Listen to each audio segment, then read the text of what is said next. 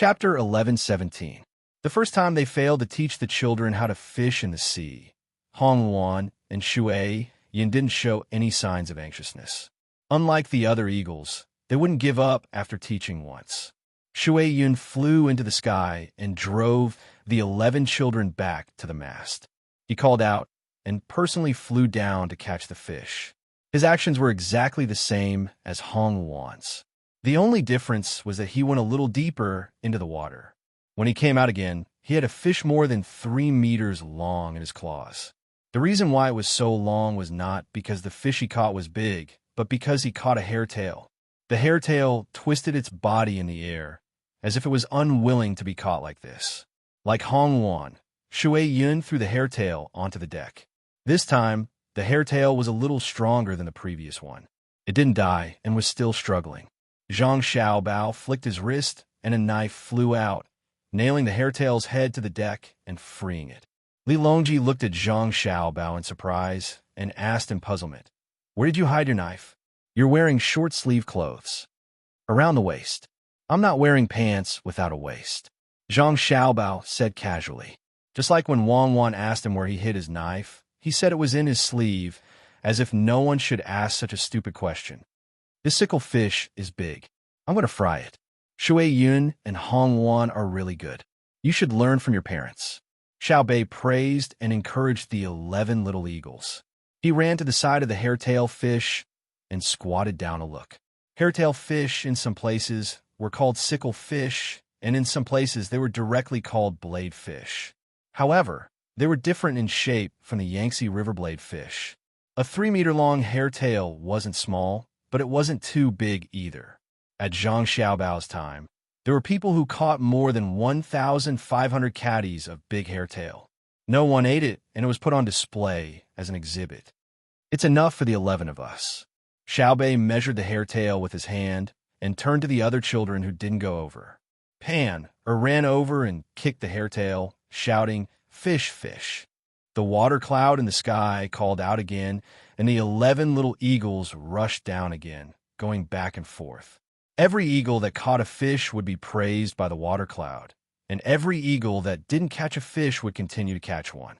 There was an eagle that didn't dare to go into the water, but after being pecked by the water cloud, it finally went into the water. Shui Yun was indeed not as foolish as other eagles. Furthermore, he was very strict. He knew how to ask people for cotton to make nests for his children. He also knew that when his children were still young, they needed to eat insects and so on. Because he and Hong Wan were too busy to raise all of them, he asked people for insects to feed them. They were even more aware of the various dangers that would appear during the process of children learning to fly. Therefore, they were willing to accept the arrangements and measures arranged by their home to protect children who could not fly for a while. However, he did not allow the child to shrink back again and again. That meant that it was fine if the child could not catch the fish and could practice more. However, it was absolutely impossible for the child not to go down and catch the fish. The eagles who had been in the water once were not so afraid when they went down again. They also became more and more proficient in catching fish. There were small fish and big fish. Every eagle caught a fish and threw it on the deck like Shui Yun and Shui Yin. They went back and forth again and again. Soon, there was a small mountain of various fish on the deck. The people on the ship also came out to watch the fun. When they looked at the 13 eagles, their eyes revealed envy. They also wanted to have one. One was enough, and they didn't want to be greedy. However, they also knew that this wish could not be realized. Even if they got an eagle, it would absolutely not be as smart as the 13 eagles in their eyes. Moreover, it would be very troublesome to train them. "Enough, enough, stop catching. Rest for a while. It's enough for us to eat. Not everyone on the ship will eat. If everyone eats, it won't be enough even if you catch for a day. Quickly stop. Don't tire yourself out." Xiao Bei was more than 10 meters away from the small mountain of fish and shouted at Shui Yun. She ran so far because there was a little eagle that dared to catch any kind of fish. Like a newborn calf, actually caught a small shark. It was about 80 centimeters long.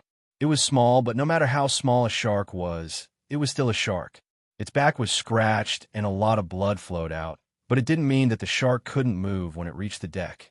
Some greedy sharks even rushed to the beach more than 10 meters away to eat people. Of course, the result was naturally that it was eaten by people. Xiaobei was very clear about the power of sharks. When she was still in Jili province, she personally fed sharks. They were also raised in the zoo in the capital of the Tang Empire. She didn't think that she could fight sharks in the water with her swimming ability. If it was her brother, he might be able to because he was strong enough to go down with a weapon. Shuiyin seemed to think that what Xiaobei said made sense. It was good that they learned it. After calling twice, the 11 eagles stopped and followed their parents to the railing of the ship. There, they panted and rested. Their stomachs were bulging. Obviously, they were very tired. Zhang Xiaobao looked at the shark and walked to Xiaobei's side. He said to the people behind him, "Kill the shark first to avoid hurting people. In a while, pull the net. Today, everyone will eat fish." Immediately, someone came over from behind with a fork and stabbed the shark. As for eating fish, no one was too excited. It seemed that they were tired of eating fish. After the shark was killed, except for the scratches on its body, the skin of the other parts of its body was still intact. People who often stayed at sea knew that sharks didn't matter, but shark skin was very precious. The belts and bags made by Zhang Xiaobao and Wang Xiaobao could be sold for a lot of money. Xiaobei asked her brother for a knife and pulled out a fish from the mountain of fish. She waved the knife and cut the fish into strips. Seeing that there were no bones on it, she held it in her hand and came to the eagles standing on the railing. She raised her arm and said, "Eat the fish you caught. Eat first. Be careful. Don't touch my hand." Li Longji watched as the little eagles tilted their heads and slowly opened their mouths like their father. They bit the fish in Xiaobei's hand and raised their heads to swallow it. Li Longji couldn't help but ask Zhang Xiaobao, "For the next nest, shouldn't you leave 2 for me as well? That depends on how many there are in the next nest. If there are 5, you won't have a share. Xiaobei has a sister without ears. In addition to the 4 children in my mother's and my mother-in-law's womb, each of them can have one. If there are 6, I'll leave 1 for you. If there are others that you can't refuse, I'll ask you. Since you've given them to them, don't think about it anymore." Zhang Xiaobao first ordered 5. Since he had already recognized a sister, he naturally had to leave 1 for her. He couldn't favor one over the other. Now, Shuiyin and Hongwan's child could no longer be bought with money.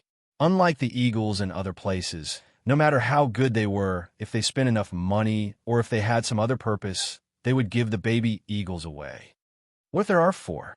Who won't you give them to?" Li Longji asked. What he meant was that if there were 4, there were 5 children in Shuiyun's family. He couldn't give less to anyone, so he might as well give all 4. "If there are 4, I'll sell and auction them. The starting price is 1 million strings of string of coins. If anyone is willing to buy them, bid. I have to discuss with Shuiyun's family first. When the eagles grow up, maybe there will be more intelligent eagles in the future." Zhang Xiaobao looked at Shuiyun's family and said, "I'll buy each with a starting price of 1 million strings of coins. Let's see who dares to compete with me. After all, I'm an emperor, right? Do you lack a few million strings of coins?" Li Longji revealed his identity. "I plan to use a secret auction method. No one will know who paid for them. Is a few million too little? The landlord doesn't have any surplus." Zhang Xiaobao continued to bicker. While the two of them were enjoying a rare moment of peace and leisurely bickering, Wang Wan walked out of the cabin with a calm expression and a piece of paper in her hand. When Zhang Xiaobao saw Wang Wan's expression, he knew that something had happened, and it was not a small matter. He sighed helplessly and said to Li Longji, "Your Majesty, look, it's not easy to have a few days of comfort, but trouble has come again. Who's the troublemaker this time? It's better to live a good life, but they just have to look for trouble." Li Longji really didn't see why Wang Wan came out. Seeing that Wang Wan was holding a piece of paper in her hand, he guessed that it was a telegram. He asked Cuckoo what's wrong. "It's not a big problem. Something has happened in the southwest. According to the intelligence, the duo eaters have started to gather in the southwest since the day before yesterday. At that time, we didn't discover anything. Today, we found out that they are indeed gathering troops. There are already 2,000 of them. There are no women or children among them, only a few old people. Our initial guess is that they want to do something to show off their strength. Moreover, they plan to show off their martial strength. The old people should be leading the way and familiarizing themselves with the local environment. Wang Wan shook the piece of paper in her hand and handed it to Li Longji. Zhang Xiaobao didn't need to look at it. Since Wang Wan said that there were 2,000 people, it must be about 2,000 people. Li Longji took a few glances. There weren't many words on the paper, and the content was also very little. It only mentioned the situation that Wang Wan had just mentioned. Li Longji's face turned dark and sinister. Just like what Zhang Xiaobao had said, he had finally been able to enjoy life and live a peaceful life, but now, it was all because of Zhang Xiaobao. Riding a boat, looking at the blue sky and white clouds, watching the rolling waves, admiring the majestic appearance of Shuyun's family, chatted with the local people guarding the pagoda, finding a good island, standing on the beach, basking in the sun, swimming in the shallow water, bickering with Zhang Xiaobao, with the children, how carefree. However, there would always be people who would come and cause trouble. His great Tang didn't attack duo eaters now, but duo eaters dared to make a move first. Even if they wanted to die, they didn't have to be in such a hurry. When the people on the other boats heard Wang Wan's words, they were all very angry. They were the Navy. Although they couldn't help attack duo eaters, they were still soldiers. In their view, only the great Tang would take the initiative to attack others, not allow others to take the initiative to come and cause trouble. Although it was only a gathering of 2,000 people, it was a provocation to the great Tang's dignity. When they attacked, they would directly attack duo eaters and ask them if they still dared to do so. Yes, that was the way to ask. It was very satisfying to ask. After Cuckoo finished asking, the Tubo people at that time almost went crazy with anger. It was like when two people were fighting, one was put on the ground and the other was on top of him. Then, he was slapped continuously until his face was swollen. He thought that he would find a chance to repay him in the future, but in the end, the one who hit him pointed at him and asked if he still dared to do so in the future. Killing people was just a matter of time, but after hitting him, he was insulted. Li Longji also thought so, so he asked Zhang Xiaobao and Wang Wan, "Where are your soldiers? Why didn't the intelligence say that the cavalry should go and attack and scatter them? Don't tell me that your soldiers are in small numbers in the original Tubo and Qinghai Lake and have no combat power. I don't want to see how others provoke us and how our great Tang tolerates the information. What I want to see is that when others say something wrong, our great Tang soldiers have already settled the matter. What are you too busy with? Why didn't they attack when they gathered? Should we wait for them to attack first?" When Li Longji finished speaking, he was already shouting. He seemed very dissatisfied. Bei was also very angry. Xiaobei was also furious. He said, "Brother, sister, let's hit them. They're too much of a bully. We're not the kind of people who can only return one slap when someone slaps us, but not two. We're the kind of people who can slap someone first. Let's not talk about fighting back. Even if he mutters a word, we'll kill him. How dare they gather here? They're looking down on us." Zhang Xiaobao and Wang Wan looked at each other and suddenly laughed at the same time. Before Li Longji got angry, Zhang Xiaobao quickly said, "Your Majesty, we must fight, but we can't attack the soldiers in Qinghai Lake who are under the jurisdiction of Cuckoo and me. It's meaningless. The soldiers there don't lack actual combat experience. Not to mention 2,000 people. Even if they gather 20,000 people, we can immediately disperse them if we want to attack. However, the officer who will command the battle is from the inner court who has fought many battles there. Therefore, this order can't be given by Cuckoo and me. Your Majesty, you have to decide which army needs to be trained and which generals in the imperial court need actual combat experience. That's easy to handle, right?" Wang Wan chimed in from the side. "Xiaobao's opinion is the same as mine. It's too easy for us to defeat 2,000 of them now. Before we arrived in Hangzhou, we had already completed the logistics and assembly of the troops on the ship. However, our purpose was not to fight, but to intimidate. Now it's a rare opportunity. It's a small battle, which is about tactics and has nothing to do with strategy. Why don't we train the soldiers? Our weapons are advanced. Let the soldiers who usually just hit the targets kill people. When Xiao Bao and I go out next year, we don't have to worry about the imperial court not having more actual combat soldiers. Your Majesty, you can arrange it.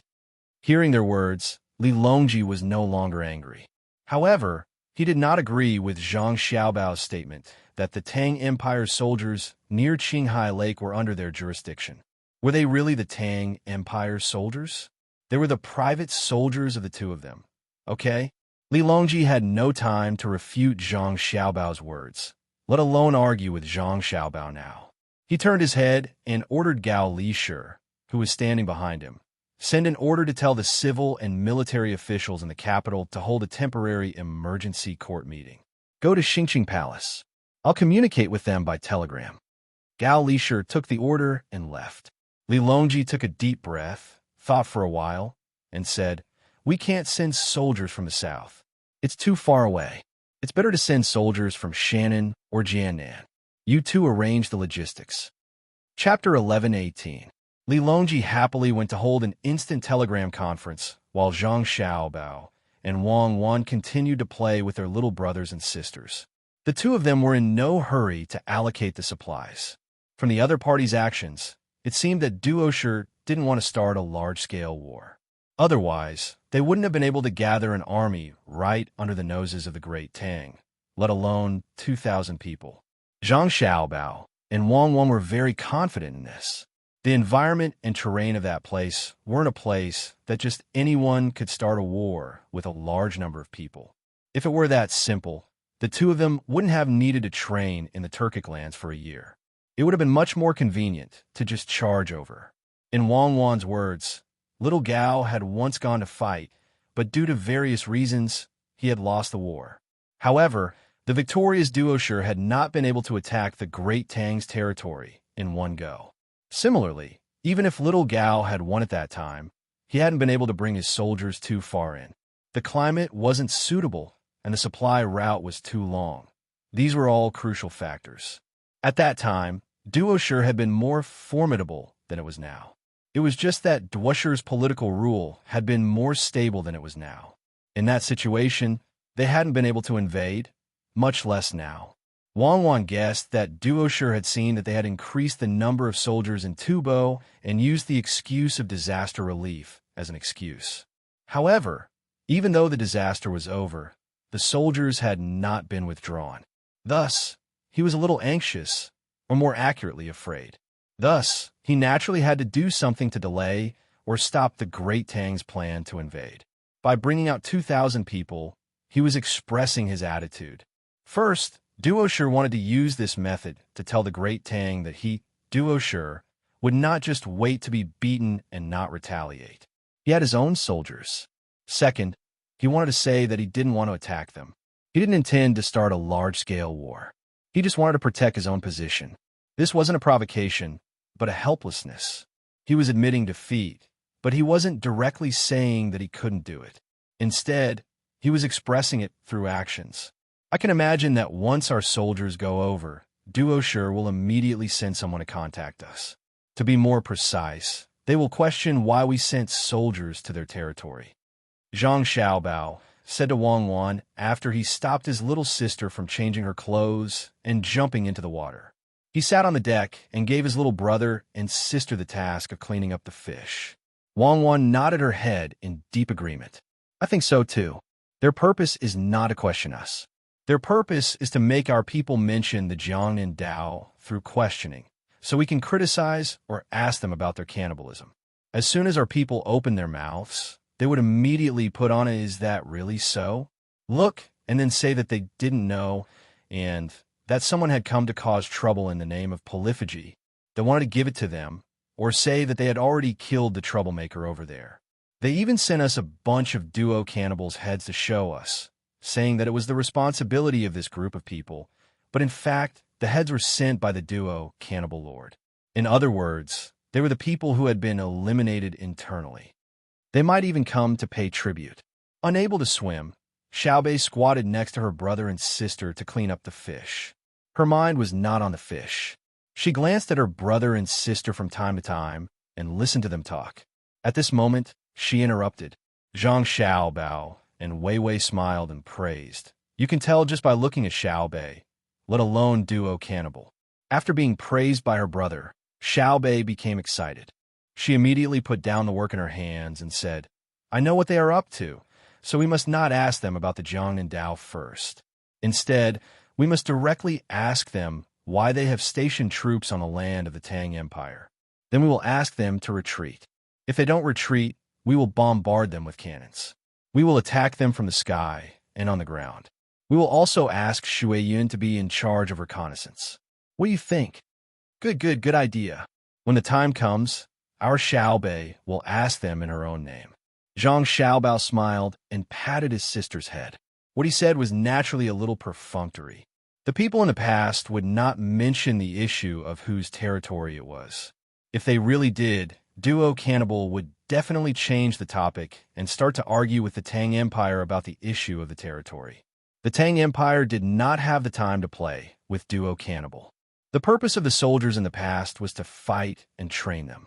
Although they were good at training and had a high success rate in shooting fixed targets and moving targets. But in real life, the enemy wasn't a fool. They wouldn't just stay there and be a target for you. After suffering a few losses, they would also hide. The people on both sides could be considered a form of training. It was just that one side was very passive. Xiao Bei happily continued to clean up the fish. When it was almost time for dinner, Li Longji, who had casually eaten something at noon, ended the instant telegram meeting. With a tired expression, he found Zhang Xiaobao and Wang Wan. He poured himself a glass of wine and added a lot of ice cubes in the wine, looking like he wanted to drink melted ice instead of wine. He raised his head and drank 2 mouthfuls of wine and chewed a piece of ice. After that, he let out a long breath of enjoyment and asked Zhang Xiaobao and Wang Wan, "How is the logistics arrangement? We can't wait for the soldiers to run to the front and end up with no bullets and no food to eat. We have discussed it. Cuckoo and I plan to give this difficult and glorious task to the logistics groups in Jiannan and Shannon. We will find people in the form of a tender. Whoever performs well and provides the best conditions will be the one we will use." Zhang Xiaobao did not mention anything about logistics to Wang Wan. When Li Longji asked, he casually answered. Wang Wan nodded in agreement. It seemed like the two of them had really considered this for a long time before coming to a decision. Li Longji and Wei Wei paused and looked at Zhang Xiaobao in surprise. Then they asked, "Why is it not your family's people or the imperial court's people? Even if it is a small-scale war, it is good to train the soldiers. Logistic soldiers are also soldiers, and they are not inferior to the soldiers on the front lines. If our family and the imperial court's people are mobilized, the matter will become serious. It will give the impression that we want to start a large-scale war, and it will make them more vigilant. It will affect our training of the soldiers. If we send the local groups, it will give them a false impression. Our family soldiers in the Tubo region will not be mobilized, and our logistics will not be mobilized. This will make the people of Duoshi think that we're going to fight them to put on a show for the people of Great Tang, and not really want to make the war as tragic as possible. Our people have other things to do.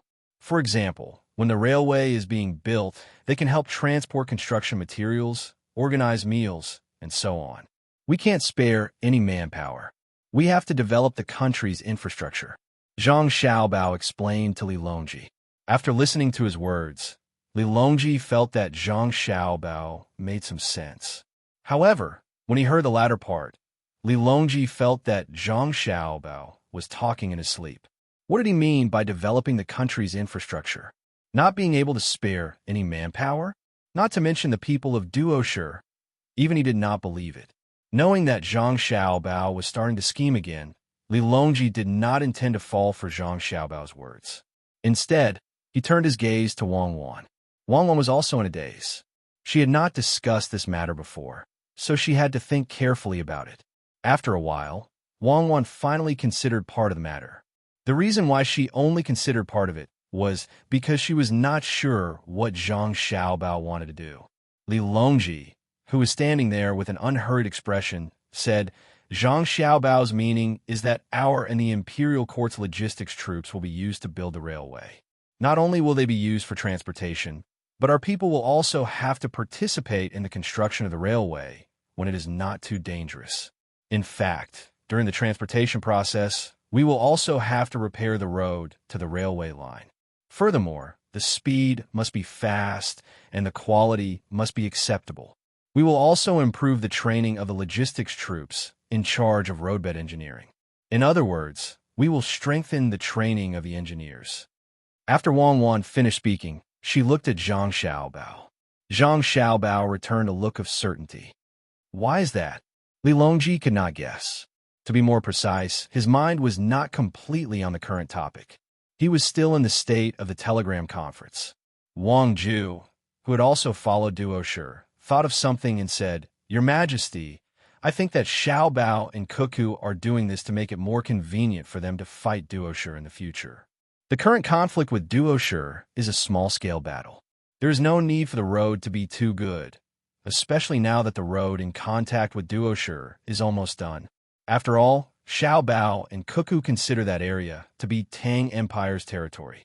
Letting the logistics companies in those two places be in charge of the logistics task now is not a big deal, even if there are some mistakes. However, when we fight Duoshi in the future, the logistics must follow up. The road is the most important thing. Now, let Xiaobao's people cooperate with the people of the Imperial Court to do this. While saving the cost of other people's manpower, it also has the effect of training the troops. Oh, I was thinking about the matter of the meeting just now and was confused for a moment. Li Longji blinked twice and finally came out of the state just now. He naturally admitted that he was not focused enough. Then he continued, "In that case, we will follow Xiaobao and Cuckoo's plan and let the people of the civilian logistics company go over to help. As for the cost, Xiaobao, how do you think the cost is going to be?" "What cost? We will buy all the things. We don't need the people of the logistics company to manage. They just need to do the transportation," Zhang Xiaobao replied. "I'm talking about the cost of transportation. We can't let them do the work for free," Li Longji said. At the same time, he glared at Zhang Xiaobao, meaning to not beat around the bush. "I don't believe that you don't understand what I mean." After being glared at, Zhang Xiaobao understood and hurriedly said, "The problem of cost is easy to solve. When they ship the things to the place and come back, they will usually have empty carriages or horses. Since they have nothing to do, it is better to carry some things back. They can carry whatever they have over there. After they are done, they will ship it back. We don't want the things, and they will sell it themselves. No matter how much they sell it for, it will be their own. It will be considered the cost of transportation. If they are willing to spend money, we can even sell the Duoshi slaves to them at a low price. In the future, when we need to build roads or something, we can have them send the slaves over. We can give them some money as a form of employment. Isn't that good? Oh, you don't plan to pay? That's good. If we give them money, it will be hard to measure the amount. If we give them more or less, they will always think that it is worth it. They will consider whether it is worth it or not. If it is not worth it, they will not accept this job." Li Longji agreed with Zhang Xiaobao's idea. Usually, when merchants go over, they will also do business. When they go, they will load the goods, and when they come back, they will not be empty-handed. But to buy things over there's a cost. Now, they will use the cost when they go over to cover the cost. Merchants will know what to do. Li Longji thought it through. Wang Ju, who was once the Minister of Revenue, still does not understand many things.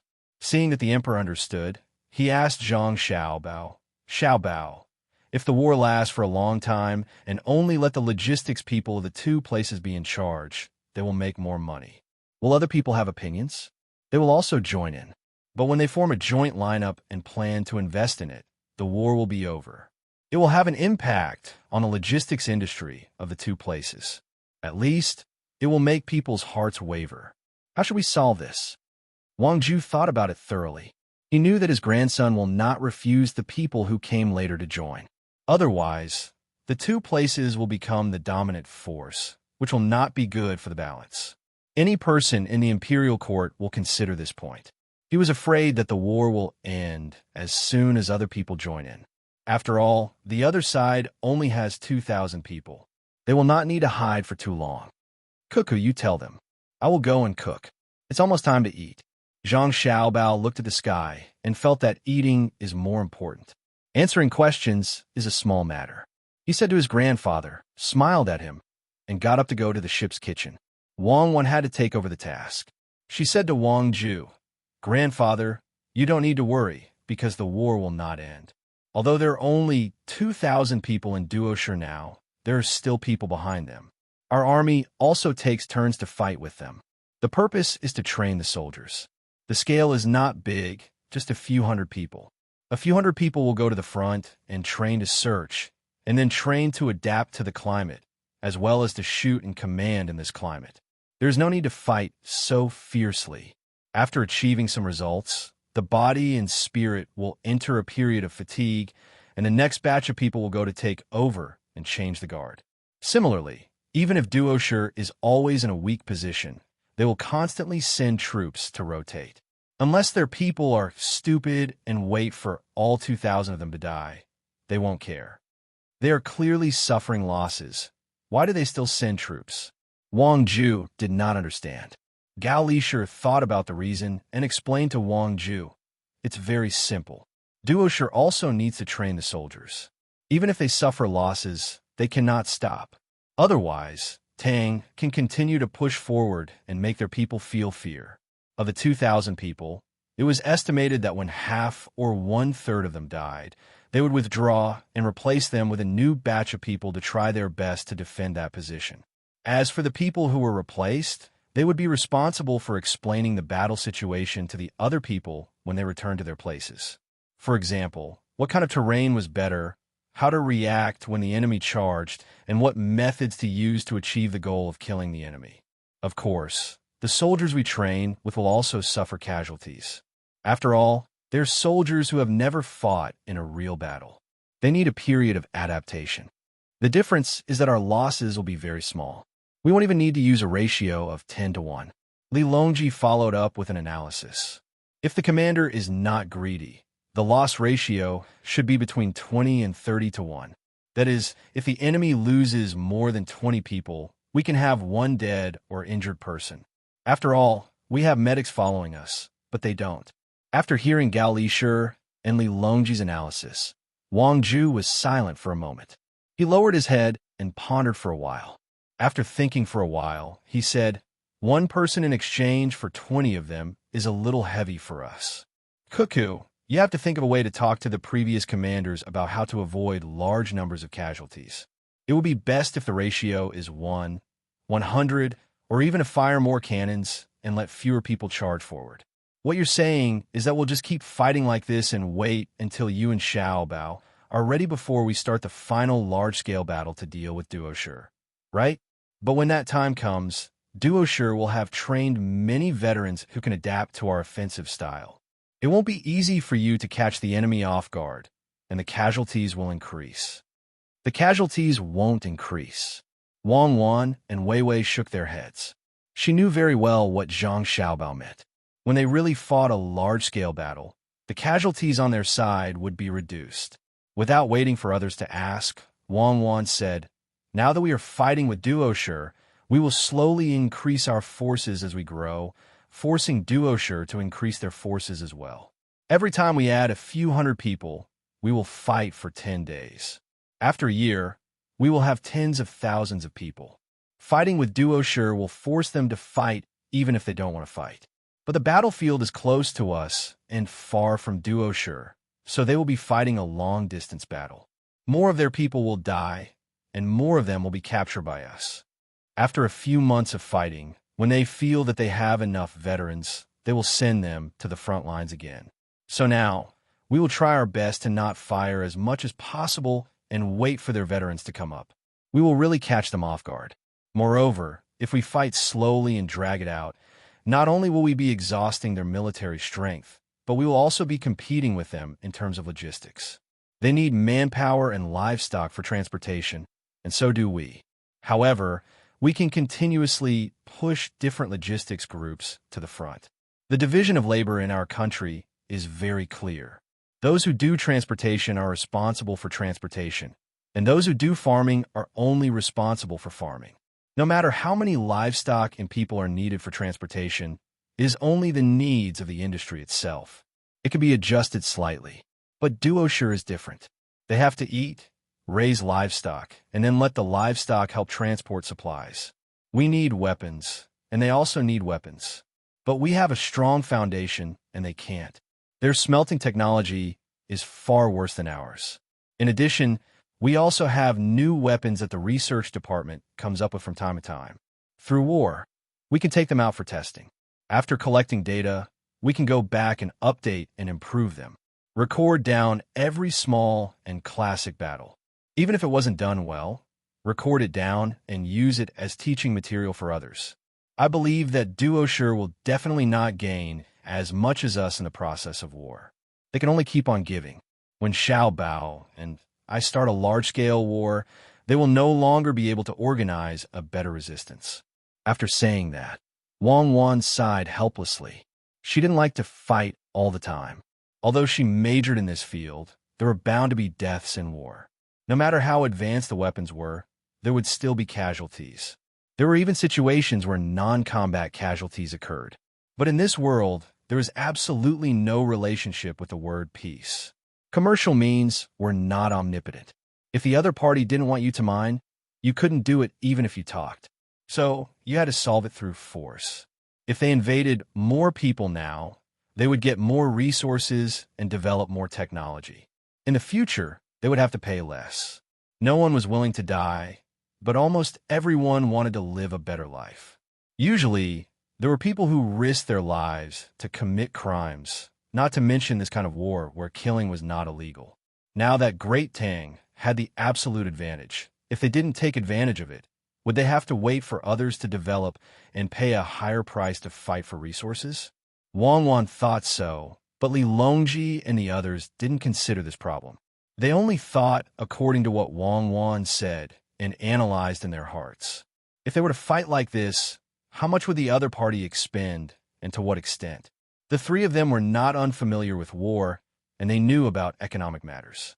In the past, they had fought many wars, but the difference was that it was different from now. In the past, when they fought, they were always giving, and the benefits in terms of resources were far less than the benefits in terms of status. They fought Tubo time and time again, but the result was that Tubo submitted to them in name. In reality, the land that they won was still Tubo. In fact, the bigger the land, the more stable their rule was. Many people from both sides died, but the result didn't change. At the same time, after each war, the economy of the country would be greatly affected, especially in terms of food.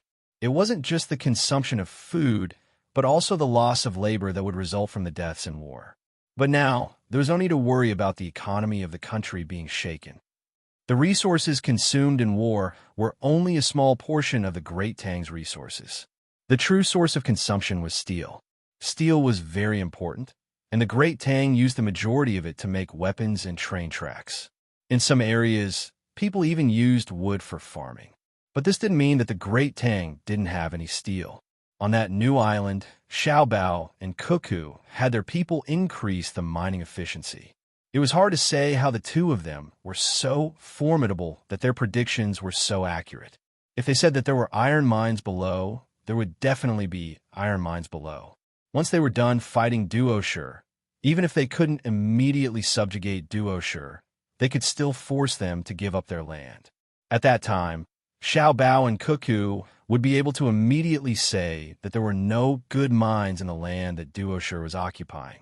Thus, the Great Tang didn't care about fighting a war of attrition with others. If anyone tried to fight a war of attrition with the Great Tang, they would end up dragging their own country down. The three of them calculated the cost and began to feel sorrow for duoshire. If we were the emperor of duoshire, we would immediately withdraw all our people and give up a large portion of the land for the Great Tang to occupy. This would allow us to organize our people and continue to push in other directions. It's better than fighting a war of attrition with the Great Tang and then using this opportunity to attack them from other directions. Alas, their ambitions are too great, but they don't have the strength to support them. I estimate that in a few years, this religiously based country of duoshire will be finished. Li Longji spoke as if he was thinking for the sake of others. From his words, it seemed that he was speaking with the pride of someone who could judge the country, not truly bemoaning the state of the universe and pitying the fate of mankind. Wang Ju and Gao Lisher nodded in agreement. The two of them also understood the final result. Xiao Bao and Cuckoo's model was war, plunder, construction, development, technological improvement, and continuing the war. If their plans were truly too large, then under the protection of military force, they would cooperate with the other side, trade, scheme, and wear down the regime. In any case, no matter which model it was, they were all expanding outward. This was especially true for Xiao Bao's non-military methods under the protection of military force. He was clearly scheming against others, and while others might know that they were being schemed against, they couldn't refuse. It was like poison mixed with honey. As one ate, one would be poisoned, drinking poison to quench one's thirst. Cuckoo, do you and Xiao Bao have any other plans? Gao Lisher felt that the plan that the two of them came up with couldn't be so simple, so he asked. Even if she didn't, he felt that it was enough. He just felt a little lucky. As soon as he asked, Wang Wan nodded and replied, "Yes, war is not the goal. War is only a means. The goal is to improve the lives of the people.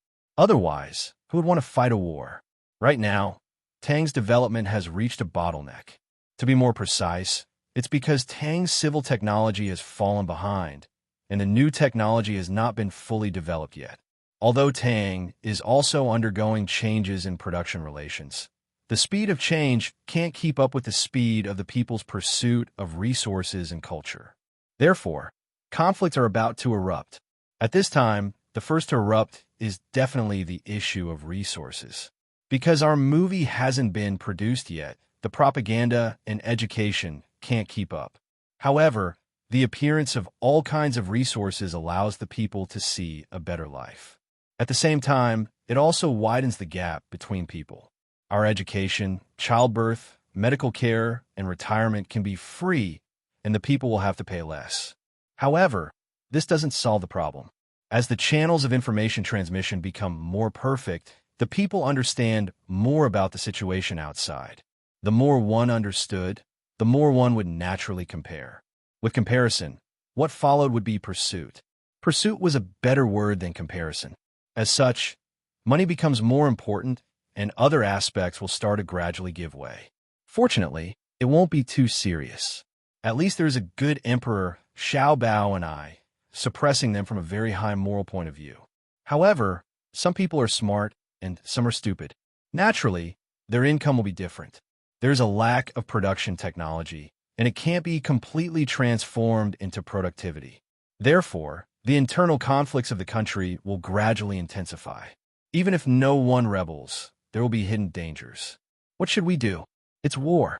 When there is a war, the people will temporarily put aside their comparisons with the people around them and focus on the survival of the country. Even if they bully others, the people will take it seriously. At the same time, in the process of war, many industries will be affected. These industries will require more manpower or more industrial workshops. The income of the people will increase, and the number of jobs will increase. When there are more people, there will naturally be people who can think of other ideas to increase productivity. Therefore, new production technology will appear. Not only can it be applied to the industry, but it can also be used in more industries. Then, doesn't this mean that the production technology will catch up with the people's demand for resources? After a series of tongue-twisting words, Wang Wan gasped for breath. It seemed that she was also very tired. After Li Longji and Gao Lisher heard this, they nodded vigorously. They had already heard Zhang Xiaobao and Wang Wan talk about some of the related matters. However, they didn't expect that the two of them didn't choose to start a war casually.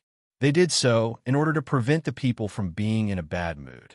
After Wang Ju heard this, he was also shocked. After all, he didn't know much. He didn't expect that his grandson and granddaughter-in-law would want to coordinate the lives of the people in the country when other people didn't want to start a war because they were afraid of wasting money and manpower. They were too knowledgeable, whether to fight or not. And when to fight, there were so many things to pay attention to. Cuckoo, according to what you said, as long as we continue to fight, we will never have to worry about the people in the country rebelling, right? Wang Ju asked. Wang Wan shook her head and said, "We can't always carry out large-scale expeditions. We need to cooperate with Xiao Bao's economic plunder. From time to time, there will be a small-scale battle. It's easy to control, and we can always win. At the same time, the casualties must be very, very few. Otherwise, the families of the soldiers who died will gradually dislike the war. Also, every time we start a war, we have to find an excuse. It's an excuse that is specially made for the people in the country to see. We have to let them think that the Tang Empire is so powerful and so peace-loving, but there are still people who cause trouble, and we have to teach them a lesson. For example, we can't destroy Duo Shi in just a few years or a dozen years. We can destroy their power and political system, but we can't kill everyone and occupy all the land at the same time.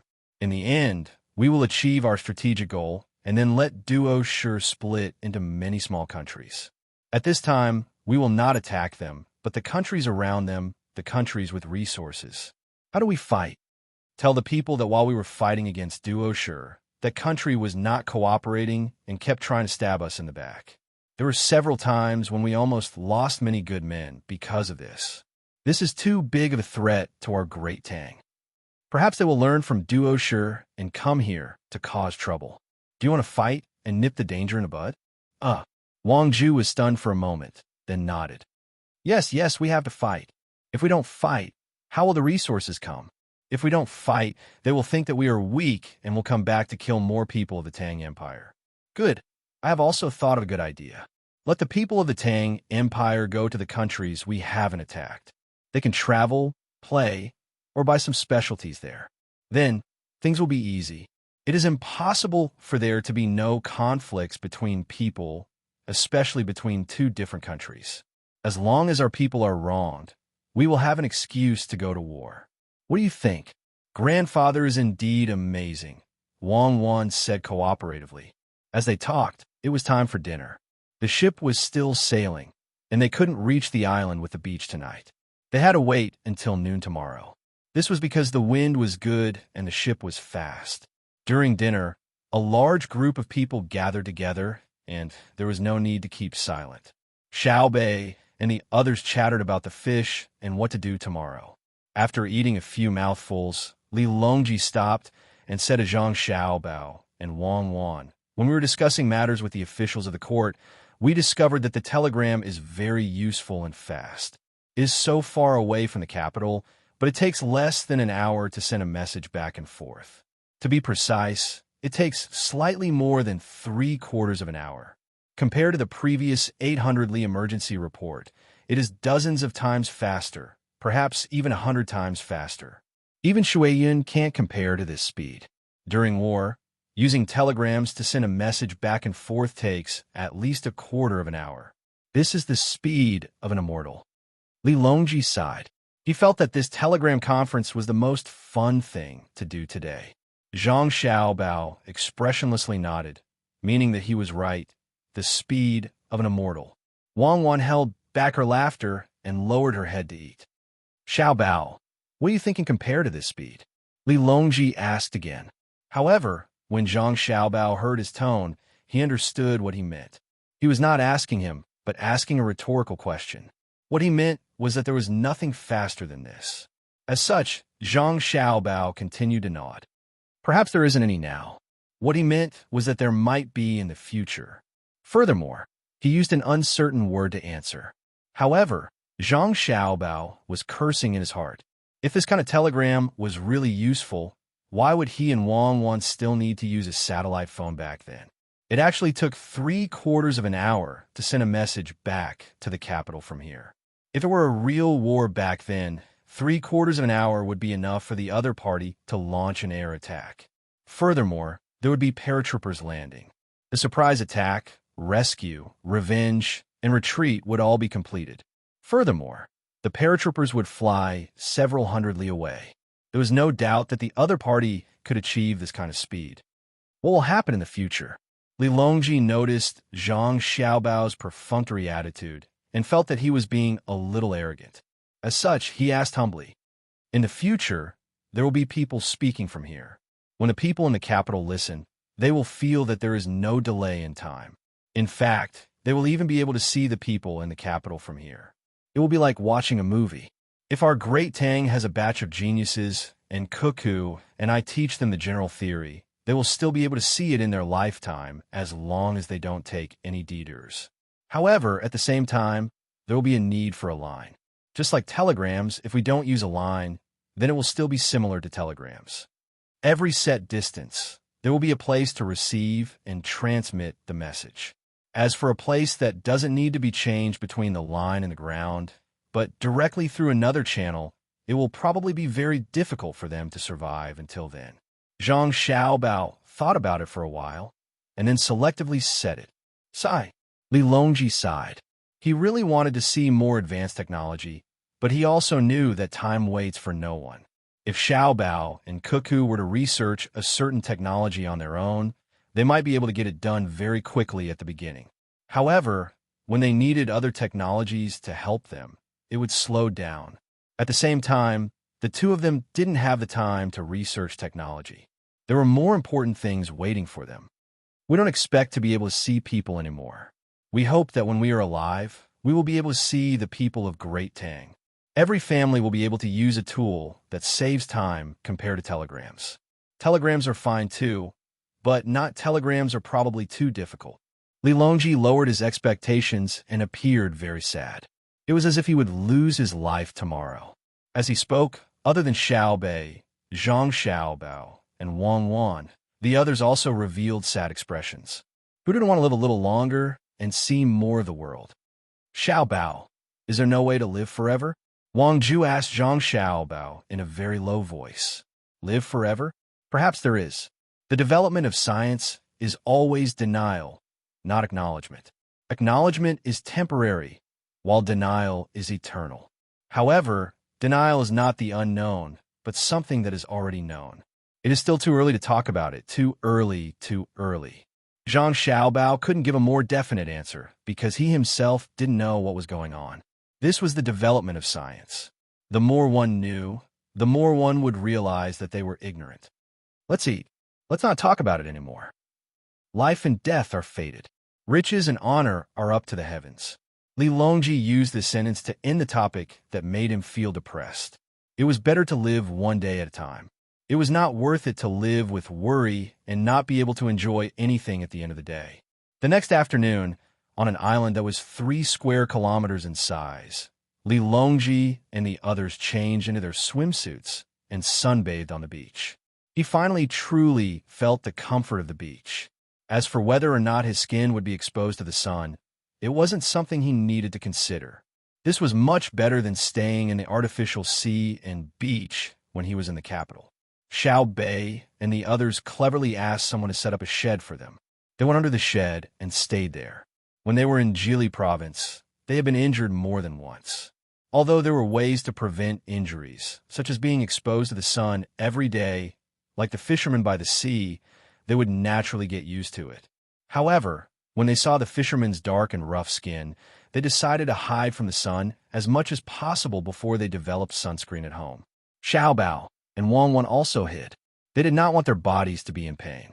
If Li Longji was in pain, there was medicine. If they applied a cooling medicine, it might be able to relieve the pain. Empress Wang and Wu Huifei stayed by Li Longji's side. The two of them each had an umbrella on top of them. Beside them was a table with fruit and wine on it. The two of them were also afraid of being exposed to the sun. Li Longji stayed on the recliner for a while, then picked up his binoculars and looked at the sea. He planned to go swimming, but after changing his clothes, he didn't go into the water yet. He was worried that there would be sharks here. Although there was a boat docked at sea and it might serve as an early warning, he was still worried.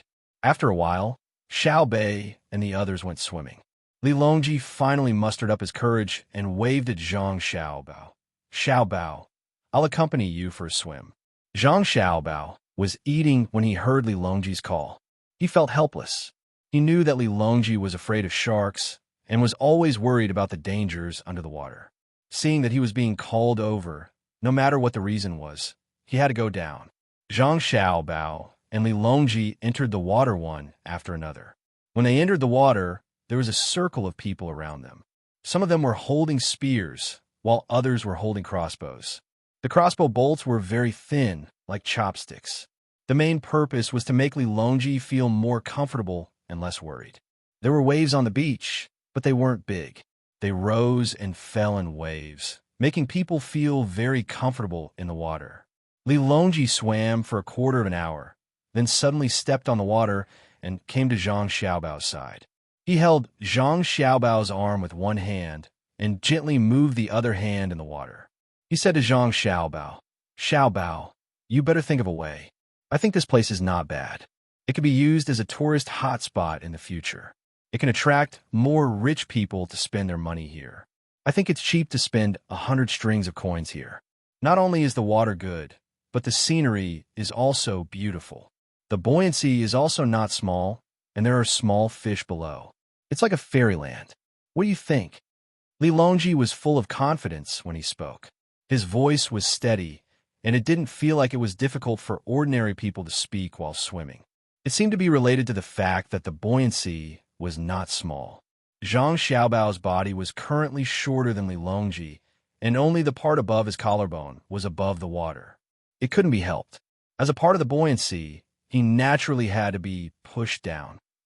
Hearing Li Longji's suggestion, Zhang Xiaobao thought for a moment, then shook his head and said, "The island is too small, and it's easy to disturb the rest of the people guarding the lighthouse. But we can change to another place, which is the end of the world.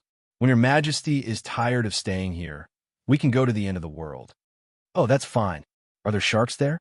Li Longji asked. "In theory, there are, but there aren't many. It's not like other places where there are more sharks." Zhang Xiaobao answered. He didn't understand what Li Longji meant. "Let me test you. Can you make it so that sharks can't get close? In a situation where you don't need a lot of people to protect you, you can't send a large number of people to surround the sea when other people go sightseeing, right?" When Li Longji talked about sharks, his eyes warily looked into the distance. It didn't matter if he could see them or not. In any case, it was for psychological comfort. At this time, Zhang Xiaobao understood. Li Longji wanted to find a way to prevent sharks from biting him, so that he could swim to his heart's content. It was mainly because he was swimming with Empress Wang. Otherwise, it would be uncomfortable to have so many people watching them. In the end, he didn't say it directly. Instead, he asked in the name of thinking of a way for himself. Chapter 11:19. Facing Li Longji's expectant gaze, Zhang Xiaobao was very afraid that if he said no, Li Longji would put more weight on him, the person who provided the buoyancy. After thinking for a while, Zhang Xiaobao said to Li Longji, "There is a way. However, when the time comes, not only will the sharks not be able to come over, but the other fish that are slightly bigger will also be unlucky and die." "What's the way? Are you going to use cannons? Don't distinguish between each other?" Li Longji asked. "Just set up a few nets around the outside. When the time comes, not to mention sharks, other fish will also come over. Moreover, if they're not careful, they will hit the net and be entangled in it and die. Therefore, under normal circumstances, it is better not to use it if possible. After all, many fish will die, and they are very innocent." Zhang Xiaobao said the way. When he said it, he was still thinking about what people said about shark nets in the past. When he finished, he realized that people nowadays did not care about whether other fish would die or not. Their realm was not that high. Sure enough, when Li Longji heard that only nets would work, he immediately became happy and said, Good idea. Let's do it this way. Arrange for people to find a suitable place to swim around the ends of the earth, and then set up a few more layers of nets around the outside. Once I am done here, I will go and play immediately. You must do it well." After Li Longji gave the order, he was finally in a good mood. He raised his hand and gave up on Zhang Xiaobao, the one who provided the buoyancy, and swam towards the shore. Soon, he stepped on the sand and came to Empress Wang and Wu Huifei. He smiled at them and said, "It won't take long. I will protect you and go into the water together. You don't need to worry about sharks anymore." Empress Wang and Wu Huifei looked at each other. At this moment, they had the same thought. His Majesty was really good at talking nonsense. Who was afraid of sharks? Although they thought so, they said at the same time, "Thank you, Your Majesty. It's nothing. When I was in the water, just now, Xiaobao told me about a place with good scenery. He was worried that the tourists would be bitten by sharks, so he asked for my opinion.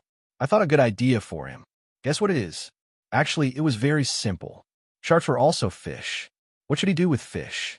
Other fish can be caught, so can sharks. Other fish can be caught with a net, so can sharks. Since that's the case, why don't we set up a net around it? Li Longji was in a good mood, so he deliberately raised his voice. His purpose was to discuss Zhang Xiaobao. So what if I made your idea mine? Zhang Xiaobao raised his hand in the water and gave Li Longji a thumbs up. His meaning was, Your Majesty, you're really amazing. You're not just reversing black and white anymore. You've already reached the realm of deciding the universe with a single word. Li Longji would give Zhang Xiaobao a smile with many meanings, just like a smile of some sort. Wang Wan also heard Li Longji's words and couldn't help but laugh. She said to Xiao Bei, who was building the Great Wall on the beach, Look at how smart your uncle emperor is. Xiao Bei didn't pay attention to other people's matters. When he heard his sister's words, he raised his head and looked around blankly. After thinking for a while, he said, That's right. I'll go ask Uncle Emperor how to preserve the sand on the beach. When the tide rises, my Great Wall should be gone. As he spoke, Xiao Bei really did find Li Longji to ask for a solution. This time, Li Longji didn't need to ask Zhang Xiaobao. He said to Xiao Bei, It's very simple. You just need to get people to set up a wall around it, so it won't be washed away by the water, right? Put your Great Wall inside. Remember, the wall has to be waterproof.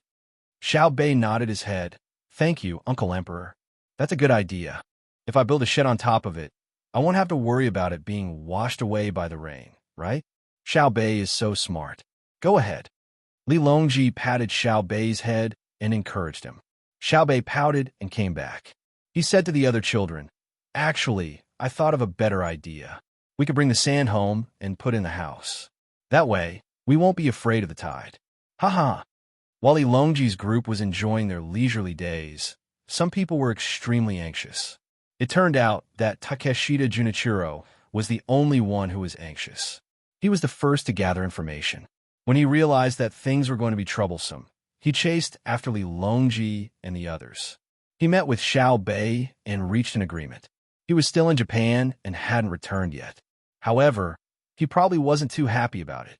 Other than him, there was also Duoshi. The reason he gathered 2,000 people there was to find an excuse to talk. In the end, they didn't know that Zhang Xiaobao and Wang Wan didn't want to listen to their plan. Even if they weren't involved in this matter, Zhang Xiaobao and Wang Wan still wanted to attack them.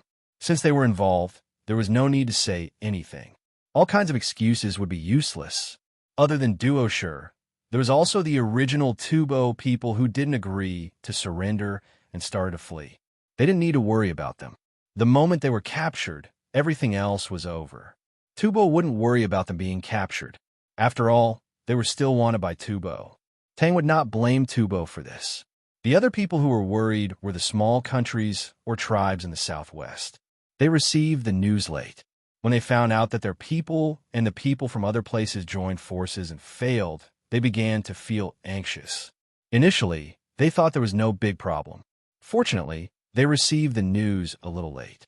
However, they still knew that the Emperor of Tang, Zhang Xiaobao, and Wang Wan were heading to Luzhou. Hence, they sent their men to the seaside.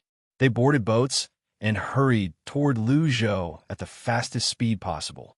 At the same time, they brought along precious gifts in hopes of meeting the Emperor of Great Tang. Then, they would think of a way to absolve themselves of their responsibility and prevent the Great Tang from sending troops to attack them. The leader of this operation was someone who had been to Tang before. He was also the representative of one of the tribes.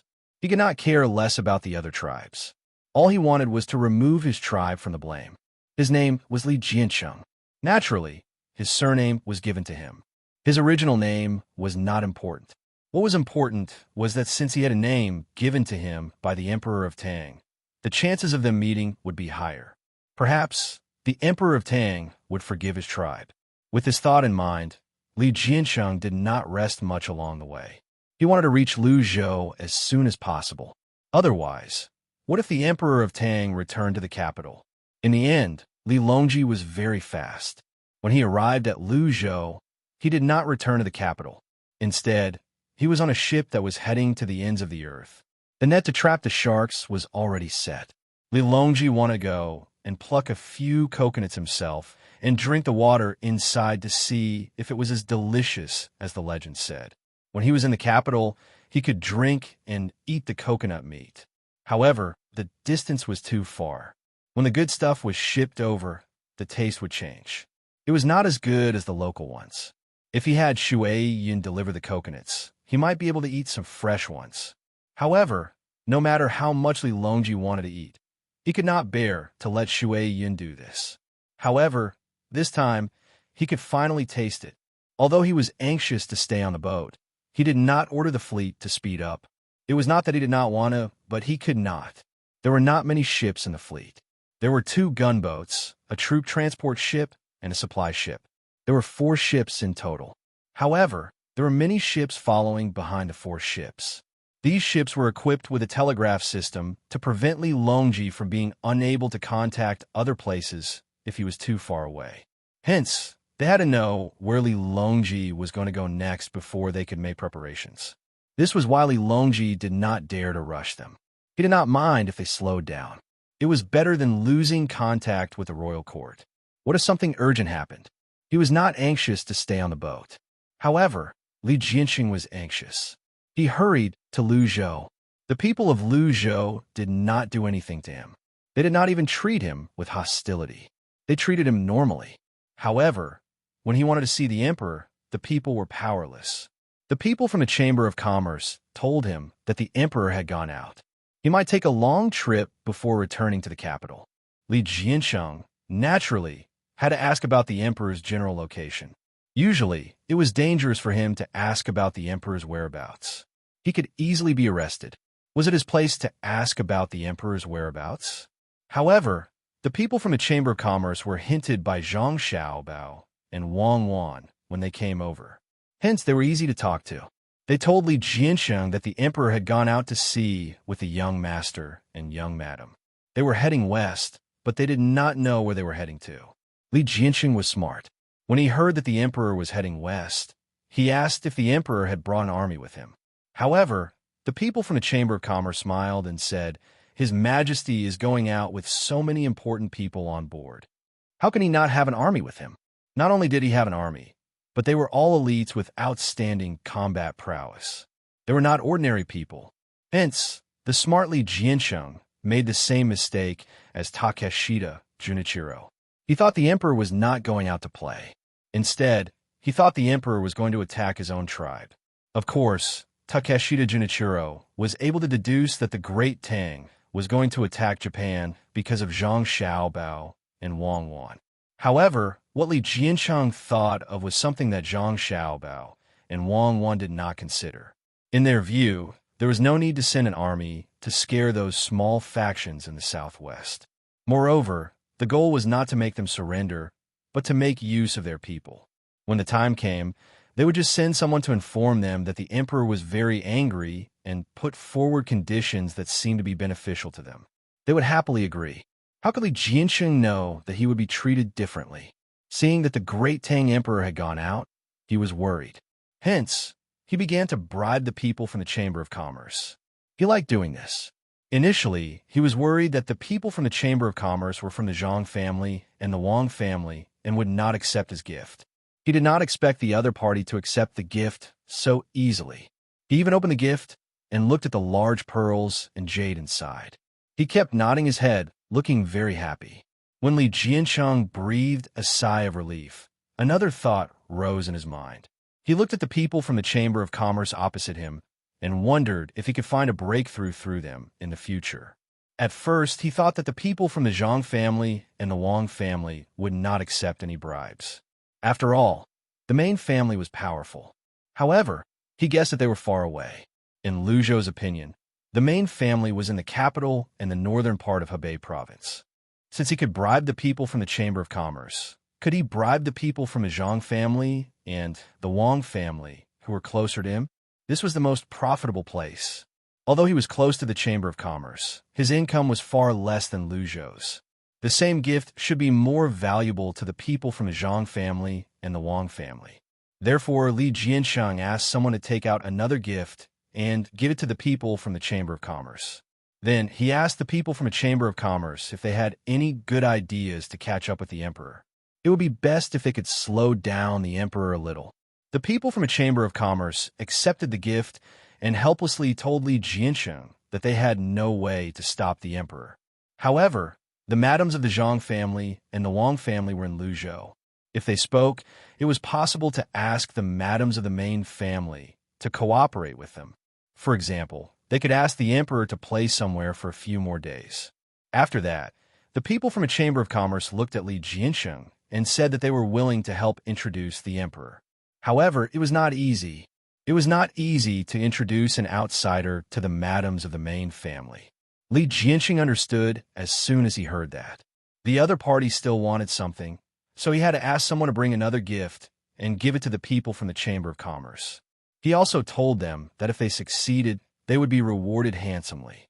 When the people from the Chamber of Commerce came back an hour later, they told Li Jiansheng that the madams of the main family would come out for a walk shortly after lunch.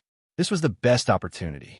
Li Jiansheng began to despise the Zhang family and the Wang family, who were worshipped like gods by the people of Great Tang. If it had been anyone else, they would have definitely been beaten to death. Everyone said that Zhang Xiaobao and Wang were frightening, but they were only SOSO. If they couldn't even teach a single servant, how could they hope to govern the entire Great Tang? Li Jiansheng cursed in his heart and began to wait anxiously. He waited for noon to come. Then, when the madams of the Zhang family and the Wang family came out for a walk after lunch, he went up to them and took out more gifts, asking them to do him a small favor. When it was almost noon, the people from the Chamber of Commerce came back and gave Li Jiansheng a lot of food. They said that with his status, he could go to Hai Yunjin restaurant and order whatever he wanted. It did not matter who ate, so there was no difference. They ordered a table of good food and wine. When he saw the food and wine, Li Jiansheng was not in the mood to eat. He did not dare to drink, nor did he dare to eat. Instead, he wanted to take a bath and put on incense.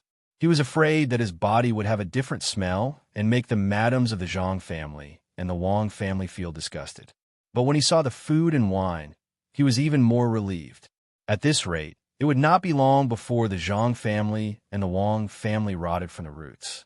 No matter how rich they were, they could not afford to squander like this. Noon slowly passed.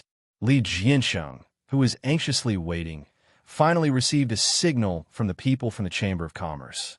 He went alone with many precious gifts and headed to the place where the madams of the Zhang family and the Wang family were going to stroll. He had to go there first so that he could wait for them to arrive. When he arrived, he found a gazebo. According to the people from the Chamber of Commerce, the two madams would be resting in the gazebo. But contrary to what Li Jiansheng expected, there was already a person in the gazebo. Li Jiansheng leaned over in surprise and took the initiative to ask, "May I ask who you are?" This official is the provincial governor of Luzhou. "Who are you, and why are you here?" The person looked at Li Jiansheng warily and asked. Chapter 11:20. After Su Mingyang asked the question, he stared at the person with a puzzled expression, wondering the purpose of the other party's visit. At the same time, he was very vigilant and faintly afraid. He was not afraid that the person would steal anything from him, but he was worried that his whereabouts would be exposed, which would attract people with ulterior motives. If that was the case, he would rather go back and continue to eat rice with salted vegetables than wait here and look for an opportunity. Li Jiansheng was also puzzled.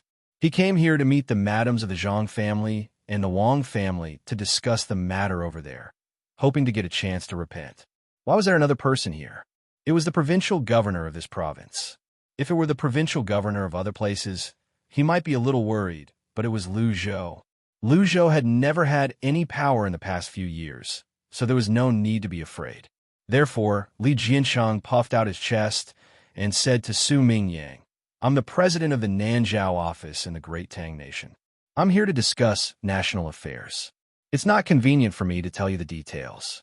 It's best for you to go back and continue to recuperate so as not to ruin the important matter."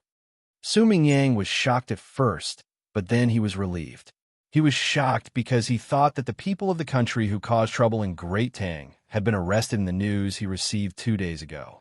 There were still people who did not give up and wanted to continue to assassinate the madams of the Zhang family and the Wang family. This was what he was afraid of just now. It was not easy for him to contact the people of the Chamber of Commerce. He even said a lot of good words to get a chance to meet the madams of the Zhang family and the Wang family. She wanted to say something soft and let her off. Otherwise, she would have to continue eating. She couldn't buy anything else except for salted vegetables. Ever since she went out to buy things twice, her method had been seen through. There were people watching every door in her residence. Every person who went out to buy things was followed all the way.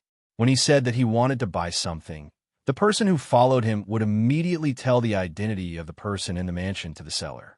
As a result, he could not eat the dishes cooked by others. He planned to wait for the emperor and then plead with him. Who would have thought that the emperor would go to sea and not return for a few days? He could not stand it anymore. Apart from the children in his family who could go out to buy candy, no one else could eat anything. It was precisely because there were children who were able to buy candy that they deduced that the Zhang family and Wang family were lenient and did not intend to exterminate them. Otherwise, why would their precious candy house sell candy to their own children? After racking his brains, he contacted the people from the Chamber of Commerce and said that he would wait here today. If someone came to harm the madams of the Zhang family and Wang family, the madams would naturally not be in any danger. No matter how powerful a person was, they would not be able to break through the defense line formed by the guards. However, he would definitely be crippled. Everyone would think that he was the one who leaked the news. At that time, he wouldn't be able to explain himself even if he had a mouth. Fortunately, the person who had come was from Nanzhao and had already stated his identity. There would probably be people who would specifically investigate. He seemed to be very familiar with this name. However, there was a slight difference. It was different from what he remembered. After thinking about it, Su Mingyang finally knew what the difference was. He asked with uncertainty, "You said your name is Li Jiansheng? But why have I only heard of the name Zhang Jiansheng? You came to the Great Tang before? Are you sure you're not a spy?" He only asked Li Jiansheng about this matter and did not ask about the office. Now, the names were all messed up. There were all kinds of names that he had learned from the Zhang family and Wang family. For example, if a business had to be called a group, how could a person who sold breakfast in the county have a group? The name was impressive, but the problem was that his strength was not up to par. If he were to talk about Xiao Bei and the other children, it was still acceptable to call his precious candy house a group. After all, they opened many shops. Sigh, people were really hard to understand. Su Mingyang shook his head helplessly, but he had no intention of leaving. He was not allowed to listen to what national affairs. Nanzhao could be considered a country. In the past, it was a very honest place, unlike other places. In the past, it was always flirting with Tubo. But now it had changed. They actually joined forces with other places and came to the Great Tang to cause trouble. With the Zhang family and Wang family so easy to deal with, he was just disrespectful with his words. And, as a result, he was facing the situation of starvation. You came to cause trouble, and now you dare to be so self-righteous? How could Li Jiansheng know how much this provincial governor, who had no actual power, was thinking? Seeing that the other party had no intention of leaving and asked if he was a spy, he puffed out his chest and replied, "Zhang Jiansheng is me. Li Jiansheng is also me. Names are just names. I'm still me. Is the surname Li not good? Today, I want to see the madams of the Zhang family and Wang family. Do you want to steal information? Don't set a trap for me. Why do you mention the surname Li? Is the surname Zhang not good? If you insist on changing it, I will steal information. I'm an official of the imperial court. Who am I stealing information for? When you see people coming, stay 50 steps away from them. You're not allowed to come closer. Otherwise, I will arrest you on the spot." Su Mingyang was not fooled. The emperor's surname was Li. Who dared to say that it was not good? Li Jiansheng glared at Su Mingyang, but did not say anything else. He felt that the other party did not have any power, and he could not use him. It was not worth it to waste time on the other party, let alone give him a gift. For a moment, the two of them fell silent at the same time. Both of them had thought of what was going on. The madams of the Zhang family and Wang family had probably arranged the time of the meeting at the same time. Who told the other party to be so heavy? Once he came out, he had to solve two problems at the same time. The two of them waited for a while. The sun seemed to be shining brighter. Although it could not shine on the pavilion, it was still stuffy and unbearable. Just as the two of them were thinking about whether or not they should find a place to drink some water, a group appeared on the main road that they had just passed through. Some of them were riding horses, some were running on the ground with weapons, and some were in charge of drying water on the road in front. There was no smoke or dust at all. At this time, apart from the madams of the Zhang family and the Wang family, there was no one else in Luzhou. Not to mention that they could not command the army. Even if they pretended to be dressed in the army's uniform, they would not dare to put on such a show. That would be a provocation to the Zhang family and the Wang family. Without the Zhang family and the Wang family, the local people would tear them apart. As expected, when the group got closer, the flags could be seen clearly. It was the group of the two madams. After a while, the people in front of them came to the pavilion and said to Su Mingyang and Li Jiansheng, "Search them. When there is no danger, step back 20 steps and talk to the madams. Don't look up and don't take a step forward. Otherwise, you will be suspected of having the intention to harm the madams." As soon as the voice fell, a few people came over and began to search them. The two of them were prepared. They did not bring anything with them. They even took off all their decorations, afraid that they would be misunderstood. After they were searched and confirmed that there was no danger, the two of them retreated from the pavilion. As expected, they stood 20 steps away from the pavilion and basked in the warmth of the sunny afternoon. When everything was ready, the two madams of the Zhang Wang clan, with their big bellies, entered the pavilion with the help of the maidservants. However, they did not hide in the shade. Instead, they sat in a spot where the sun shone in slightly and covered their heads with a thin layer of gauze. It was sunbathing. A pregnant woman could not stay in a cold place for too long. Otherwise, she would get sick. Zhang Wang clan whispered a few words to Madame Wang. Madame Wang sat at the side and listened attentively. She could only watch the Zhang Wang clan deal with matters related to the country and learn from them. Zhang Wang clan turned around and looked at Su Mingyang. She asked softly, "Lord Su, why are you looking for me?" Su Mingyang watched as Zhang Wang clan's mouth moved. He tried to guess what the other party said. 20 steps was not far, but it was impossible to hear if they spoke in a low voice. Fortunately, he did not have to guess blindly. Someone passed the words to him and repeated what Zhang Wang clan said. Su Mingyang felt very sullen. The current situation was that he, a third-rank official, was not treated as a third-rank official. It was as if he was a seventh-rank official. Even a woman could step on his head. Dissatisfaction rose in his heart, but he tried to suppress it. He was afraid that someone would see through it. He put on a respectful expression and said loudly, "This official has a request." When Madam came, "This official's words offended you. Now, I can't spend money to buy food. If you don't let this official go, this official's family will starve to death. This official also knows that this matter has nothing to do with Madam. It was the people who acted on their own initiative. Please help me say something. Sai, this official really has no other choice." When Su Mingyang spoke, his face was red. Even his neck was red. Of course, it had nothing to do with the hot weather. It was because he was begging for help. Moreover, it was too embarrassing to lower his status. However, even if it was embarrassing, he had to say it loudly. It was not only for the Zhang clan and Wang clan to hear, but also for the people of Luzhou. Otherwise, even if he survived the current crisis, the people would still hate him after he left. The people's hearts were too powerful. He could not mobilize the army to help him. He did not have the authority. The only people he could order around were the Yamen runners. However, he could not do that now. The Yamen runners were recruited from the local area. Moreover, when he thought about it, it was not too embarrassing. Even if other people bowed to the madam of the Zhang clan and Wang clan, it was normal. After all, their son and daughter were powerful and influential. Zhang Wang clan did not know that Su Mingyang, the provincial governor of Luzhou, was almost starved to death by the people under his rule. It was hard to believe. Even the informant did not tell her clearly. He only said that Su Mingyang wanted to see him. It was not a big deal. He just wanted to see him. At this moment, both Zhang Wang clan members knew about it. They felt helpless and touched. As expected, Lu Zhou was their Lu Zhou. Their efforts in the past were not in vain. The people were always supporting them. I see. I'm sorry to have troubled Lord Su. When I return, I'll talk to the person in charge of Sea Cloud Sect. How could they treat an official of the imperial court like this? I'll ask them to prepare a special banquet for Lord Su as an apology.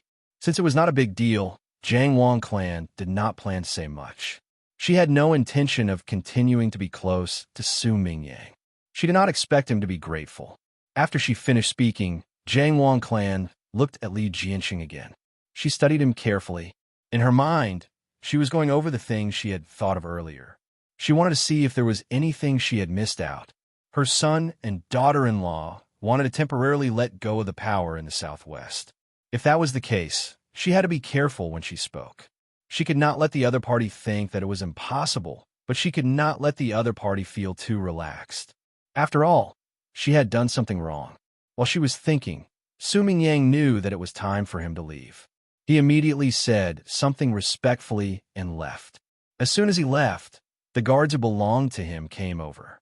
They looked very loyal and protected him. When he came here, he was alone. The guards would not follow him. He did not dare to bring his own family members with him. It was better for him to be humble. Now that he saw the guards appear again, he knew that they came with the madams of Zhang clan and Wang clan. Su Mingyang did not even feel angry. He sat back in the carriage that he came here personally. Without saying anything, he ordered the guards to go in the direction of the mansion. Li Jianxing lowered his head. He wanted to raise his head to look at the madams of Zhang clan and Wang clan. However, he was worried that if he raised his head, he would not be able to lower it anymore.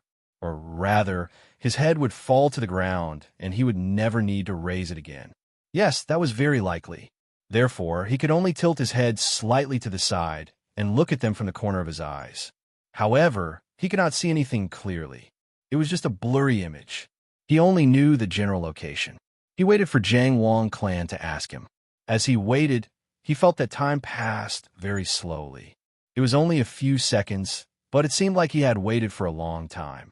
He was anxious and worried that he would not be able to achieve his goal. Li Jianxing?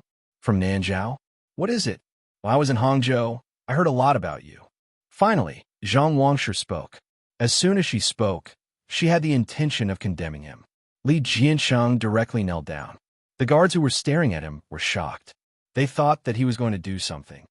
Replying to Madam, my tribe did not intend to offend the Great Tang.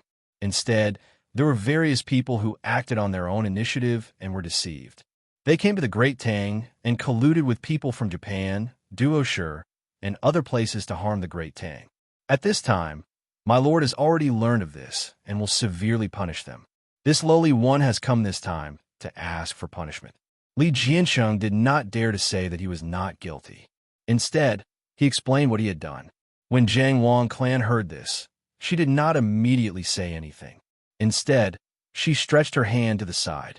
Immediately, a maid beside her brought over warm water. After drinking 2 mouthfuls of water, Zhang Wang clan said to the sweating Li Jianxing, they did not intend to hurt the Tang Empire, but they have already caused the Tang Empire to suffer heavy losses. Besides direct economic losses, they have also caused the Tang Empire to lose many lives. They have also disrupted many of our arrangements, making it impossible for us to make timely adjustments. Logically speaking, we should have sent soldiers, but His Majesty was soft-hearted. My son also felt that Nanzhao was not easy, so this matter was delayed. You do not need to worry too much right now. As for how to deal with this matter, you just need to wait patiently. Zhang Wang clan deliberately said this. She already knew why Li Jianxing had come. Her son and daughter-in-law had accompanied the emperor to play, but they had been misunderstood. They did not intend to send soldiers to the southwest, and they certainly did not intend to scare them now. However, the emperor's every move affected the hearts of many people. As expected, when Li Jianxing heard Zhang Wang clan's words, he was even more skeptical. He believed that they were delaying and deceiving him. Then, they would not agree to anything and would only let him know when someone really went to fight. He wanted to wait, but did he dare to continue waiting? If he waited, he would probably receive news of the country's destruction. Although he was anxious, Li Jiansheng did not dare to say that they had sent soldiers. He had no evidence. Since they had said that they were going out to play, he could only hint at them indirectly. After thinking hard, Li Jiansheng carefully said, "Many thanks for Madam's information, but this lowly one is unable to calm down and is panicking. On the way here, my lord repeatedly told this lowly one that this lowly one must not forget to tell the people of the Great Tang that we, Nanzhao, will do our utmost to compensate the Great Tang. If we hurt the common people and need to use blood and human heads as consolation, my lord's head can be offered at any time. There is no need for the Great Tang to send soldiers, and it will be even more costly and costly. This lowly one does not dare to forget." Li Jiansheng's meaning was very clear. He meant to say, "Don't hit me. I'm already willing to let you kill me. So what's the point? In any case, I'm just lying down and waiting to be slaughtered. So please be merciful." Zhang Wangclan yawned and thought about it again. She felt that she should give Li Jiansheng some hope. Otherwise, the plans of her son and daughter-in-law would be easily disrupted. If the Great Tang had other ideas, it would be troublesome if it was always trembling and could not cooperate so well. She then said to Li Jiansheng, "I already know about this matter. How about this? I'll lend you a telegram. You can go and contact His Majesty. At the same time, rest more and wait for the future." "Many thanks, madam. This lowly one is very grateful." "Many thanks, madam." Li Jiansheng began to kowtow and thank her. He was afraid that he would not even have a chance. Now, he was a little relieved. "Go and talk to the provincial governor. The provincial governor will arrange for you. You can stay in the residence for the next few days. Think of a way to contact your side so that the other tribes will not be too worried." Zhang Wangclan wanted to lean back, but immediately someone blocked in front of her to block the sun. This was considered an audience. The reason why she did not use her identity to send the telegram was because she did not want a woman to be involved in politics at this time. Li Jiansheng also knew this reason, but he did not agree. There was no need to worry about the madams of the Zhang clan and Wang clan. He thanked her again and got up to chase after Suming Yang. But at this time, Zhang Wang clan suddenly spoke again. "Logically speaking, we should kill a few more people to appease the public. But us two sisters are pregnant. It is really for the sake of the child." Yes, it must be a blessing from the heavens," Li Jiansheng hurriedly said. He already knew what to do. After compensating for the loss of the Tang Empire, they would have to take out more things to give the two pregnant women. The value of the things could not be lower. Perhaps they would have to take out a few years of the clan savings. Thinking about how to give out the things, he walked around the outside and looked in the direction of the state capital. He found that Su Mingyang's group had become a black dot. He sighed helplessly and chased after them. If he knew it would be like this, he would not have let Su Mingyang leave first. He was clearly tormenting him. Sigh, tormenting him is better than not giving him a chance to torment himself. After Li Jiansheng left, Zhang Wang clan revealed a smile. She said to Wang, "Sure, sister, that's good. When the child is born, there will be a lot of toys. I still remember that Xiao Bei used pearls to hit the marble floor like a rubber ball. It was so fun." "Sister, you're right. We need to save some extra money for our children." Wang Shi paused for a moment and immediately followed up. She did not expect that her in-law would learn from Xiao Bao and start to calculate other people's money. Who would believe her if she told others? Li Jiansheng found Su Mingyang. Soon, he contacted Li Longji in the name of the provincial governor. When he contacted him, Li Longji was swimming with his two women.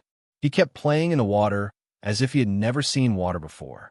The people around him all stayed far away. In order to not let Li Longji drown, they even sent people to spread sand under the area where he was swimming. Unless he put his head in the water himself, otherwise, when he stood up straight, the water would only reach Wu Huifei's neck. She was the shortest person. When the telegram arrived, Zhang Xiaobao took it to Li Longji and ruined his happy mood. "What made you come in such a hurry?" Li Longji asked unhappily. He had already seen the paper in Zhang Xiaobao's hand. Needless to say, it was a telegram. Zhang Xiaobao had already strolled over. When he heard Li Longji's words, he knew that he was having a good time and had disturbed him. But to what extent could he do? Could it be that Li Longji dared to have sex in broad daylight? What a joke. Zhang Xiaobao cursed inwardly. He shook the paper in his hand and said to Li Longji, "Your Majesty, Lu Zhou sent a report saying that a man named Li Jiansheng from Nanzhao has arrived in Lu Zhou. However, when he heard that we were here, he thought that we were secretly sending troops to attack Nanzhao. Hence, he looked for my mother and asked her to plead for mercy. He's currently in the mansion, worried. Why did you come to me for such a small matter? Didn't you and Cuckoo already make arrangements? Why bother me?" Li Longji was surprised to hear that Li Jianxing was here. He remembered that Li Jianxing's surname was Zhang when he first arrived. Hence, he came to deal with Li Jianxing. However, Xiaobao and Cuckoo had already made the decision. Zhang Xiaobao was not anxious, nor was he angry. He acted as though he already knew what was going on. He said, "You're right, Your Majesty. Cuckoo and I have already discussed this. Hence, I wanted to speak to you about it." Speak. I'll listen and see if you can tell me anything. What I mean is that if there's anything you need to do in the future, just do it. There's no need to talk to me about it, especially under such circumstances. Understand?" Li Longji sighed and walked out of the water. He knew that things would not be simple. Otherwise, the two of them would have made arrangements immediately. Zhang Xiaobao waited for Li Longji to come up. He hastily brought a bucket of fresh water to Li Longji so that he could rinse himself. This was to prevent the seawater from drying up and the salt from damaging his skin. "It's like this, Your Majesty. The result of my discussion with Cuckoo is that Your Majesty will personally issue an edict and order the leaders of the Southwest Zhao to personally come here and ask for forgiveness. Then you could talk to them about cooperating with them. That is, helping them develop. Anyway, this place isn't too far from there, and you'll arrive in a few days. It just so happens that you can also play some other things there and walk around more. If you want to come back again in the future, who knows when it will be." Zhang Xiaobao waited for Li Longji to finish rinsing himself. As he spoke, he passed the towel to Li Longji. Li Longji took the towel and paused. "Not too far. It'll take at least a month to come here from Nanzhao, right? Can we play for that long? Why are you tormenting them? Just tell them that you're scheming against them." "Oh, I mean cooperating with them. The sooner we cooperate, the sooner we'll have more resources to use. Besides, it's not certain if they'll dare to come. They'll have to be worried that they won't be able to return alive. Do you think they'll be able to live if they don't come? Their life or death doesn't depend on where they are. It depends on whether we want to kill them or not. A month is a month. It's not that long anyway. Cuckoo and I aren't in a hurry. Your Majesty, you don't have anything else to do in the capital, right?" Zhang Xiaobao continued to persuade Li Longji. Li Longji, indeed, wanted to play more. However, he had a feeling that Zhang Xiaobao's motives were not as simple as they seemed. After mulling over it for a moment, realization dawned on him. "Oh, I get it now. You want to stay here until your younger brothers and sisters are born. If I'm not here, you're worried that I'll have to look for you on my way back. You're worried that I'll ask you to go back and discuss it with me. So, you want me to stay here so that you won't have to worry about me, right?" "Not at all." Zhang Xiaobao shook his head vigorously. He firmly denied Li Longji's words. "This subject is wholeheartedly serving the country. How can I not know my priorities? Besides, this subject is not a doctor. Even if there's a need for surgery, this subject can't personally perform it. Hence, this subject has never considered my own interests. This subject's loyalty, all right. You don't have to continue. I'm getting goosebumps from listening to you. If your words came from Xiao Bei and the others, I might be able to believe them. As for you, you know what I mean. Give me 2 more reasons. I'll listen to them and stay. Otherwise, I'll leave immediately and take you with me." Li Longji did not wait for Zhang Xiaobao to finish his mushy words. He hastily interrupted him and took the piece of paper from Zhang Xiaobao's hand. Without looking at the contents, he folded the paper twice and fanned it like a small fan. When Zhang Xiaobao saw that Li Longji did not believe him, he had no choice but to explain, "This subject wants them to come over. When they come, they can't cross mountains like the special forces. At the very least, the roads have to be repaired. Even if they're close to the sea, they can't possibly arrange for their accommodation to be near the sea. If they repair the roads, it'll save us a lot of trouble. When they see you, you can tell them the benefits and the importance of transportation. When they return, they'll carefully repair the roads. Even if it takes a long time, it won't be a waste of our time. Isn't that a good thing? That's it. Li Longji asked again. He did not believe that Zhang Xiaobao and Wang Wan's plan would be so simple. In addition, you can put on a show for the Japanese to make them feel that the pressure is great. This isn't something that can be resolved with a simple compensation. You can have a Japanese send their own ministers over to ask for punishment, just like what happened in the Southwest. With the people in the Southwest serving as an example, and you not doing anything to them, instead giving them benefits, the Japanese will be much more at ease after hearing this news. I can also speak to them indirectly and ask them to send someone over. When the time comes, the matter with my mother will be more or less resolved. Zhang Xiaobao passed another cup of wine to Li Longji as he explained his other objectives. Li Longji narrowed his eyes and thought hard. What did he mean by having the Japanese come over? Did he really not punish them for their crimes and give them benefits? That didn't seem right. Back then, they had agreed to give the Japanese a serious blow, not use a soft knife to stab them like they did in the Southwest. As he pondered what benefits the Japanese would bring to the Great Tang, Li Longji stared at Zhang Xiaobao's face as if he wanted to see the answer from Zhang Xiaobao's face. At this time, Wu Huifei had also finished showering and came over to listen. When she heard this, she clapped her hands and looked at Zhang Xiaobao and praised. Xiaobao is so smart. Indeed, if we want the Japanese to come over without worry, it has to be someone designated by us. As for how they'll be treated once they arrive in the Great Tang, isn't it still up to your Majesty to decide? We agreed that they would ask for punishment and the people from the Southwest would be sent back safely. Does Japan have to do the same? Li Longji felt that he had become stupid, so he could only ask Wu Huifei. Beloved consort, do you know what's going on? Wu Huifei smiled and said, Last night, your Majesty said to this concubine that not everyone in Japan is so obedient to our Great Tang. Even if they're captured this time, some of them will think of ways to prevent our people from going over and taking advantage of us. They'll find all sorts of reasons to delay our arrangements in Japan, and it won't be that easy for our people to move around in Japan.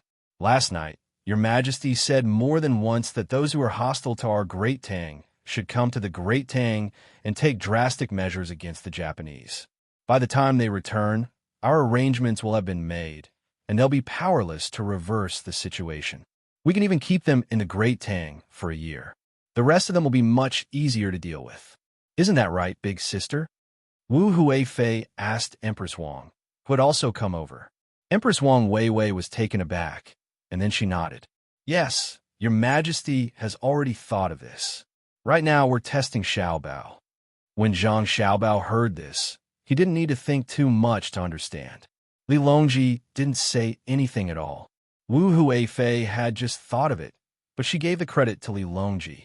It wasn't surprising that Wu Huifei could think of this. She was of that bloodline and was very proficient in scheming. Zhang Xiaobao showed a look of admiration and said to Li Longji, Your Majesty is still the best. It can be said that you're far-sighted. This subject really didn't think of keeping the Japanese in the Great Tang. I just thought that if they came, we'd have to spend some money and increase the Great Tang's income. Now that your Majesty has said it, this subject is suddenly enlightened. Your Majesty is indeed extraordinary. This subject has learned a lot. Aya. Li Longji sighed helplessly. He really didn't know what to do with Zhang Xiaobao. When other subjects said these words, he could feel that at least there was a trace of sincerity in their words. But when these words came out of Zhang Xiaobao's mouth, he felt like they were mocking him. You didn't think of it? You didn't think of it, so now you're spouting nonsense. This is too much of coincidence. Okay, Xiaobao, don't continue to belittle us, or else we will punish you. Look at that exaggerated expression of yours. It's too fake. I don't know how so many people were fooled when you opened a braised food store in Hangzhou. This expression of yours doesn't qualify at all. Li Longji waved his hand and interrupted Zhang Xiaobao's disgusting words. At the same time, he also mocked Zhang Xiaobao. Zhang Xiaobao readily agreed. Yes, this subject isn't pretending, but that's because this subject isn't pretending. Everything I say comes from the bottom of my heart. Your Majesty, please test me again. Okay, I'll test you. Tell me, what other reason do you have for having all the people from the southwest come here? We already have a plan in mind. We just want to see if you can think of it. Since Zhang Xiaobao had already said so, Li Longji might as well hit the snake with the pole. It didn't matter how thick-skinned he was. Zhang Xiaobao cooperated and pretended to be deep in thought. After a while, when Li Longji felt that his skin was about to be burnt, he finally said, "This subject isn't sure. It's just a guess. It's like this. In the past, the people of the Six Zhao in the south were always flirting with Tubo. Now that we're playing with Duosher and training the troops, it's likely that there will be times when we'll shift our strategy and avoid the enemy's limelight to reduce casualties and try not to meet force with force. So, if some of them feel that an opportunity has come and want to calmly arrange things and play some small tricks, it won't be good. If we call them over now, they won't have time to make any arrangements. At the same time, once they leave their own places, their local people will become active. We'll immediately send people to contact them and foster and divide them. At the same time, it's also an opportunity to win over the local people. Once benefits are given, because they're not in the local area, the people won't think that they're getting benefits because of their relationship. This will reduce their trust in them and affect their status as spiritual leaders. This subject can only think of this at the moment. I don't know if it's right or wrong. Please enlighten me, Your Majesty. Li Longji understood. It turned out that even in such a situation, Zhang Xiaobao and Wang Wan still maintained the necessary caution, not giving the other side any opportunities so that their plan could be carried out smoothly. Yes, very correct. This is what we thought. However, there are still some shortcomings. Think carefully again. What other aspects are there? If we don't plan more, wouldn't it be a waste of our time? Li Longji felt that Zhang Xiaobao and Wang Wan shouldn't have only done this. There must be more, but he couldn't think of anything, so he continued to ask questions. Zhang Xiaobao and Wei Wei opened their mouths and frowned slightly. Your Majesty, there's more? No more, right? This subject really can't think of anything else. There is. This emperor's plans are flawless, strategizing and deciding victory from 1,000 li away. How could there not be? If there isn't, why would I ask you? Li Longji said very roguishly. There really is? All right, let me think about it. Your Majesty, your consideration is really too thorough. Your Majesty, it's beyond the reach of ordinary people. I'll think about it. Zhang Xiaobao said helplessly. He looked like he was thinking about something very hard. After thinking for a while, he finally said, "This subject has thought of something else. This subject hopes that Your Majesty can point it out. That is, the Six Zhao were originally not a harmonious group, each with their own interests. Thus, when providing them with assistance, we should do our best to minimize the conflicts and secret struggles between them. This should allow them to focus their energy on the happiness of the people of the world, and not on scheming and plotting against one another. Otherwise, many places would be owned by several tribes, and in the future, the products produced might have to go through other tribes in order to be sent to the Great Tang as quickly as possible. Call them over in advance and give them heads up. At that time, they will naturally listen to Your Majesty's words and not do anything else to delay others. Isn't that right?"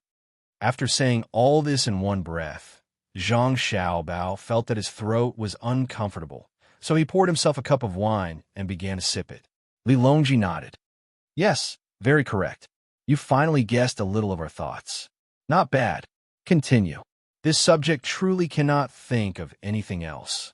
Your Majesty, why don't this subject go back and ask Cuckoo and see if Cuckoo can cooperate with this subject and guess Your Majesty's plans? There is no need to guess all of them. Even 10 or 20% will be enough for this subject to use for a long time." Zhang Xiaobao himself couldn't think of anything else, so he could only find an excuse to leave. He was afraid that Li Longji wouldn't stop asking. Coming up with a plan was already very tiring, and explaining it to Li Longji would be even more tiring. Moreover, Li Longji didn't need to know too much. He just needed to keep up with his train of thought. Li Longji clinked his cup with Zhang Xiaobao's and downed the wine in one gulp.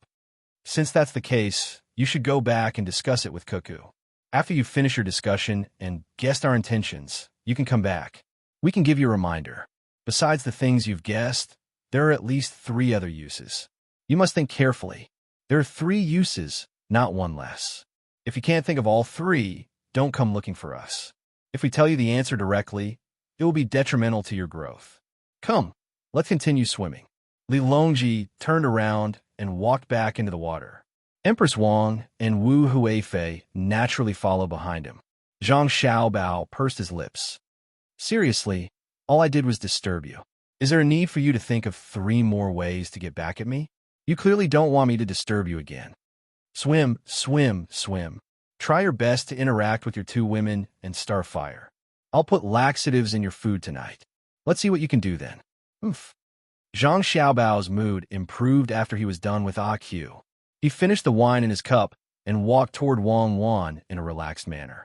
He wanted to tell her about Li Longji's shamelessness and treat it as a form of entertainment in his spare time. While Zhang Xiaobao and Wang Wan were in charge of Li Longji Entertainment, they sent the decision back to Lu Zhou and asked Li Jiansheng to make the decision. They believed that Li Jiansheng was capable of handling this matter well. The tone of the message was very firm. It meant that if the people who were called did not show up, they did not need to show up. When the time came, the emperor would personally visit. When Li Jiansheng received the news, he felt relieved. Then, he felt anxious again. He did not know what the emperor of Great Tang, Zhang Xiaobao, and Wang Wan were thinking. If they were planning to lure the people here and cut off their heads, it would be troublesome. At that time, the clan would definitely be in chaos. If it was only the death of a clan leader, it wouldn't be a big deal. Chaos would only be within the clan. As long as an external enemy appeared, such as a few other clans joining forces to annex the clan would immediately unite. What he was worried about was that if all the leaders died, the tribes would fall into chaos. Then, there would be continuous annexations and battles in their original territories. However, he had no choice but to come. After all, the people who were sent to cause trouble in Great Tang were caught, and their plan failed. Since they had done something wrong, they had to do as they were told. Otherwise, Great Tang's army would arrive soon. Unfortunately, if the people who went to cause trouble were not caught, not only would the invincible status of the Wang and Zhang Xiaobao families in the hearts of the people of Great Tang be shaken, even if Great Tang knew who was the culprit, it would not be able to organize an army immediately. If the people who went to cause trouble were to carry out the plan, it would still cause great damage to Great Tang. Li Jiansheng considered the gains and losses and calculated the various consequences. He could not calm down. He ordered his men to rest and return early the next morning. At the same time, he was thinking about who to ask for help. While he was feeling sad, Su Mingyang, who was also helping him receive and send telegrams, ordered a lot of food and wine from Hai Yunjian. This time, they did not have to worry about Hai Yunjian's attitude. Since the madam of the main family had spoken, they did not dare to starve themselves. The food and wine were soon delivered. Su Mingyang invited Li Jiansheng to eat with him. To be precise, he planned to drink with him. Today, he could finally let go of one of his worries. As for the rest of the family, they would eat the apology banquet prepared by the Zhang Xiaobao clan. Li Jiansheng really did not have any other place to eat. Since he was in contact with Su Mingyang, he felt that they were in the same boat. After happily agreeing to the invitation to drink with him, he drank 3 cups of wine in a row. Then, he had a flash of inspiration and asked Su Mingyang, "Brother Su, I want to ask you something. I wonder if you can tell me. This is very important to Nan Zhao. In the future, we will definitely repay you. We will not let you down. We will get more than the people of the Chamber of Commerce from the Zhang Xiaobao family." Li Jiansheng thought that since the people of the Chamber of Commerce had received the money, Su Mingyang should be easy to talk to. Moreover, he did not want to inquire about any confidential matters. Who would have thought that after he said these words and told Su Mingyang the tempting conditions, Su Mingyang did not show a happy expression. Instead, he was very vigilant. He lowered his voice and said to Li Jiansheng, "I don't dare to accept anything from you. Otherwise, once it is discovered, I still have something to do with it. It is very likely that the things I receive will become my death warrant. It is not easy for you to save up these things. It is better to save them for critical situations. I'm not sure of money. I appreciate your kindness, but I must warn you, the people of the Chamber of Commerce are not people you can bribe with small gifts. They are all inner court members of the Zhang Xiaobao family. Can't be bribed. If someone has already taken benefits from me and helped me complete the task, Brother Su, do you think it is possible? Li Jiansheng thought of the bribery before. It was very successful. How could he say that it was useless? Su Mingyang heard Li Jiansheng's certainty and shook his head with a smile. Brother Li, you have been fooled. Even if they accept the things you give them, they have to file a record with their main family. They can't keep it and not report it. Otherwise, how many people of the Zhang Xiaobao family have been bribed? Can our great Tang be as stable as it is now?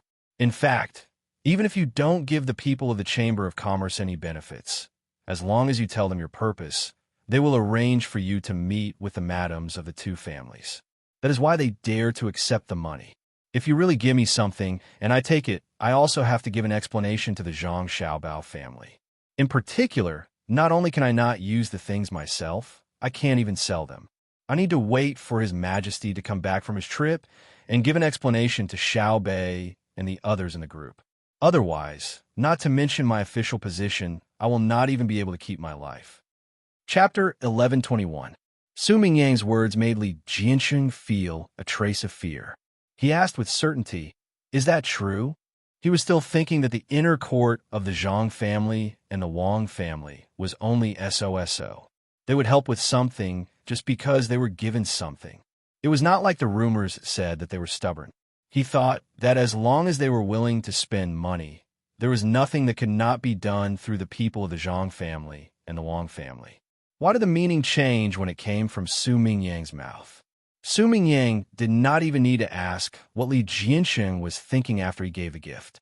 He had already guessed the judgment in Li Jiansheng's mind. He shook his head helplessly again and said, "Brother Li, I'm telling the truth. I can guess that the gift you gave to the people of the Chamber of Commerce is worth hundreds of strings of coins or even thousands of strings of coins. Am I right?" Li Jiansheng nodded. "Then, do you know how much the person who took your money from the Chamber of Commerce is worth? Let me tell you, it's at least 10,000 strings of coins. Moreover, it's the kind of person who doesn't have much power. If the person took your money and immediately did the thing for you, then his net worth is more than 50,000 strings of coins. Do you think they would care about a little gift from you? There are two more important points. First, once they are found out, not only will they be kicked out of the main family and become free, but they may even be executed by the Zhang family and the Wang family. They still have relatives, and they're all under the protection of the Zhang family and the Wang family. Second, they have their own pride and glory. In their opinion, being able to become the inner court of the Zhang family and the Wang family is like renting a grave and smoking smoke. Not everyone can be the inner court of the Zhang family and the Wang family, and they have to go through layers of selection and continuous tests. Let me tell you this. The few men who followed the madams of the two families today are the inner court. They're the servants of the two families, but they are different from the servants of other families. They are much stronger than me, the provincial governor. Now that I've become the provincial governor, I don't care about Lu Zhou anymore. Even if I do, the Zhang family and Wang family won't care. I've been controlling Lu Zhou's affairs all this while, but I've suddenly stopped. Well then, any one of the men we see will take over my work in a very short time, as short as an hour or two, and nothing else will be delayed. This is the foundation. But they would rather be in the inner courtyard of the Zhang family and Wang family than change positions with me. This is because they can continue to learn from us, and their children in the future will also receive a good education. They actually look down on officials like us who are not outstanding. As Su Mingyang spoke, he drank with all his might, as if he wanted to use the wine to suppress the stuffiness in his heart and get drunk to solve his 1,000 worries. Li Jiansheng put down his chopsticks and asked in surprise, "Really? Are the rumors true?" "What rumor? Let's drink." Su Mingyang raised his wine cup. It said that Tang has two systems of officials and the military. One is in use, and the other is in the Zhang family and Wang family. The original system can be replaced at any time. Therefore, there's no need to worry that the officials will collectively quit, and there's no need to worry that there is no official to take over when something happens. Li Jiansheng told him the rumor he heard. Although it's not entirely true, it's not far from it. If all the officials in Tang quit at the same time, the Zhang family and Wang family are still not strong enough to support them. However, if 60% of the officials quit at the same time, His Majesty will directly kill them, and then ask Xiao Bao and Cuckoo for manpower to fill the vacated positions and support the administration. They don't need to arrange the same number of people for every position. They have people who can do the work of several people. In fact, there are also many idle people in the government. Because of this, many officials in Tang who know the situation now don't dare to threaten the imperial court with their local affairs. It's the same in the military. The only thing I don't know is if the people who can participate in the court session quit at the same time.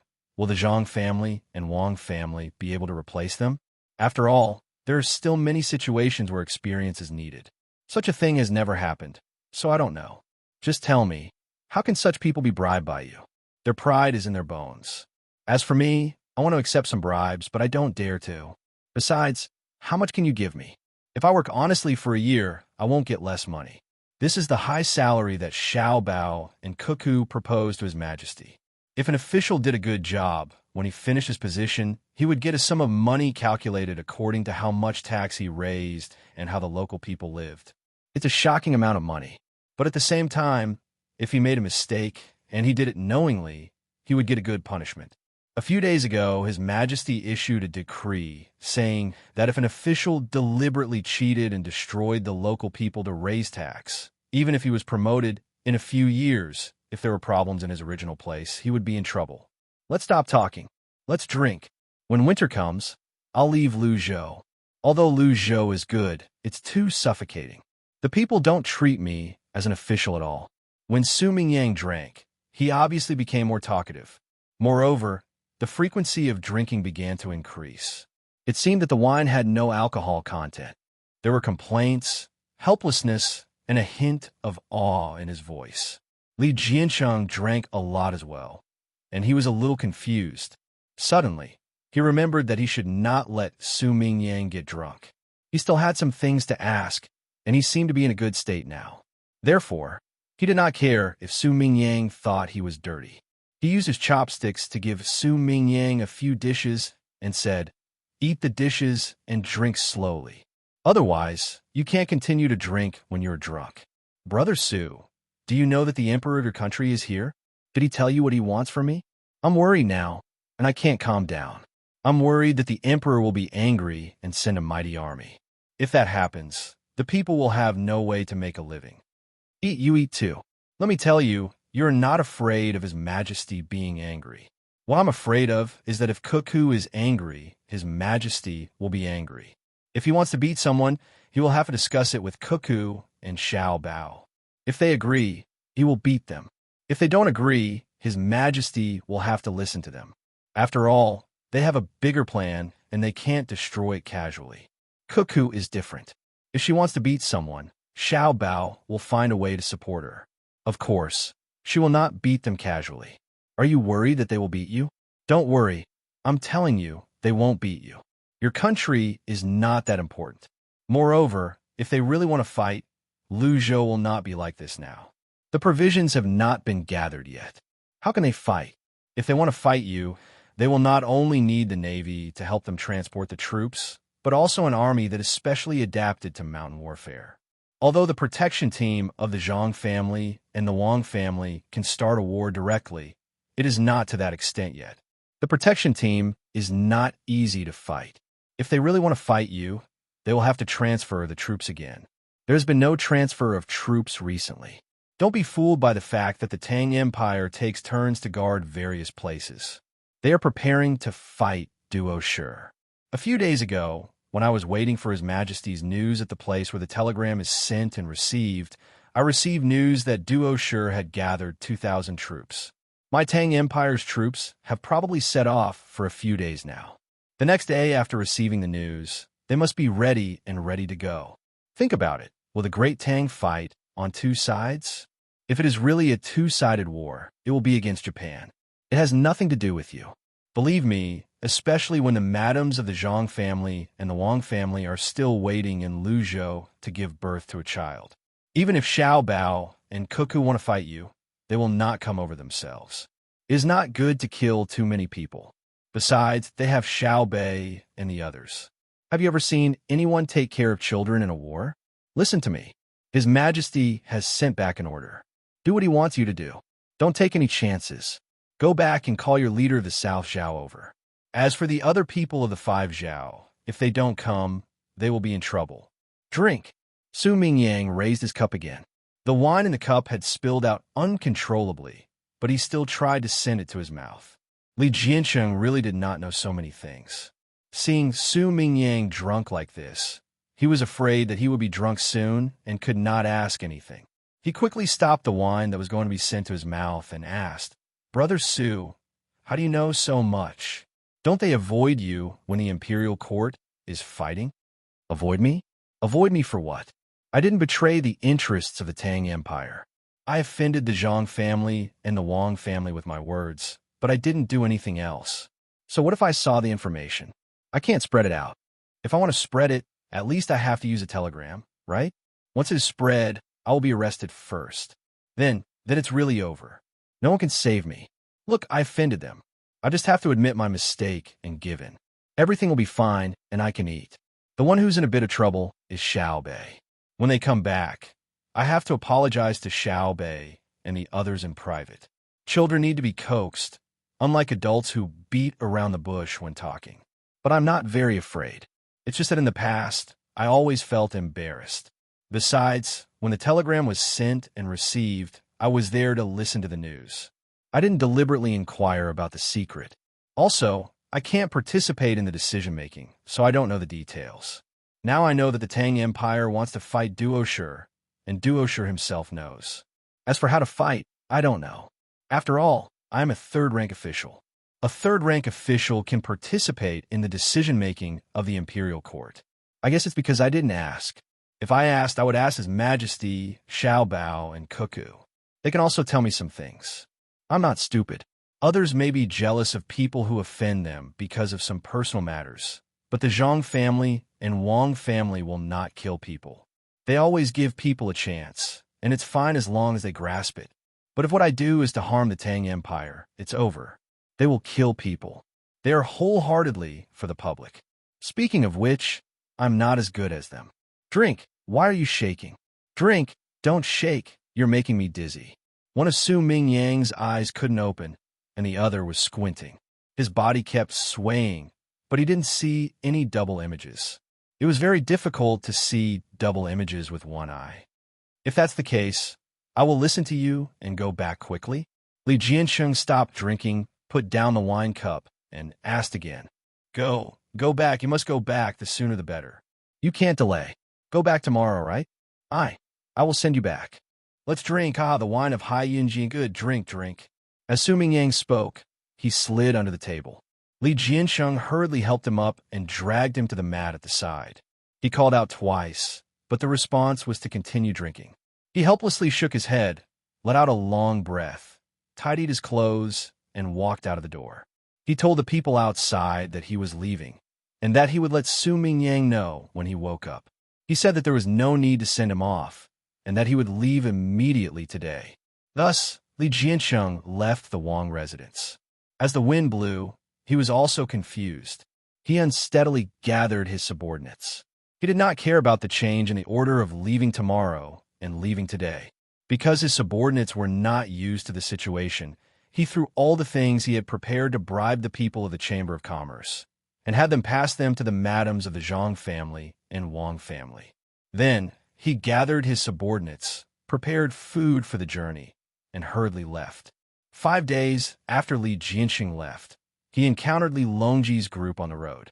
However, he was not in the mood to stop and see the Emperor of Great Tang. He directly greeted the people in the group who came to investigate and continued to rush home at the fastest speed. A few days later, Li Longji, who had not had enough fun, decided to return. It seemed that he could not have enough fun at the seaside during this season. However, he could not delay any longer. He still had not visited the 100,000 Mountains. He could visit Luzhou at the seaside in the future, or he could take a stroll on the way back. There were many sceneries in the 100,000 Mountains that he had not seen, especially the unique flora and fauna. Seeing them in the capital was not as good as seeing them in person. Xiao Bao, come to me. I have something to ask you. On the way back, Li Longji still liked to sit on the deck at the bow of the ship, enjoying the sea breeze and watching the undulating waves. However, it was drizzling today. He asked someone to set up the shelter and sat down below while he ate spicy soup. It was all seafood. While he was eating, he saw Zhang Xiaobao coming out to check the various spots. Hence, he beckoned him over.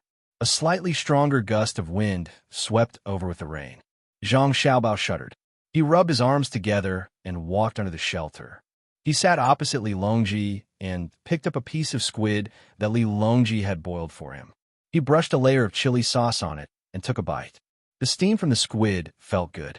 He looked at Li Longji and waited for him to speak. Li Longji had no choice but to put 2 more skewers of squid into the pot. He looked at Zhang Xiaobao and asked, Xiaobao, what if this thing grows up? Will it capsize the ship? Zhang Xiaobao looked at Li Longji in confusion. He was puzzled. Why was Li Longji suddenly asking about this? However, he nodded and said, It's said that there are some big ones that can capsize the ship. With our current ship, we can't deal with them at all.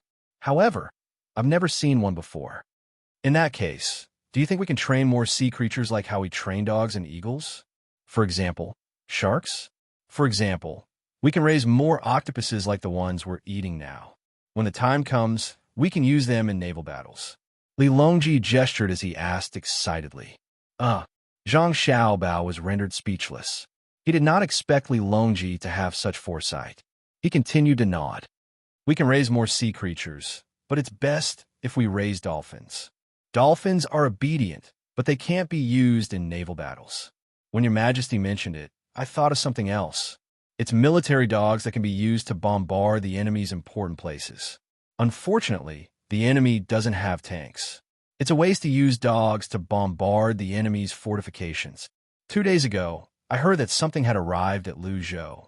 I think it's my hand-guided tractor. When we return, I'll show it to Your Majesty. It's fun. It feels good to sit on it. Chapter 1122. Li Longji's group finally returned to Luzhou's harbor. This time, there was no welcoming party at the harbor. However, it seemed very busy. People were constantly moving goods onto the ships, and from time to time, people were leaving with goods that were transported from other places. It was a bustling scene. Su Mingyang was the only one who came to welcome them. He did not even bring a page boy or a yamen runner with him because everyone in the mansion was busy. This year, it suddenly rained in Luzhou. It had been raining for 5 consecutive days, and the water level of the 2 main rivers was gradually rising. Those who were free were busy keeping an eye on the river embankment. As for the sea embankment, they did not pay much attention to it. They had never heard of a heavy rain causing the water level to rise unless it was an earthquake or a typhoon. It was raining today as well. The rain was not light, and it smashed onto the concrete floor of the harbor like beans. Water droplets splashed everywhere, and the air was filled with mist. On the way back, they were very worried about a storm. In the end, the old men said it did not look like it. Hence, they carefully sailed along the shore, avoiding the reefs, and returned in the rain. Su Mingyang was already wearing a straw raincoat and a bamboo hat. He did not bring an umbrella with him, as it did not seem to be useful in this weather. When he saw the emperor's group arriving at the harbor, Su Mingyang hastily walked over. His main purpose was not to look for the emperor, but to talk to Xiao Bei and the others. As long as they spoke, he would feel relieved. He did not believe that the emperor did not know that he had gone to meet the emperor's mother. Now, he wanted to confirm if the emperor still hated him. As for Zhang Xiaobao and Wang Wan, he did not think that they would hold a grudge against him. He had already expressed his attitude and apologized. Based on the 2 of them, they would always leave a way out for others. He did not continue to oppose them. Moreover, he had arrived just in time, so there should not be any major problems. Sure enough, When Su Mingyang went up to greet them, he spoke to the emperor. When he looked at Xiao Bei, who was also wearing a special straw raincoat, Xiao Bei glared at him and snorted, "You're smart." These 4 words were like the sound of nature to Su Mingyang's ears. After greeting Li Longji, they didn't dare to continue following behind him. Instead, they went to a tea stall at the docks and asked for a pot of tea. After gulping down 2 mouthfuls of tea, they heaved a long sigh of relief and felt completely relieved. I'm still the smart one. I know when to advance and when to retreat. I'm more than twice as smart as the Ning family. A real man knows when to yield and when not to lose face. You didn't lose face in the slightest. You schemed against them once, and you actually used your intelligence to reconcile with them. Su Mingyang held a bean in his hand and whispered to himself, praising himself. I don't feel comfortable letting him go just like that, Lil Bei said to Li Longji and the others as they sat in the car. She pouted, looking very dissatisfied, but there was nothing she could do. Her brother and sister had already said it was okay, so she had to listen to them. Hearing Xiao Bei's complaint, Li Longji chuckled and said, "Could it be that you want to kill everyone who offends your family? Or even a search and seizure? If that was really the case, then if someone deliberately offended you today and you killed them, then when you killed too many of them, someone might offend you unintentionally. When that time comes, other people will already know your way of doing things and will think that you still want to kill them. So, before you say anything, they will help you deal with them first. When that time comes, do you want to deal with the people who help you? If you really deal with them, they will think that you are temperamental and hard to talk to. If you don't deal with them, they will think that you are conniving. When you kill too many people and someone accidentally blocks your car one day, you might not care anymore and just kill them. Habits are slowly formed, and they will become more and more serious. As time goes on, you will get lost in them. When that happens, it will be time for your brother or sister to personally deal with you. I didn't say that I was going to kill them. Can I let them eat salted vegetables for a few more days? They already bought their own rice and noodles. Even if they don't have salted vegetables, can't they go to the beach to cook salt and catch some fish to make salted fish? Salted fish can be eaten with rice and noodles. It tastes pretty good, but my brother won't let me eat too much. It's addictive. Xiao Bei found excuses for herself. In fact, she really couldn't bear to kill them. It wasn't that she was soft-hearted, but because she had an unborn child in her mother's womb. It wasn't good to kill too many people. Li Longji chuckled. Now, you can let them eat salted vegetables for a few more days. They won't dare to disagree. If you don't believe me, you could try. It's not fun if I don't try. If the opponent doesn't resist, what's the point of bullying them? It's not like it's for the country's benefit. There's no point in bullying them to death. I'm going back to sleep. Sleeping on a rainy day is the most comfortable. I don't want to get up once I lie down. Xiao Bei felt sleepy as she spoke. She yawned and narrowed her eyes, looking like she could fall asleep at any moment. Looking at Xiao Bei's appearance, Li Longji seemed to be infected. He also fell into a trance. He was sleepy, and the sound of the rain outside was like a lullaby. A cold wind blew in from the half-opened window, making him shiver.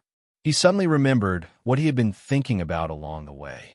He stared at Zhang Xiaobao and said, "Where's your tractor?"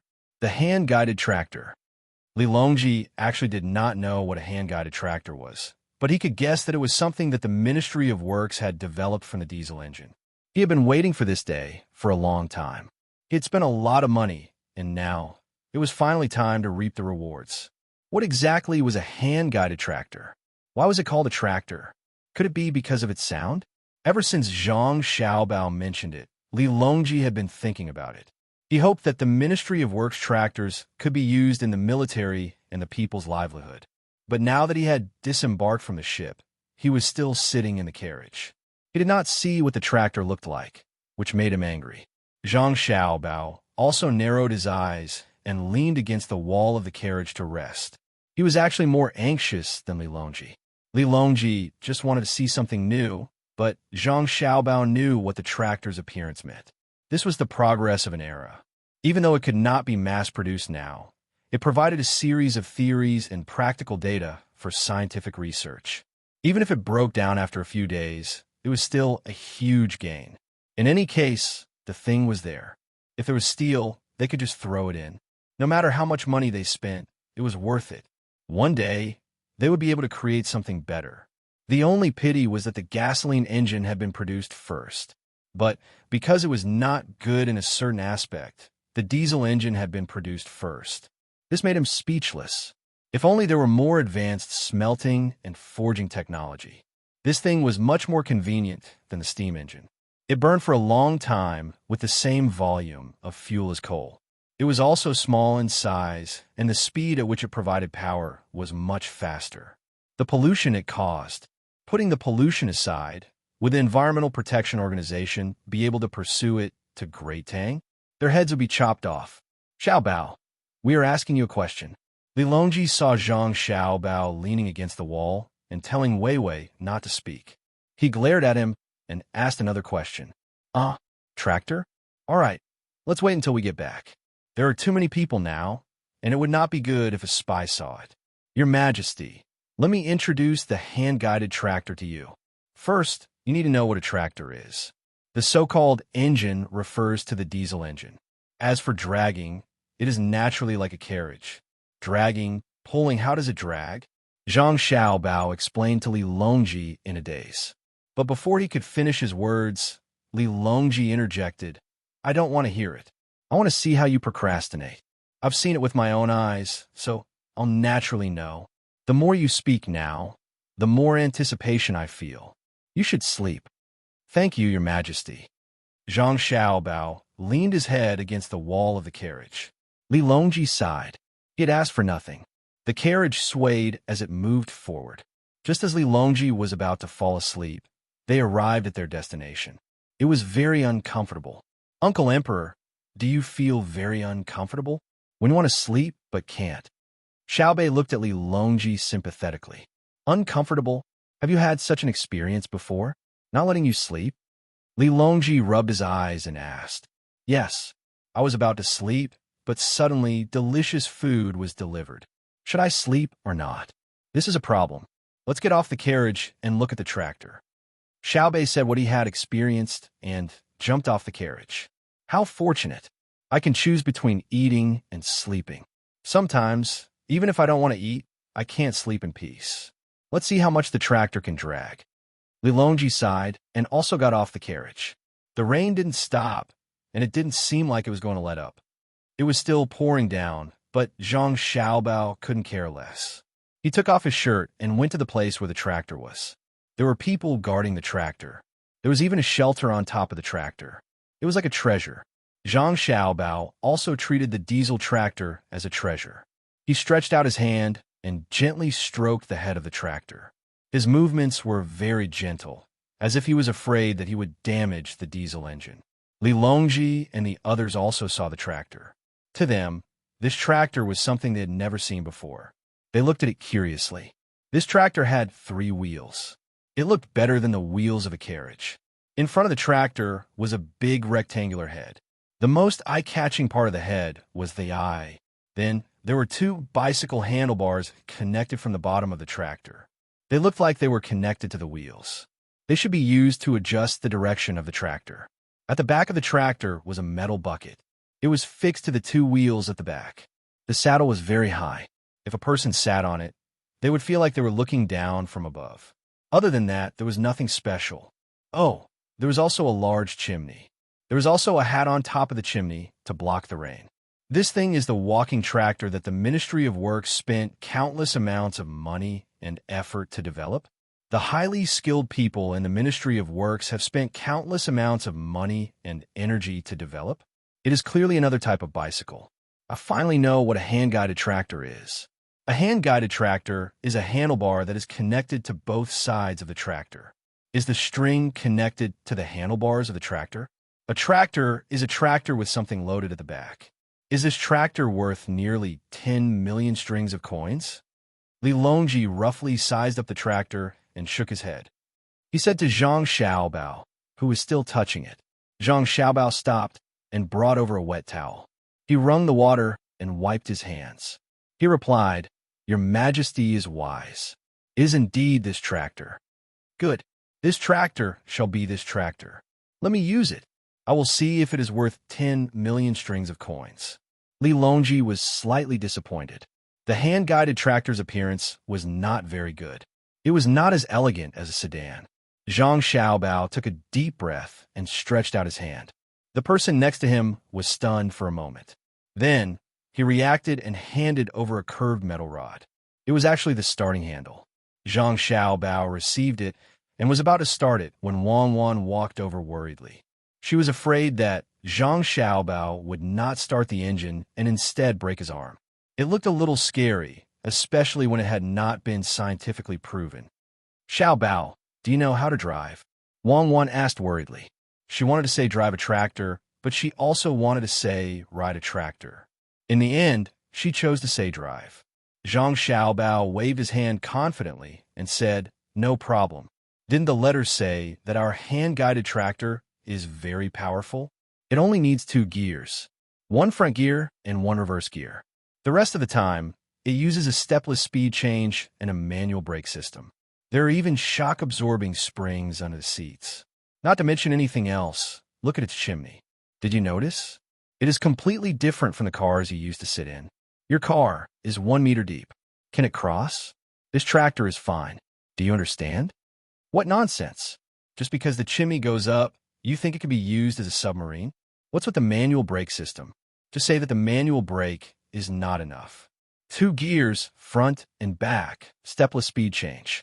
Because it is too difficult to put more gears, we directly use the accelerator to control it. If there is more fuel, it will go faster. If there is less fuel, it will slow down. If there is no fuel, it will stop, right?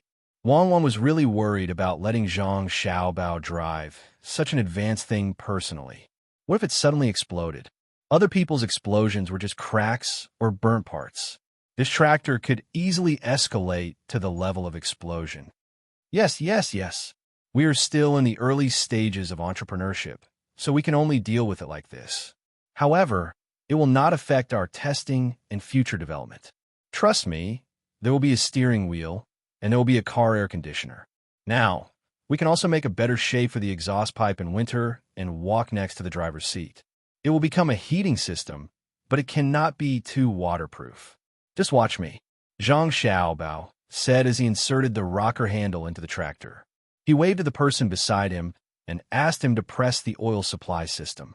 It is the thing that looks like a manual brake. Wang Wan took a few steps back and sneered. You think waterproof depends on how tall the exhaust pipe is?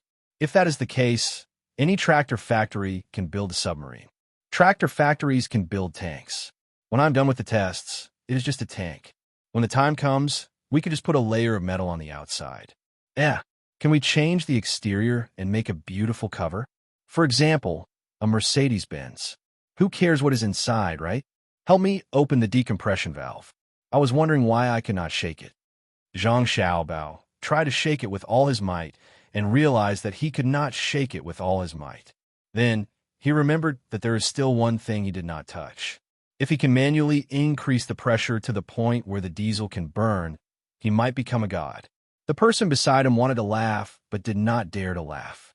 He helped to open the decompression valve. Zhang Xiaobao started to shake the tractor faster and faster. After shaking it to a certain extent, he suddenly pulled out the handle. The diesel engine finally started. It sounded like a continuous drum beat in the rain. Billowing black smoke came out of the tractor. Success. It was too easy. In the past, when he started his own car, it was not so easy. He still had to open the door, get in the car, and close the door. Under everyone's gaze, Zhang Xiaobao turned over and got into the tractor. With one hand on the handle, he released the clutch and stepped on the accelerator. Then, everyone saw the hand-guided tractor chirping cheerfully as it moved forward. Fortunately, the condition of the road was not bad. It was a cement field used for drying grains. This was a big field.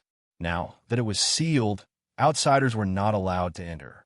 Zhang Xiaobao could use all his strength to speed up the tractor. 30 kilometers per hour was too easy for him to reach.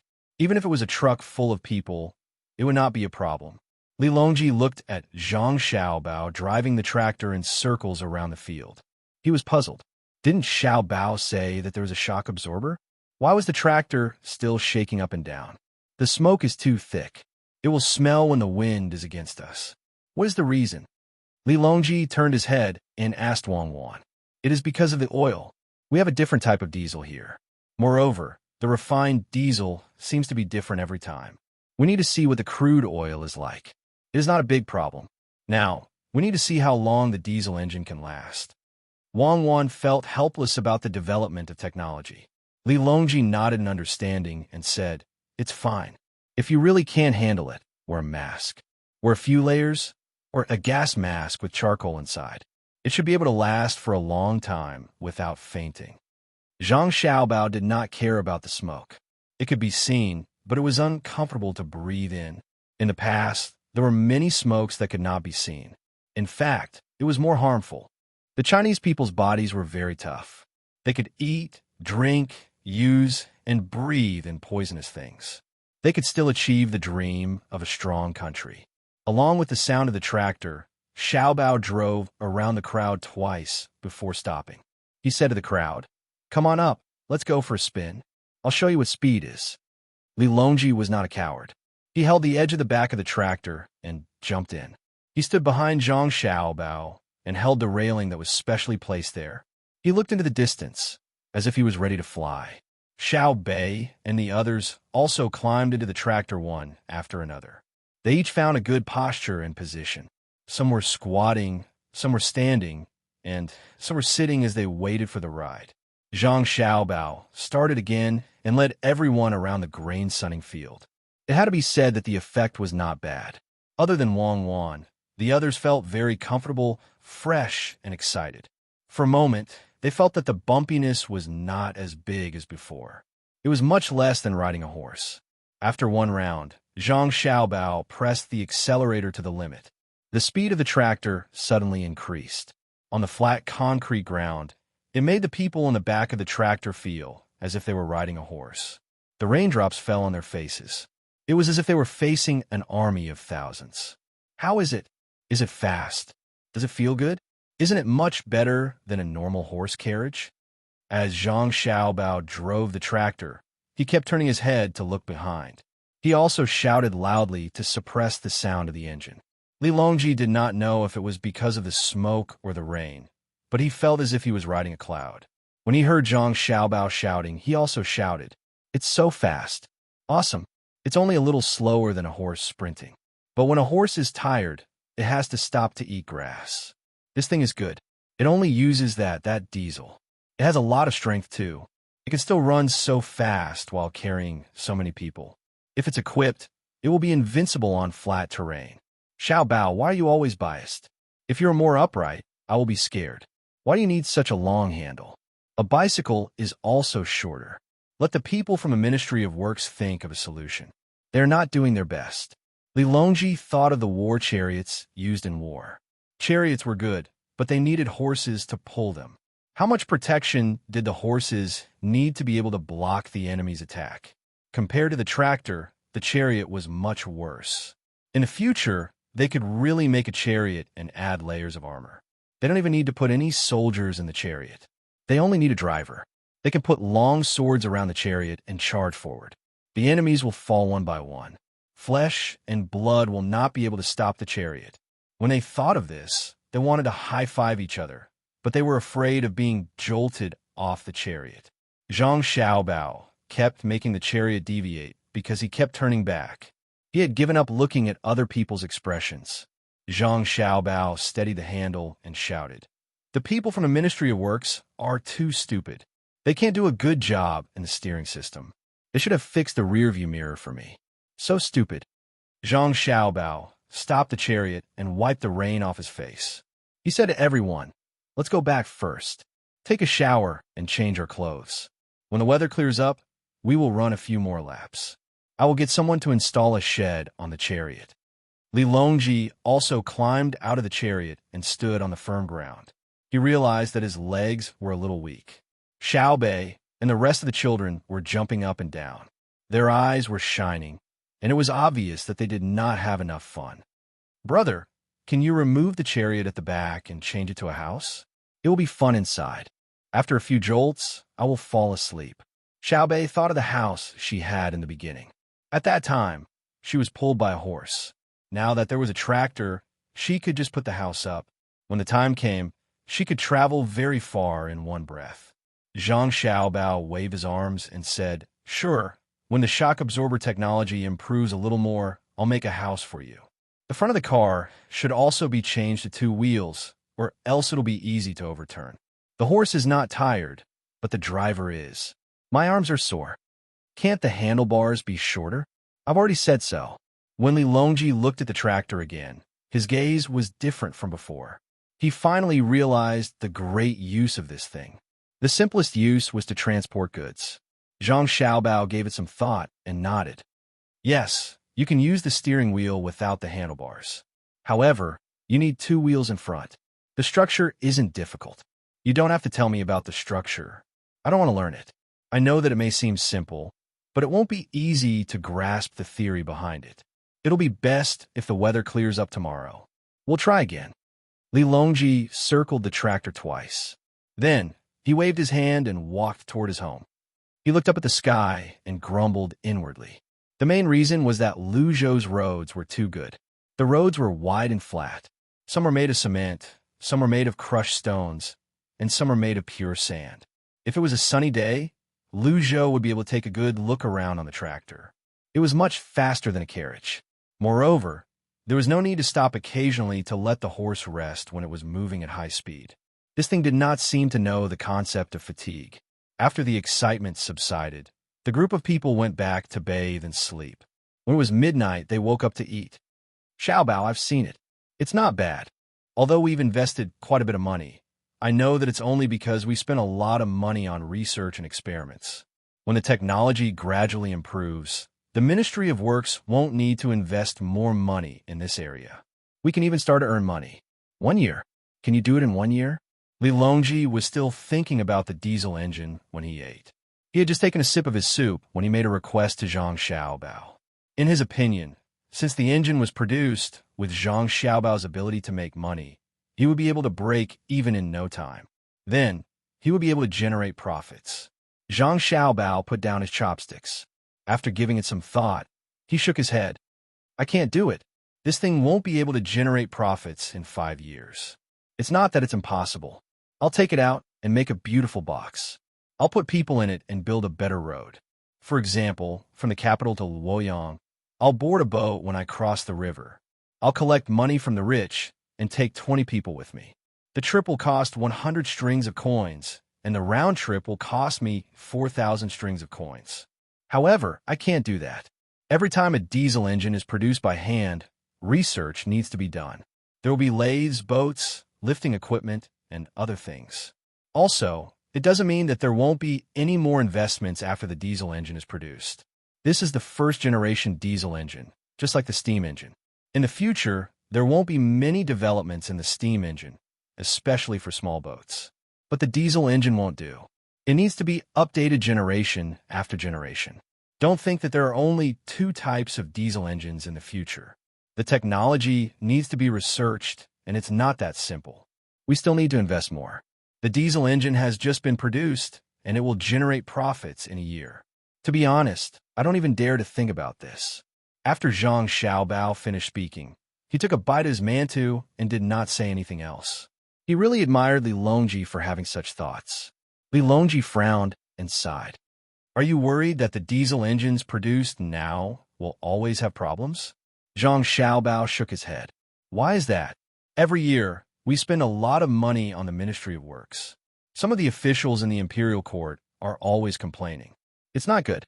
If we keep suppressing them, they won't have the mood to do anything else."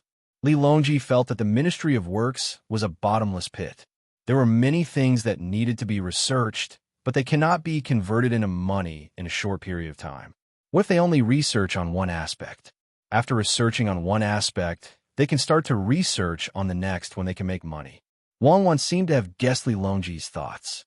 She stopped eating and said, "Your Majesty, we really need time to settle down. There are many technologies that cannot be researched by just anyone. They need to be researched as a whole. For example, the people in charge of the diesel engine research cannot do it. They also need to follow up on smelting, forging, and other aspects. Furthermore, even if they can produce a lot of diesel engines now, they cannot use them to make money. Who can we earn money from? Earn money from the imperial court? Earn money from the military? At most, we can only earn money from these two aspects. We cannot earn money from the rich. When the military is equipped with more equipment, including small boats, land transportation, and cannons, we will need to wait until the second generation. Only after researching on the second, third, or fourth generation can we bring out the first generation to use on the people's livelihood. We need to have some trump cards. Once we use it on the people's livelihood, others will know. I know that you want to use it as a machine for farming, water utilization, electricity generation, transportation, and so on. It does have these uses, but we need to wait. Li Longji had thought of this problem even without Wang Wan saying it. No matter what technology it was, as long as it was produced, its first application would be in the military. However, there was indeed pressure in the imperial court. Not everyone was so smart. Some people knew what was going on, but they could come up with a different theory that sounded convincing. Thinking about how some people were targeting the Zhang family and Wang family, Li Longji felt vexed. He said to Zhang Xiaobao, "If the Ministry of Works uses the National Treasury's money for research, there will be officials who will be unhappy. Even if they use my own money, in their eyes, my money is Great Tang's money. They will always feel that we don't have enough money, even if our current income is a few dozen taels of decibels. After all, we also have other expenses. If we encounter some special situation and don't have enough money, they will panic. If we don't use the National Treasury's money and only use your family's money, they will object. The Ministry of Works is Great Tang's Ministry of Works. If we keep using your money, won't it become your Ministry of Works? If you directly donate it to the imperial court, the officials in the imperial court will redistribute your money.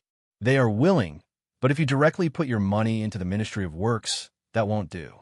Sigh, I can't do anything about the issue of status." Zhang Xiaobao looked at Li Longji and realized that Li Longji did have a helpless expression.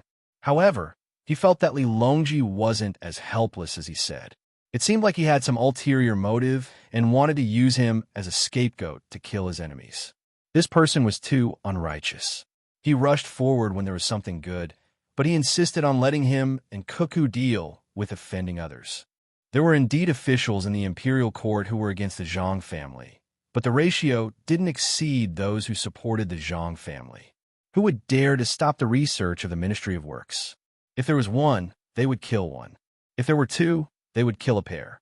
There were indeed people in the imperial court who didn't allow the Zhang family to spend money. However, that was in the beginning. Later on, didn't they set up a company together? Furthermore, they had invested a lot of money. After the company was set up, the money had to be spent by the Ministry of Works. At the same time, oh, I get it now. Li Longji must have seen the results, so he wanted to take them out first to shut the mouths of those who opposed him. He wanted to let them see hope and at the same time prove how prescient Li Longji was. However, he and Cuckoo had objected to taking out the diesel engine.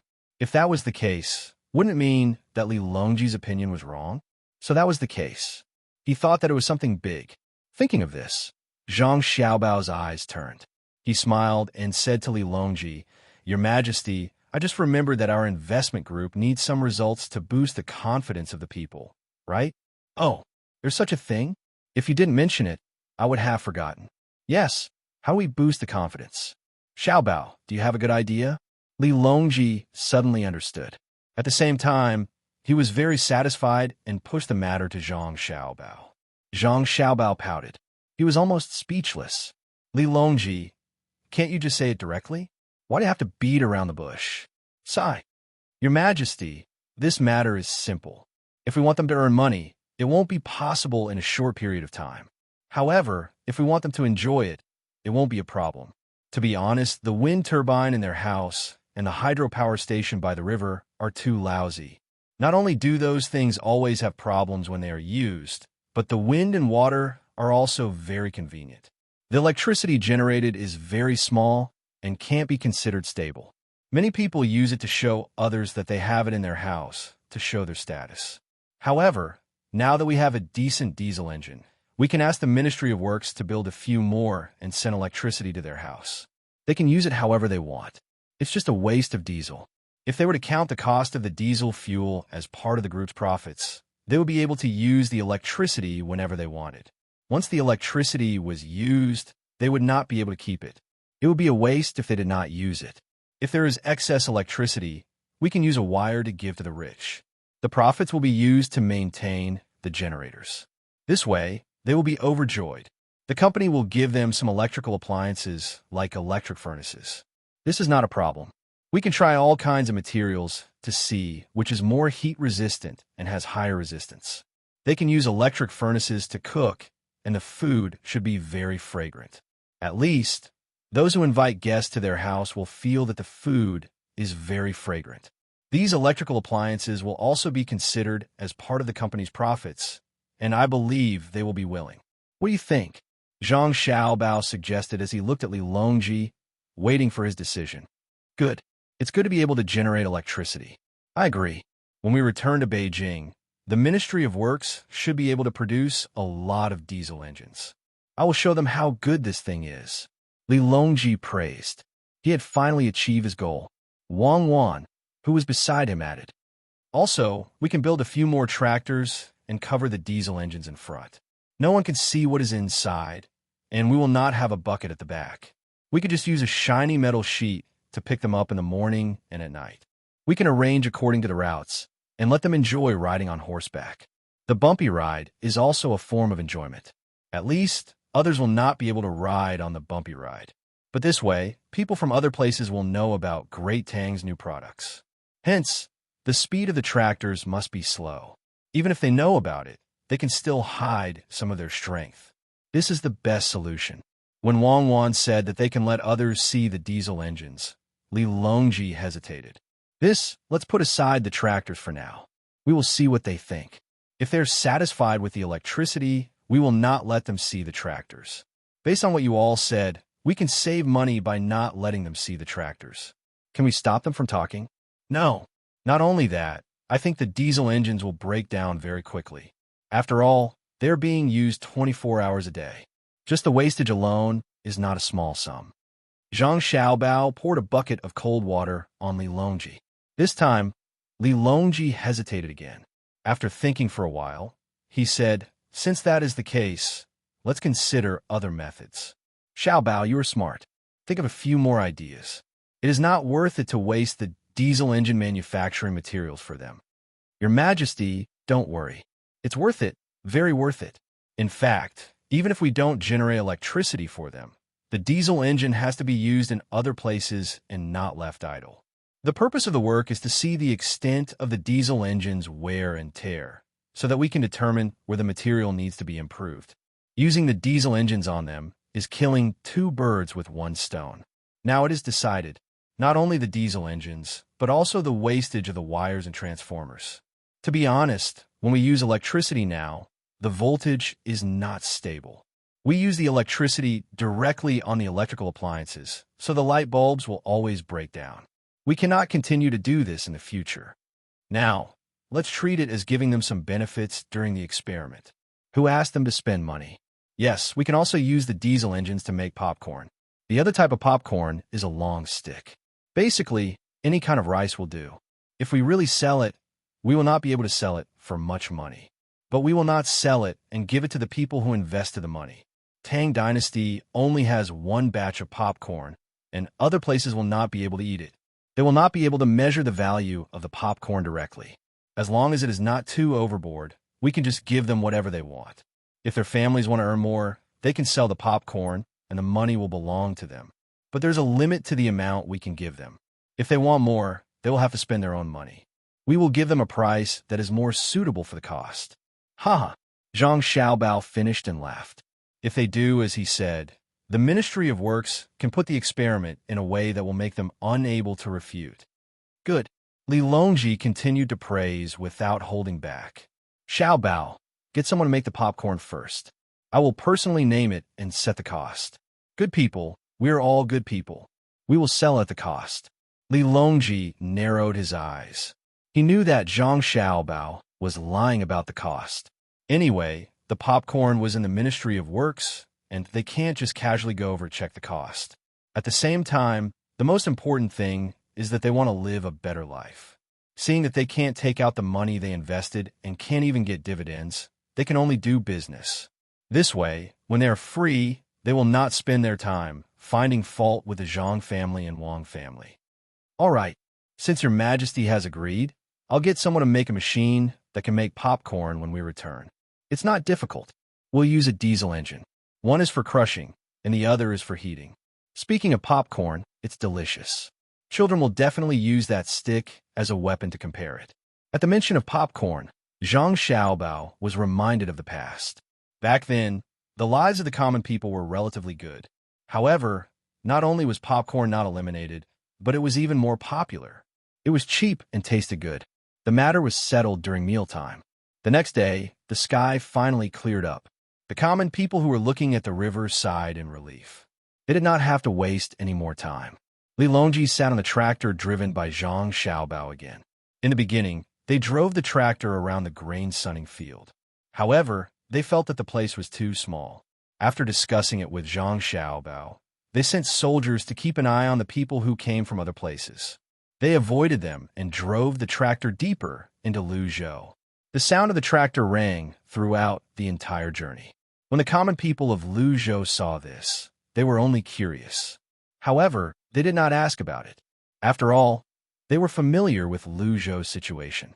There were many things that they were curious about. Every time they tested the weapons, they would be curious. However, they had developed the habit of keeping a secret. They would not tell outsiders. Even if they were from Great Tang, as long as they did not belong to Luzhou, they would not tell them anything related to intelligence. Zhang Wang clan's duo saw the tractor as well. Initially, they wanted to give it a try. However, they found the ride was very bumpy. Moreover, the sound was uncomfortable, so they gave up. Moreover, they did not allow Zhang Xiaobao to drive the tractor closer to Luzhou. They did not want to hurt the child in her womb. For the next few days, Li Longji would go out and ride the tractor every day. After 6 days, Li Longji lost the novelty of riding the tractor because he could not drive it himself. After sitting for a long time, he found that he would get carsick. Hence, he suggested riding the tractor for the last time in the next few days.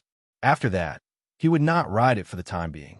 The last time Li Longji would ride the tractor was when he asked Zhang Xiaobao to bring a group of people to the foot of the 100,000 mountains to take a look. He wanted to leave the tractor at the foot of the 100,000 mountains for the time being.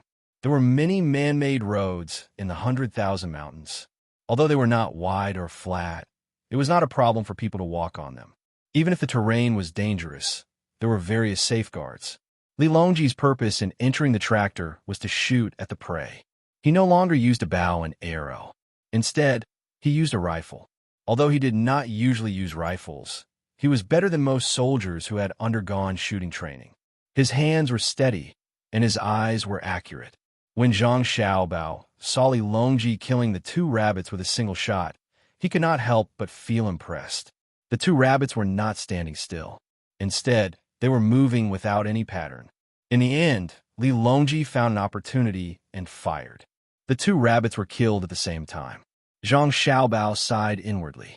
This was an awesome person. He did not lose his reputation at all. Wang Wan had said before about Li Longji's talent. No matter how muddle-headed he was in the later stages, he was still very impressive in the early stages. He learned things quickly, and he was very good at them. At the same time, he was able to govern the country and scheme against the various prime ministers. No one could be the left prime minister for too long until he became arrogant. After that, the great Tang started to go downhill. Chapter 1123. Li Longji did not know what would have happened to him if he had not met Zhang Xiaobao and Wang Wan. What would have happened to Tang Dynasty? He also did not know what Zhang Xiaobao thought of him. At this moment, he was competing with others in spear techniques. There was Gao Lishur, Wang Ju, and Luzhou's provincial governor, Su Mingyang. As for Empress Wang and Wu Huifei, they stayed at home to accompany Zhang Wang clan. They did not want to waste time, especially when they were going into the mountains. If there were too many people, they would not be able to hunt. The entire mountain was filled with people, especially many maids and eunuchs. The group was too big. If there were too few people, it would be inconvenient for them. They had to control their bathing and other things. Hence, they decided to stay. This was especially true for Wu Huifei. She did not like to fight personally. Now that she was in Luzhou, she could go to the Chamber of Commerce every day to observe and learn. She wanted to see if she could catch up with other people's thinking. She could even find loopholes in their thinking and help to fill in the gaps. It was a very fulfilling thing for her. Empress Wang liked martial arts. She was born in such a family. Under the circumstances that she did not want to go into the mountains with others, she would take a gun every day and go to the dock to practice target shooting. She would shoot at the targets on a small boat that was prepared for her in the water. Empress Wang found that the moving targets she used to shoot at in the palace could not be compared to the moving targets that moved up and down in the waves. There was almost no pattern to it. Seeing the small boat being pushed up by the waves and then falling, when he opened fire, he found that he missed because before the small boat could fall, the hidden force in the waves changed its position, or it was immediately pushed up again. This made her feel that she should take advantage of this time to practice her spear techniques. When she returned to the palace, she could show off her skills to the palace maids who did not follow her. Without them, Li Longji's group had an easier time in the mountains. Empress Wang and Wu Huifei did not come, but Pan and her sister came with Little Bei. They could not shoot yet, so they could only watch anxiously as others shot. From time to time, they would point at certain animals and shout at the adults who were hiding and preparing to launch a sneak attack. In the end, before the adults could react, the animals they pointed at first became alert and then ran away. The two of them had done such a thing countless times, but they still enjoyed it. To them, it didn't matter if they hit animals or not. As long as there were more people and it was lively, it was enough. Especially when they could follow Xiao Bei and the others. They could listen to stories before going to bed at night. Xiao Bei had just discovered a deer and was preparing to shoot when she got closer. Her gun's recoil was small, and the power was also small, so she had to get closer. In the end, just as they were about to reach the shooting position, Pan cheered the deer on, causing it to take large strides and run. Little Yuan, don't you think we should talk to Big Brother and Big Sister and ask them to give us a few rifles? Our shitty handguns are too close, and Pan, and the others want to help so much, so we can't hit them. Sigh. Today was probably the day with the least harvest. It had been a few days already. The 11 of us can't even compare to one of them after a day of fighting. That hateful Su Mingyang can actually shoot more than us. Outrageous. After Xiao Bei saw that they couldn't catch up to the deer, she complained to Little Yuan. Of course, she didn't say that Pan, and the others were bad. They were still children, so they couldn't treat them as burdens. If there was no more prey, they could think of a way, but they couldn't hurt the hearts of children. Little Yuan hesitated for a moment and said, I think Big Brother and Big Sister can't agree. The recoil of the rifle is strong, and it can easily hurt us. It's better to continue shooting with the handguns. If it really doesn't work, we can go to a place with water and wait. Animals need to drink water after all. It's all the tourists' fault. I heard from Big Brother and Big Sister that the animals in the mountains didn't know how to be afraid when they saw people, and they didn't run. In the end, because of the tourists hunting, they made the animals smart. They ran away as fast as they could when the wind blew and the grass blew. Sigh. Thinking of this matter, Little Yuan was indeed helpless, but she also understood. Guns are not allowed in other places, no matter how rich you were. In the entire Tang Dynasty, other than the soldiers who specialized in training guns, only the 100,000 Mountains tourist area to the north of Luzhou could use guns. The tourists needed to rent a gun first. According to the gun, the cost was different. Handguns were cheap, rifles were expensive, and machine guns. There were no machine guns, but there were several kinds of rifles and handguns. They could choose their guns according to their height, body coordination, and habits in their daily life. Of course, the bullets were the same. It was impossible to make many kinds of bullets. That would be very disadvantageous to the army. Then, those people could play with guns. As long as they had money, and they didn't hold a gun alone, and there was someone watching over them, they could play with guns as they pleased. Bullets are not very expensive as well. Usually it cost 3 rounds. How many people who could travel to the 100,000 mountains north of Luzhou would care about this little bit of money? Although the cost of bullets was very low, 60 to 70 rounds of bullets could be made with a typical amount of money.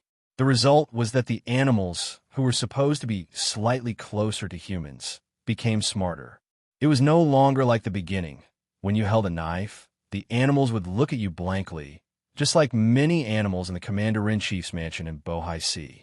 Xiao Bei also sighed and said, "There are many animals in the 100,000 mountains.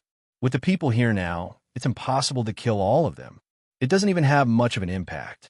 After all, everyone is here to play. There are many bullets, but more people can't catch any prey. More importantly, if they catch too much prey, they need to spend more money to buy the prey back. It sounds unreasonable, but people still come. Little Yuan, let's give it a try. We're not as young as we were a few years ago. We don't lack any nutrition, and we can play all kinds of games to train our bodies. We're bigger than ordinary children of the same age. Tell Big Brother and Big Sister to let us try shooting a few rifles. If it's possible, ask for a few.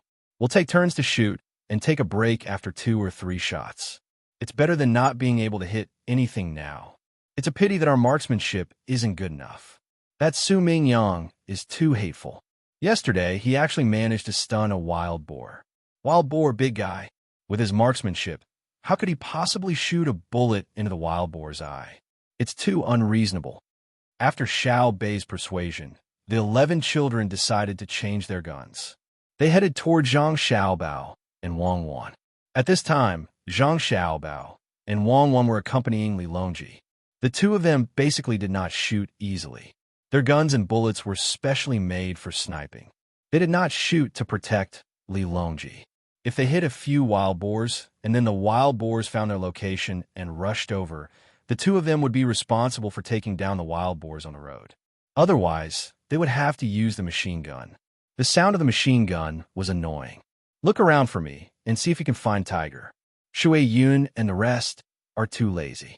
After they came over, they ran to the trees to rest. They didn't work and specifically waited for us to catch prey to feed them. If they don't have the ability, I won't say anything. But their family is in the 100,000 mountains. How can they catch food to eat? After Li Longji shot another rabbit, he decided not to shoot any more rabbits when he saw one in the future. There was no sense of accomplishment. He complained that Shui Yun's family did not help him find powerful prey. Yesterday's harvest was quite good, but it was not as impressive as when Su Mingyang hunted a wild boar.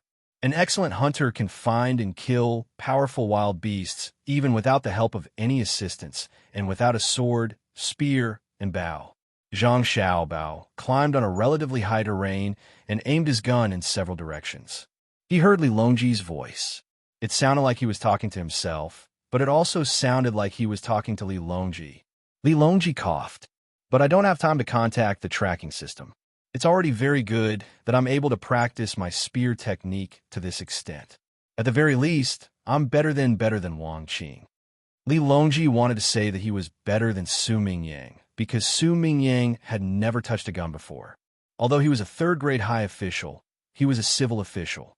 Whether it was before or after he came to Luzhou, he had never touched a real gun.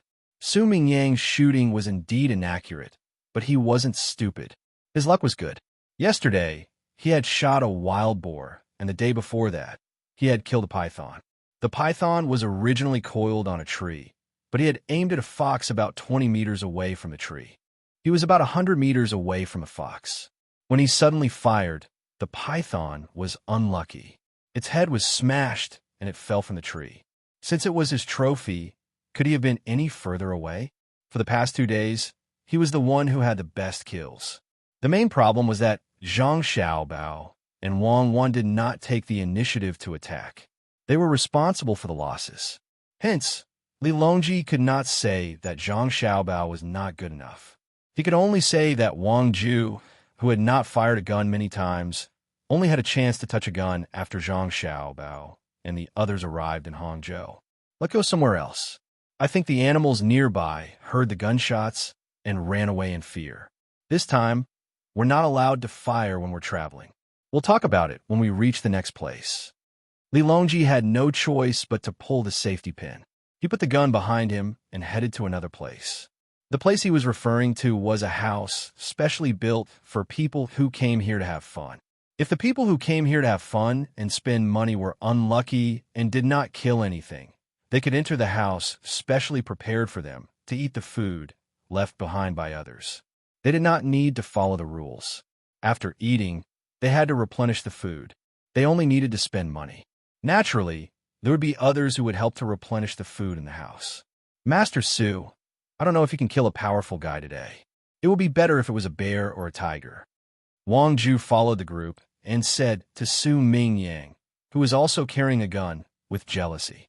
Su Mingyang smiled embarrassedly. I'll try my best. I was lucky yesterday and the day before yesterday. Anyway, these few days have been good. I don't think I can do it today, but I don't expect to. It's best if I can kill something. Even if I can't, I won't starve. After saying this, Su Mingyang still had a trace of pride. He did not need to kill anything today to eat. His harvest the day before yesterday and yesterday had already given him the qualifications to eat here for half a month. This was the rules set by Li Longji when they came. Lord Su, you should shoot as many as you can. If you shoot more, not only will you be able to eat, but you will also be rewarded. I'm impressed. I can't do it. Although I touched the gun a few days earlier than you and practiced on the boat, I'm not as accurate as you. Wang Ju emphasized again. What he meant was that if Su Mingyang decided which animal to shoot, he would definitely not be able to hit it. He guaranteed that he would miss. He had touched the gun before Su Mingyang. So how could his marksmanship not be as good as Su Mingyang's? Su Mingyang did not say anything this time. He just smiled. He admitted that his marksmanship was not good. What was good was luck. He was always able to find a dead mouse. However, he also liked guns very much. In the past, he only knew that some of the Tang army could use guns, which were more powerful than crossbows. It was a pity that he had never touched a gun before. He could not even see one. This time, the emperor allowed him to come, and he finally got to try it. It was really addicting. At such a long distance, he did not need to use too much strength. He only needed to hook his finger to kill the other side. There was nothing more addictive than this. If he could stay a few more days, he would definitely be able to practice his marksmanship. Even if it was a little worse than the emperor, it would still be better than other people. The only pity was that he did not see Zhang Xiaobao and Wang Wan's marksmanship. It was said that the two of them were the ones who could be called accurate. They basically shot wherever they pointed. However, since entering the mountains, the two of them had only fired a few times. Moreover, they were not shooting at animals. They just randomly shot at a place. Of course, they did not admit that they were randomly shooting. Instead, they said that the places where they shot were all places where there might be an ambush. When the bullets hit, they would know if there was anyone hiding there. How is that possible? If someone was hiding and you hit them, if someone was really hit in the head, they would die. There would not be any other movements. How could you tell if there was someone or not? Until now, they had not found anyone lying in ambush. In fact, if it was him, he could also do this. If there was really someone there, they would be scared out of their wits.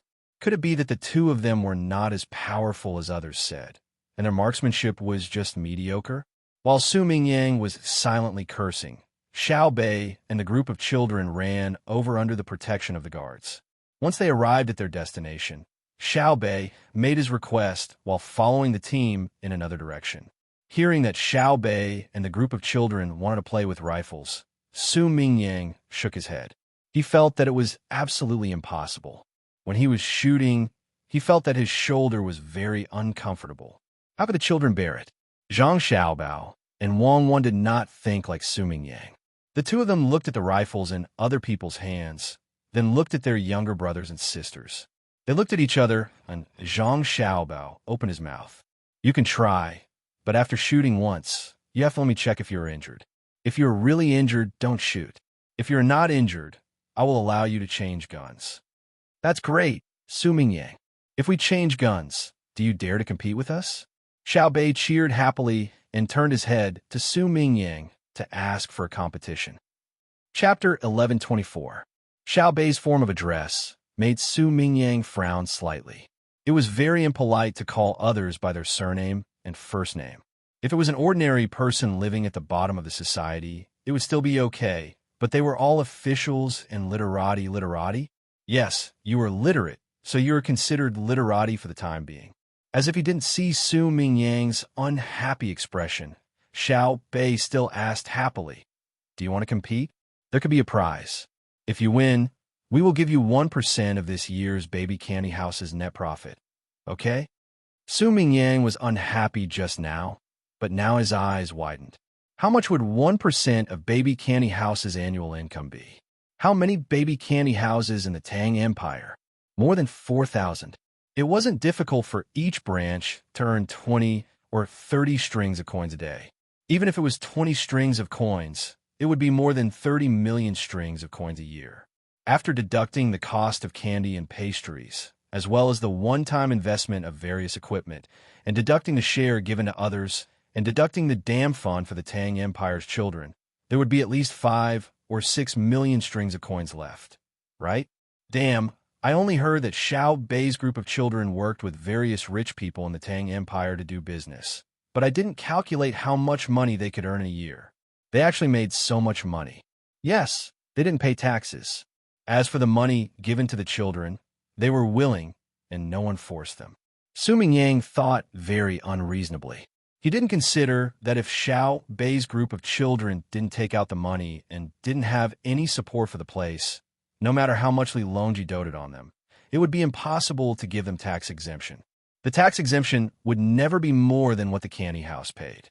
Su Mingyang was thinking about 1% at the moment, which was at least 50,000 strings of coins. 50,000, he wouldn't be able to earn that much even if he became an official until he died. Damn businessmen, damn officials and businessmen as one. They should be confiscated. Okay, I'll play a game with you and see who's the best. Su Mingyang, who couldn't resist the temptation, finally agreed shamelessly. He didn't forget to secretly look at Zhang Xiaobao and Wang Wan, afraid that they would object. Really? Xiao Bei asked again happily. Really? Su Mingyang didn't want anything for money. Okay, let me ask first, do you have money? Xiao Bei looked up and asked. Su Mingyang was stunned. What money? Wager, we'll take out 1% of the net profit. What will you take out? Xiao Bei asked with a puzzled look on his face. It was as if he was saying, "You're so stupid. It's such a simple logic. Naturally, both parties have to offer a stake. Don't tell me you want to gain something without risking anything." Ha ha ha. Li Longji laughed heartily. Wang Wan pursed her lips. Zhang Xiaobao looked down at his feet. Gao Lisher also chuckled and instantly put on a straight face. He said to Su Mingyang, "Governor Su, do you think Xiao Bei and the others are fools?" I wouldn't dare. I wasn't thinking about the prize just now. I was just thinking about playing with Xiao Bei and the others.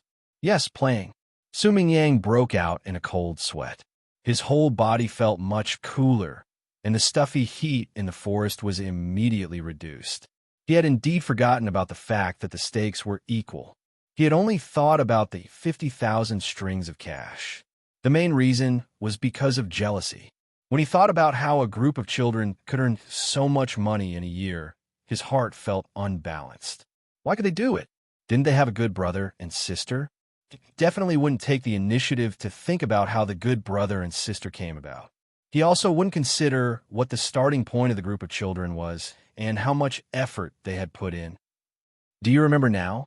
Wang Chu asked coldly. A provincial governor who was almost 40 years old actually didn't care about his face for a bit of money. Do you think you can fool my grandson and granddaughter? Your IQ is really too low. Su Mingyang's face suddenly turned red. He nodded shyly. I remember now. I don't have the money to gamble, so I might as well not ask for a stake and just shoot a few shots. It's my fault. He once again displayed his ability to be flexible. I'll apologize, okay? In any case, you don't have any evidence to prove what I was thinking. Xiao Bei sighed regretfully. She thought that Su Mingyang would take out the money and win it. She was still very confident in her team. Although Su Mingyang was an adult, he hadn't been holding a gun for long. We are children, but we have practiced many times. Although it's a small gun and isn't very powerful, we still need to consider the wind direction and recoil when practicing. especially Xiaonan. He is the most accurate. On a 50-meter target, every shot has 10 points. On a 100-meter target, every shot has hit the target. The main reason is that the bullets are not powerful, so they will drift after hitting that distance. If it was a 30-meter shooting duel, Su Mingyang would be beaten into a beehive. Talent, this is talent. Who told you to not develop your talent when you were young? Xiao Bei, who found that she couldn't make much money, rolled her eyes. She pulled the other children together and began to mutter. Pan also squeezed in and called out. It seemed that she wanted to help but couldn't think of a good idea, so she was anxious. Li Longji and the others didn't rush them, especially Li Longji. He really wanted to see what kind of bad idea the little brats came up with. He understood the abilities of the little brats very well. They were different from ordinary children. Of course, their education methods were also different. Take his own daughter, Pan, for example. Along the way, he saw that when Pan saw others boiling water, she always wanted to reach out and try. If he were to teach her, he would definitely tell Pan not to reach out. The water was hot and could burn. If Pan still didn't understand, he would say it over and over again until she remembered. However, Xiao Bao boiled a pot of water. Using a thermometer, when the temperature reached 70 degrees, he prepared a basin of cold water mixed with vinegar. He had Pan and the equally curious June put their hands into the 70 degrees water. When Pan and June cried out because they were scalded, he immediately put their hands into another basin. Then he said that the water would burn people when it was heated to a certain point. Furthermore, he took out water of various temperatures under 70 degrees for the two to try. He didn't get tired of it. In the end, after trying for an hour, Pan and Jun actually understood that when they put their hands into the hot water and then into the cold water, they would feel that the cold water was even colder. They couldn't help but be impressed. Who in a normal family would specially boil water of various temperatures for their children to try for such a thing? However, Xiao Bao was able to do it. He even said with conviction that this was called direct experience. It was the fastest way for a person to accept and understand experience. Indirect experience was a bit lacking. So, when the conditions were right, they had to give their children as many opportunities to gain direct experience as possible. The prerequisite was that there was no danger. It was likely that Xiao Bei and the others had received a lot of direct experience education. Otherwise, they wouldn't be so smart. The group of children didn't know what the adults were thinking. After muttering for a while, they still let Xiao Bei handle the external matters. How about this, Su Mingyang? We're talking about money. We're all officials of the same court. Money is just a worldly possession. How about we use other things as wagers? Xiao Bei said to Su Mingyang with the appearance of an adult. Su Mingyang was almost driven crazy by Xiao Bei's words. This was what a child would say. Since they could say something like an adult, how could they not know that directly calling someone by their name was rude? It seems that the children were still worried. That's fine. Whatever you say, it's what it is. As long as I can do it, Su Mingyang said magnanimously. Now that there were other people present, he had to put on an act. I'm an adult. I won't argue with you children. I'm competing with you in shooting to play with you. I don't have any other thoughts. Since Su Qing said so, this one will vouch for you. Li Longji and Wei Wei nodded. They gave Su Mingyang face and admitted that he wasn't doing it for Xiao Bei and the others' money. Xiao Bei raised his head and asked, "Really?" Su Mingyang trembled. He was already afraid that Xiao Bei would ask these two words. Now, he really wanted to ask first. What was the bet? But he was afraid that if he asked, the emperor and others would look down on him. So he could only nod and say, "Really? Well, I'll believe you this time. In fact, it's very simple. We won't gamble with money. As I said just now, it's not good to talk about money, and we won't gamble with things. Things are bought with money. You can rest assured. We won't say that whoever loses will resign. This position is given by Uncle Emperor. It's solemn, sacred, and can't be blasphemed, right?" Xiao Bei's mouth became nimble again. Su Mingyang nodded, but he secretly cursed. "You still know it's solemn and sacred?" "Uncle Emperor, these 4 words go against what you said. If you want to resign, I won't agree.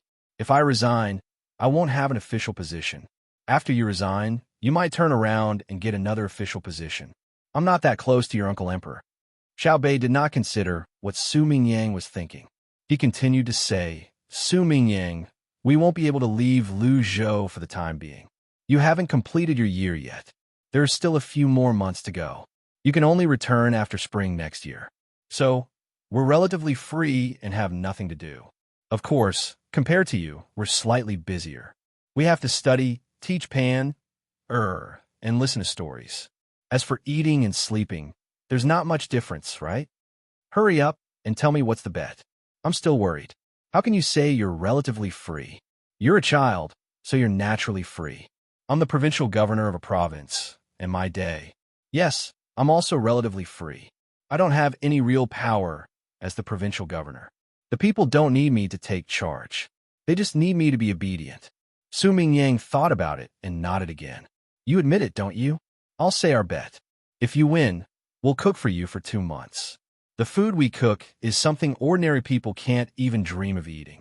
For 2 months, we're not afraid of hard work, but we can only cook 1 meal a day. If you lose, you'll work for 2 months at the docks with the people of Luzhou. No matter what the work is, you'll do it. You only need to cook 1 meal. As a local official, you should share the joys and sorrows of the people. What do you think? Xiao Bei told him the bet they had discussed. When Su Mingyang heard this, he was a little hesitant. He quickly glanced around and saw the emperor looking at him. He thought that even if he lost, he would work with the people at the dock for the emperor. Moreover, it was only for 1 meal. It did not matter. It was not shameful. If he won, he would not eat the food cooked by Xiao Bei and the others. He would have to show generosity and treat it as coaxing the children to leave a good impression on the emperor. So, he said, Okay, I agree. Huh, Xiao Bei cheered.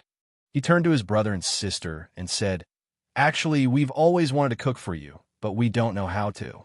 Great. Now that we've lost, we'll use Su Mingyang as a test subject.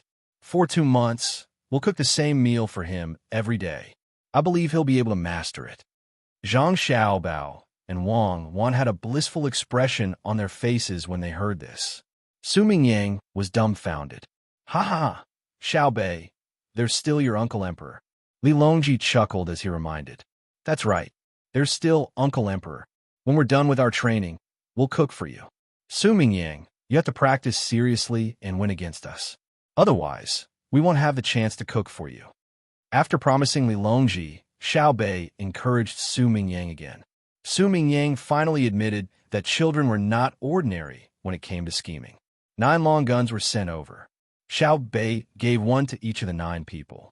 Before the competition started, they each found a few targets that were far away and near to them to test the guns. After firing a few shots and familiarizing himself with the guns in his hands, Xiao Bei rubbed his shoulders and said to Zhang Xiaobao, Brother, it hurts a little. It feels like my bones are falling apart. Zhang Xiaobao squeezed Xiao Bei's shoulders and arms. He asked again and ordered someone to bring over 9 things that were torn from the bedding and tied them to his brother and sister. He said, Now you can shoot a few more times. Rub it with medicinal wine before going to bed at night. You'll be fine after a few days of familiarizing yourself with it. Can we always use rifles in the future?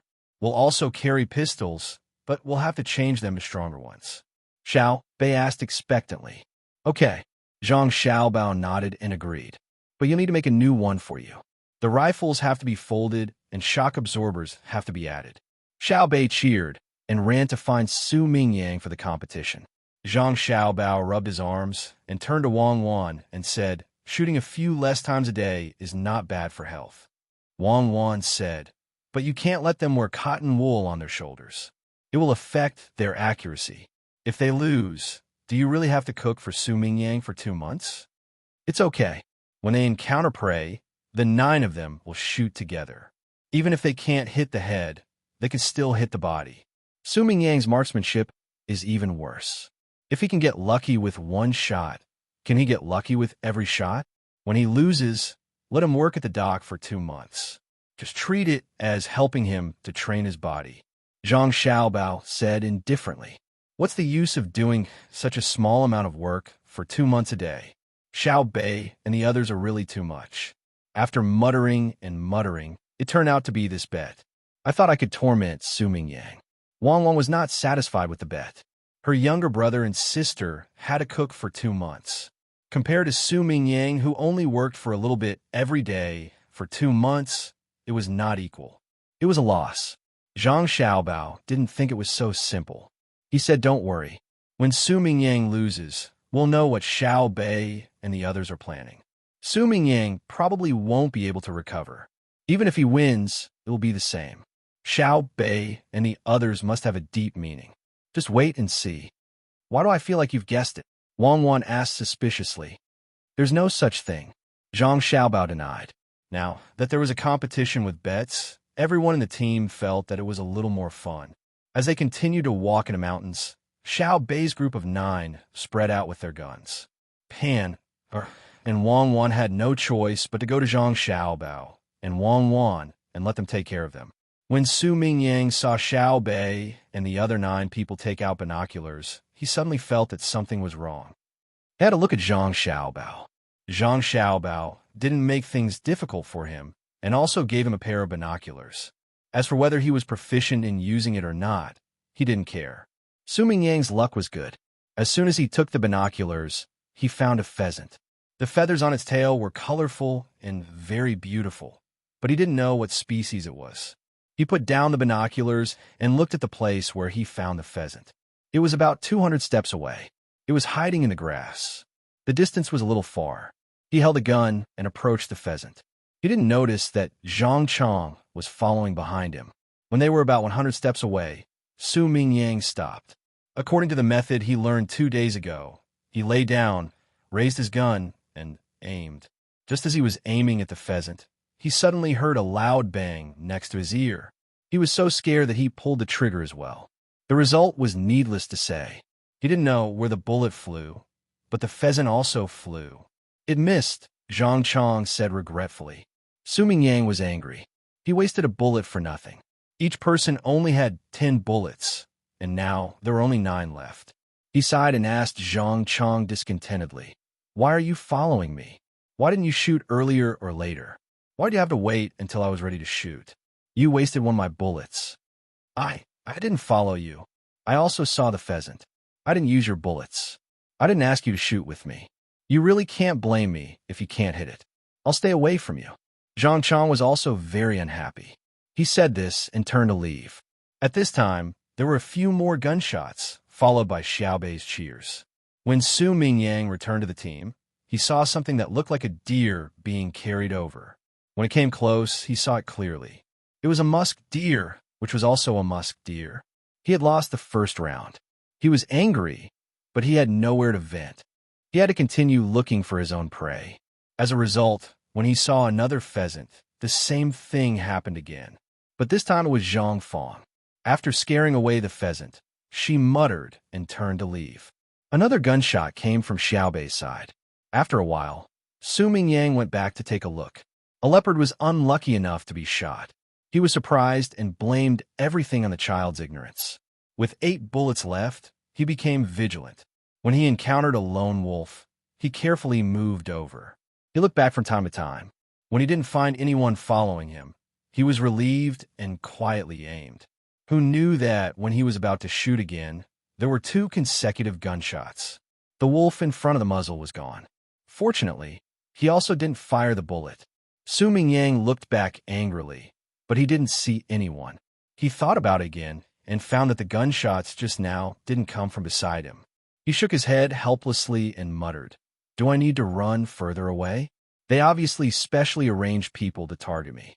If I lose, I have to work at the dock." Chapter 1125. Su Mingyang, who was moving forward, was not stupid enough to leave the group. He knew the situation in the 100,000 Mountains very well. He had been here twice in the name of traveling. This was the advantage of being the provincial governor. He had nothing to do usually. No matter where he wanted to go, as long as he was not too far away from Luzhou, no one would object. He wanted to go to the 100,000 Mountains to play and have others by his side to protect him. Therefore, he had also seen some of the situations in the 100,000 Mountains. Usually it was okay, but occasionally there were dangers, especially when they left the main road. There were all kinds of poisonous insects, snakes, and other animals that specialized in eating meat. The danger was not small. Usually, people who came to travel had to move forward according to the requirements of the people they were protecting. They were not allowed to leave the group casually. He did not think that all the animals in the 100,000 mountains would obediently worship the emperor like the people. Therefore, even if he walked in front, he was still under the protection of the large group. However, there was a difference between the front and the emperor. There were relatively fewer guards, so there were fewer animals that were scared away. Some animals even saw that there were fewer people in front and wanted to ambush or something. This was his opportunity. There were only 8 bullets left. No matter what, he had to kill a few more prey. As for whether Xiao Bei and the others would let others kill the prey, Su Mingyang was not worried at all.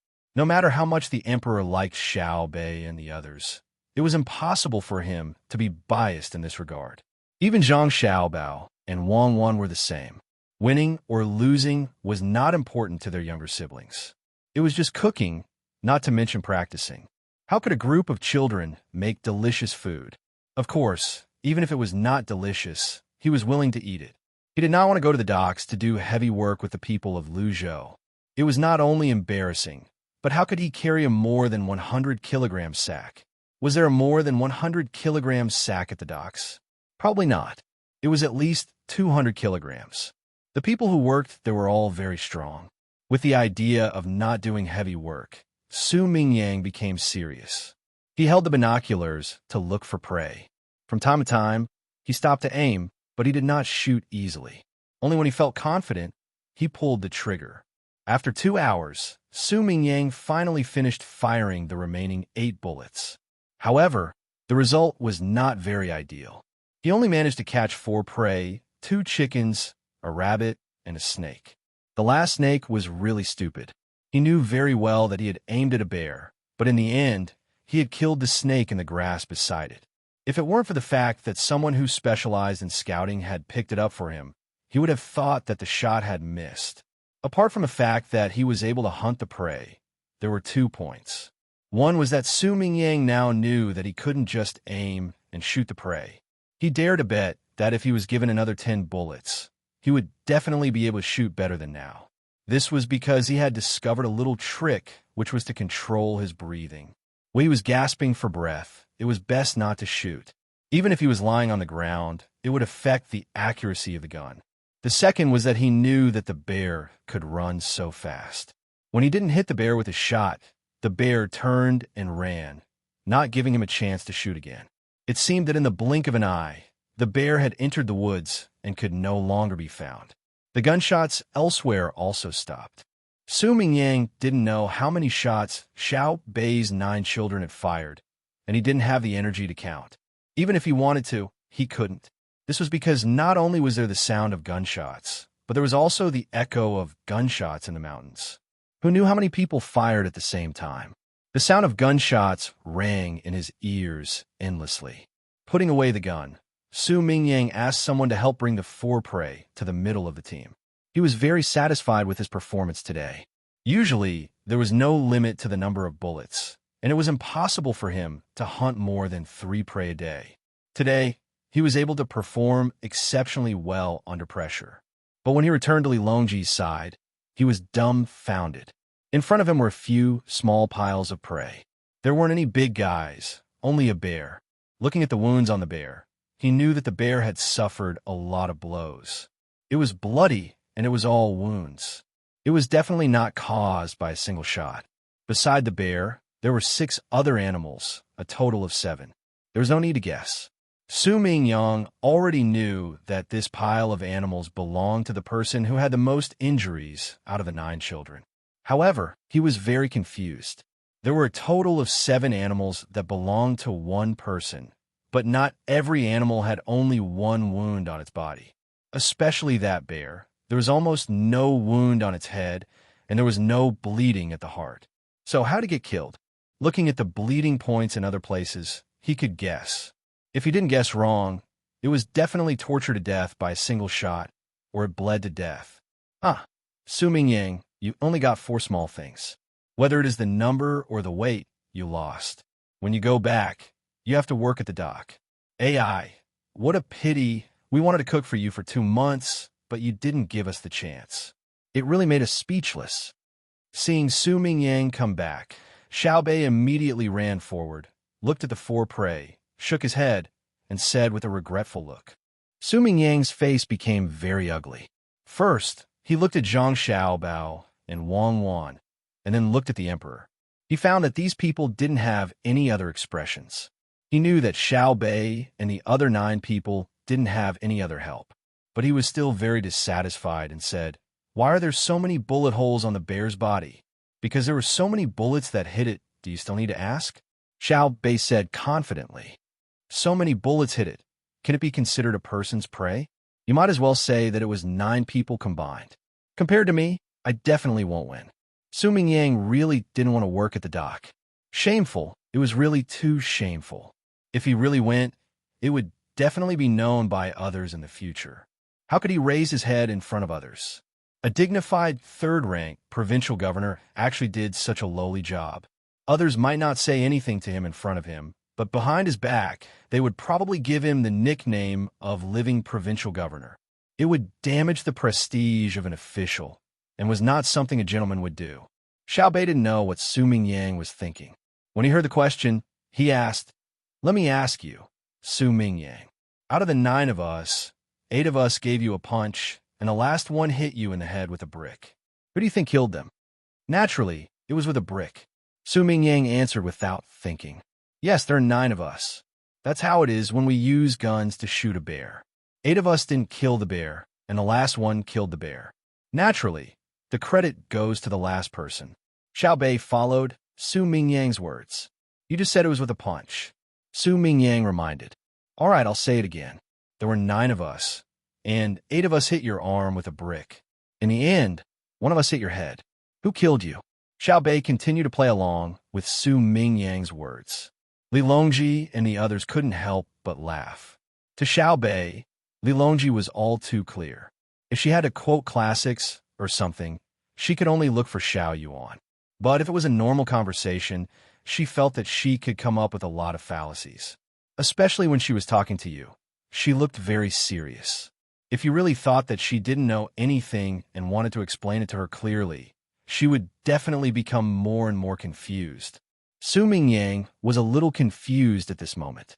He raised his hand to rub his temples and said to Xiaobei, "That's not what I mean. What I mean is, look, there are 9 of you, and others helped to shoot. Even if the last shot was fired by the most important person among you, don't you think it's unfair to me?" You're saying it's fair? Fair, why is it fair? What is fair? What is fair? Is it even? When Xiaobei heard this, she also asked in confusion. She tried her best to tiptoe and gestured with her hand above her head. She really wanted to reach Su Mingyang's head, but even if she raised her arm, she couldn't reach Su Mingyang's head. She just tilted her head back and forth to level it. Su Mingyang was stunned and immediately became speechless. He understood what Xiaobei was trying to say. She was saying, "If you want to talk about fairness with us, how old are you and how old are we? I'm not even as tall as you when I raise my arm, and you want to talk about fairness with us like this?" For a moment, Su Mingyang felt very embarrassed, but he still couldn't bring himself to admit defeat and work at the docks. So he asked, "When you were on the battlefield, did the enemy not hit you because you were young?" "No." "Then let me ask you, when you were on the battlefield, did you not shoot because you were alone and the other party was 9 people?" Xiaobei stared and asked. "Ha ha." Li Longji laughed even more heartily. He didn't care who won or lost. He came out to play for fun, and now he felt that it was very interesting. Su Mingyang's expression became even uglier. "I don't believe that any of you can shoot so accurately. Every shot was at a critical moment and at a critical position. For example, this bear, how can you be sure that it was killed by the person who killed the other 6 prey? Can you be sure that it was him or her who aimed that shot intentionally? No, we can't compare to you. We're not like the snake you killed in the end. It was hiding in the grass, but in the end, its head was still smashed by you. Admirable, truly admirable. You scared away the bear beside you. I'm guessing that the bear will be scared and tell its descendants that there was a person with very accurate marksmanship. Thankfully, That person didn't aim at me, or there wouldn't be any of you. Back then, I came out to hunt with Brother Snake. In the end, Brother Snake wanted to trick me by making me stand at a conspicuous spot. In the end, that person saw through Brother Snake's trick. He wanted to eat the snake's gallbladder, so he pretended to aim at me, but he actually shot Brother Snake unexpectedly. Brother Snake sacrificed himself just like that. Haha, I'm dying of laughter. As Xiao Bei spoke to Su Mingyang, she held her stomach and laughed. Huh. When the surrounding people heard Xiao Bei's words, whether they were guards or waiters, they couldn't help but laugh. Li Longji even pinched his own thigh. He was laughing so hard that his stomach hurt. Su Mingyang was completely dumbfounded. He didn't expect Xiao Bei to be so eloquent. After pondering for a moment, he finally gave up on finding excuses. He gritted his teeth and said in a huff, "All right, I'll consider it your win. Isn't it just 2 months of work? 1 meal at a time. If I do it, I can get closer to the people. All right, I guess you're right. Go back to work. I'll give you the bullets, and you can continue to shoot. But we won't compete unless you can take out other stakes. The prey you've hunted now is yours. You have something to eat again. Congratulations." Xiao Bei said to Su Mingyang in a very magnanimous manner. She couldn't continue shooting today. Her arm still hurt. She would probably have to get her brother and sister to rub it with medicinal wine tonight. She could only try using a rifle the next day. For children, there was no such thing as an adult. If they exercised too much today, their muscles wouldn't be able to adapt and wouldn't be able to recover for a few days. Usually, they would be fine after a good night's sleep. Su Mingyang suppressed his gloomy thoughts and asked for a lot of bullets. He continued to accompany Li Longji and the others as they moved forward to look for prey. While walking, he didn't forget to take this opportunity to get closer to the emperor and talk to Li Longji. "Your Majesty, this subject discovered a secret when I was fighting with Patrol Inspector Zhang and the others." Su Mingyang wasn't in a hurry to look for animals to shoot. Seeing the emperor looking around with binoculars, he said, "In fact, Li Longji didn't have to hunt prey. He was looking at the terrain here and wondering if there was a place that could be used if there was a war. If he could pull a few troops over and have a confrontation exercise here, what kind of harvest could he get?" Hearing Su Mingyang's words, he observed and asked, "What secret? Tell me." Replying to your Majesty, this subject discovered that when shooting, it's best to hold your breath and then shoot. If you shoot, the gun will be very stable and won't deviate too much unless there's an accidental situation. Su Mingyang replied. When he said that the gun wouldn't deviate too much, he would feel embarrassed if there was an accidental situation. Clearly, the snake that scared the bear away was one of his masterpieces. Li Longji didn't speak directly. After looking around again, he said, "This is the conclusion you came to? Do you know where the 2 main points that we have to remember when we Great Tang riflemen are training?"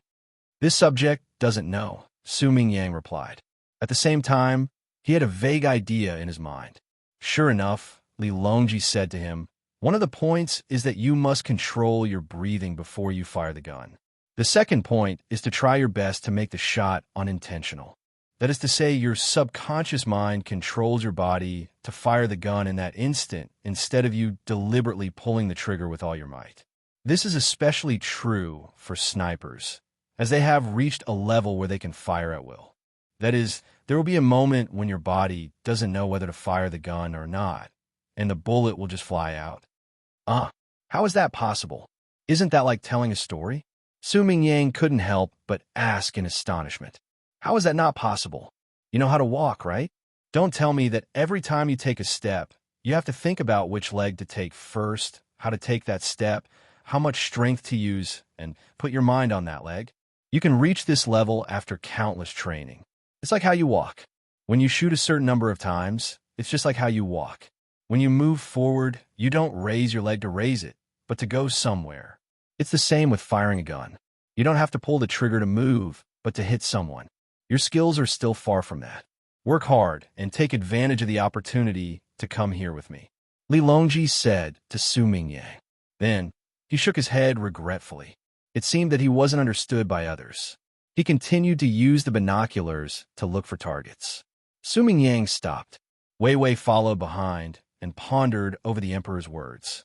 Gao Lisher also slowed down slightly. He said to Su Mingyang, "That's how Lil Nin fired the gun earlier. She took only a short time to aim. When she actually fired the gun, it was completed in an instant." Xiao Bao and Cuckoo also fired the gun almost instantly. It's like how you write when you're not deliberately practicing calligraphy. If you want to write every stroke well, it won't be as comfortable as writing when you're not paying attention. Of course, no matter how you write, your handwriting won't look good. I've seen your handwriting before. Yes, I'll work hard to practice calligraphy in the future. Su Mingyang agreed gloomily. It was one thing that he couldn't win against others in terms of shooting, but now it was related to calligraphy. Who could he complain to? Li Longji and the others stayed in the 100,000 Mountains for half a month before they returned to the construction site of Luzhou's railroad. They finally got to see how the railroad was built. On the flat land, the construction workers were all from Great Tang. They helped to carry the railroad tracks and the sleepers. They were very careful and did not ask for speed. They were all recruited from places around Luzhou. They were paid, and their meals were not bad. There were 4 shifts in total. Each shift worked for 6 hours. After that, they could rest. However, they could do other manual labor. Moreover, because the beach was humid, they could drink some wine. When they encountered mountains or slopes, they would be replaced by people from other places. There were people from Xinyuan Island and Kunlun slaves. These people worked in 3 shifts. They were not as tired as Zhang Xiaobao said. It was not that they did not want to, but they could not. If they really did that, they would work for 8 to 18 hours a day. It was fine in the first few hours, but in the end, they would be exhausted. If that was the case, it would be better to let them rest. They would work for 8 hours and then sleep. After 4 hours of sleep, they would wake up and work for another 4 hours. They would eat and continue to sleep to ensure that they had stamina. However, when they worked, they had to be fast. Those who were slow would be whipped.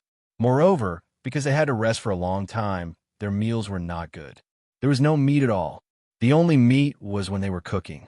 When they were stewing in a big pot, they would sprinkle a spoonful of oil on it when it was almost done. There was a lot of oil in the bowl, and no matter who scooped it, there would be oil in the bowl. However, the dishes were not greasy. Under normal circumstances, the oil was used to keep the dishes warm so that the heat would not dissipate so quickly. The staple food was not very good. It was not comparable to the people of Great Tang. They ate rice, white flour, millet, sorghum, and the like. Generally, they ate highland barley, which was usually used to feed the animals. If there was something good, it would be the salted vegetables. They tasted good and were salty enough. Not only was there a lot of salted vegetables near the beach, but it was the same on other roads as well. They were afraid that the people who worked would not eat enough salt and would be exhausted. Even so, the people who worked felt that the food was good. This was because they could not see what the people of Great Tang ate when they worked. The captives who were captured on Xinyuan Island felt that the food in Great Tang was very good. At the very least, there was a wide variety of dishes. Moreover, the taste was more than twice as good as what they used to eat. When they were on the island, it was not easy for them. They were also very tired. Moreover, they had to hunt for long periods of time. Their meals were usually eaten or cooked in stone pots. How could it compare to the food they ate now? There were many good seasonings in the dishes, and the chef was skilled as well. The food tasted delicious. If there was a flaw, it would be that there was no meat. It was not that there was no meat at all. Since the people of Luzhou lived near the beach, the least valuable food was fish. Every 2 or 3 days, fish would be cooked for them. They were much better off compared to the people in some places in Great Tang. Su Mingyang was also inspecting the food. When he saw how happy the slaves were during the meal, he had a sad expression on his face. He said to Li Longji, "Your Majesty, I've realized that ignorance is a kind of happiness sometimes. They're content with food like this. How pitiful." Li Longji looked at Su Mingyang in surprise. He nodded and said, "It's because they're not from Great Tang. Don't you think so, Little Bei?" Li Longji asked Little Bei and the others.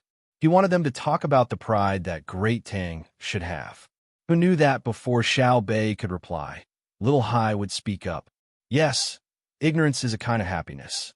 However, when you think that others are ignorant and have a bad life, and you think that you know more and have a good life. It's sad. You think you have a good life, but don't you know that there are others who have a better life than you? Those who are willing to be ordinary are actually enjoying the results of those who are willing to work hard. Life is not about how you want to be ordinary because your food, clothes, and necessities are all provided by others. Hence, the true enjoyment of life is how much you can provide for others. Those who live in seclusion are the most hateful people. They don't even have the courage to stand up unless they can refine their own things, get their own food, salt, and clothes. That way, they won't be a burden to others. Otherwise, their so-called leisurely life is built on the hard work of others. I hate people like that the most. They always have to do something, even if it's to go out and teach. Yes, my big brother Little Hai is right. Don't trample on the hard work of others and then say that you're noble. Look at me. I'm also working hard, even though I'm still young. Little Bei immediately supported Little Hai. Su Mingyang was stunned. He had never thought that Little Hai would be able to say such philosophical words. Regardless of whether these words were right or not, at the very least, these words should not have come from the mouth of a child. Suddenly, he looked at Zhang Xiaobao and Wang Wan, who were standing not far away. What he meant was, how many things did these two teach their younger siblings, and how to make them understand? Li Longji smiled and said, "You don't have to look at Xiaobao and Cuckoo. They never directly teach these things, they only guide them. You don't have to be surprised if Little Hai can't say anything else. The two of them don't teach the same thing. Every child may understand what they say differently, but there's no right or wrong." Oh, Su Mingyang didn't quite believe him and replied. Little Bei immediately said, "Su Mingyang, did you forget something? You haven't gone to work at the docks yet. Do you want to wait for us to leave before you go? Or do you want to run away after you get there? We have a bet, you know. You have to pay back your debts." Su Mingyang's face turned red. He did have this thought, and he wanted to delay it for as long as possible. He didn't expect that just as he made up his mind, Xiao Bei would point it out. He thought that Xiao Bei would forget about it as he played. After all, when they were on the mountain, Little Bei and the others had never mentioned anything about him working at the docks again. He did not expect Little Bei to remember and mention it now. "Tomorrow, I'll go tomorrow," Su Mingyang agreed. However, he felt sad inwardly. If this matter was exposed, many people would laugh at him in the future. Although he could make a name for himself, what was the use of a name? Lu Zhou was still the Lu Zhou of the Zhang family and the Wang family. Most importantly, a name was not necessarily a good name. He was the one who lost the bet. The people of Lu Zhou would definitely know that he was paying back his debt. If this were any other place, he would have shared the joys and sorrows of the people. He would have accepted it if the people said he was good. Oh, my life. If I see the Zhang family and the Wang family in the future, I'll have to stay as far away as possible. It's not worth it. It's a promise. You'll go tomorrow. Don't repeat the same thing over and over again, Little Bei said. After that, he no longer mentioned the matter. He followed Li Longji and slowly walked around the construction site. He looked at everyone working hard and hoped that the railway would be completed as soon as possible. That way, it would be much more convenient for him to travel to Luzhou from the capital in the future. He did not need to take a boat. How could a boat be faster than a train? Early the next morning, Su Mingyang did as he said. He woke up and ran to the docks. He planned to work for a while before he went to accompany the emperor.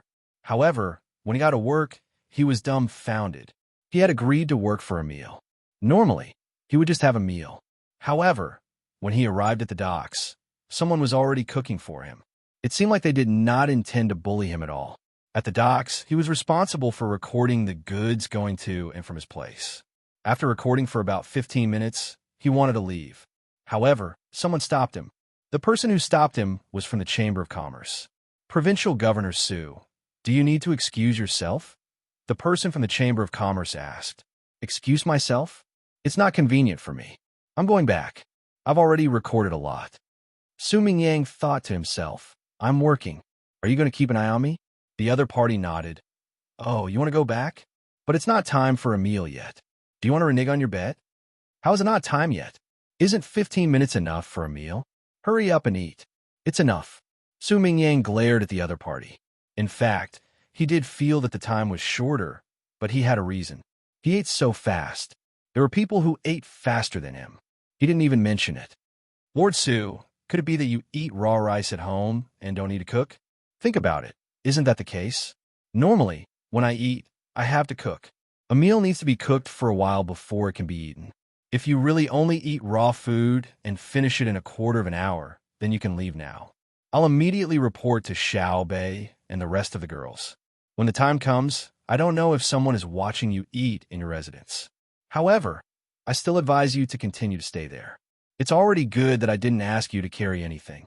The person from the Chamber of Commerce had no intention of backing down. He questioned Su Mingyang rudely. Su Mingyang glared at him again. You didn't say that it was going to be a meal like this. Speak honestly. Who would say that a meal includes eating when talking to others? But you didn't say it. Since you didn't say it, why should we follow what you said? Xiao Bei said that if they lose, they will cook a meal for you every day. You can eat it when the time comes. Based on this, the bet should be the same. When they said it, they would cook a meal for you to eat. If you lose, why did you omit the cooking? If you think that we are too slow, I will go find Xiao Bei and the others and let them cook for you. We will see how much time it takes. We can even give you the time to eat. After all, we said that we would cook. What do you think? The person from the Chamber of Commerce pointed at the person cooking. The thread in his words was very clear. Su Mingyang didn't expect the other party to be so shameless. However, after thinking about it carefully, the other party's words were reasonable. That's right. Since they said that Xiao Bei and the others would cook a meal, then his meal should naturally be the time to cook a meal. However, it shouldn't be like this. The time to eat a meal could be long or short. Cooking a meal was even more so. Especially if Xiao Bei and the others were to cook, wouldn't they need to prepare for half a day just to prepare the ingredients? By the time they finished cooking, the sun would have turned into the sunset. If they were really forced to come over and cook a meal, wouldn't they need to rest for a day and a night? Wouldn't he need to sleep? Su Mingyang turned his head to look at the person cooking. He was finally afraid and didn't want Xiao Bei and the others to set a time. He asked, "What are they making?" In reply to Lord Su, "They are making something very nutritious for you. It's turtle soup for you. Just wait, it won't take long before you can eat it." The person from the Chamber of Commerce spoke as if he was concerned about Su Mingyang. He then gestured for Su Mingyang to sit back down and continue working. Su Mingyang's vision suddenly turned black. Looking at the stall and the slow fire below, a single turtle soup would take an entire day to cook. Su Mingyang returned to his seat and took down 2 notes. He couldn't help but ask, "Why is it this dish? Can't I change it? Could it be that you want to eat Buddha jumps over the wall?" "Oh, that's between the clouds and the water signature dish. I'll change it for you tomorrow." The person from the Chamber of Commerce replied smoothly, No, I don't want Buddha jumps over the wall. You will need 3 to 5 days to prepare for Buddha jumps over the wall. By then, I will be buried in a hole and won't be able to jump over the wall." Su Mingyang shook his head vigorously. He had eaten it before and also heard the steps of Buddha jumps over the wall from the waiter. He couldn't wait. The person from the Chamber of Commerce asked again, "How about bear paw?" "Bear paw takes even longer to prepare. I'll take this turtle soup. I want to nourish myself. Can you put an umbrella on top of it? You don't have sour plum soup, but you should have cold water, right?" Su Mingyang finally accepted his fate at this moment. He felt that he should have thought about it. The idea that Xiao Bei and the other 9 children came up with when they gathered together was definitely not that simple. No matter if he won or lost, his days wouldn't be easy. It was a pity that he was cheated by others. He had delayed working at the docks for a single meal. 2 months. He didn't need to make anything else.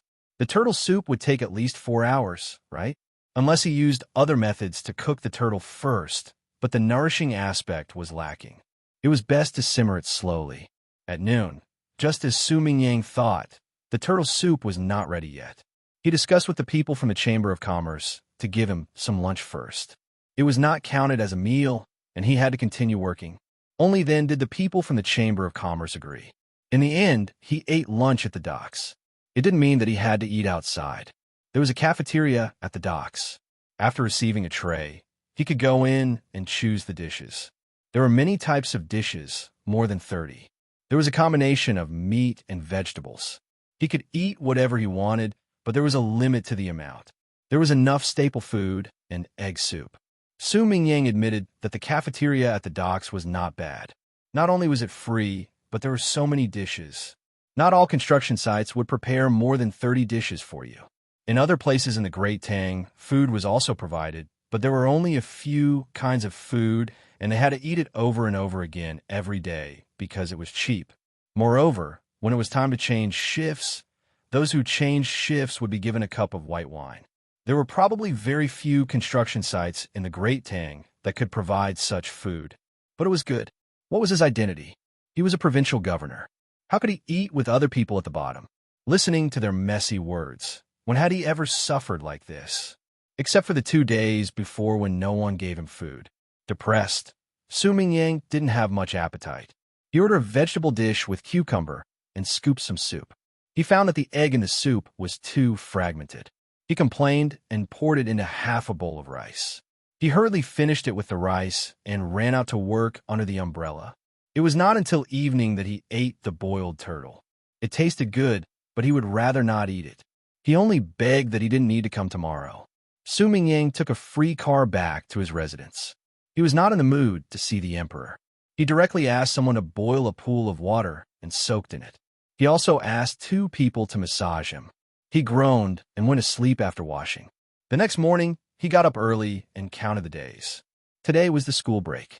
He called his youngest son, who was born by his concubine, over.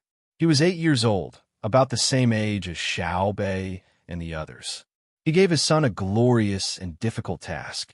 He sent his son out to the amusement park to find Xiao Bei and the others to play. The other children were also on break today. He estimated that Xiao Bei and the others would be able to play with others at the amusement park. Su Mingyang told his family that they would send him sour plum soup at the dock at noon. Otherwise, he would die of heat. He rode a horse and rushed to the dock at the fastest speed. He estimated that he would not be able to come back for another day.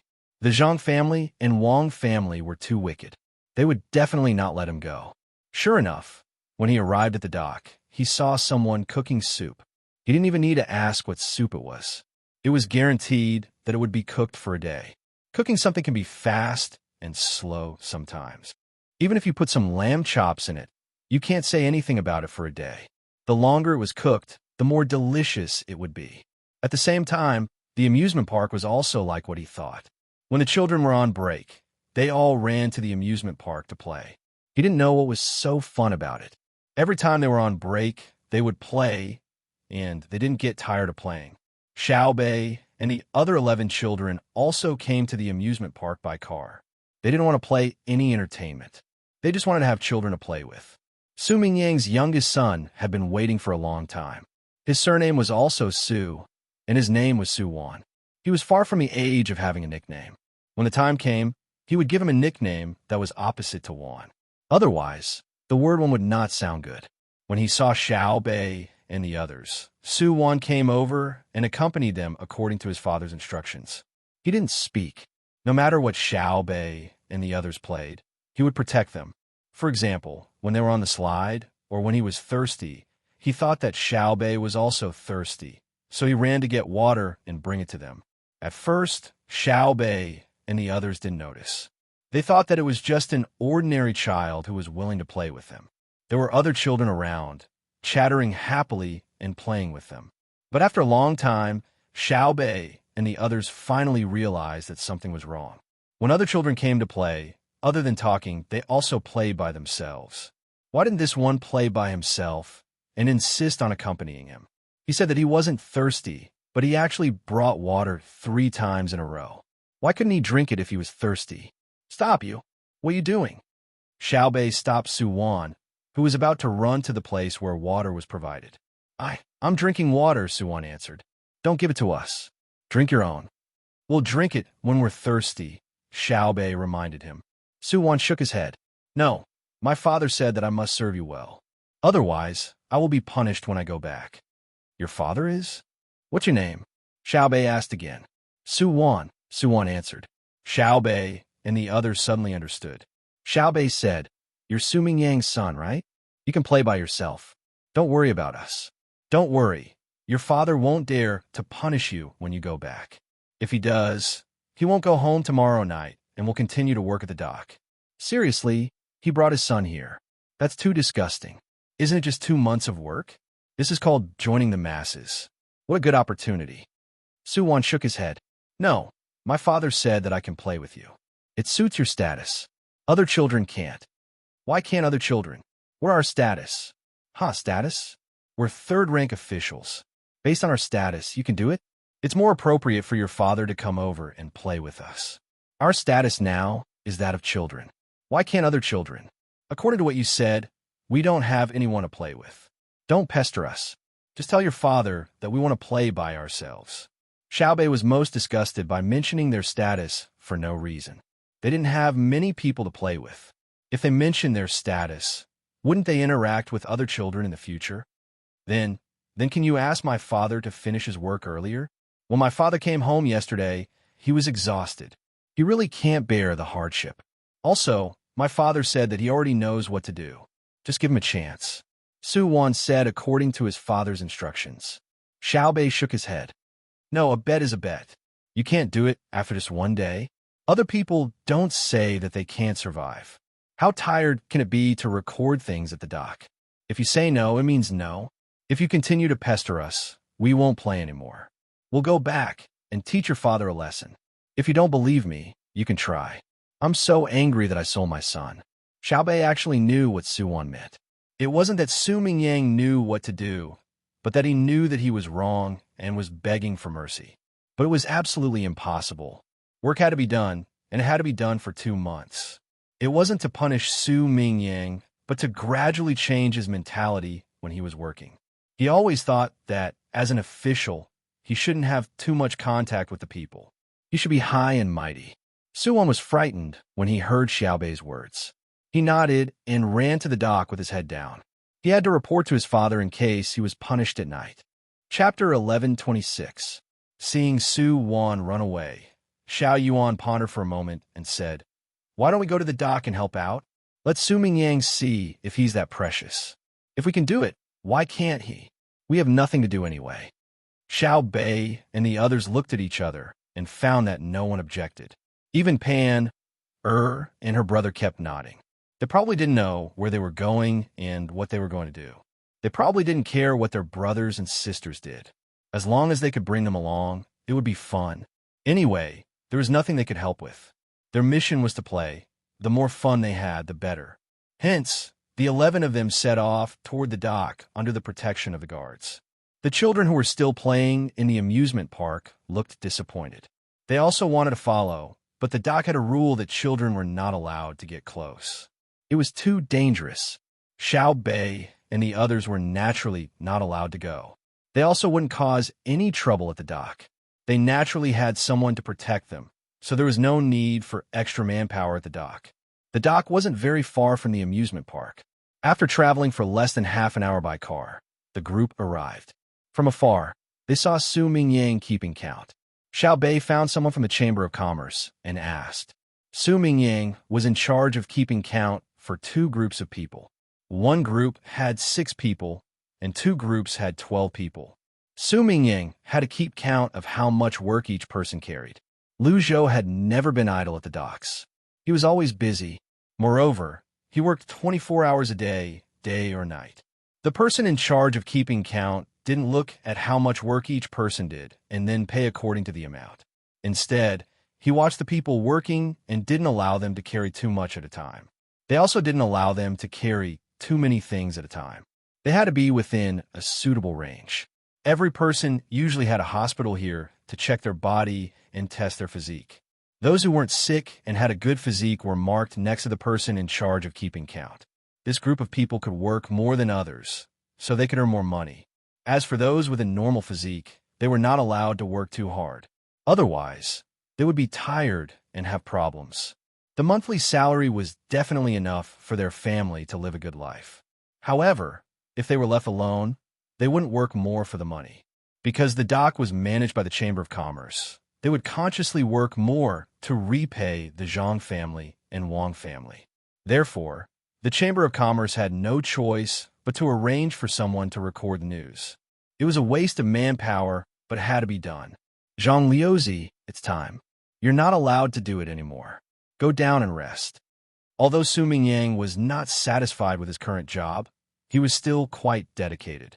He stared at a person named Zhang Liuzi and shouted, I'm still short of 2 trips. Zhang Liuzi swung his arms and shouted. A supervisor came over and kicked him. I said you're here, so you're here. Get lost. If you don't leave, I'll punish you. Rest for a while and drink some water.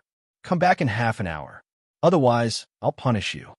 Zhang Liuzi had no choice but to grumble resentfully. She walked over to the shed that was specially used for them to rest. She scooped up half a ladle of water mixed with salt, sweet and sour, and gulped it down.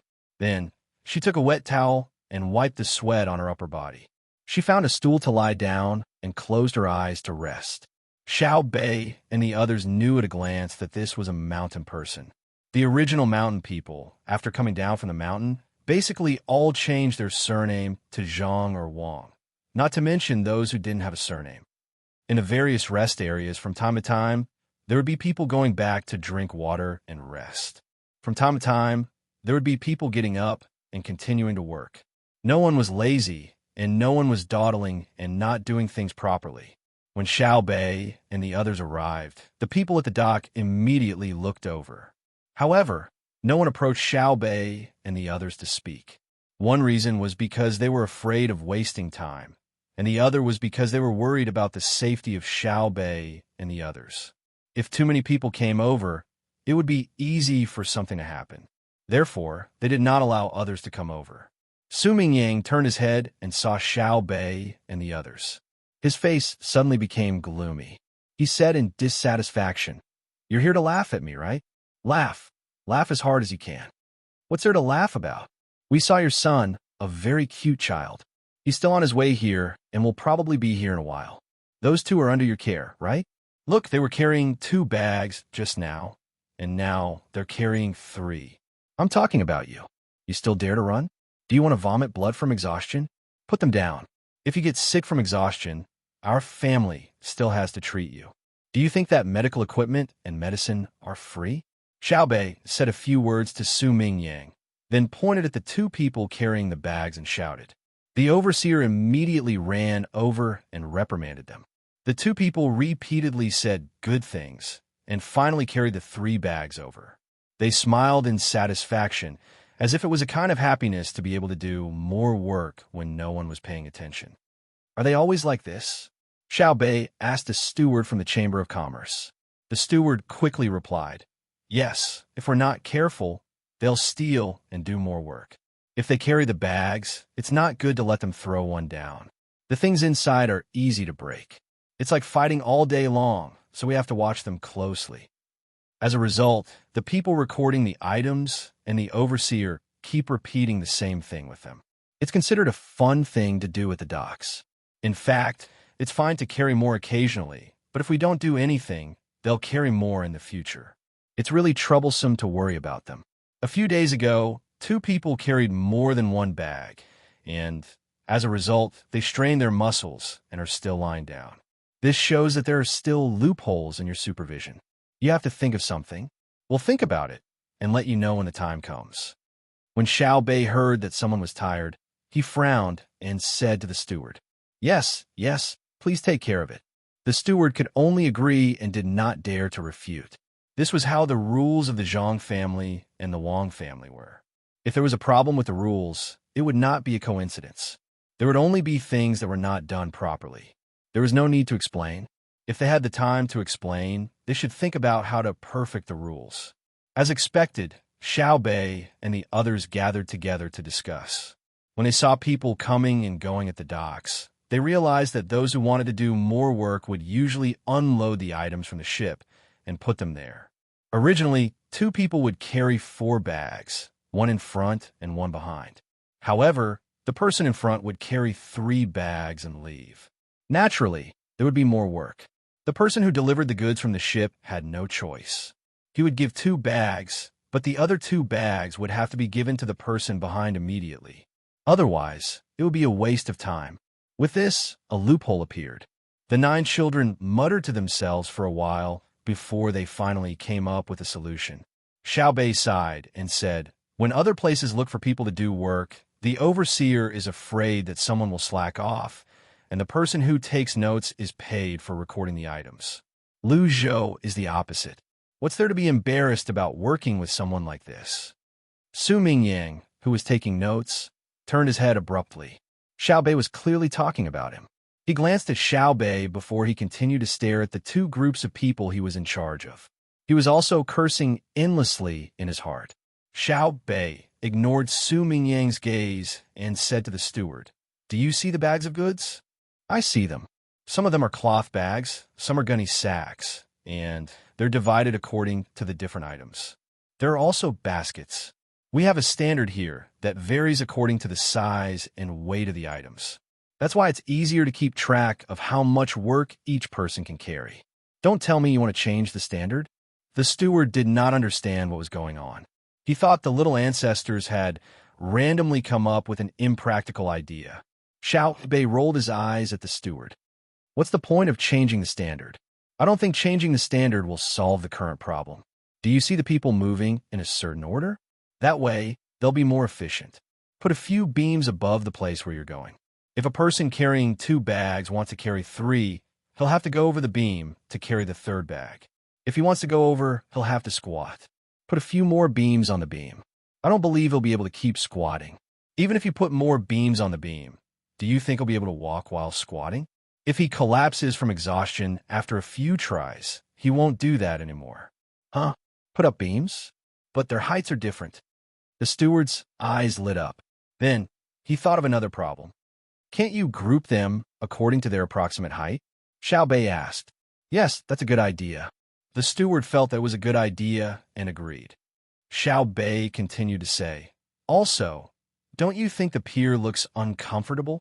Don't you think you can make the pier slanted all the way to the carriages transporting the goods over there? Then you can slide the things that aren't afraid of falling down. You can use metal plates or cement. If it's cement, you can use a big pulley with wheels underneath. Now, you could just make a place to slow down the carriage. Are you stupid? The Ministry of Works has already designed big tools for you. Why can't you think of small tools for yourself? You're so rigid. Have you become stupid after staying in one place for so long?" Yes, we become stupid. Yes, we could design it. There are many things that don't need people to carry far away. If one put the carriage closer, the horses or mules won't be easy to handle. They're always messy and unhygienic. I'll go find someone else to think about it and make it. The steward didn't dare to refute. He couldn't refute. The little ancestor was right. He really hadn't thought about it. It was easy to make a place to slow down the carriage. He just had to make a bend or add some sand or slope underneath. If the design was good enough, he could even slide onto the carriage. It was just making the area below lower. Go. Find 7 spots for us. 2 of us will go out to play with Pan, and the others. The others can help record things together." Xiao Bei waved his hand and ordered. The steward immediately went to make the arrangements. Su Mingyang, who had been listening at the side, was surprised. He found that the 2 methods were very simple, but the effect was very good. Why didn't he think of it? "Su Mingyang, do you think you're stupid? You've been in Lu Zhou for so long, and you're always trying to find loopholes in the original rules to show off your ability. However, the opportunity is right in front of you. You've been to the docks a lot, right? In the end, you've accomplished nothing. Tell me, what's the point of being the provincial governor? We're just asking you to do some work, but you feel wronged and degraded, don't you? If you don't want to work hard, all right, learn from us. If you want to be a mind worker who governs the people, a mind worker who governs the people, a mind worker who governs the people, it's not impossible. But you have to work hard for once. You have to show your ability to work hard. In the end, you can't work mentally, but you don't want to work physically. We let you be the provincial governor. Do you know what you're doing? It's called a corpse eating a vegetable position. We hate people like you the most. You're clearly not capable, but you still want to put on airs. It wasn't easy to find a suitable position for you, and you're still complaining. People can't be so shameless. All right, your son is here, so I'll give you some face. I'll go do my work. Panner, let's go. I'll take you to do the most noble thing." Xiao Bei reprimanded Su Mingyang. causing him to stare blankly. Then he pulled Pan away. Su Mingyang looked at the group of children and guards leaving. He suddenly came to his senses. He only came to his senses when his son, Su Wan, came over and spoke. He happened to hear his son say that Xiao Bei said no, and that he wasn't allowed to punish her at night. He immediately glared at his son. "How old are you, child? You can't do anything well. Look at Xiao Bei and the others. They're almost the same as you. Which one of them isn't better than you? I can't see what you're capable of. All you know is to play and eat." Su Wan felt wronged. What did this have to do with him? Isn't Xiao Bei beside you now? If it was possible, didn't she agree to it? Then why are you throwing a tantrum at me? Neither of us succeeded. Why are you still in a daze? Think about it more. You're the same person, so how can you be worse than others? Su Mingyang continued lecturing his son. Su Wan didn't dare to resist. He only lowered his head and muttered, "Zhang Zhong isn't much worse than you. Why is it that the Ministry of Works wrote a letter?" "Hey, you still dare to talk back? I'll teach you a lesson." When Su Mingyang heard this, he became even angrier. Although Zhang Zhong's rank wasn't much worse than his and was slightly higher than his, he was a capital official, and he was a local official. Even if Zhang Zhong was a 5th-rank capital official, he was still better than him, a 3rd-rank local official. He was already full of anger. His son actually dared to lecture him. He raised his hand and was about to hit him. Su Wan jumped in fright. He turned around and ran. As he ran, he shouted, "Father, Xiao Bei said you're not allowed to hit me. I want to play. I didn't get to play just now. You're pissing me off. When you came home at night, Xiao Bei said I'm not allowed to hit you. You think I just don't have the time. You only know how to play." When Su Mingyang shouted at his son, he was just about to say a few tough words when he felt Xiao Bei's gaze on him. He immediately changed his words. He was afraid of being remembered by Xiao Bei. When that time came, he didn't know what kind of fierce revenge he would have to endure. Who knew that even so, Xiao Bei still had no intention of letting him go. He shouted in his direction, "You only know how to complain about children. You compare children to others. Children are not allowed to compare their own elders to other people's elders. Only incompetent people scold children. Pan be good. Let's not learn from him in the future, okay?" Xiao Bei didn't forget to use Su Mingyang as a negative example. Pan nodded obediently. She made a face at Su Mingyang and waved her fist. She shouted at him very seriously, "Incompetent, incompetent." Chapter 11:27. Su Mingyang was speechless when he heard Pan's tender voice. Apart from scolding his own son, who else in Luzhou would he dare to scold? Even Pan did not dare to scold them, let alone little Bei and the other 9. Similarly, even the children of the ordinary people in Luzhou were not people he could scold. His position as the provincial governor was just for show. Although he was called a 3rd-grade official, he was actually here to be a grandson. His only function was to use his official seal to stamp the documents from the county below. It was a situation where he had no choice but to do so. Su Mingyang was in a bad mood. It was not because he was here to work. Anyway, he had already done it. It was useless to complain. Even if he had to work for a day, it would be embarrassing. The only thing that comforted him was that no one at the docks laughed at him because he lost the bet and came to work. He still did not understand why no one laughed at him. While he was in a bad mood, he continued to think about it. When he saw 7 people from Little Bei's side doing the work, he finally figured it out after thinking for a while. He saw several groups of people in front of Nan. They did not need Nan to remind them at all. After doing a lot of work, they went to rest as if they were afraid that Nan would make things difficult for them. Only then did he understand that Little Bei and the other children had won the hearts of the people. In the eyes of the people of Luzhou, it was a very normal thing for him to lose. If he won, it would be abnormal. It turned out that he was so bad that he could not even compare to the children. It was no wonder that Little Bei belittled him and said that he did not educate the children well. It was true. If one said that Little Bei and the other 9 were born from a good mother, it was still possible to say that they were born from a good mother. They were that kind of child.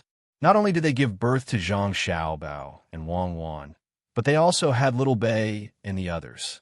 However, Among little Bei's 9 children, only the children of Zhang Xiaobao and Wang Wan were born. There were 5 other children, and each of them was not bad at all. Coupled with and Pan, no matter how one looked at it, they were better than children of the same age. Other children, like Pan and always liked to cry. However, Pan and Pan seemed to have never seen them cry until now. They were obedient when they should be, and when it was time to play, they were happy. None of this seemed to have anything to do with whose seed it was, but why. Other people's children were obedient because they were scared. When the adults spoke, especially when the father spoke, the children were afraid. They were afraid that they would be beaten or punished. On the other hand, Pan and Wang didn't seem scared at all. They gave off the feeling that they could understand others, and they knew that they were still young, so they were very obedient. Especially when they looked at Zhang Xiaobao and Wang Wan, there was a trace of worship and desire in their eyes. Could it be that he really did not know how to educate his child? However, she had never heard of how Zhang Zhong educated his children. It seemed that his children did not need to be taught anything since they were young. They were very sensible and sensible. Sigh. Child, is it really that tiring to teach a child? He needs the adults by his side all the time, but the adults also have things to do. It's a pity that he's not familiar with them, so it's impossible for him to throw his child over and ask them to help teach him. Su Mingyang muttered to himself as he thought about it. Then he suddenly came to his senses. He was afraid that he would delay things, so he looked at the people carrying the work. With just a glance, he was much more convinced. Ever since Xiao Bei and the children arrived, the people working at the docks suddenly became very self-aware. They didn't need anyone to control them at all. Those who had done enough work all went to rest by themselves. Moreover, they didn't cause trouble anymore. It was obvious what was going on. It was because the people working at the docks were afraid that Xiao Bei and the children would tire them out, so they all became obedient children. He was really a failure. He was not good at educating children, and he was still far behind when it came to the livelihood of the people. While Su Mingyang was blaming himself, he saw a person from a chamber of commerce bring a lot of people to the docks. Then they waited for a ship that had just finished unloading and reloading the goods to leave. When he saw that, he instantly understood. He knew why the local people loved Xiao Bei and the others so much. It was not only because of the ability of their father, Zhang Zhong, who was once the provincial governor of Luzhou. It was also not because they shared weal and woe together. It was because they had always put their hearts and minds on the people. It was just as Xiao Bei had said. He had been in Luzhou for some time, but he had never done anything useful for the local people. It was not that he wasn't smart enough. It was just that he had the wrong idea when he first came to Luzhou. He had also strolled around the docks before and understood the operation of the docks. However, what was his purpose? He didn't want to do anything for the people. Instead, he wanted to find a loophole in the rules set by the Chamber of Commerce that the Zhang family and the Wang family left here. He wanted to use this loophole to elevate his status and position. At that time, he didn't have the right idea. This was also why Xiao Bei and the others came up with various ideas after discussion. To be honest, if he came up with this idea himself, he could definitely say that he had done a meritorious deed. After all, the Zhang family and the Wang family's work was not perfect. Otherwise, the person in charge would not have come here and let people work on the docks while the docks were empty. On one side, there was a downward slope, and on the other side, there was an upward slope. In this way, whether it was unloading or loading, it was very convenient. If that was the case, it meant that the original arrangement of the docks was not reasonable. There were improvements, but the other party discovered them. As a person who wanted to find faults, he did not think of it. Why? It was definitely not because the other party was smarter than him. It was because the group of children thought about how to make the people working at the docks more relaxed while he thought about finding faults. One was for the people, and the other was for himself. Their mentality was different, and their gains and losses were different. Naturally, they considered things from different angles. No system is perfect. We're just constantly plugging the loopholes. The more timely we are, the more honored we are. This is the foundation of sociology, Su Mingyang muttered. This sentence was written by Zhang Xiaobao and Wang Wan in the book. It was written at the top of the book on political economy. At the same time, they changed it slightly and wrote it at the front of the books on other subjects. It meant that we were always making mistakes. Our role was to make up for the loopholes and correct our mistakes while making mistakes. It was also because of this sentence that the craftsmen from the Ministry of Works and the people from the Medical Academy dared to try. They were not afraid of failure or difficulties. They just had to continue working hard and not put themselves in a position that was too sacred. After all, they were not gods. Therefore, the research progress of the Ministry of Works was very fast, and the development of the Medical Academy was amazing. What about him? What had he done?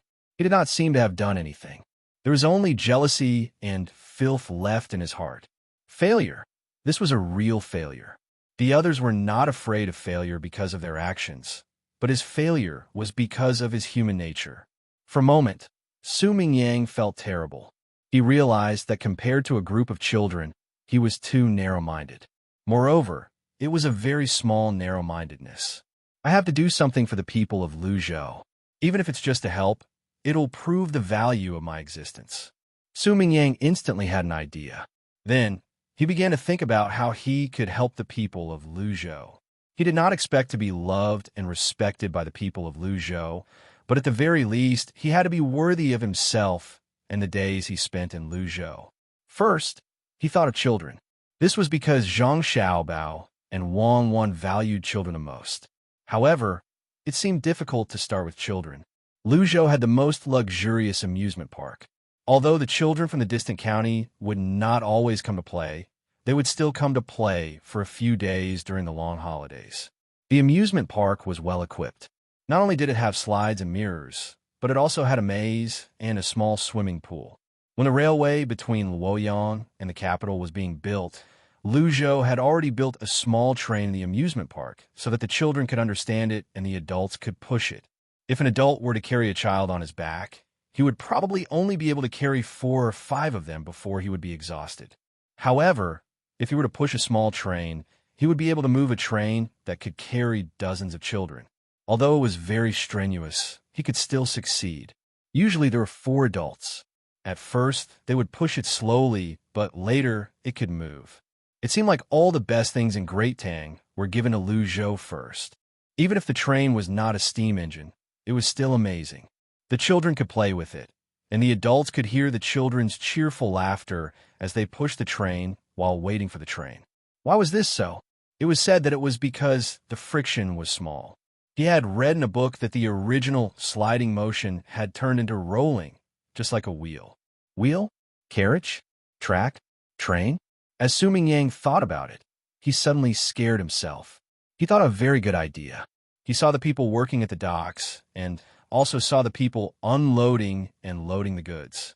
Suddenly, he had a very strange idea. "Steward Zhang, come here, come here. I have something to tell you." Su Mingyang shouted at the steward of the Chamber of Commerce who was watching the construction work.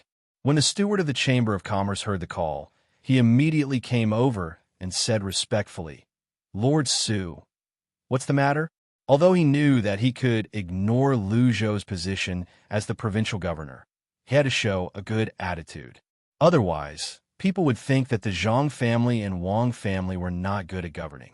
Seeing the steward's attitude, Su Mingyang praised in his heart. As expected of someone from a big family, he was much better than his own family. Before he came to Luzhou, his status was not low. Therefore, even the gatekeeper would show a disdainful attitude to people who asked to see him. At that time, he thought it was normal. After all, his status was there, and the servants in his family were naturally superior.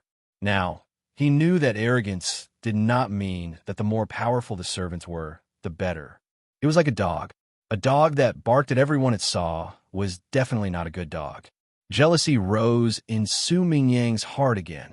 He said to the steward of the Chamber of Commerce, "I've thought of a way to make the transportation speed of the docks faster. That is, we can install rails at the docks. When the goods are unloaded, we can put the goods in the carts on the rails and push them away according to the slope you designed. Even if it's not a slope, the rails will be easier to carry than people. It's the same when we load the goods. We can even directly connect one end of the rails to the gangplank of the cargo ship in front. When the time comes, we can just adjust the position slightly. What do you think? When Su Mingyang said these words, he did not have much confidence in his heart. He put himself in the other's shoes. If he suddenly heard someone come up with such an idea, although he knew it was a good idea, he would try to find fault with it and then reject the other's proposal. Only in this way could he show that he was better than others and not inferior to others. He had done this before. His subordinates had given him a method, saying that it could increase the financial income by 1 or 2%, making the people slightly richer. We saw at that time he sneered. It was only 1 or 2%. If he used it, wouldn't he be thinking too highly of his subordinates? What did it have to do with him if the people were a little richer? He had to suppress it. Otherwise, he would think that he had the ability. He even had to use the method of nitpicking, refuting that there was nothing good about it, telling him that he had to do his job properly and not be whimsical. The purpose was to consolidate his prestige. Even if he knew that it was a good idea, but if he did not use it, what could he do? Therefore, after saying his idea, Su Mingyang regretted it. He waited for the people of the Chamber of Commerce to use the same method to deal with him. In the end, after waiting and waiting, Su Mingyang did not hear any unpleasant words from the other party. He only saw the other party pondering there. Just as he could not help but want to change his words, the person in charge of the Chamber of Commerce suddenly said, "Good." As expected, the provincial governor is the provincial governor. No wonder His Majesty arranged for you to come here. Good idea. I will immediately have people to design the rail system of the entire dock. Lord Su, you have helped a lot. With your method, not only did it save labor, but it also shortened the unloading and loading time. Lord Su, don't worry, there will be great rewards. Su Mingyang said doubtfully. He did not expect things to go so smoothly. The other party had no intention of suppressing him at all, so he said with a smile, "Manager Zhang, I was just saying casually. It was all because of what Xiao Bei and the others said before that inspired me. You can say that it was your own idea. There is no need to mention me. I will continue to do my own thing." Lord Su, don't be modest. Your method is your method. I dare not take it on myself. First, I don't want to. If I have the ability to think of it, then it is definitely my own. If I don't have the ability, then there is no need to be greedy. Second, once it is discovered, I am finished. The main family hates this kind of thing the most. Ability can be cultivated, but loyalty must be guaranteed.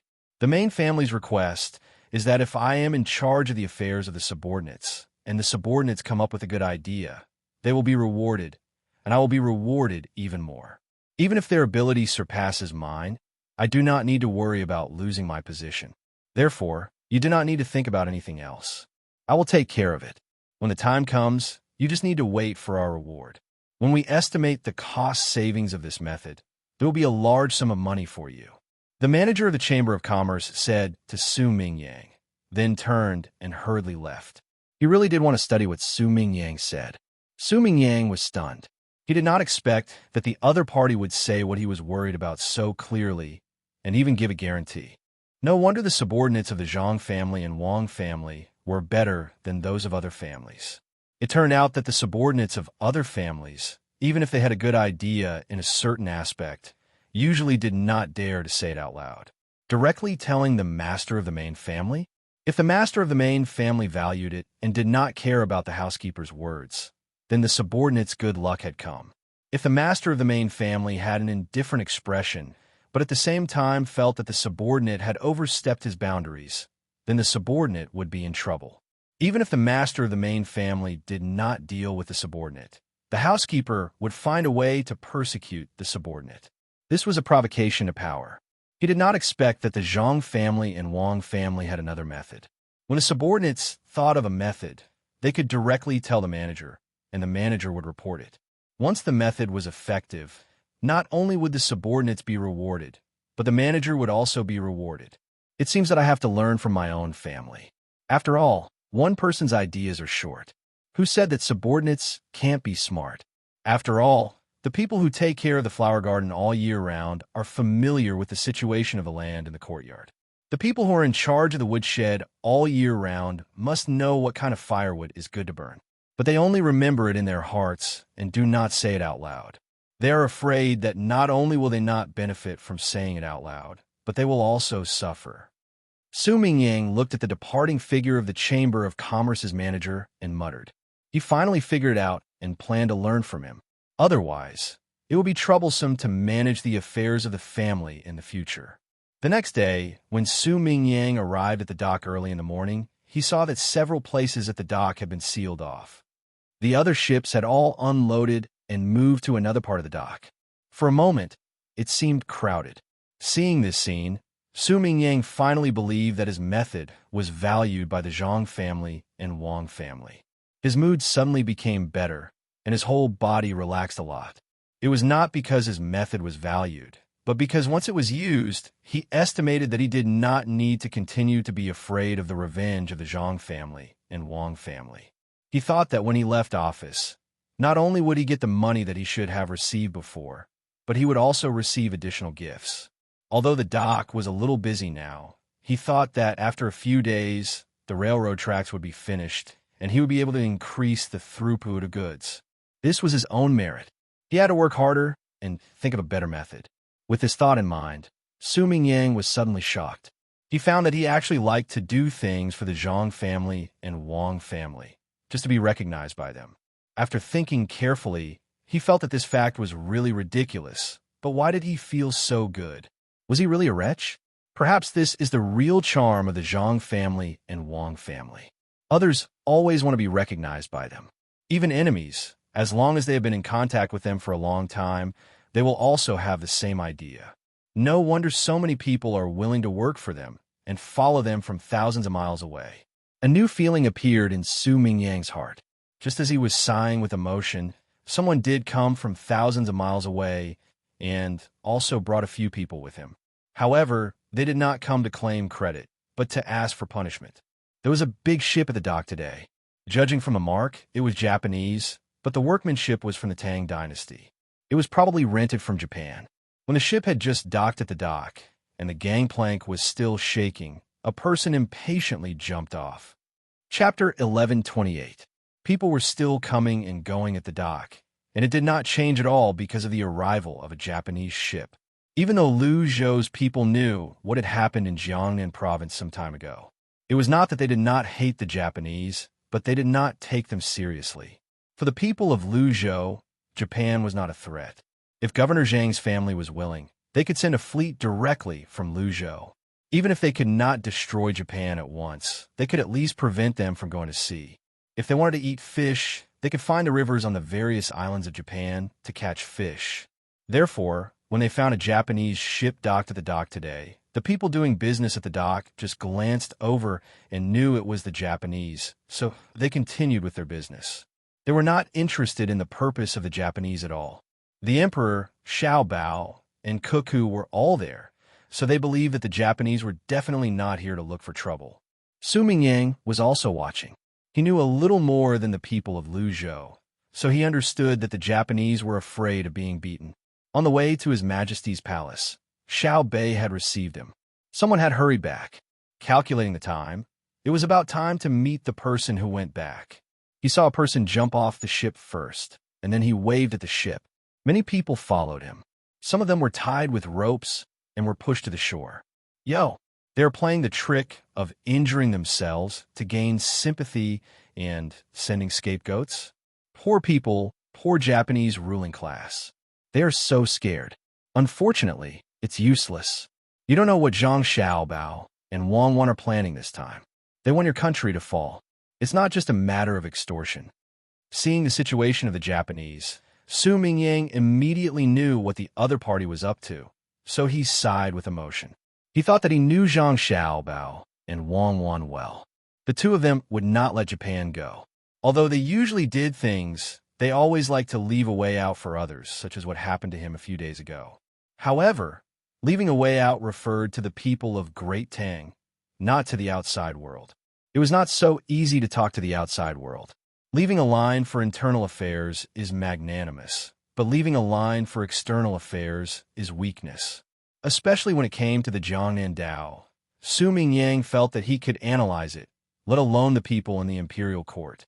The Jiangnandao incident seemed to be a joint effort of many small countries and tribes. It gave people the feeling that the law couldn't punish the majority. Everyone's plan had been seen through, so everyone just had to apologize and be done with it. But the matter itself was definitely not so simple. There had to be someone leading. If it was said that a group of people from a small place in the southwest would come out to lead something, Su Mingyang would not believe it even if he was beaten to death, unless the Southwest Imperial Edicts wanted to exterminate them. Since it was impossible for them to be from the 6th Zhao, then who was their leader? Clearly, it was the Japanese. Duoshu really did want to go to war with the Great Tang. To be more precise, the Great Tang made it look like it was going to attack Duoshu. Ever since the Tibetans and the Turks no longer posed a threat and the Great Tang had submitted, the Great Tang's army had turned to them. Su Mingyang felt that even if he were the one making decisions about the Great Tang, he would still continue to expand, especially in the west. Whether it was in the southwest or the northwest, there were large tracts of land that had yet to be occupied. There was a road from that side that merchants would always use, and they knew that there were things that the Great Tang lacked. Of course, the northeast also had its fair share of good things, especially after Zhang Xiaobao and Wang Wan had taken over. They had pushed quite a bit of distance into the northeast. Each year, they would send a batch of precious items to various parts of the Great Tang. But the winters in the northeast were truly too cold, and there were many wild beasts and few people. If they wanted to continue to occupy, there was no need to be in too much of a hurry. The natives there posed no threat. Thus, they could only set their sights on the Duoshu. Who told them to have the power of religion? They could not be given a chance to develop, and they certainly could not be allowed to act prematurely. Thus, it was reasonable to say that the Duoshu wanted to cause trouble.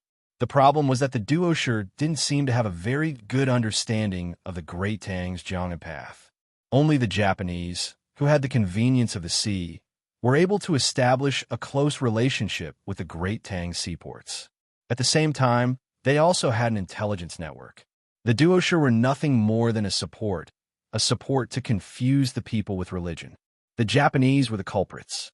They had a perfect plan, and at the same time, they had integrated the resources of the other people, changed the religion, and arranged for the people of the 6th Zhao, who were familiar with the mountains and forests, to be stationed at Mount Lu. Since that was the case, how could Zhang Xiaobao and Wang Wan not have thought of it? So, Japan could forget about having a good time. The people who came to Luzhou today, let alone the scapegoats of the various Japanese clans, even if their own clan leaders came, it would be useless.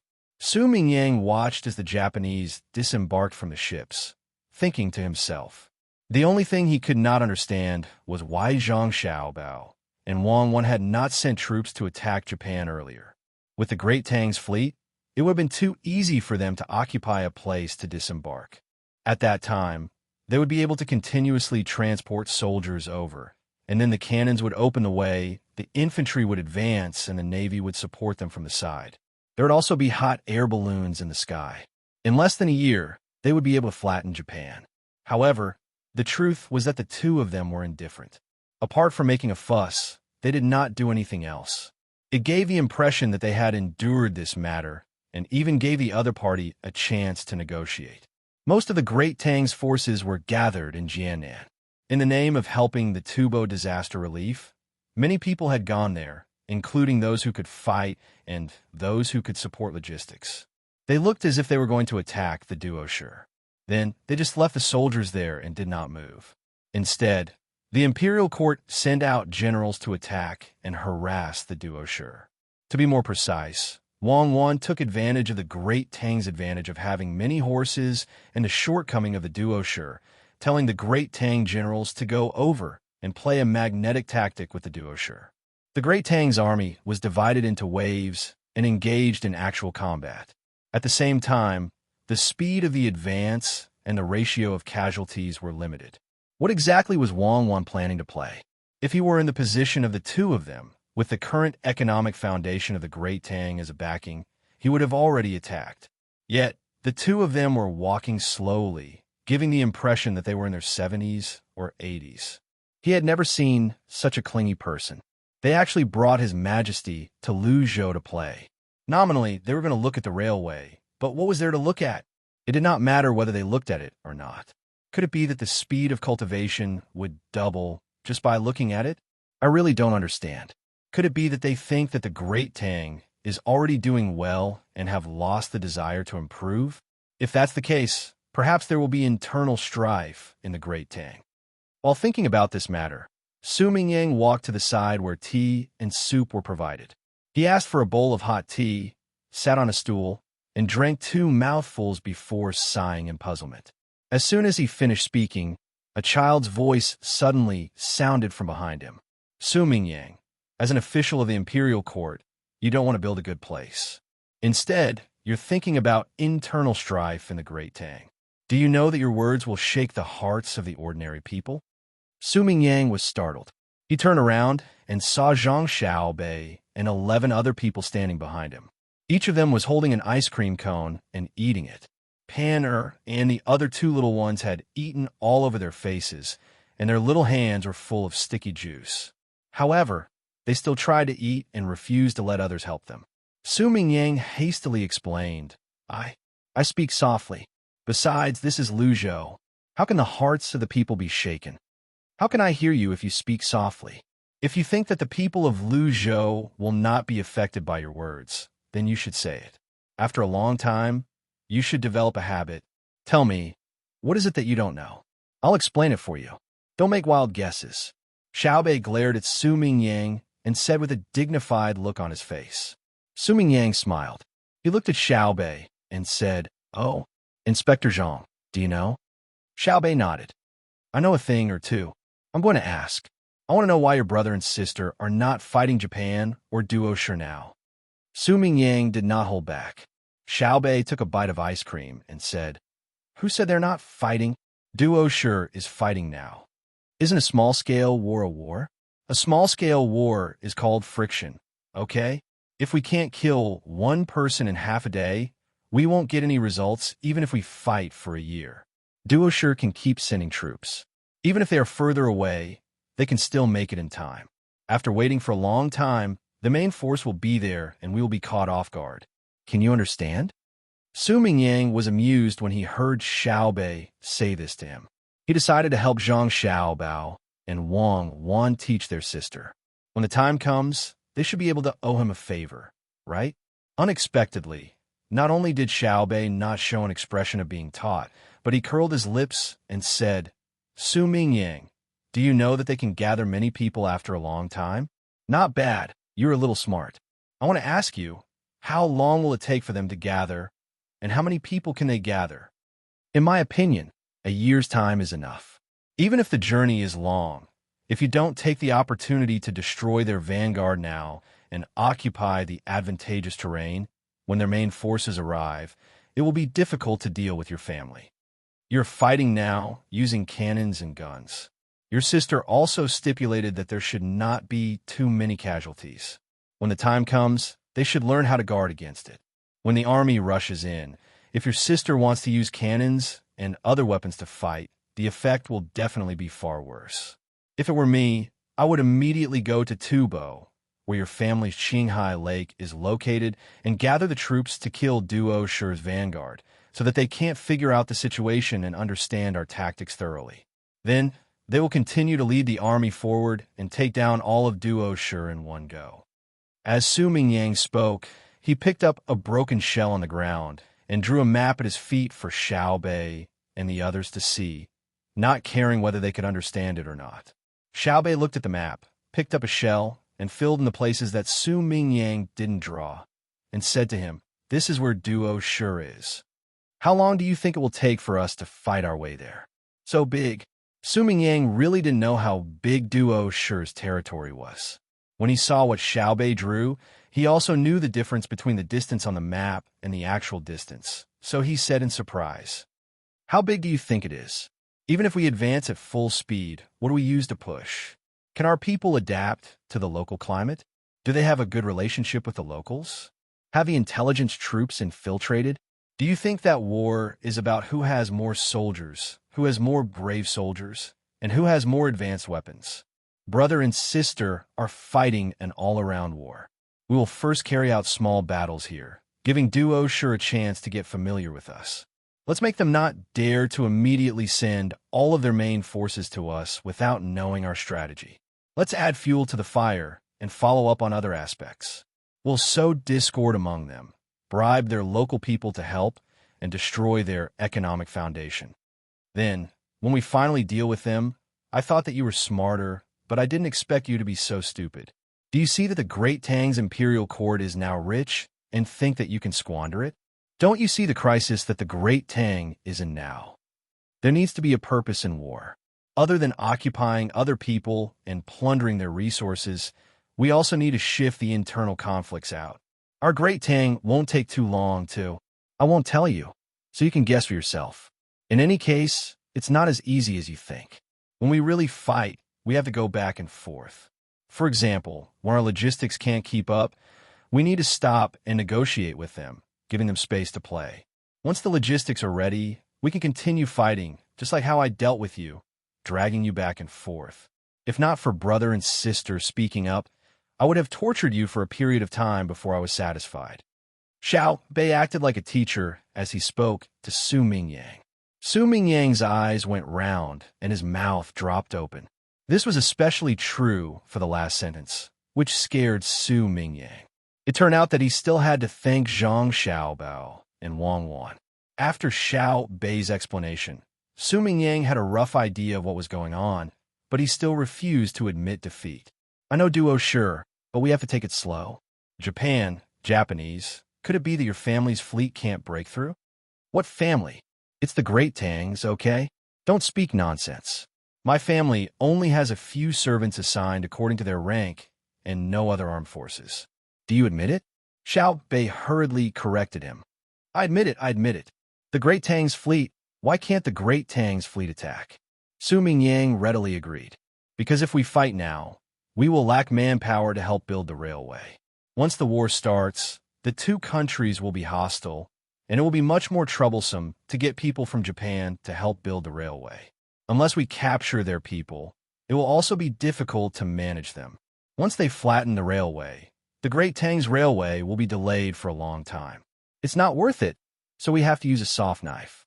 Unless Japan takes the initiative to start the war, we can only use coercion to make the Japanese compromise step by step, like drinking poison to quench thirst. Even if the Japanese know that the final result won't be good, they won't dare to lightly start a war. They can only look for other ways to solve it. If they change a matter that should be a military conflict to diplomacy, the effect won't be worse than directly attacking. Understand? You play here by yourself. I'm going back. I have to personally meet Takeshita Junichiro. Come, let's sister wash your face. You ate until you become a little kitten. Xiao Bei said a few words to Su Mingyang, then pulled who had just finished eating and felt that her face and hands were uncomfortable, over to the side to find cold water and wash her. Su Mingyang looked at the 11 children and left in the car. Recalling what he had just said, he muttered, "What's there to show off about? Wasn't it your brother and his sister who told you? Children, do you really think you know a lot?" Chapter 1129. Su Mingyang couldn't see the carriage that Xiao Bei and the others were in. He turned his head and saw many people at the dock busily unloading gifts for the Tang Empire from the Japanese ships.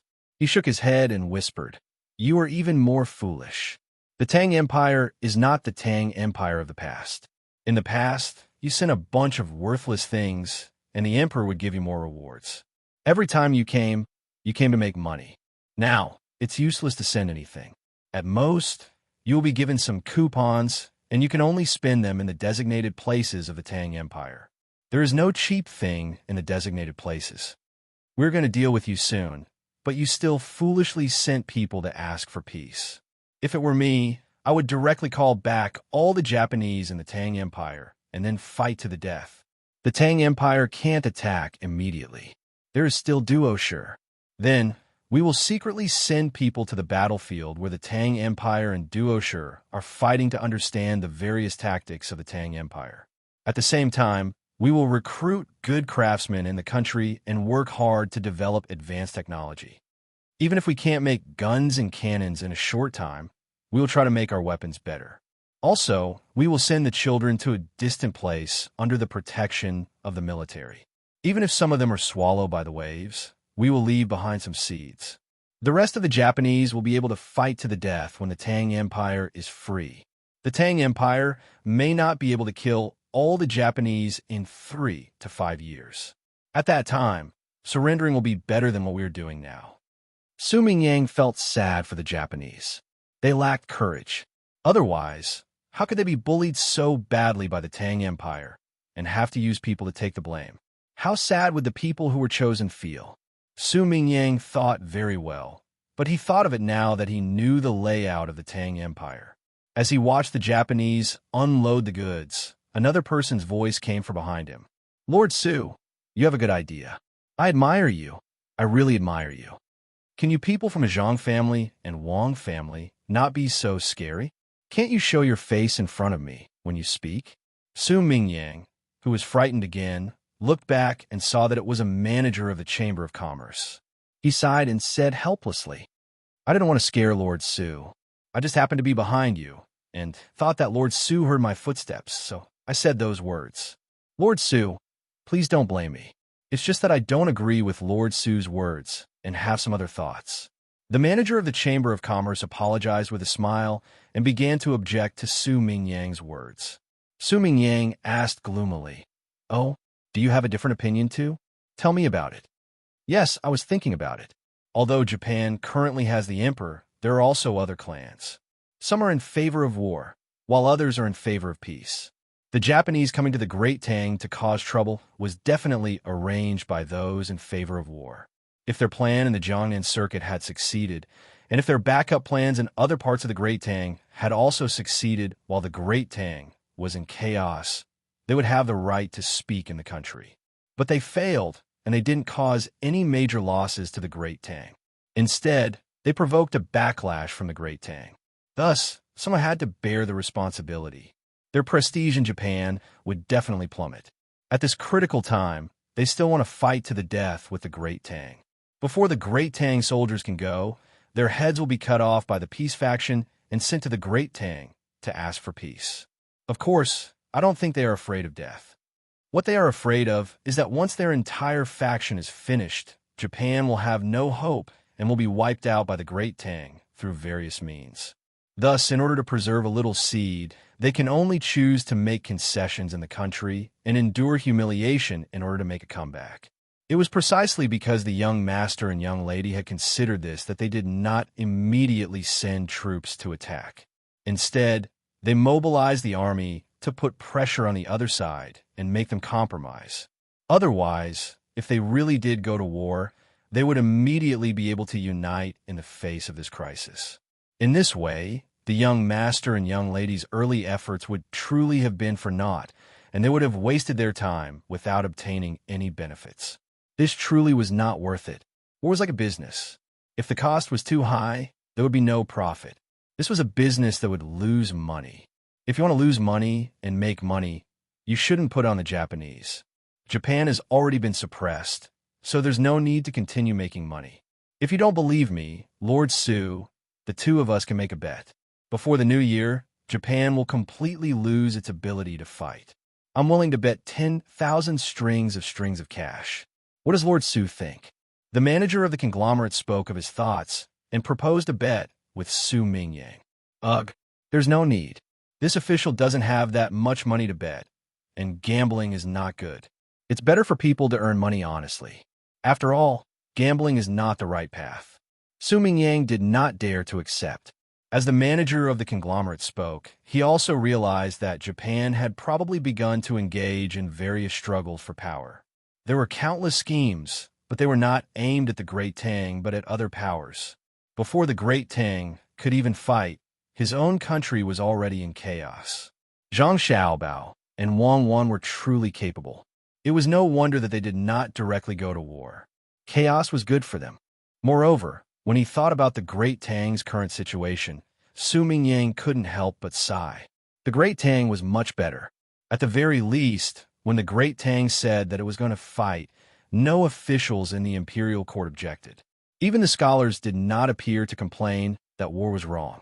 This was because Zhang Xiaobao and Wang Wan were using the excuse of helping the people of other countries to live better lives and to educate them. This was justifiable in the grand scheme of things. The simplest example was in the northern part of Hebei province. Because they could not survive, the people who fled and the locals of the Great Tang formed a new county. Their lives were clearly better, and they were in a very comfortable situation. This proved that the rulers of Xinluo did not treat their people well. There were still many people in the world who needed the help of the Great Tang, even if they used war to overthrow the original ruling class. Although the process was painful, the results were good. The most important thing is that the Great Tang is now rich and has advanced weapons. No one in the imperial court is against war. If the poor people keep revolting in various places, not to mention war, as long as the national treasury takes out money to do anything, many people will stand up to oppose. As Su Mingyang thought about it, he was even more convinced of the fact that war was fought for money. You go about your business first. This official will look around and see if I can think of a better idea to help the local people solve some practical problems. It's not easy to be the provincial governor of Luzhou. Su Mingyang waved his hand to the manager of the conglomerate and stood up, intending to take a stroll. Lord Su, are you sure you don't want to gamble? In fact, you could be rich. When the new year comes, as long as you don't do anything else, you can get a comfortable reward. It's more than the previous one. The previous one didn't come up with a good idea to build railway tracks at the docks. The manager continued to ask. At the same time, he reminded Su Mingyang that the more things he did for the local people, the more rewards he would get when the time came. Su Mingyang continued to wave his hand. There's no need. I never bet with people. After saying that, he continued to walk to the unloading ship. He wanted to come up with a better idea. Even if it was a little more efficient, he could get more rewards. He was really tempted by the manager's words. It was not only to get more money, but more importantly, if he took more money, he could give an explanation to the people who supported him behind the scenes. He wanted to show them that he, Su Mingyang, was not just a person who came to Luzhou to mess around. Compared to the previous ones, he was a capable person. There would definitely be no problem for him to continue to support him in the future. Lord Su, you're here? Su Mingyang had just stood beside one of the unloading ships when someone greeted him warmly. He turned to look. Wei Wei nodded. However, he did not know the other party. However, he knew he must have come up with a good idea that had gained some recognition from the locals. Otherwise, he would be like before. No matter where he went, as long as he did not take the initiative to speak, others would treat him as if he was invisible. They would stand beside him, but they would not speak to him. They would not even look at him. It was depressing. When Su Mingyang thought about this, he felt that it was easy to be the provincial governor of a province, especially the provincial governor of a small province. There were very few counties under the jurisdiction of a province. If he really became a provincial governor, he would just have to wander around and see the situation at the bottom. With what he had learned, it was not too difficult. Even if he could come up with useful ideas for a county every month and improve the lives of hundreds of people, he would still gain a lot in a year. Moreover, if he did not have any special opportunities, he would not be able to leave after a year as the provincial governor of a province. Many times, he would have to stay for 3 to 5 years or even die of old age. Of course, in the current Great Tang, if a provincial governor was truly capable, he would not die of old age unless he was already old when he became provincial governor. As long as he was willing to do practical things for the people and improve their lives. Even if a province had 10 counties, he would be able to help tens of thousands of people in 5 years if he helped a few hundred people every month. The people did not have knowledge.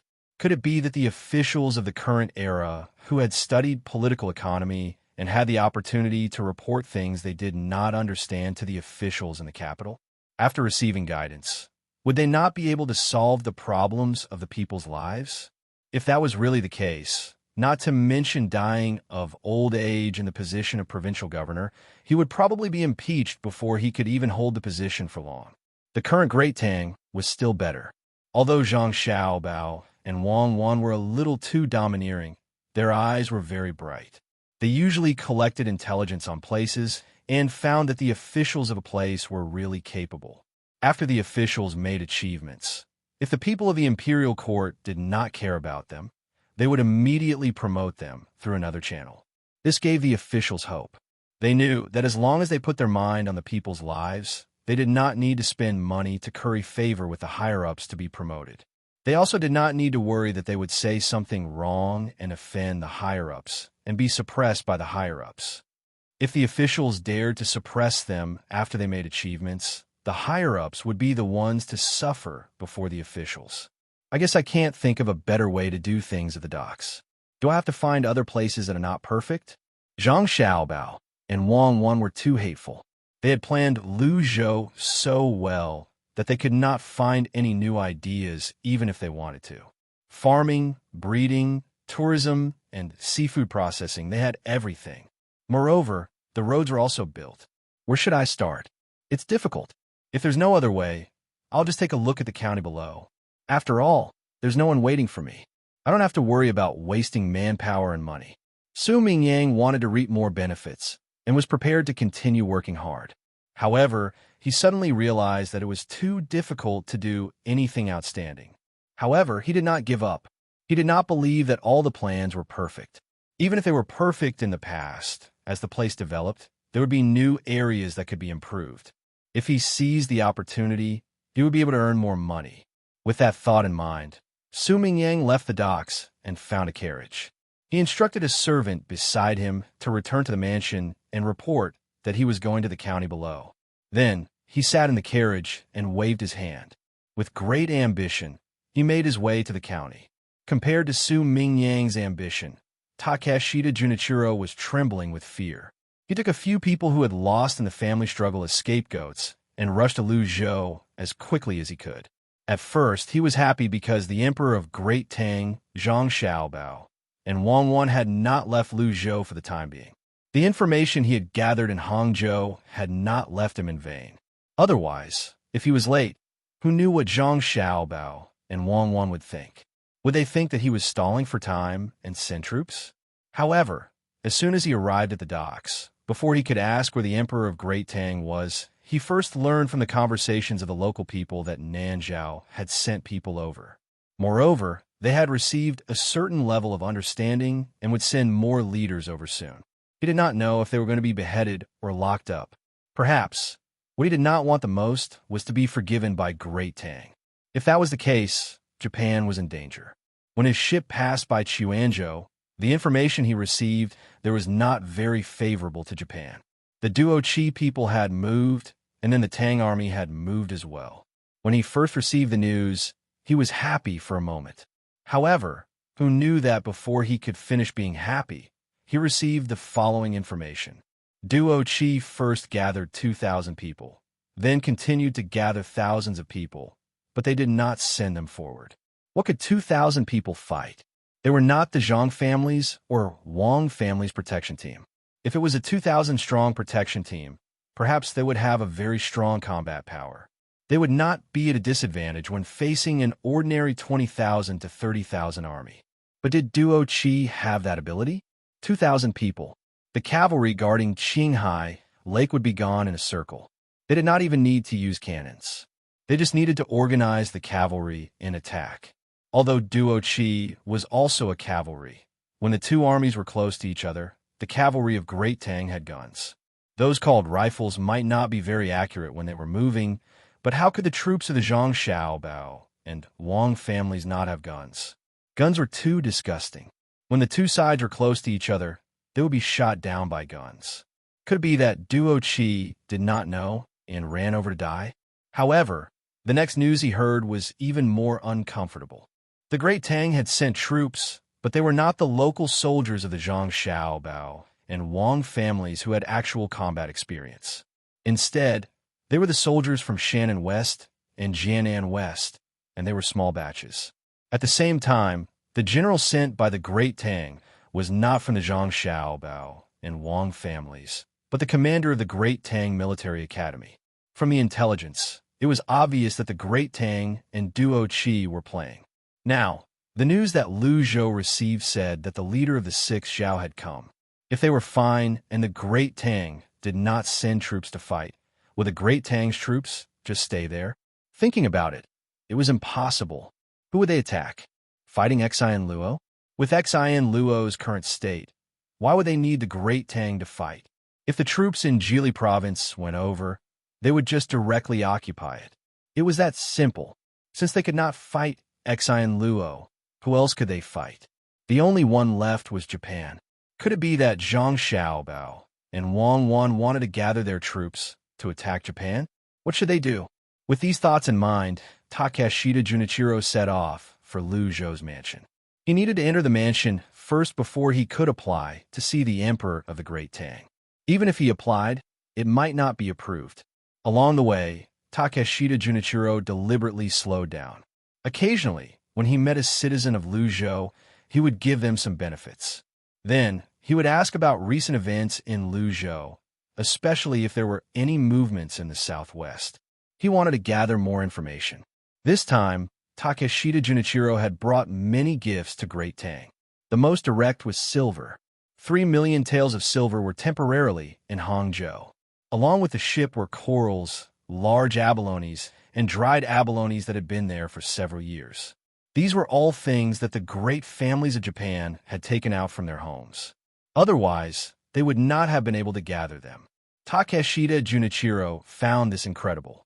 The economy of Japan was developing normally, and every time they traded with the Great Tang, they would get a lot of money from the Great Tang, which they could use to buy things back. At the same time, countless merchants from the Great Tang went to Japan to do business, especially with the development of tourism. In this way, Japan should be very rich. Moreover, they had rented ships from the Great Tang to go overseas. For now, only a few ships were out there. It was not that they did not want to send more, but the Great Tang had stopped renting ships. The gunships and steam engine ships out there had not received orders from the Great Tang yet. They hoped that they would not return too quickly and would stay out there to plunder more things. Since they had developed, increased trade, and had money, why couldn't Japan take out money? Where did all the money go? Takeshita Junichiro could not understand. The more they developed, the poorer they became. Japan's national treasury was empty, and the Japanese people could not fork out more money. If they were forced to collect money, it would not be difficult to gather 10 million strings of coins. However, no one dared to do so. Moreover, 10 million strings of coins would not be much if they were distributed to everyone. What was the reason? The more Takeshita Junichiro thought about it, the more confused he became. He had to analyze the information he heard from the people in Lu Zhou. It did not take long for him to feel a splitting headache.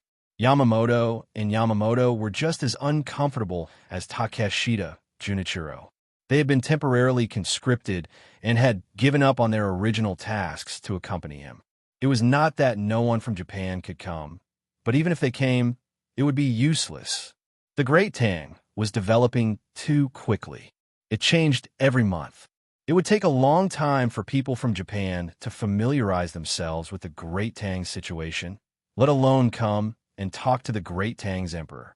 Yamamoto and Yamamoto often traveled between the Great Tang and Japan. At the same time, they collected all kinds of information in the Great Tang and tried their best to learn as much knowledge as the Great Tang could teach them. Even though they knew that the Great Tang would not teach them advanced technology, they still earnestly learned what they could. It was mainly because of the teacher who was teaching. Even though he had already received instructions, he would still inadvertently say something that he shouldn't have said during the lesson. They also kept in touch with the students of the Great Tang. From time to time, they would hold banquets or poetry gatherings. They would continue to collect information and learn while having fun and chatting. Yamamoto and Yamamoto had worked very hard. When they held banquets, they were willing to spend money. No matter how much money they spent, as long as it could make the students of the Great Tang happy, they were willing to spend it. But usually, the two of them were very thrifty. They cooked their own meals and never went out to eat. If they went out to eat, they would spend more money. They gathered the people sent from Japan and took turns to cook every day. They ate the most ordinary food according to the season. They ate whatever was cheap. At the same time, when they had free time, they would lead the other Japanese to do small business. Real business was not the kind of business that was swindling. Even if they wanted to, they did not dare to do so. With their intelligence, they could earn a few hundred strings of coins every month. Then, they would subsidize it into the activity funds provided by the country. They continued to treat the students of the Great Tang to eat, drink, and play, also that they could obtain useful information from the mouths of others. Their clothes were usually made of linen. They only wore a few sets of pure cotton and silk clothes. They would only wear them during poetry gatherings to appear more presentable. They even found a mountainous area outside the Four Seas Academy and reclaimed it. They planted some crops and raised a few chickens. This way, they could save a lot of money. However, even with such hard work, what would come eventually. Seeing that someone in the country had come up with a bad idea and had been seen through, the movement of the Great Tang's troops was unknown, and the Great Tang's attitude was unclear as well. The two of them were anxious like Takeshita Junichiro. Reward, Takeshita Junichiro said to Yamamoto, who was sitting in the carriage. He had just asked a citizen of Luzhou some questions, so it was time for him to pay. Yamamoto immediately produced 50 strings of coins and passed it to Takeshita Junichiro. Then, he turned around and continued to eat the free soup provided by the docks. He held a buckwheat biscuit with salted vegetables in it. He took a bite and chewed twice. It was delicious.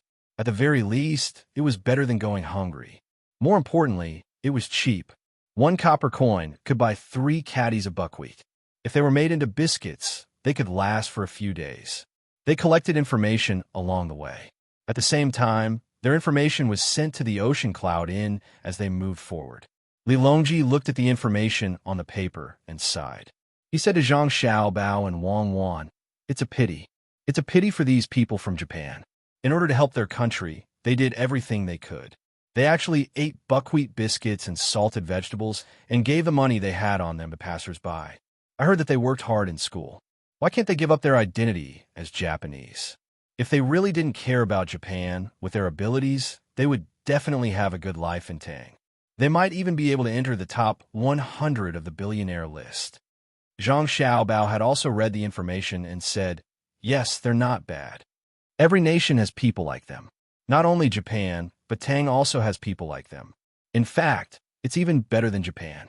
I can respect their national spirit, but it doesn't mean that I'll let them go. There are many people like them. I think their performance is only so. Showing them respect is also a form of respect for myself." "Yes." Wang Wan chimed in. "They're doing all right. At least I'm quite satisfied with what they're doing.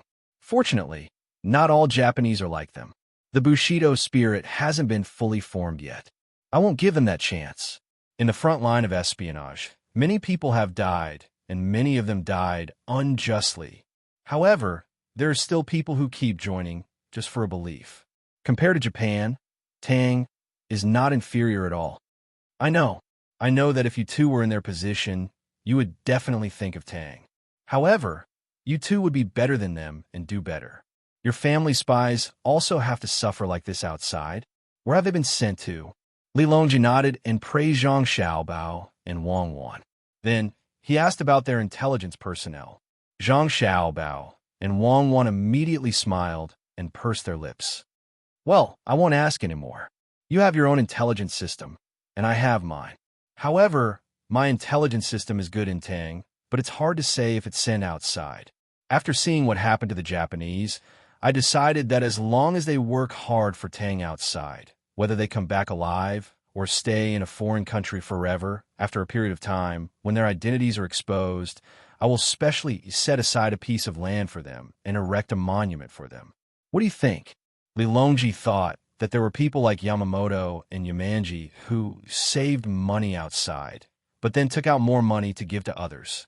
For a moment, he also felt sentimental. Zhang Xiaobao took a deep breath and said, "As long as the Tang Empire maintains an absolute advantage, this matter can be done. If the Tang Empire is overtaken by others one day, then even if some people die, they won't be able to obtain a title. In fact, even if they do something beneficial to Tang, because the officials of Tang are too corrupt, not only are they unable to protect them, They even want to capture them and force them to hand over all their money. That is the most lamentable thing. A country that doesn't even have the courage to admit that someone has done a good deed and instead wants to arrest that person, forcing them to flee. This country is about to be destroyed. In truth, my request for the great Tang is very simple. If our spy is exposed one day, he can confidently tell the other side that he is a spy for the great Tang, but you're not allowed to touch him. Otherwise, the great Tang will destroy you for me, let alone killing me in broad daylight. Even if I were to reveal my identity and suddenly disappear from this place, you would still have to bear the wrath of the great Tang.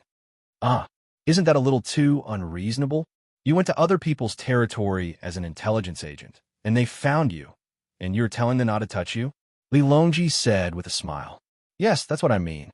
Being reasonable is a matter for weak countries. The strong don't need it, and what the strong say is right. Even if one day my army goes to other people's territory and kills them, but they're surrounded, they can only send the people back to me. The only thing they can do is to take the guns from our people and study them. They can't do anything to our people and turn a military conflict into a diplomatic incident. I allow them to protest, but I can only express my regret. Zhang Xiaobao said as he looked at Wang Wan. Wang was almost angered by Zhang Xiaobao's words. She glared at him and said, "You are talking about a strong country against a weak country. A strong country can't be strong just because you say so. You don't even have an aircraft carrier, so what can you do? Do you really think you are strong? Didn't you get better in the end? Do you know what it means to endure hardships?" I didn't say anything. Zhang Xiaobao looked at Wang Wan blankly. In the end, she rolled her eyes again. Li Longji was confused. He didn't know what the two of them were talking about. He felt that it was a mess, so he asked, "What is an aircraft carrier?" "Let me explain." Zhang Xiaobao didn't look at Wang Wan's eyes and quickly said, "An aircraft carrier is a ship that provides a combat supply platform for things that fly in the sky. For example, our hot air balloon can fly in the sky. If we attack other people and they have cannons by the sea, what do? We use a hot air balloon to attack, but it is impossible for a hot air balloon to fly to a place by itself. It is too far away, and the things inside will be burned up, so they can't fly to a place. What do? We use a ship to pull it, just like the one we have now. But for an aircraft carrier, it's not cost-effective to only use it to carry hot air balloons. So, we'll use planes instead. Then, we'll throw down powerful bombs from the planes. With a wave of attacks, the entire coast will be cleared. It would be even better if we could fly further and directly blow up the enemy's military camp." Li Longji suddenly understood. Then he said, "The two of you keep talking about planes, but why haven't I seen one yet? Where are the planes? Can't the Ministry of Works figure it out? Tractors are already available, so why can't we use planes?" Zhang Xiaobao was surprised. In theory, with tractors, we should have planes. But theory is just theory. It is still a little difficult to turn it into reality. The main problem is that we don't have enough fuel. It is not easy to burn it up. Besides, our diesel engine is too heavy and can't fly in the sky. A speed of 120 miles per hour is too slow. We have to solve the power problem first. Let's try it next year and see how the fuel refinement is. There's also the problem of the diesel engine's weight and volume. We can't let it burn out, right? If the diesel engine in the tractor burns out, then so be it. At most, we can send a few more people to carry it. If it burns out while flying in the sky, then it will really be a disaster. Of course, the people on top can parachute down.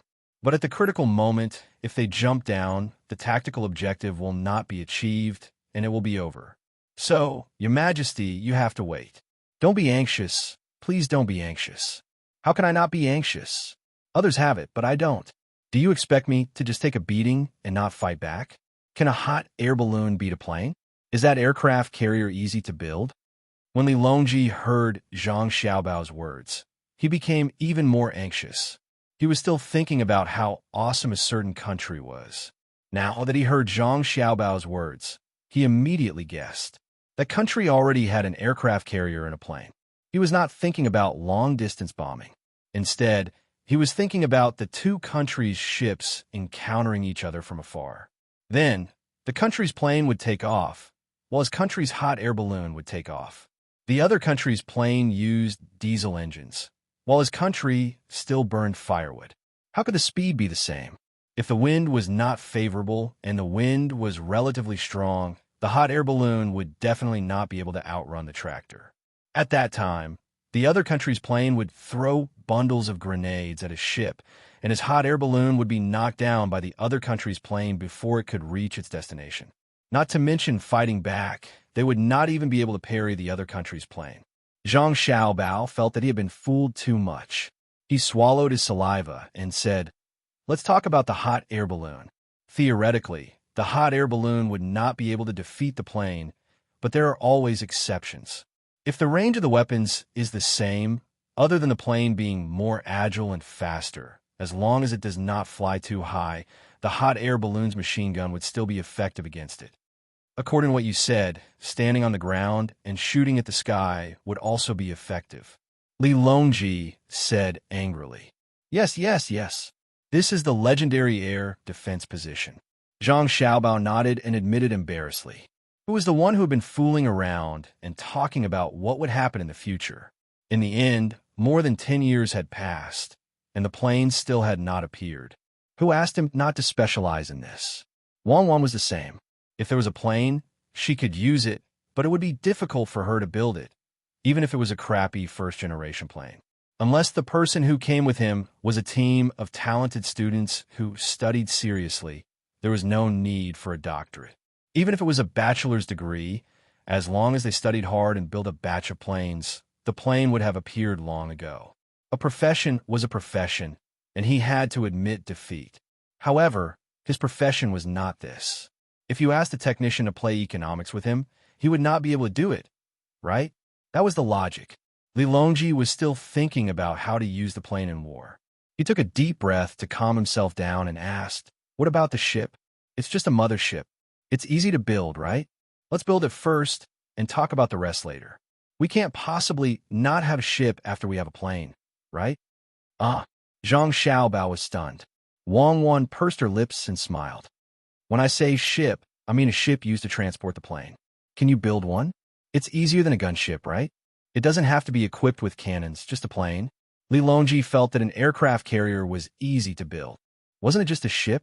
It did not need to fly in the sky. Zhang Xiaobao shook his head like a rattledrum. "No, Your Majesty, it's not like that. You won't understand in such a short time. That thing, it's like this. Planes don't fly like hot air balloons on a ship. In theory, there could be such planes, but let's not think about it for now, okay?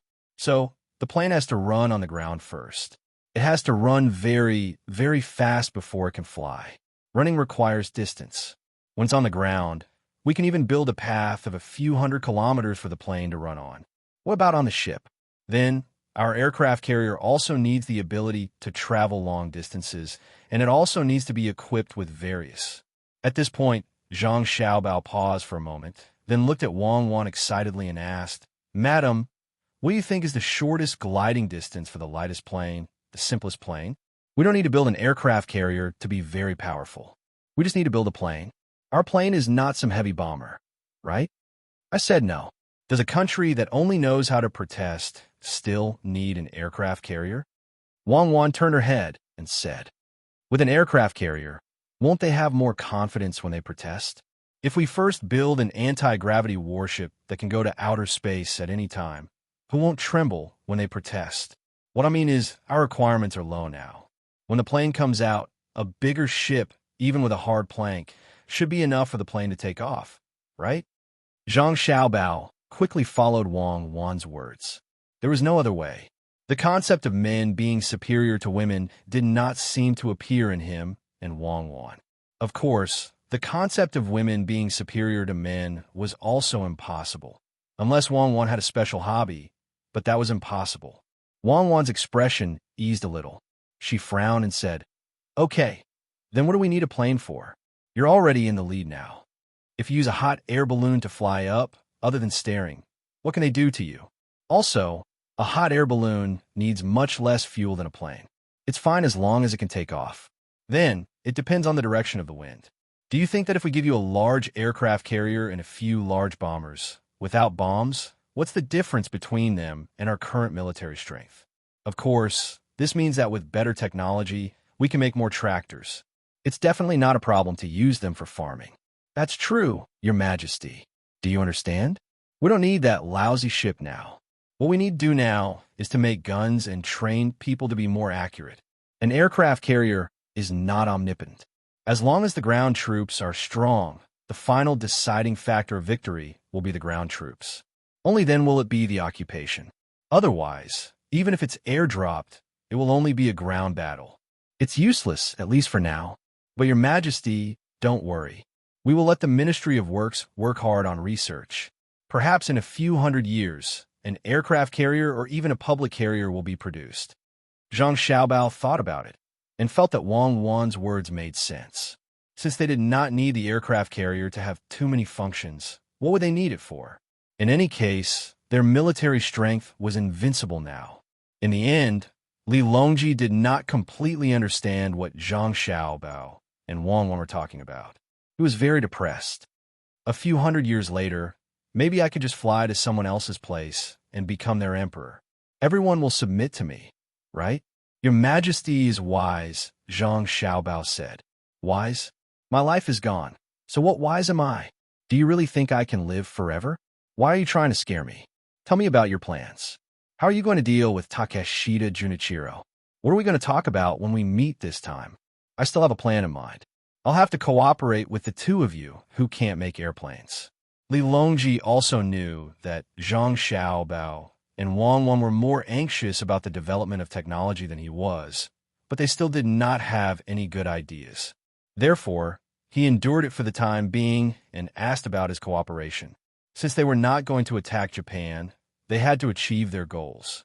Seeing that Li Longji was no longer forcing him to build an aircraft carrier, Zhang Xiaobao finally heaved a sigh of relief. He was indeed rich in the past, but no matter how rich he was, it had nothing to do with an aircraft carrier. Even if you had the money to buy it, no one would sell it to you. By the time someone was willing to sell it to you, they would probably be able to perform space jumps. What was the point of having an aircraft carrier then? Fishing? Zhang Xiaobao smiled apologetically at Li Longji and said, Your Majesty, you don't have to meet Takeshita Junichiro personally. He's not qualified yet. You can continue to play in Luzhou. Leave the matter of meeting Takeshita Junichiro to Xiaobei. I'll give her a few instructions, and she'll know what to do. Don't worry, Xiaobei will definitely have no problem handling this kind of matter. We'll keep the 3 million taels of silver first. This is a huge sum of wealth. It'd be a waste if we don't take it. When it's time to deal with Japan, we'll have to deal with them. When the leaders of the 6 Zhao arrive, we'll make Japan do what they should do. For now, we just need to give them a little hope. I don't believe they'll dare to use force against Tang immediately. Li Longji's expression eased a little. He was still worried that the other country would come and attack them. If they had nothing, they would be bullied to death. After pondering for a moment, Li Longji said, There's something I don't understand. Xiaobao, Cuckoo, since we already have our own paper money, why do we still have to keep gold and silver? Xiaobao, you said it before. It's nothing more than a basic currency problem. We have the technology, so why are we afraid that others will make trouble with the currency? Your Majesty, you're talking about this problem. How should I put it? If we say that gold and silver are important, they're really not that important. Indeed, we're keeping them for the time being because we're afraid of problems. However, even if we don't have these two things, the current currency system can't be shaken by others. However, these two things have another use. First, it's beautiful, especially the gold powder. When you use other things to decorate something, the effect won't be as good. It's really beautiful. Second, we need electronic components. We're still lacking a little. It's fine if we don't use these two things, but the efficiency is low. In the future, it won't be good if we don't use them. If the resistance is slightly higher, the things won't be able to withstand it. Then, it'll become an electric furnace. You wouldn't want to use any electrical appliances in the future to suddenly emit smoke when you use them, right? Also, how should I put it? It means that in the future, we definitely can't use gold and silver. Furthermore, you don't have to care about the value of those things, and I don't care about the value of those things.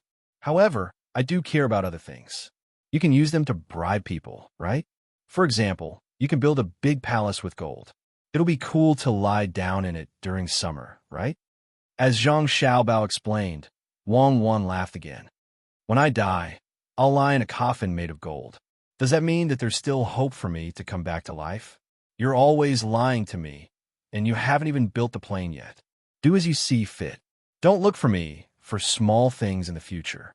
Li Longji indeed didn't understand the importance of gold and silver in electronic components.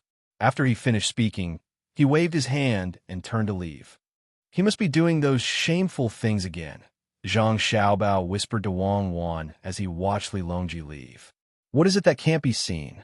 Wang Wan asked in surprise. Things about the continuation of life and inheritance of a race. It's hard to explain. Let me show you personally. Come, let's go to the back. Zhang Xiaobao pulled Wang Wan's hand. If I don't go, you're a hooligan. See, you admit it. As expected, it's shameful. Let's find a place where there's no one. Chapter 11:30. While Li Longji, Zhang Xiaobao, and Wang Wan were all resting, Xiaobei was extremely energetic. She had been waiting to meet Takeshita Junichiro. She had been sleeping for a long time just to show Takeshita Junichiro her face.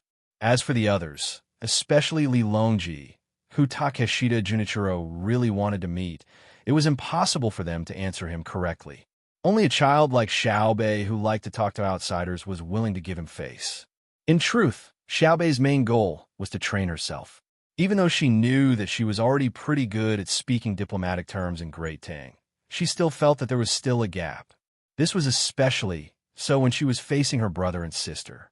They did not seem to need to think at all and could casually answer her more profound diplomatic questions. In her opinion, speaking about her brother and sister was as smooth as eating noodles. It could be said that she could speak as soon as she opened her mouth, and there was no repetition. She did not know how her brother and sister trained. When she realized that she was the stupidest of the nine, Xiaobei felt a sense of crisis. She could not draw, shoot, commentate on sports, calculate, literature, or martial arts, and so on. In these situations, she felt that the only thing she could do was to stand at the very front. Only by shouldering all the external matters would she be able to balance out a little. Otherwise, wouldn't she become the most useless? Even if her brother and sister kept saying that her position was actually just as important. With such thoughts in mind, Takeshita Junichiro had a chance to come into contact with the upper echelons of Great Tang. Before dinner, Takeshita Junichiro saw Xiaobei. She was clearly a child in his eyes, but he could never treat her like a child because many people had already been taken advantage of. Takeshita Junichiro admitted that it would be very difficult to scheme against Xiaobei. Perhaps Xiaobei was not smart enough, but she was still competent in dealing with external matters. Takeshita Junichiro brought Yamamoto and Yamamoto to the side courtyard of Heiyunjian restaurant. After a series of body searches, he saw Xiaobei sitting high up. At this time, Xiaobei had already changed her clothes. She was wearing the official attire of Great Tang's imperial court officials. If one had to find something different, it would be the pattern on her body and the two kinds of fish bags on her body. But what did that count for? Even the emperor of the Great Tang, Li Longji, didn't care. Were they supposed to find any flaws in this matter and use them to threaten Xiaobei? Takeshita Junichiro was well aware that as long as the Zhang family and the Wang family did not rebel, the emperor of the Great Tang, Li Longji, would not pursue the matter no matter what Xiaobei and the other children did. Even if they shouted that they wanted to rebel, Li Longji would not care. Who's next? Xiaobei's eyelids drooped as he asked the three kneeling Takeshita Junichiro. She didn't put on any makeup at all. Her naturally formed, long Weiwei eyelashes made her look like a doll for sale. Takeshita Junichiro had the same thought. He really wanted to sell a doll, but when he heard what the doll said, he couldn't help but feel stifled. How could she not recognize him? He even got a lot of money from me.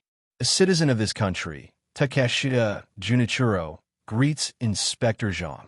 Takeshita Junichiro had no choice but to follow Xiaobei's words. Oh, so it's Ichiro. The other two look very familiar. Could it be that they are from a mountain temple? We're all familiar with each other. Quickly get up and speak.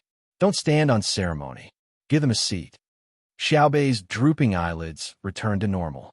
Her large eyes blinked in surprise.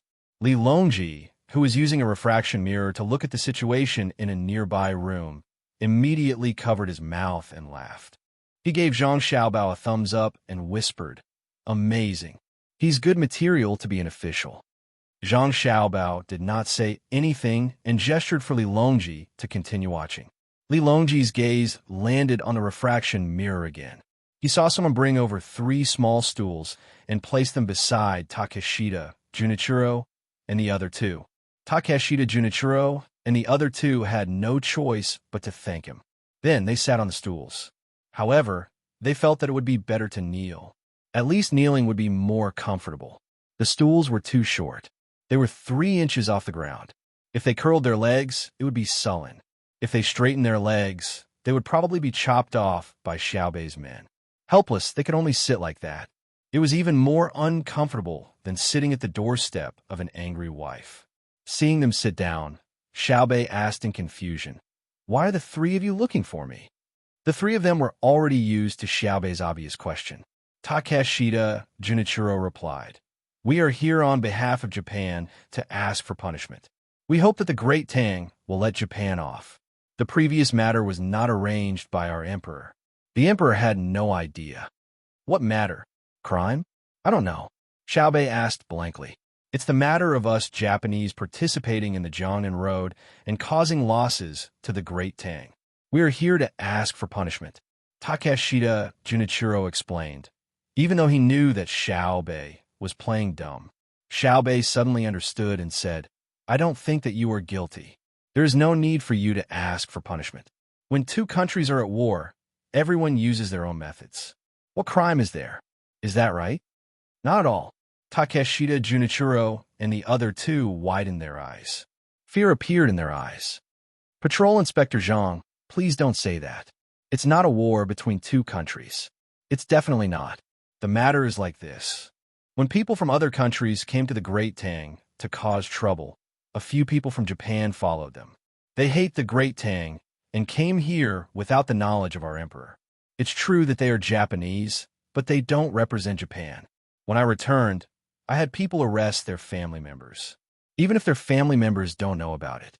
Takeshita Junichiro was scared out of his wits. He explained nervously. He finally understood why it was difficult to do diplomatic work when one's military power was not strong. "It's not a war?" Xiaobei asked. Takeshita Junichiro shook his head vigorously. "No, it's definitely not. It's a misunderstanding. We have already escorted them over. They are at your command." "Oh." Xiaobei smiled embarrassedly. "It seems that I'm misunderstood. Since it's a misunderstanding, why do we need to talk about escorting them? The ignorant can't be blamed. Since you kidnapped them, let them go. Don't affect the friendship between the 2 countries because of other people. Don't you agree?" The 3 were confused by Xiaobei's words. Should they answer yes or no? This was a question that was very profound. If they did not answer correctly, it could easily lead to the destruction of their country. Takeshita Junichiro thought hard for a moment before finally saying, "Patrol Inspector Zhang, I believe that regardless of whether they knew about this matter beforehand, this matter is related to them. Even if it's just the slightest bit of connection, they can't escape the consequences of their lax management. Thus, for the sake of the friendship and peace between our 2 countries, they must bear the corresponding responsibility. This is also an explanation to the people of the Great Tang. What do you think?" "What do I think? I've heard that the lives of your Japanese people aren't very good. Coincidentally, my Great Tang has invited important figures from the southwestern Zhao to come here to discuss matters and help resolve the problems of the lives of the people of the southwestern Zhao. Why don't you send someone over as well? Since you've already said that you want to give an explanation to the people of the Great Tang, I'll mention it first. The people of the Great Tang who were harmed need a small piece of land as compensation. This is the land of your Japan. We're not forcing you to give it to us, but renting it out. You might be asking why renting your land would make up for the harm done to the people of the Great Tang, right? It's actually very simple. Because the people of the Great Tang who were harmed believe that renting a piece of land from your land will make up for the harm done. Do you understand?" Xiaobei followed his brother and sister's request and organized his word for Takeshita, Junichiro, and the others. The three of them were even more confused. What was all this nonsense? But the main meaning was clear. They wanted to rent out a piece of land to the Great Tang as compensation for their defeat in the war. Ceding land was a very simple matter. Patrol Envoy Zhang, how much land will be ceded to you? Takeshita, Junichiro, nervously asked. It's not ceding, it's renting. We'll give you money. Let me think, it's about 1/20th, but the money we're willing to give is 1/10 of the income of your Japanese territory. We'll first rent it for 10 years, and after 10 years, we'll talk about it again. In truth, you're the one who's benefiting twice the price. Let's settle the matter of renting the land first. Which one of you should hurry back and invite your important people to the Great Tang? Together with the people of the southwestern Zhao, one of you can examine the development model of the Great Tang and then accept our help in other aspects. I have a list. Once you've chosen the people you want to send back, give them to bring them back. We're very sincere. Whether it's our officials, people, or soldiers, we all fervently hope that they can come. I trust that you won't disappoint us, right? Xiaobei continued to speak according to his plan. In truth, he wasn't sure what the point of calling these people over was. Was he supposed to kill them? He trusted that his brother and sister wouldn't do such a thing. Otherwise, it would have been better to just call them. Takeshita, Junichiro, and the others could hear the threat in his words. If not all the people on the list came, the people of the Great Tang would be disappointed, especially the army. What they were least worried about was renting out 1/20th of the land. Any large island would be enough. Even if they gave it to the Great Tang, it wouldn't matter. In the future, if they had the ability to take it back, they would naturally take it back. If they didn't, they had no choice but to give it to them. All right. We'll immediately arrange for people to go back. What other requests does the Great Tang have? Takeshita Junichiro saw that there was no need to resort to violence, so he agreed to the matter first. As for what would happen after the people were sent back, it wasn't something he needed to consider. Xiaobei seemed to be deep in thought, and then he shook his head. No, I can't remember. I think the next thing is to ask you what technology Japan needs. The people of the southwestern countries are coming to Luzhou to discuss the supply of technology, but it's not free of charge. You'll have to pay a price. The price isn't high, and it's mainly to help you, not harm you. Chapter 1131. 15 years ago, Takeshita Junichiro and the others would have believed Xiaobei's words. At that time, the Great Tang was very easy to negotiate with. Sending some rotten fish and prawns as tributes could be exchanged for precious silk and porcelain. Seeing that the Great Tang had advanced technology, they could also learn it. Moreover, if the Great Tang Emperor was happy, he might even send craftsmen to Japan to teach them. But now that was impossible. Would the Great Tang be so kind? Those worthless craftsmen with no status had now become treasures. As for technology, there was even less hope. Let alone military technology, even if they wanted to learn some basic technology, the Great Tang would not teach them. Thus, when they heard Xiaobei say that he would help Japan, Takeshita, Junichiro, and the others were not happy. On the contrary, they couldn't help but tremble. What kind of rotten idea was Zhang Xiaobao coming up with now? Everything I said is true. Do you believe me? Xiaobei asked, looking as if he was waiting for others to acknowledge him. The three nodded. We believe. How could Patrol Envoy Zhang's words be false? Really? You believe me? I don't believe you, Xiaobei said to the three. While the three were flabbergasted, he continued, I don't believe why Big Brother and Big Sister would give you the technology, but it's true. There's also the people in the Southwest. We're not giving you the technology because we're afraid of you. We're sincerely helping you. However, the technology is not military technology, but smelting. The metal you sold us was too inferior, hindering our work. So I think that by helping you, we'll be helping ourselves. What do you think? Yes. By helping us, you'll be helping yourselves. Patrol Envoy Zhang, you're truly too amazing. You've thought of this crucial point. With your abilities, it won't be a problem for each of you to become a governor of a province. The people under your rule will also have better lives. Takeshita Junichiro felt that Xiaobei's words made sense. Otherwise, why would he teach them technology without any intentions? Learning the smelting technology would probably require them to pay a great price, but it would be worth it. Hearing Takeshita Junichiro's flattery, Xiao Bei's expression sank. He coldly snorted. Oomph, you have bad intentions. Why do you say that? Takeshita Junichiro didn't know what he had said wrong. You said that each of us should be the provincial governor of a province? That's clearly harming us. Once the 9 of us are separated, we're nothing. Only when we're together can we be the real inspectors. What can I do if I'm the provincial governor alone? I don't even know how to calculate. You're trying to divide us. I'm very angry. My young heart has been hurt. What should I do? As Xiao Bei spoke, he covered his heart with his hand. Indeed, he was very sad. Takeshita Junichiro was dazed for a moment. Patrol Inspector Zhang, don't be sad. We brought money with us when we came. When the time comes, your money is to compensate the people of the Great Tang who were harmed. What does it have to do with me? What's more, do you think that money can make up for the damage to your heart? However, I heard that it's okay to eat abalone. Dried abalone, the kind with 2 to 4 heads, is a folk recipe. I heard that Japan has it. Do you remember?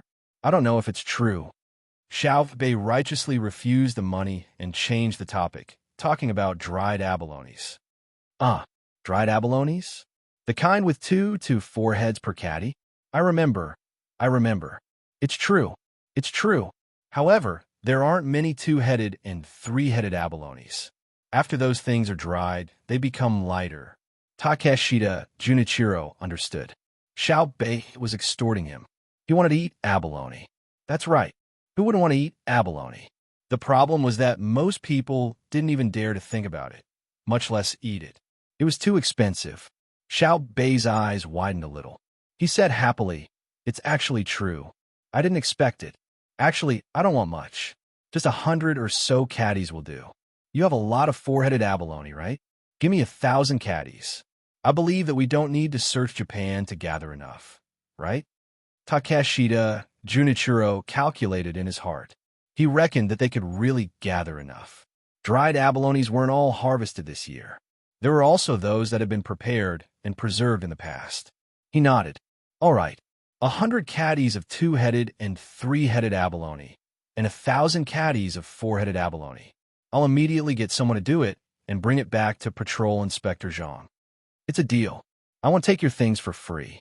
I'll use my skills in exchange. If you give me 1,000 caddies of abalone, I'll give you 10,000 caddies of willow weaving dolls. Don't look down on dolls. Not only do they have weaving skills, but they also have planting skills. After you take them, learn them seriously. Once you've learned them, you can plant willow trees and grass if you want to plant them. Isn't that awesome? Xiao Bei said very fairly. He didn't take advantage of them. Takeshita Junichiro swallowed 2 mouthfuls of saliva.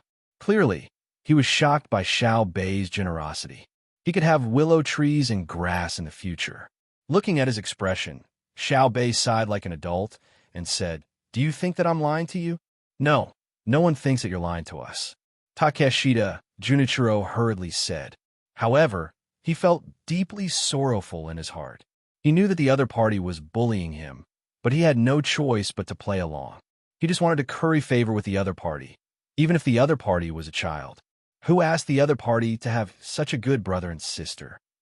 If he really offended the other party with his words, perhaps before the Tang Empire's army was mobilized, the other party's guards would have already boarded a ship and attacked. Was there anything more sorrowful and helpless in the world than this? Not only was the other party powerful, but more importantly, it was the other party's will. If everyone in his country was wholeheartedly committed to war, the Tang Empire wouldn't dare to start a war lightly. How long would it take for the Tang Empire to kill all the Japanese? Would they still be able to kill more people? It was a pity that the Tang Empire's supporters of peace had been enduring time and time again. They always thought that if they took a step back, the Tang Empire would let Japan off. However, they didn't know that Zhang Xiaobao and Wang Wan had the ambition to destroy the country. When the Bohai Sea Commander-in-Chief's office's ocean-going fishing team came to his country to search for fish, the fishermen of his country had no choice but to hide far away when they saw them, even though they knew that they were very close to his country. Why? Wasn't it because the Tang Empire's supporters of peace were afraid that the fishermen would offend the other party and cause them to send the Bohai Sea Commander-in-Chief's office's fleet over? What was frightening wasn't the Tang Empire's gunboats, but their will as a strong country. When the fishermen of his country backed down, what they lost was not only the harvest they were about to gain, but also their confidence in their country. As he thought about it, Takeshita Junichiro's eyes turned red. Xiaobei didn't know what the other party was thinking about. When he saw that Takeshita Junichiro was about to cry, he said angrily, "I just said that I didn't take advantage of you. Why are you crying? What's wrong with planting willow trees? What's wrong with planting grass? Isn't it good? Do you know how much the grass here is worth? 1 meter long and 1 meter wide, don't you?" How much? His train of thought was interrupted by Xiaobei's words. So Takeshita Junichiro asked in confusion. Yamamoto and Yamamoto behind him were also puzzled. Fuck, it could be calculated based on the area. If one were to say how much a pile of grass was worth, they might be able to give a number. If there were too many, they could be used to make fires. Or like the Tang Empire's current situation, they could be used to make dung and fill up the methane pools. Xiaobei gestured with his hand and said, 60 copper coins for such a big place. Of course, there are special requirements for the grass as well. Don't believe me? The grass in the soccer field is also called kuju. Do you remember? The kind that many people in the Tang Empire like to play. The three of them nodded at the same time. I remember now. The grass, there is 60 copper coins for a square meter. Yamamoto really didn't know that the grass in the soccer field was worth so much. It's not a square meter. A square meter is a square meter, and the perimeter is different. It's 60 copper coins. You don't know how to cultivate abalones, so it's just a lucky income. But you can plant grass. If you can grow grass that's more suitable for soccer, we'll buy it for 100 copper coins per square meter. Since you have nothing to do, why don't you study how to grow grass? No matter how expensive two-headed abalone is, you have to find it first. The grass won't grow legs and run away, right? Xiaobei guided the three of them to develop the idea of growing grass. Just as Takeshita Junichiro and company felt that it was a good idea, they suddenly realized that if grass was that easy to grow, why would Xiaobei give them the benefits? Furthermore, they were talking about exchanging a lot of abalones for willow weave dolls. Even if they wanted to learn techniques, they didn't need dolls that weighed more than 5,000 kilograms, right? When did willow weave dolls start to be weighed by kilograms? They weren't sold by the size. Patrolling Inspector Zhang, there's no need to talk about the transaction. We are willing, so let's talk about other matters. Takeshita Junichiro felt that he shouldn't be caught up in whether it was worth it or not. If others didn't want to give them dolls, would they dare not give them dried abalones? Other matters? I've already said it before, so I won't repeat it. Let's talk about something that I didn't mention before. You have quite a number of people on the ship, right? Xiaobei was too embarrassed to continue when he saw that the other party wasn't mentioning the willow weave. He changed the topic. Takeshita Junichiro nodded. Yes, there are people escorting the goods. It's good that there are people. How about this? Let's organize a few soccer matches. Apart from the people who report back, there's nothing else to do. We can use it for fun, all right? Xiaobei said, following the idea of the lawn earlier. Takeshita Junichiro and the others were more familiar with this. In the past, Tang Dynasty liked to compete with others in various things. There were boat races, polo, hunting, and so on. The only thing they were worried about was what they would lose if they lost. Hence, Yamamoto asked, are there any stakes? No. Xiaobei shook her head. What else can you use as a stake? However, if you win each match, you'll be rewarded. I'll pay for the rewards, and I won't charge entrance fees. It's not my place to ask for money from the people of Luzhou. This is purely for fun. I don't mean anything else, all right? Otherwise, all of you can't go back. There's no point in staying here, right? When they heard Xiaobei's words, the three of them were suspicious again. Since when was Xiaobei so easy to talk to? Why would she do something that did not benefit her? The three of them looked at each other. They could not see any clear hints from the eyes of the people around them. It was as though they did not understand anything. There's no harm to us? Takeshita Junichiro asked with uncertainty. Xiaobei shook her head vigorously. Absolutely not. Do I look like a liar? If that's the case, we'll participate. Takeshita Junichiro made up his mind. Chapter 1132. The competition was scheduled for the next morning. Takeshita Junichiro and the other two returned to the courtyard of the inn with a special mood. Xiao Bei happily joined up with the others and began to whisper to each other. Even Li Longji couldn't find a chance to praise him. Xiao Bei was probably immune to praise that didn't have any substantial benefits, even if the person praising him was the current emperor. Xiao Bao, what do you think your sister is going to do? Li Longji could not praise Xiao Bei, so he could only turn to ask Zhang Xiaobao. Zhang Xiaobao did not care about his younger brother and sister's schemes at all. He was waiting for the important figures of the various families and the imperial family in Japan to come over, especially the hardliners. He wanted to send the main leaders to Tang and stay there for 3 to 5 years. Japan would completely fall. When he heard Li Longji's question, he casually replied, I think Xiao Bei wants to get some benefits. That's what I'm asking. Li Longji emphasized his purpose. Ask Xiao Bei, or keep watching. You'll be able to see something. Zhang Xiaobao still did not give the answer Li Longji wanted. In fact, he did not know what his sister was going to do, and he was not in the mood to think about it. Li Longji was depressed. After saying that he had to go back to deal with the country's affairs, he got up and left. Early the next morning, the people near Luzhou's provincial capital headed to Luzhou's stadium in groups. Luzhou Stadium was well built. It covered an area of 1 million square meters. It sounded big, but in fact, it was just a square that was 1,000 meters long. There was a reinforced concrete building in the middle. There were several track and field events in it. The football field for the competition was also there. However, due to the lack of technology, there was no ceiling above, and there was no automatic opening and closing glass ceiling. In fact, it was not entirely because the technology could not keep up. If they did not care about the cost and invested manpower and material resources like the research on cannons and steam engines, it could still be achieved. However, the cost was too high, and it was not cost-effective.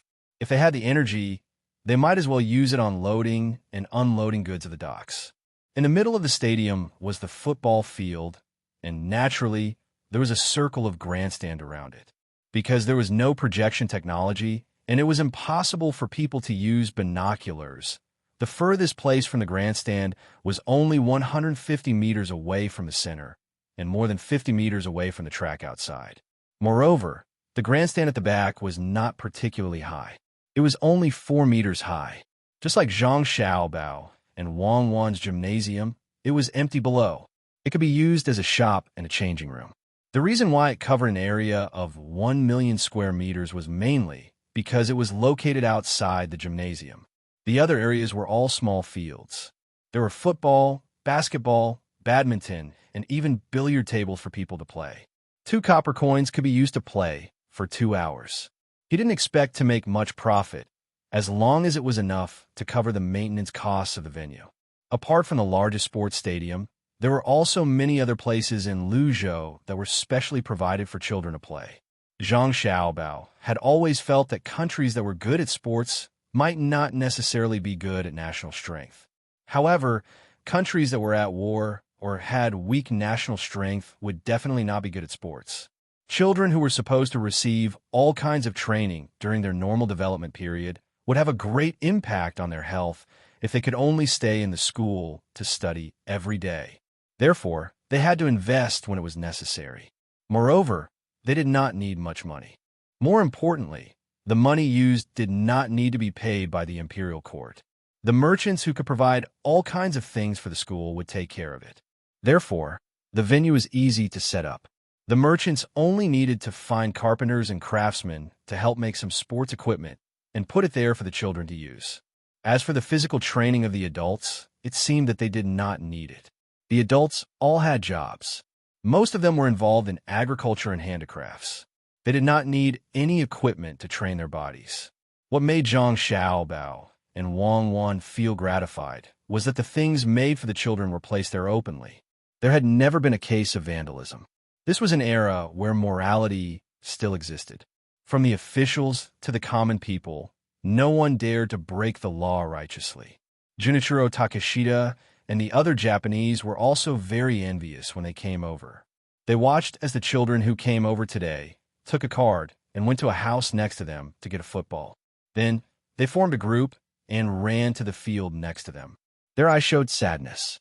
The better the children of Great Tang lived, the worse it seemed to the children of their own country.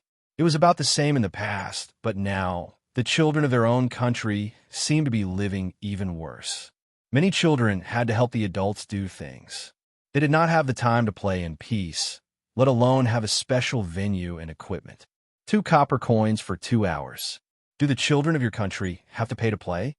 Takeshita Junichiro asked Xiao Bei, who was beside him, when he kicked a soccer ball that was accidentally kicked by a child back to the other party. However, he realized that the ball was kicked even further away. Xiao Bei nodded. Of course, the maintenance of the venue costs money. Takeshita Junichiro observed carefully and asked, "Why don't I see any children paying?" "Because the children don't have money," Xiao Bei answered. "Then how do they pay?" Takeshita Junichiro asked gloomily. "Cards. The cards they hold have money on them. There are patterns printed on them. How much money do they need? When the time comes, they'll pay the merchants who gave them the money. It's a rule that the stadium collects money. It's a benefit that the children don't have to fork out their own money. There's no conflict." As Xiao Bei spoke, he waved at a child. When the child ran over, he took the card from the child and showed it to Takeshita Junichiro and the others. As expected, there were patterns that represented 1 copper coin to 3 copper coins on the card. The patterns were very detailed. At the very least, the children would not be able to draw it themselves. There was a small line of words at the bottom that said "Children of Great Tang Luzhou." It meant that the adults had no use for this card. Even if they took the card away from the children, they would not be able to find a place to spend it. Takeshita Junichiro handed the card back to the child who was waiting there. He asked Xiao Bei, "Can we buy anything with this card? If so, what if a skilled craftsman draws this card for the child?" "Yes, we could buy anything as long as we have enough money. The child doesn't have to spend it himself. He could buy rice and noodles for his family.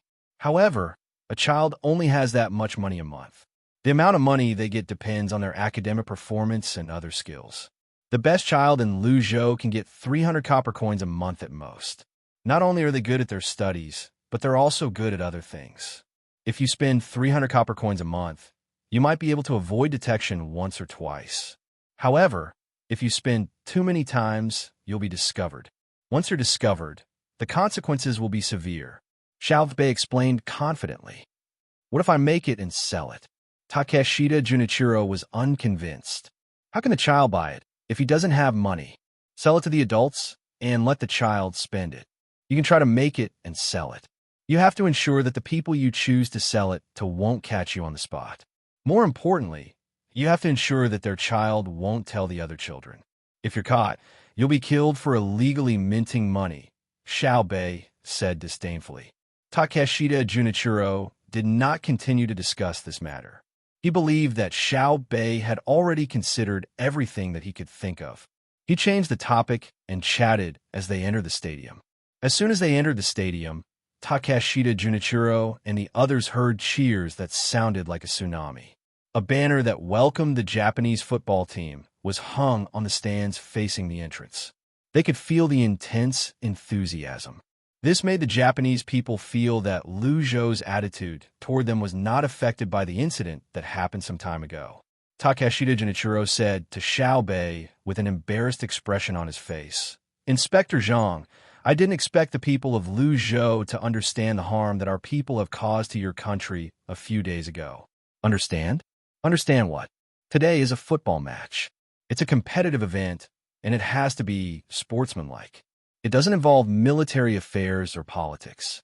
Don't be fooled by the fact that they're welcoming you now. They're welcoming the football match. If Japan doesn't do a good job, they might be welcoming you here while the army is mobilizing outside.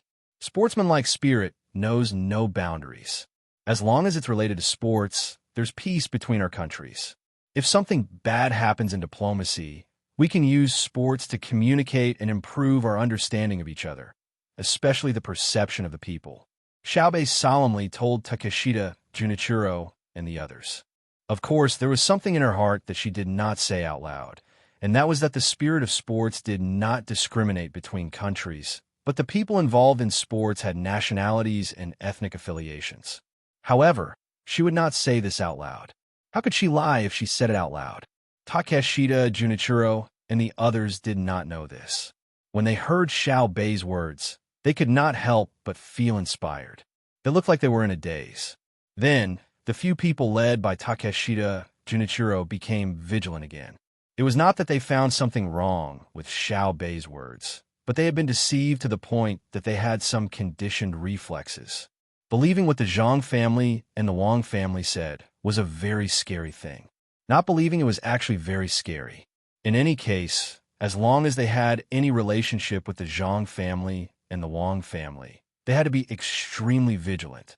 Even so, it was very easy to fall into a trap. It was impossible to guard against it. Let your people enter the locker room. We provided you with jerseys and shoes. The numbers are arranged according to your body size. When you go in, you'll see the place where your name is written. There are things that belong to that person inside. If you can't read, you can ask. Next, let's focus on enjoying the exciting match. Don't think too much. Sports is pure and should not involve other aspects. Xiaobei did not care about what the other party thought.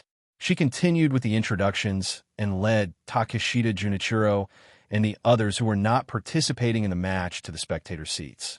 On the other hand, Takeshita Junichiro was taken aback. When he went back yesterday, he had arranged for 30 people who knew how to play football. Today, he had yet to decide which 11 to send on the field first, and was even more worried about what kind of clothes to wear. In the end, the other party had already prepared clothes according to their figures. It looked like all 30 people were prepared. Such a perfect and accurate intelligence system was very scary. Sports was very simple, but things outside the field were not simple at all. Chapter 1133. While Takeshita Junichiro and the others were admiring the intelligence systems of the Zhang family and Wang family and trying to figure out the purpose of Xiaobei's disclosure of this matter, the members of both teams had already changed their clothes. When the Japanese team came out of the locker room, Takeshita Junichiro felt a wave of dizziness. Other than the number printed on the team's clothes, there were also words and colorful patterns printed on them. Wonjo Juyo, Takeshita Junichiro read out the words on the clothes very quickly. He turned his head to look at Xiaobei in confusion and asked, "What is Juyo?" "Ah, you're asking about the words?" Wonjo Juyo is a company in Wonjo called Juyo. They're in the leather business, and now they mainly sell leather shoes. There are men's shoes, women's shoes, and children's shoes. They are very famous, but, as Xiaobei explained with a smile, he looked down at himself and realized that everything he was wearing was made by his family's company. He could only look elsewhere and suddenly pointed happily. "Do you see the person sitting 20 seats away on the left? He is wearing Juyo leather shoes. The workmanship is excellent and the taste is outstanding. Their advertising slogan is walking on the waves, walking on Juyo. It is a very good company that makes shoes. The Tang people are proud to have a pair of Juyo shoes." Takeshita Junichiro nodded slowly and glanced at Xiaobei. What he meant was, since it's good, why don't you wear Juyo shoes? Xiaobei's comprehension ability was still very strong. When he saw Takeshita Junichiro's gaze, he smiled sweetly and said, "I also want a pair, but I can't. Their production is limited. It's better to give it to people who need it more. Watch the game. Your Japanese football team is now sponsored by Wonjo Juyo shoes." There was still some time before the game began. At the very least, the football players from both sides had to be introduced by the commentator. The cadence of the voice echoed in the stadium, and the applause and cheers of the audience could be heard from time to time. The commentator was dedicated, and so was the audience. No matter which country they were from, there was no need to know them. Once the commentator introduced them, he would first give a shout and show enthusiasm. This finally made Yamamoto and the others feel the magnanimity of a strong country. Of course, this magnanimity was limited to sports games. Takeshita Junichiro, who was affected by the shouts of the audience, shook his head and finally remembered that his purpose was not to watch the game. Winning or losing was not important. He then asked Xiaobei for advice, Patrol Envoy Zhang.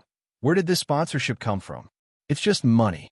Their clothes, shoes, and boards will all be paid by Wenzhou Jiuyo Shoes. There's also their appearance fee. It's not a small sum of money. You can use it as a reward or for training. The condition is that as long as you have a competition, you have to wear clothes with their company's advertisement printed on them. I've thought about it. After today's competition ends, I'll specifically provide training assistance to your team members. When you go back, your standard will be improved a lot.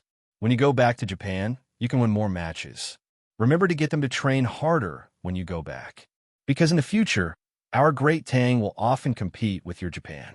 If you win, we'll give you points, and you can use those points to trade for technology in our great Tang. It'll be the same as the workers you send to the great Tang, and you'll even get more points. Xiao Bei kept gesturing with his hands, drawing a big picture for Takeshita, Junichiro, and the others. Takeshita Junichiro did not care much about the sponsorship. He did not think that he could get much money from it. What Xiao Bei said next was what attracted him. If we win against you, we'll get points to trade for technology? Yes, that's right. It sounds nice, but it's not easy. I don't believe that you Japanese can beat us. When the time comes, the teams we send over are all teams that have played in our great Tang and won in the end. They're 1 in a million. It's the same for the other sports like billiards, badminton, and so on. Xiao Bei said proudly. He had a look of contempt on his face. Yes, yes. The people of your country are extraordinary. However, we'll work hard as well. Takeshita Junichiro flattered him, but he did not admit defeat. I'll tell you the various sports later, and I'll also tell you the rules. Get someone to bring it back. It's starting. Look, Lu Zhou's team is going to score. Aya, won't they score if they have more spin? Stupid, the ball flew over the crossbar. It was so close. As Xiao Bei spoke, he suddenly stopped talking about the points. Instead, he became excited about the competition. Takeshita Junichiro was startled. He looked at the field. As expected, someone threw a ball from behind their goal. He guessed that the ball was kicked. As for where the shot came from, he did not know. There was no replay. However, he could guess that it was kicked by the opponent's forward, number 11. Only number 11's position was suitable. Number 11 did not have a captain's armband, and the words Lu Zhou Ocean Line were printed on his shirt. He was probably either from a fleet or a shipyard. When Takeshita Junichiro looked at the formations on both sides, he could not help but feel worried. Great Tang's formation was the most common 4-4-2 formation he had ever seen. His team, on the other hand, had a 2-3-4-1 formation. It was a very strange formation, who arranged for 2 defenders. When he thought about the formation, Takeshita Junichiro looked for one of the people he brought over. He gave a few instructions, and that person immediately left. Shortly after, that person returned with another person. You arranged the formation? Takeshita Junichiro asked the person who came after him. Yes, it's me, that person replied. Can you explain the wonders of this formation? Takeshita Junichiro watched as the opponent's left flank kept breaking through. Then, they formed a shot that was narrowly saved by their own goalkeeper as he rolled and crawled. He asked the person who came after him, Your Excellency, my formation is 5-3-2. It focuses on defense, and it's a defensive counterattack. The 2 outstanding forwards are relatively skilled, and they run fast. The person who acted as the coach was so anxious that he was sweating when he saw the situation on the field. Oh, Takeshita Junichiro nodded and praised. Not bad. The 5 defenders are in a double defensive line, and the 3 midfielders are good at seizing the opportunity. They rushed forward and put a lot of pressure on the opponent. One of the forwards even ran to the side of the opponent's small penalty area and looked for an opportunity to break through behind the 4 defenders. Good, very good. The coach sweated even more. No matter how stupid he was, he could understand the meaning behind Takeshita Junichiro's words. His team's formation was scattered, so why did the forwards rush over? What was there to talk about with the other team's goalkeeper? Without waiting for the coach to explain, Takeshita Junichiro said, The first half is already like this. Just make do with it. During the break, I don't care what methods you use, but you must stabilize the formation. Don't make a fool of yourself. Hey! The coach lowered his head and hurried back to the side of the field. He shouted and even made hand gestures as he tried to save some face. However, the 2-3-4 formation was quite exciting. When the players pressed forward, apart from the forwards who could not pass the ball, the other 9 players could still fight, pass the ball, and shoot. Moreover, they shot quite a number of times, and they often broke through the midfielders of Luzhou's Hainan Airlines team. Luzhou's Hainan Airlines team also showed off their individual skills. When a defender received the ball in front of the small penalty area, he dared to dribble and rush toward the opponent's goal. He used the Xiao Bao spin, the pendulum pass, the bicycle step, and the oxtail flick. He used everything he had the chance to use. It showed how hard he had been practicing his skills. Moreover, as long as the players of the Hainan Airlines team reached the Japanese team's half of the field, they would definitely do a somersault to throw the ball. One was high, and the other was far. Whenever they encountered the ball, they would directly raise their feet and shoot at 0 degrees. They did not pass the ball at all. They just tried their best to spin toward the Japanese team's goal. The enthusiasm of the audience was aroused. Whether it was attacking or defending, the rhythm was so fast. When they fought for the ball, except that no one deliberately committed a foul, it was also so intense. The only regret was that they had not scored a single goal until now. Finally, the forward who rushed to chat with the opponent's goalkeeper made a reverse offside. To be precise, it was not a reverse offside. When a defender of the Hainan Airlines team in front of him saw the opponent kick the ball straight toward his chest, he did not use his chest to stop the ball. Instead, he did a difficult 360-degree kick with his left leg as the center and his right leg as the radius. If he did not get the ball, it would not matter. The goalkeeper could catch it. Even if the opponent's forward got the ball, it would be offside. However, his leg touched the ball. Then, the ball changed direction and rolled to the foot of the opponent's forward who was on the same horizontal line as him. The goalkeeper had already lost his position. Just like that, the forward got the ball. First, he kicked the ball to the goalpost more than 7 meters away from the goal. After it bounced back and deceived the goalkeeper again, he dribbled the ball 2 steps and carefully sent the ball into the goal. Takeshita Junichiro looked at the ball that entered the goal and listened to the various sounds made by the audience. He was dumbfounded and muttered, "That works?" The fans from Japan were happy. Although they were not here to watch the game, they naturally had to cheer since the ball had entered the goal. However, before their happy mood could gradually subside, Luzhou and Hainan Airlines coordinated with each other 15 seconds after the kickoff and scored with a long-distance kick. The audience once again made all kinds of sounds, making the Japanese people suddenly feel that happiness came too quickly. Before they could savor the excitement in detail, it was gone in the blink of an eye. They did not know if they should feel relieved or helpless. The game on the field was still going on. The rhythm was still as breathtaking. The offside players were offside, and the dribbling players were dribbling. By the end of the first half, both sides had scored 4 goals each. 2 goals were scored by the 9 Wanderers first, and the other 2 were scored by the Hainan Airlines first. However, no matter who scored first, they caught up within 3 minutes, making the spectators feel excited. How can this be? Takeshita Junichiro was very puzzled.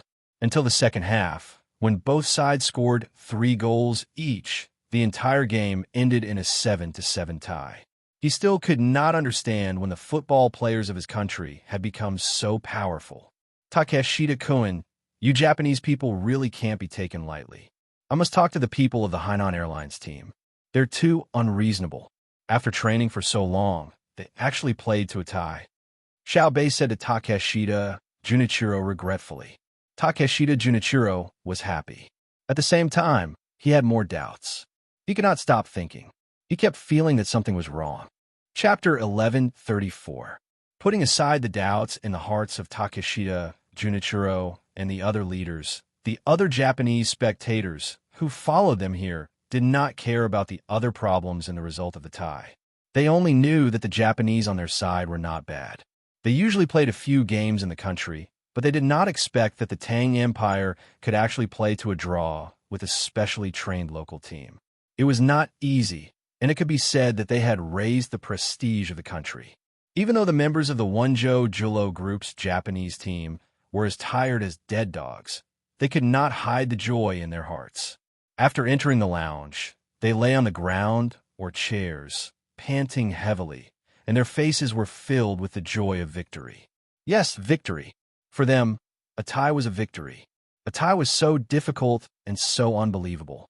Who did not know that the first football team of the Tang Empire was organized by Xiao Bei and the other 9 people? The must-win team was famous at that time. Lu Zhou was the foundation of the Zhang family and the Wang family. How could the football team be bad?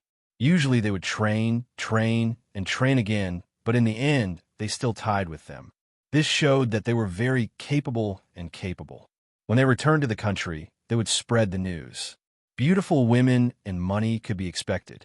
Just as the Japanese team members were thinking about the good things, for people came in from outside. The first person smiled sincerely and found the captain of the Japanese team. He held the other party's hand and kept thanking him. Thank you so much. You guys are amazing.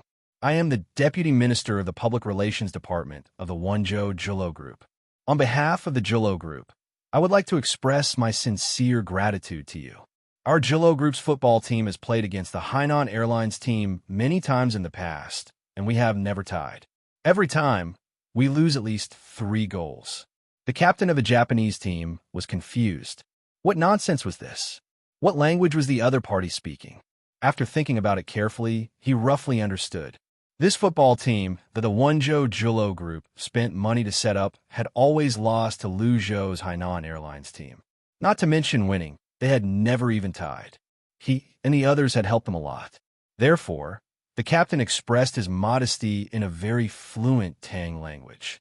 If one was not fluent in the official language of the Tang Empire, one would not dare to come to the Tang Empire. The deputy head of the Jiu Group's public relations department was full of praises again. When the other party was about to fall asleep, he said what the other party wanted to hear the most. We, the Jiu Group, have decided to continue our long-term sponsorship of you. Even if you return to Japan, we will send you all the equipment of the players. Here are 10,000 strings. Take a look. While speaking, the deputy minister paused and reached out to take a box from the arms of the person next to him. He opened it, revealing the 100-string notes inside. 1 luo, according to the description of 10,000 strings of coins, should be 100 notes. He gave it to the captain of the Japanese team and said with a smile, "It's not a lot. It's just a token of appreciation. The main reason is that I didn't bring enough money when I came over. Another reason is because you guys aren't famous yet. 10,000 strings of cash is your salary. Someone will give you another sum of money later. It's an additional reward for your team members' goals. In the next few days, you guys will train in Luzhou. I'll find someone to be your teacher, teach you more skills, and ensure your diet. You don't have to worry about the cost. Everything will be paid by the Jiu Group. You only need to do 2 things. One is to train, and the other is to play games. I'll arrange for someone to play games with you so that you can improve in the games. If you have any additional requests, you can tell me. I'll do whatever I can. What do you think?" The other 3 people who came with the deputy minister were also waiting for the other party's reply with expectant faces. As the temporary captain of the football team, Sure Air was dumbfounded at this moment. He stared blankly at the money in the box. His throat moved up and down, and he kept swallowing. His hands trembled uncontrollably, and for a moment, he could not say a word. After waiting for a while, the deputy minister asked tentatively, "Do you think it's okay? It's the first time we're working together. It's indeed wrong to give you less money, but it's also the first time you're helping us play games. It's important to see if you can stabilize your results. After a few more games, if you can always play at this level, we'll add more money. After you return to China, you can play games with other domestic teams. If you win, you can also get the money. Think about it. If it's really not okay, we'll have to find someone else to cooperate with." "Okay, who said it's not okay? It's just too okay. 10,000 strings of cash is not a small amount, and a little too much. We just played a tie. It's really embarrassing to take so much money." Sure Air was so excited that his face was flushed and his hands trembled more and more. He nodded repeatedly, afraid that the other party would take the money back. 10,000 strings of cash. How many things in Tang Dynasty could he buy? He didn't need to sell his own domestic things at a low price to get an income, and it was so easy to get it. If he didn't cooperate, he would be a fool and betray his country. Putting the box in his arms, Koizumi Shurji didn't care about the tiredness of having just finished a game. He rushed out with the box. After a little search, he found Takeshita, Junichiro, and others accompanied by Beckham. While Takeshita Junichiro was puzzled and stunned, he greeted him. Takeshita couldn't hear work. He couldn't speak normally. Takeshita Junichiro came over with a puzzled expression. Hearing what Shurer said just now and seeing the 10,000 strings of cash in the box, he was also happy at first, but then deep worry grew in his heart. He couldn't guess what Xiao Bei was going to do. It was absolutely impossible to say that because the Japanese came to Tang Dynasty to make trouble, Tang Dynasty was afraid. So they sent Xiao Bei to show goodwill in another way. The people of Tang Dynasty were not so easy to talk to, and Zhang Xiaobao and Wang Wang were not so cheap.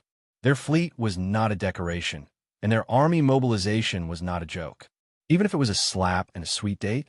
But before the slap completely fell, first stuffing the date into the mouth, and then slapping it into the stomach, the date stones would hurt the cheeks, and the dates of Tang Dynasty were not so delicious. With a sigh, Takeshita Junichiro took the box of money and carried it to Xiao Bei, who was waiting for him to finish so that he could continue to accompany him. He said to Xiao Bei, "How can this be? It's the honor of the Japanese football team to be able to play a game with you. How can we take your money? We're too polite, right? Please take it back." "Take back what? It's not like I gave you the money. The GOU group gave you the money, so why are you giving it to me? It's only 10,000 strings of cash, and I don't care about it. Just take what I gave you. Remember to train hard and play every game seriously. Take the money and solve the problem." Xiao Bei waved his hand and refused directly. Takeshita Junichiro still couldn't put his heart at ease and asked softly, "Is there any conspiracy?" "What do you mean? What conspiracy do you think there is? First set a trap for you and cheat your family of money? Your football team can't sell the things in Tang Dynasty for 10,000 strings of cash, even if you go bankrupt, right?" Xiao Bei asked in surprise. "It can't be sold, definitely can't be sold." Takeshita Junichiro nodded affirmatively. "You really don't have any other plans? You won't use this opportunity to take our lives?"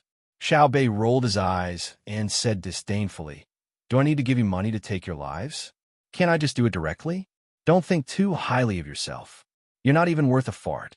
If I didn't feel bored with your status, do you think I would receive you? Are you worthy? Not worthy, not worthy at all. Then I'm relieved." Takeshita Junichiro raised his hand and used his sleeve to wipe the sweat on his forehead as he let out a long breath.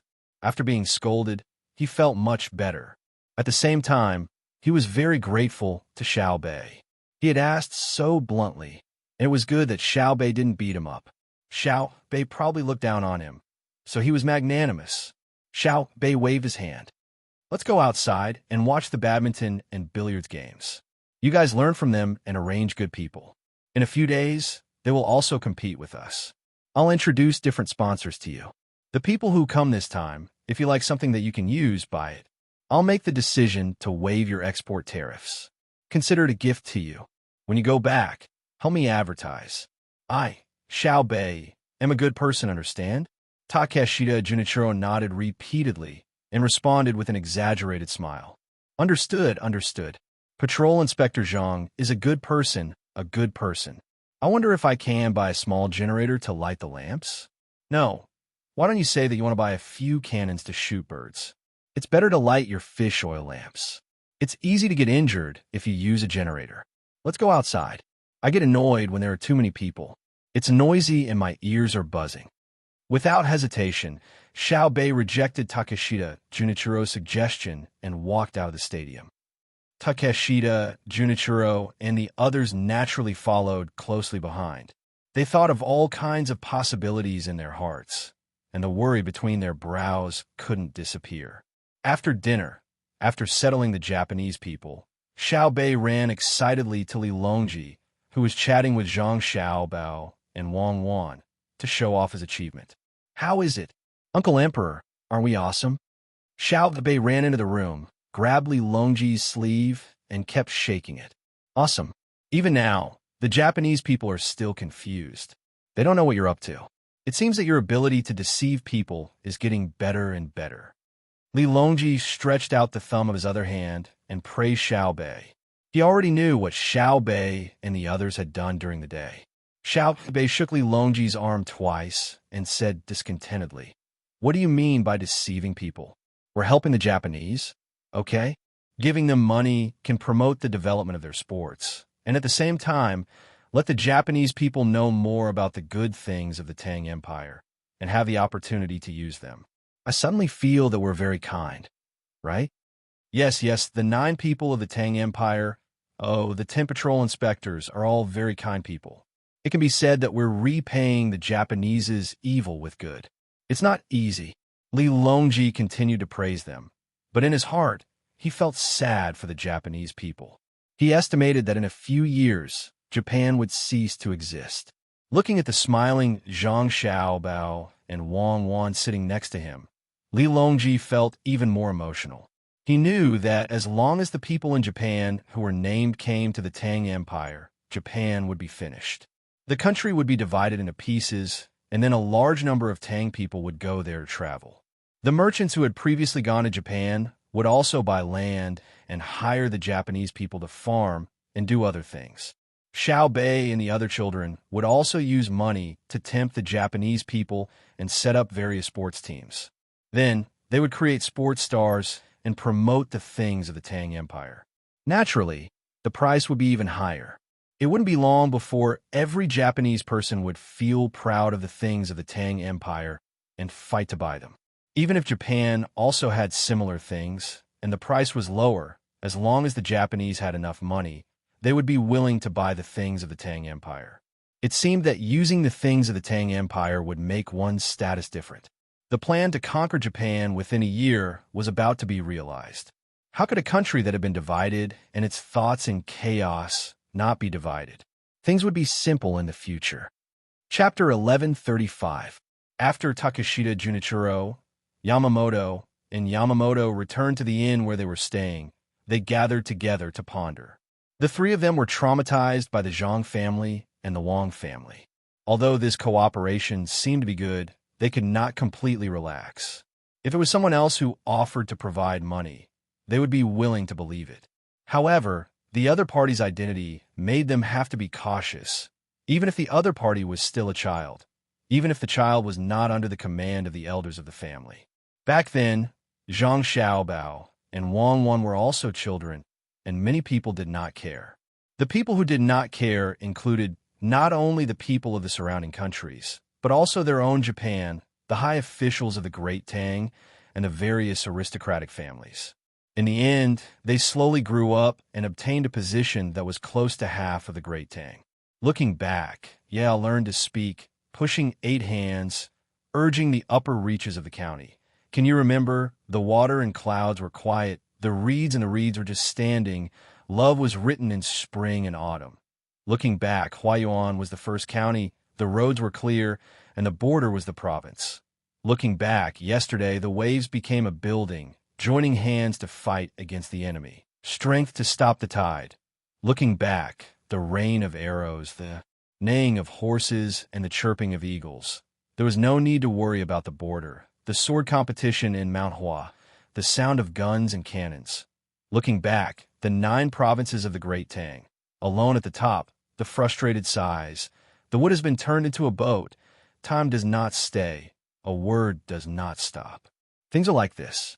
When they were young, they did not care, but when they wanted to care, they realized that there was no other way. If they could go back to that time, the first thing they would do was to find people to kill the Zhang family and Wang family in Sanshui County, Zhuangzi. They could not let the 2 grow up.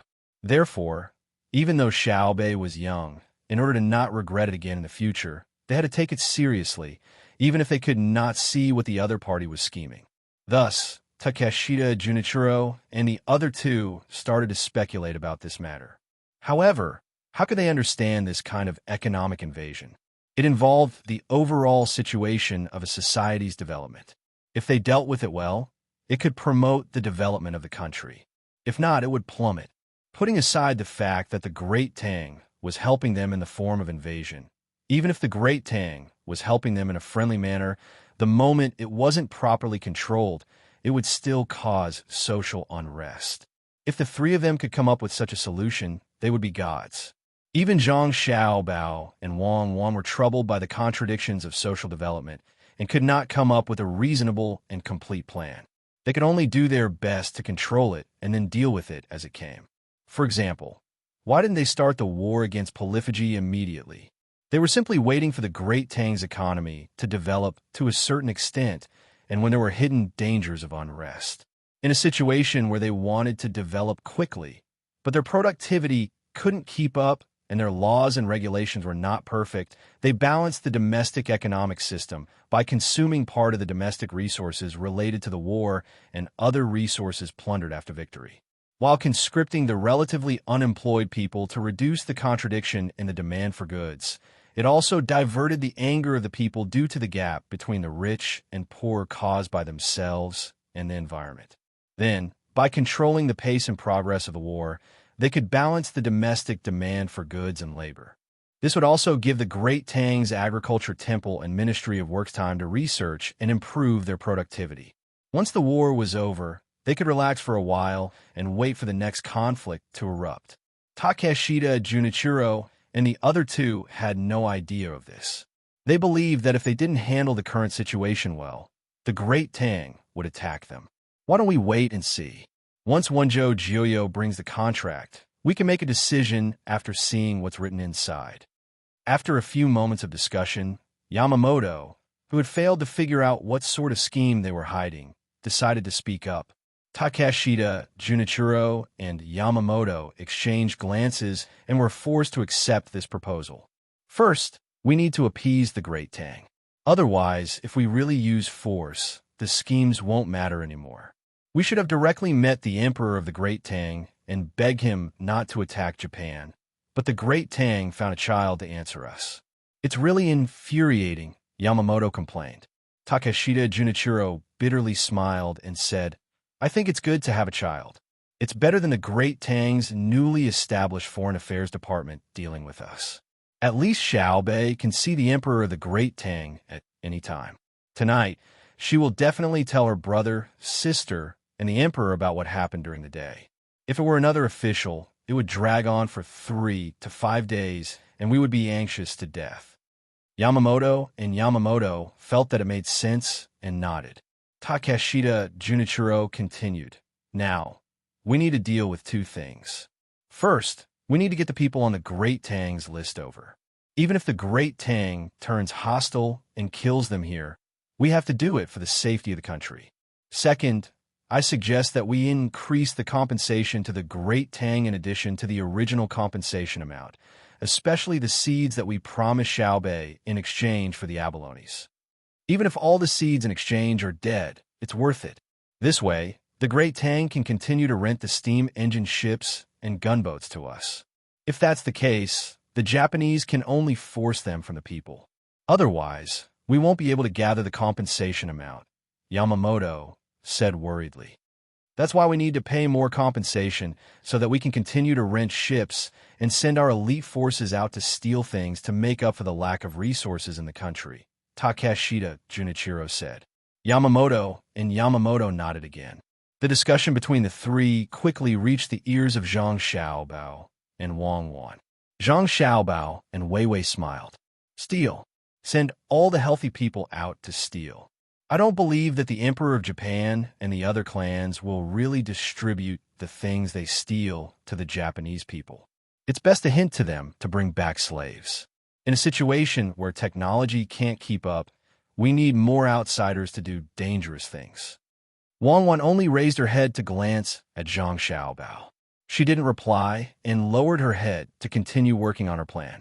This was a plan for the Southwest and was usually a medium-term plan. At the very least, they couldn't let them fall into chaos before the war with Toshi was over.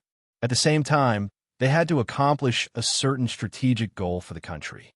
The two of them each carried out their duties, turning the invasion of the other into helping the other party. Xiaobei and the others also discussed for a while. Then they took a shower and dozed off, falling asleep without waiting for them to finish. The next morning, before Xiaobei could go find the Japanese, someone outside reported that someone had come looking for Xiaobei, or Xiaoyuan, and the others. "Who is it?" Xiaobei asked. "It's a girl. She looks 4 or 5 years old. She won't say anything else. She only said that she wants to see you." The person who came looked very helpless. It seemed that he had used many methods to get information, but to no avail. Xiaobei rolled his eyes and muttered in puzzlement. "Whose child wants to see us so early in the morning? Tell the Japanese that we'll let them play by themselves for a while. We have things to do." Putting the matter of the Japanese aside, Xiaobei asked someone to prepare breakfast. The 11 of them sat down and called the girl they wanted to meet to eat together. Not long after, a girl stood at the door. She was indeed 4 or 5 years old. She wore a set of silk clothes that looked like Sioux embroidery. She had 2 horns on her head and a bag with a cartoon panda mark on her arm. From her clothes, she should be the child of a rich family. However, from her face, she didn't look rich at all. Her skin was a little rough, her eyes were flickering, her cheeks were thin, and the wrists that were exposed from her sleeves didn't have much flesh. It gave people the feeling that the clothes didn't fit her. It wasn't that the size didn't match, but that the temperament didn't match. The girl was very self-aware. After standing at the door, she put down her bag and raised her arms to look around, indicating that she wanted to be searched. Xiaobei looked at the others. After they gave him a look that said, "You can handle it," Xiaobei jumped down from the chair and said, "No need, no need." He came in front of the girl and asked, "You haven't eaten, right?" As soon as Xiaobei opened his mouth, the girl suddenly burst into tears. She cried and wiped her tears. "Don't cry. If you have something to say, say it. Eat first. Eat slowly. Speak slowly. You've been wronged. Seriously." Xiaobei quickly pulled her to a seat and sat beside her. He asked someone to pour a bowl of milk and advised, "Don't cry. It's easy to choke. Why don't you talk first? Who bullied you?" The girl sobbed a few times before she managed to control herself. She wiped her tears and said, "My father." Xiaobei was shocked.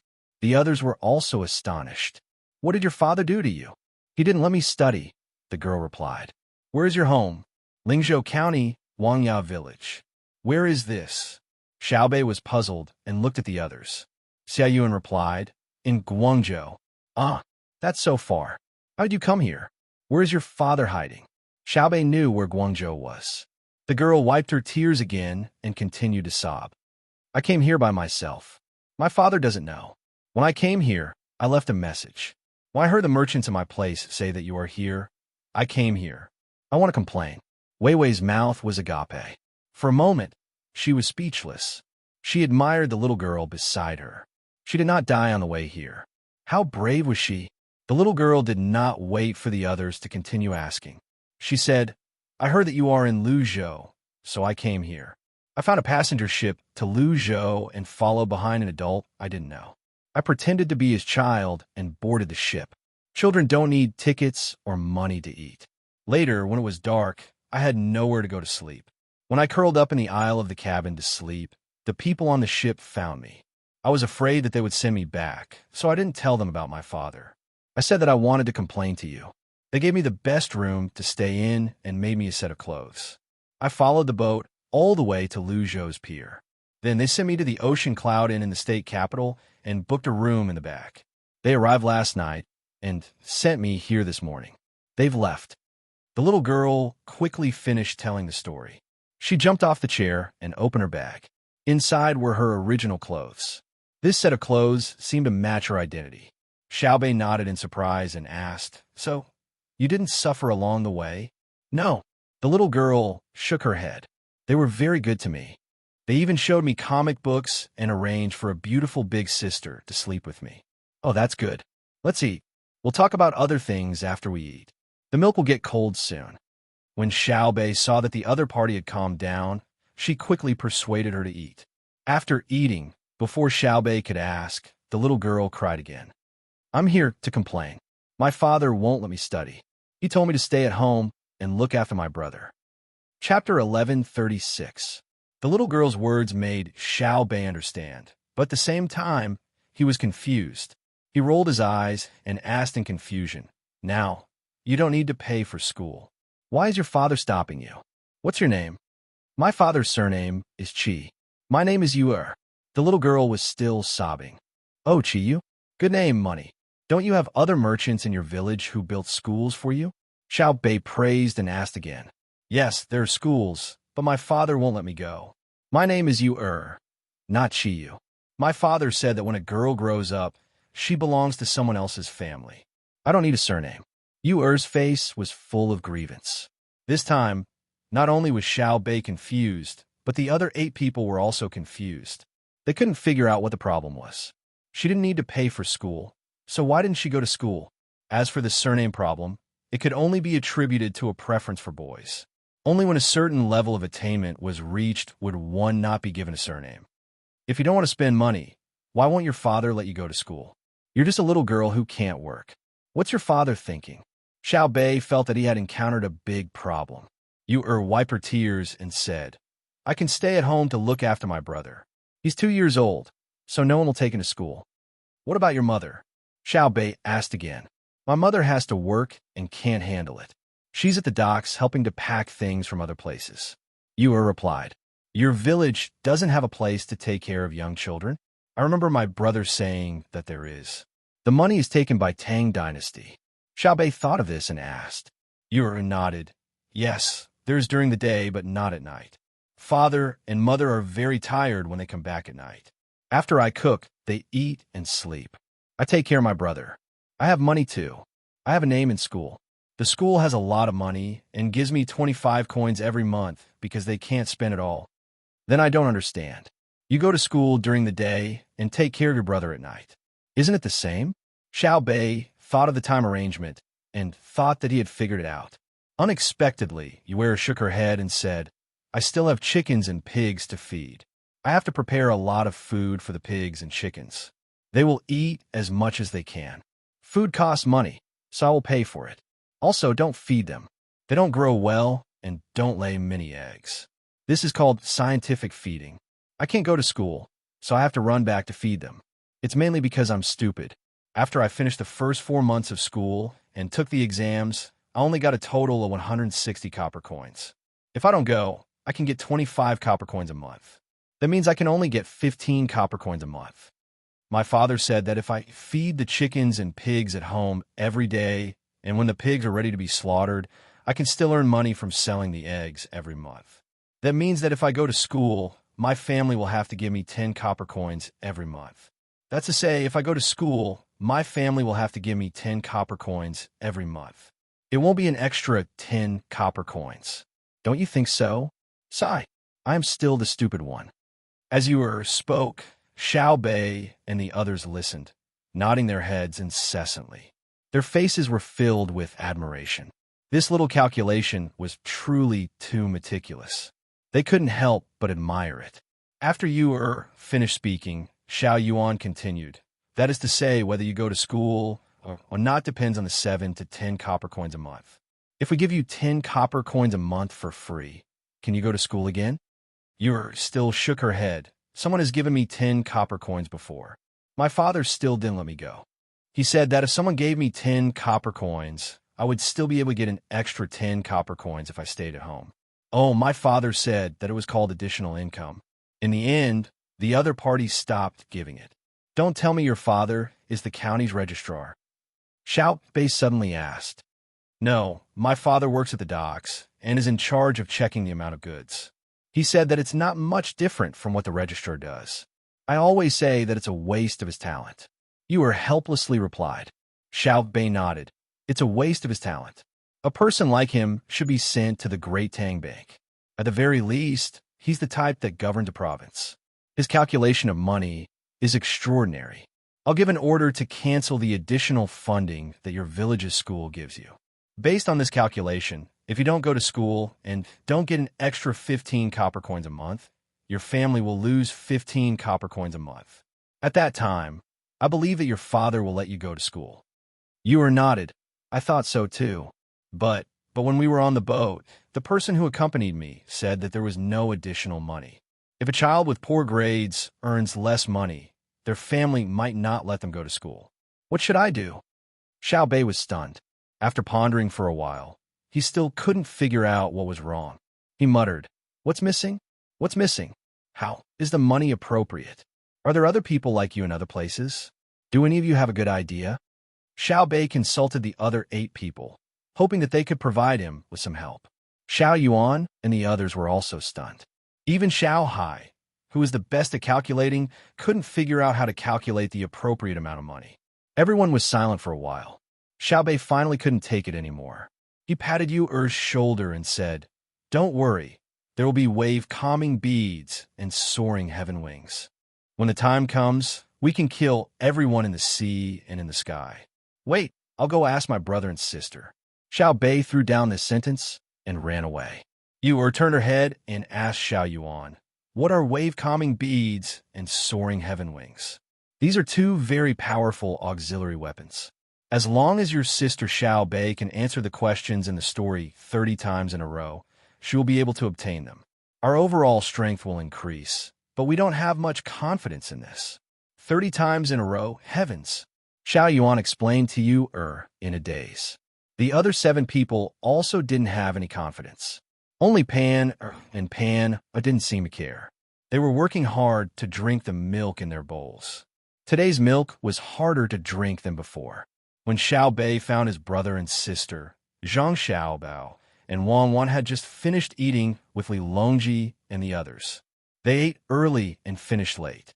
The main reason was that Li Longji insisted that Zhang Xiaobao make him something to eat in the morning. It was a very ancient food, or perhaps it was a food that shouldn't have appeared in this era. It was filled with beef. At that time, it was the food that the Hui people ate. It tasted very good, even more fragrant than shumai. However, it didn't exist now. It was just that a cow had died a while ago.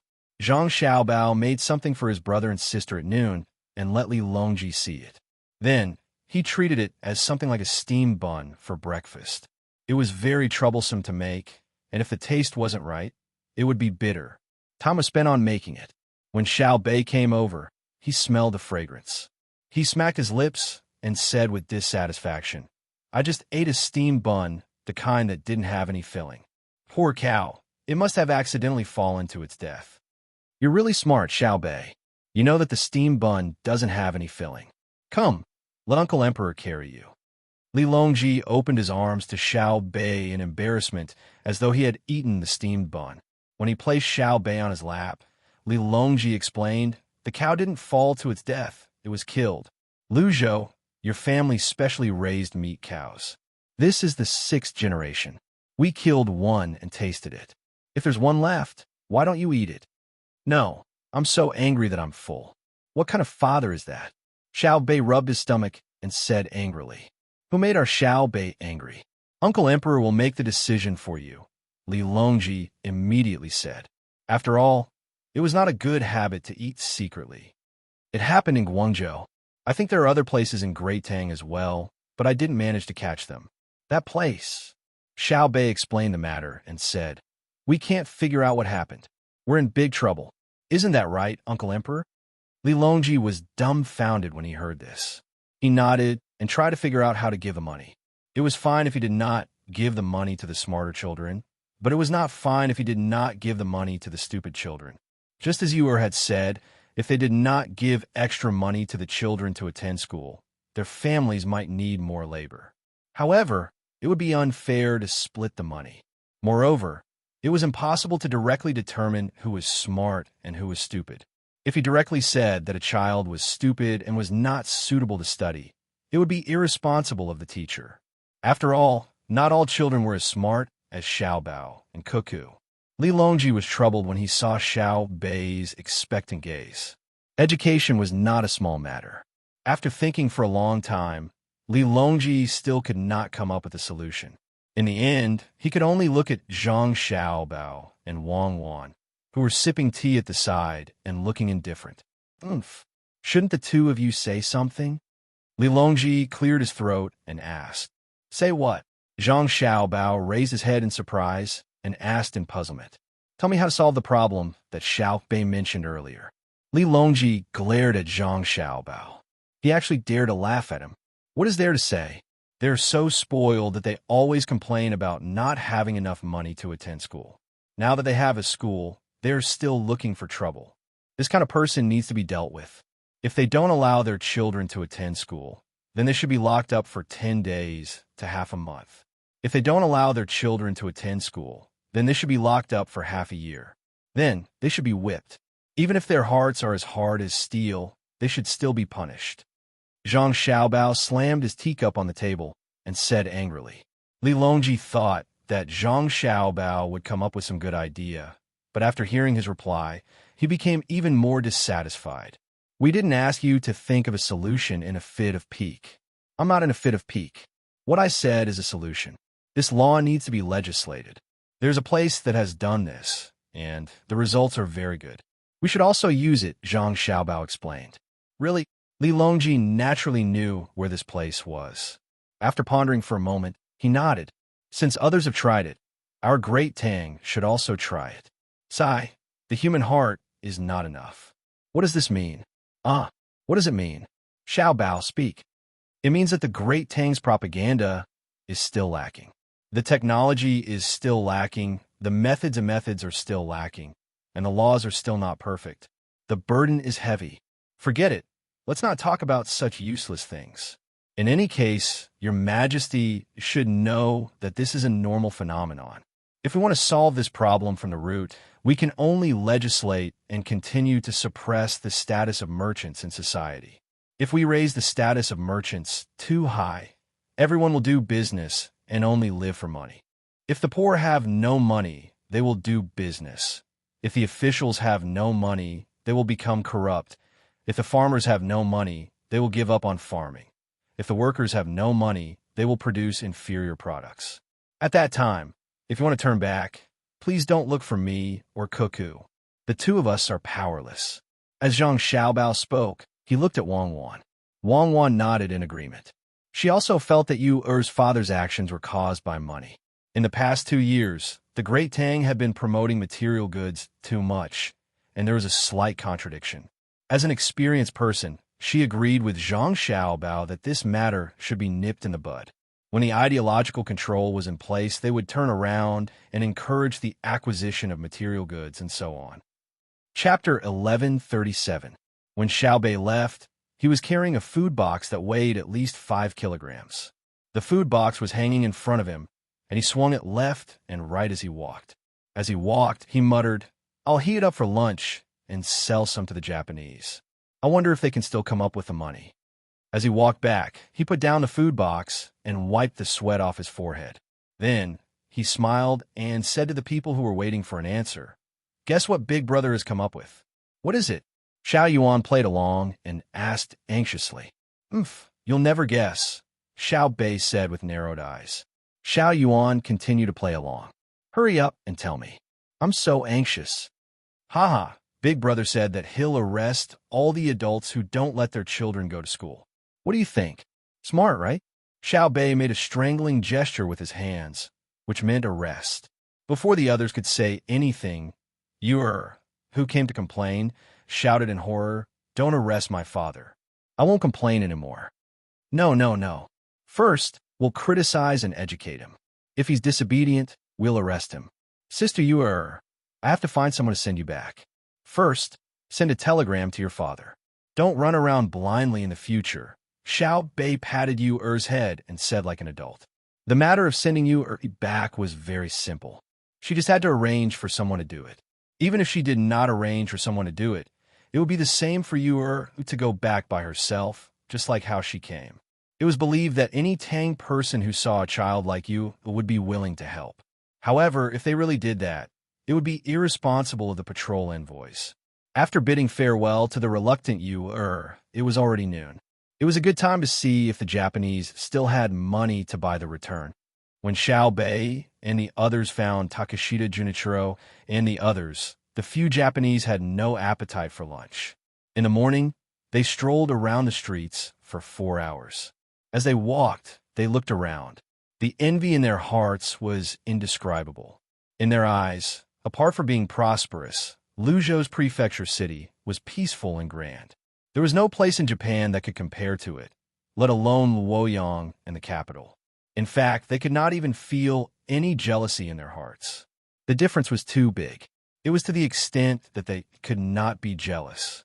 Therefore, they did not forget to taste all kinds of snacks. Under the hot sun, each person drank an average of 4 bowls of sour plum soup. There was also tea in a large copper pot, which they drank until they were sweating.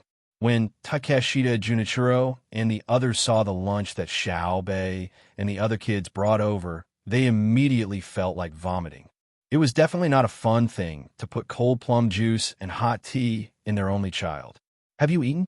Xiaobei looked very regretful. He nodded and said, "All right, since you've already eaten, let's go watch the competition together after we're done. You guys have really profited by coming here this time. Not only did you get the sponsorship from the merchants, but you also got the prize money for placing in the competition. If you don't have enough money in the future, remember to come often." Inspector Zhang is right. When will your country's people come to my country to compete with my country's people? Takeshita Junichiro said hypocritically. Yamamoto and Yamamoto nodded in agreement. In their hearts, they continued to ponder what schemes Zhang Xiaobao and Wang Wan's siblings would come up with. Even if everything looked good, they could not be at ease. Xiaobei thought for a moment and replied, "When Japan feels that we should send athletes over, we'll go over. We can even provide you with the reward money so that you'll feel less burdened. Then you can sell some tickets and the country will have money, right? As for the reward money, there's no need for your country to pay, right? Japan can still take out such a small amount of money. The tickets are actually not that important. The main thing is to let people experience the elegance of your country's athletes." Takeshita Junichiro replied generously. They had already given away so many dried abalones, so why would they be short of money? At the same time, he temporarily put down his worries. The main thing was that Xiaobei did not set a date when he answered. If there was a conspiracy, he would definitely rush to Japan. When Xiaobei heard this, he smiled embarrassedly and said, "I'm being stingy. Since that's the case, you can also take care of the travel expenses of our team of athletes." What are travel expenses? This was the first time Takeshita Junichiro had heard this term. Errands are errands. Travel is tourism. Expenses are, it's money. I got it. Without waiting for Xiaobei to finish his explanation, Takeshita Junichiro expressed that he understood. He then asked, "How much does it cost?" "That depends on how many people are going. Actually, it doesn't cost much. When we go over, we take the boat, sleep, and eat. As for shopping, we have our own money." I just remembered. In Japan, can Tang Dynasty's money be used to buy things? In the past, we used copper coins, right? Now that we have changed to paper money, I'm worried that we can't use it. We can't possibly bring goods over, sell them, and then use the money to buy things. That's too troublesome. Xiaobei counted with his fingers as he talked about the travel expenses. Then, he suddenly thought of the problem of money. This problem stumped Takeshita Junichiro. Japan now had Tang Dynasty's money. It was the copper coins from the past, and there were also copper coins made by Japan. The circulation was not particularly good, and there were many places that were willing to barter. Tang Dynasty's new money had yet to circulate in Japan. When Japanese goods were sold and received money, they directly bought things back. Even when Tang Dynasty went over, many merchants also took goods and exchanged them for Japanese money. However, the exchange of money that Xiaobei was asking about was not easy to deal with. How much was Tang Dynasty's money worth in Japan? Buying silk was naturally to show that Tang Dynasty's money was more valuable. 1 copper coin was more than 10 copper coins in Japan. It was the same for ceramics. If it was exchanged for fish and silver, Japan's copper coins were still more valuable. 1 copper coin was worth 2 copper coins of Tang Dynasty. If it was based on the value of silk, it was obvious that his country would suffer a loss once the exchange happened. Tang Dynasty would get a few copper coins. After all, it was all paper. If they bought everything in Japan, would Japan be able to take out goods worth a few 100 million copper coins? Then, they would take Tang Dynasty's money to spend. The more they exchanged, the more his country would lose. No, he could not exchange like that. If they were to exchange using the method of silver and fish, would Tang Dynasty be willing? They were not fools. Takeshita Junichiro thought for a while before saying, "We should be able to exchange, but I'm not sure how. I wonder if our Japanese money can be exchanged for Tang Dynasty's money directly?" Of course not. You have a limited variety of goods in Japan. If I take your Japanese money, what can I buy in Japan? Poor. My great Tang has plenty of good things, right? Also, if you suddenly get 10 million strings of money to exchange with us in Japan, then turn around and issue a large amount of currency, the money is worthless. So, 10 million strings of money can only buy something worth 1 million strings of money. Who will give me the 9 million strings of money that is gone? Xiaobei did not need anyone to remind him. He immediately thought of this problem and shook his head vigorously. Takeshita Junichiro frowned. Don't keep talking about Japan. If Tang Dynasty also takes out 100 million strings of money and issues a large amount of currency, we will also lose money. How is that possible? How many people do we have in Tang Dynasty? How many things do we have? How many things do you have in Japan? Why would we care about your things? How much money would it cost to buy everything in Japan? It's not worth it to go through so much trouble for those things. Don't you think so? Xiaobei retorted. Takeshita, Junichiro, and the others nodded and thought about it. In the past, they used Tang Dynasty's copper coins because Tang Dynasty's money was reliable. With Tang Dynasty's money in hand, they did not have to worry. Since that's the case, I'll go back and discuss with my country before discussing with you about the exchange. What do you think? Takeshita Junichiro agreed first. All right, Xiaobei agreed. In the afternoon, the group of children accompanied the Japanese to continue watching the competition in the stadium. When it was time for dinner, the 11 children found their brother, sister, and the emperor. The moment he saw his brother, Xiaobei frowned and said, "I seem to have done something wrong today." Agreeing to exchange currency with the Japanese means exchanging Tang Dynasty's money for Japanese money. I haven't thought of how to do it yet. Will we lose money? When Li Longji heard this, he pondered for a moment and nodded. I reckon that if Japan allows their money to be valuable, Tang Dynasty will lose money. It doesn't matter. We haven't made a deal yet. We'll talk about it when we need to exchange. Isn't that right, Xiao Bao? The other people who accompanied them for dinner, including the women and Zhang Xiaobao's grandfather, all looked at Zhang Xiaobao at the same time. When it came to money, Zhang Xiaobao seemed to have the most right to speak. However, Zhang Xiaobao smiled at Wei Wei. He turned to Wang Wan and said, "Madam, tell His Majesty about the exchange of currency." Wang Wan also smiled and said to the puzzled people, "As long as Japan agrees to a one-sided currency exchange, it doesn't matter how much the exchange is. This is a trap." Chapter 1138.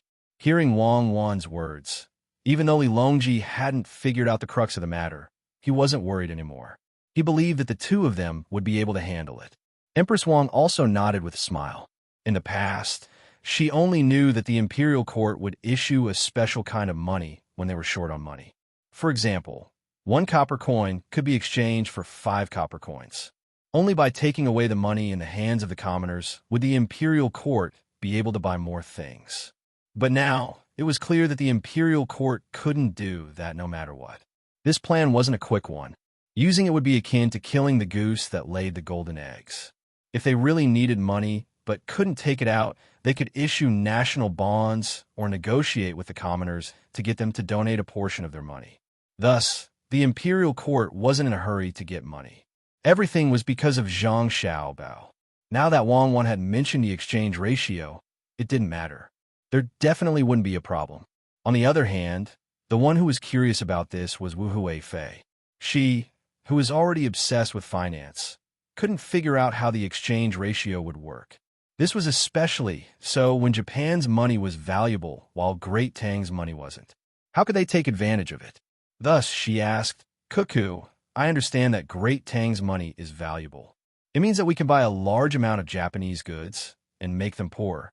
If they impose export taxes, we won't buy anything. This way, they won't be able to get any money from our Great Tang, and they won't be able to buy anything from our Great Tang. When the time comes, we'll just raise the price and earn back our money. However, if we change the value of Japanese money, won't we suffer a loss? If our Great Tang goes to buy things. For example, 1 copper coin in Japan is worth 10 copper coins in Great Tang. If we change it to 100,000 strings of coins, it will become 10,000 strings of coins in Japan. How many things can we buy with that? Tell me, how can we prevent our Great Tang from suffering a loss? Wu Huifei's question was very representative. Li Longji, Gao Lishur, and Wang Ju all turned their gazes to Zhang Xiaobao. In their opinion, they had to look for Xiaobao for economic calculations. Zhang Xiaobao didn't respond and continued to drink his tea. Wang Wan smiled again and said, Xiaobao doesn't need to answer these small questions. Only someone in Japan who can reach the top 10 of the Tang Empire's billionaires list is worthy of Xiaobao's help. In terms of finance, Xiaobao is good at creating opportunities when there are no opportunities in a seemingly perfect system. Xiaobao doesn't care about the things that are on the surface.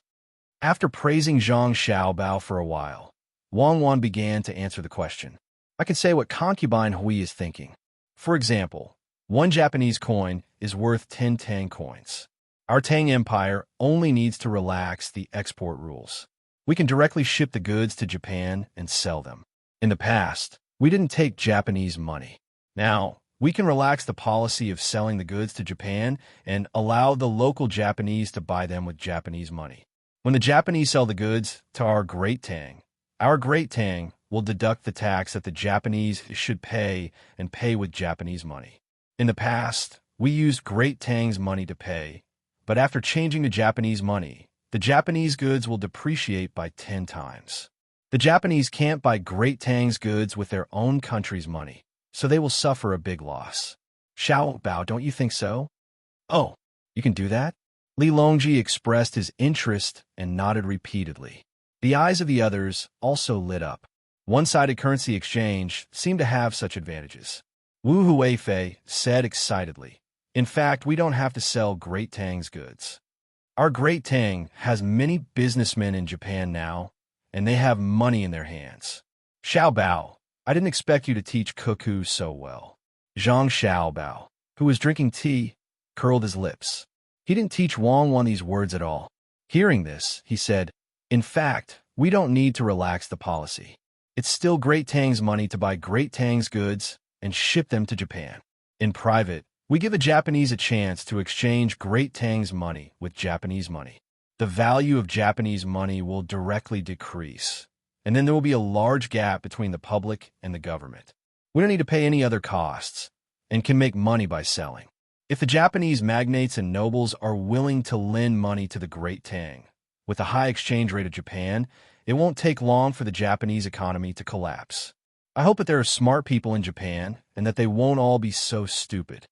After saying this, Zhang Xiaobao looked disinterested and continued drinking tea with his head lowered, as if he felt that the topic of currency was very boring. The group of children looked at their brother with shining eyes.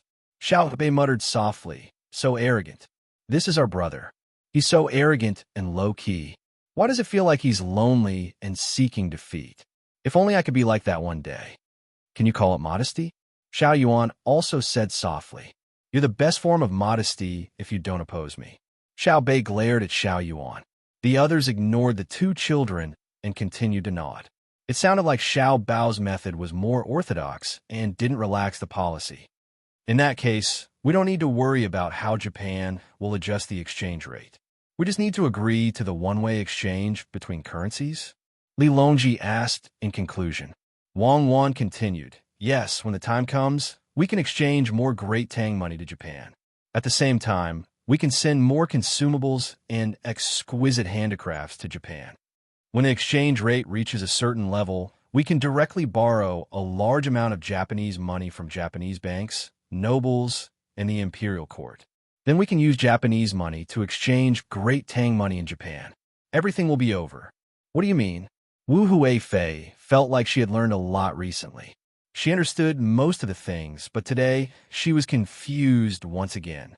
Judging from Wang Wan's words, it seemed like Japan would be finished if they did as she said. But what was the reason? Li Longji and the others were also dumbfounded. It sounded like a simple matter of trade, but why did it feel like 2 armies were fighting on the battlefield? Your Highness Huifei should think about it slowly. Always listening to others say the answer will make you stupid. Zhang Xiaobao, who had drunk a lot of tea, spoke again. Wu Huifei endured the discomfort in her heart and nodded. She said, "In other words, once this exchange rate is opened, Japan will be finished? Is there any way for Japan to avoid this danger?" "There is. It is to strictly control the exchange rate of Great Tang and ensure the value of Japan's currency. But if they really exchange, which Japanese can resist this temptation?" Wang Wan said. "Is there really no way, once the exchange rate is opened? What if Xiao Bao is a Japanese?" Wu Huifei asked again, unwilling to give up. Wang Wan shook her head. "It's useless. Once the exchange rate starts, even if Xiao Bao is a Japanese, I, as the main financial attacker of Great Tang, will deal with Xiao Bao. Xiao Bao can only admit defeat." Everyone's eyes fell on Zhang Xiaobao again. Zhang Xiaobao nodded helplessly. "Yes, I represent Japan. Cuckoo is in charge of Great Tang's attack, and I can't defend. Japan's agriculture is not good, its industry is not good, and its military is not good. The territory is small, and the population is small. What can I use to fight? Unless I am put alone in Great Tang, I can hide my identity and cause trouble there." Everyone revealed a happy and enlightened expression. "Then I am relieved. Xiaobei, you go and discuss this matter with Japan. Do it as soon as possible, and I will allow you to open a candy house in Japan." Li Longji smiled and said to the little guys who were also thinking about internal affairs. Xiaobei pouted hard and replied, "Should I thank the Lord for his kindness?" Chapter 1139. In Heiyunjin restaurant, Takeshita, Junichiro, and the others, who did not know that once Japan opened up the currency exchange system, were worried about what they had just said. What was different was that Takeshita, Junichiro, and the others were worried about the value of the currency in their country and not the crisis that would arise from the one-sided exchange system. Once the emperor is bewitched by others or forced by other clans to set the value of our Japanese currency too high, it will make it seem like Japan is taking advantage of us. However, it will easily incur the dissatisfaction of Great Tang. Our currency cannot be calculated based on the value of silver or fish. Otherwise, Great Tang will use the value of cannons to determine our value, and we will definitely be defeated," Yamamoto said with a deep voice, feeling anxious. Yamamoto also had a heavy expression. "That's right. Although I would like to exchange 1 copper coin for 100 copper coins at Great Tang and use that money to buy what our country needs. If we really do that, Great Tang will temporarily stop attacking the duo and send their main forces to the coast. Our country will not be able to withstand their anger." Sigh. Takeshita, Junichiro sighed. He knew that the two people in front of him were not wrong, but he also knew that the situation in the country was not so. Many people thought that Great Tang was not too powerful and only felt that it was slightly stronger in naval warfare. How would they know that Great Tang was not only strong in warships? It was all the fault of some of the higher-ups in the country who did not tell the truth to the people, giving them hope that they could resist.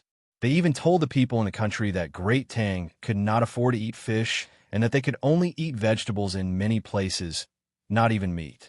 Thus, the people in the country treated Great Tang as an existence on par with them. However, that was definitely not the case.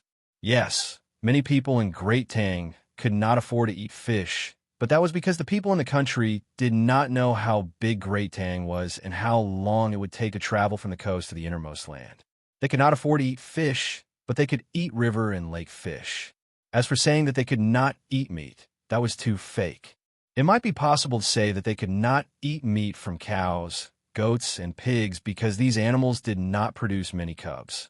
It was also true that they could not eat venison, tiger, and bear meat because they were not easy to hunt. Guns were not something that ordinary people could own. If they managed to hunt one, they would have to sell it for money for the rich. But besides these beasts, the Great Tang also had poultry. The speed at which chickens were born and grew up was not slow, and they laid many eggs. Nowadays, the price of eggs was much cheaper than that of fish. As long as one was not sick or too lazy, every family had eggs and chickens to eat. Hide it from the people of our country. One day, they will reap what they sow, The Great Tang is stronger than they can imagine, especially when it comes to education, medical care, and disaster relief. I've decided, if our country really wants to set the Japanese currency too high, I will do my utmost to persuade the Great Tang not to exchange for it. Junichiro Takeshita said sadly to Kazanji Yamamoto. The two of them could empathize with Takeshita, Junichiro's helplessness, and nodded in agreement. Yamamoto casually picked up a turn back that Xiaobei had given him and took a bite. He slowly chewed and found that apart from being a little cold, it wasn't as fishy or bitter as he had imagined. After he finished eating a turn back, he said, "Indeed, we should tell Zhang Xiaobei and the others first. If there really are people in our country who are so stupid that they don't know the rules, at least Zhang Xiaobei and the others won't be jealous of us. This thing called turn back is clearly filled with beef stuffing, so why doesn't it feel bad to eat it when it's cold? It's probably Zhang Xiaobao who personally made it for his younger siblings." It's said that his cooking skills aren't the best in the Great Tang. Many older chefs are better than him in terms of carving and skill, but the dishes he makes are what others like to eat the most. He treats cooking as a form of enjoyment, not a form of work.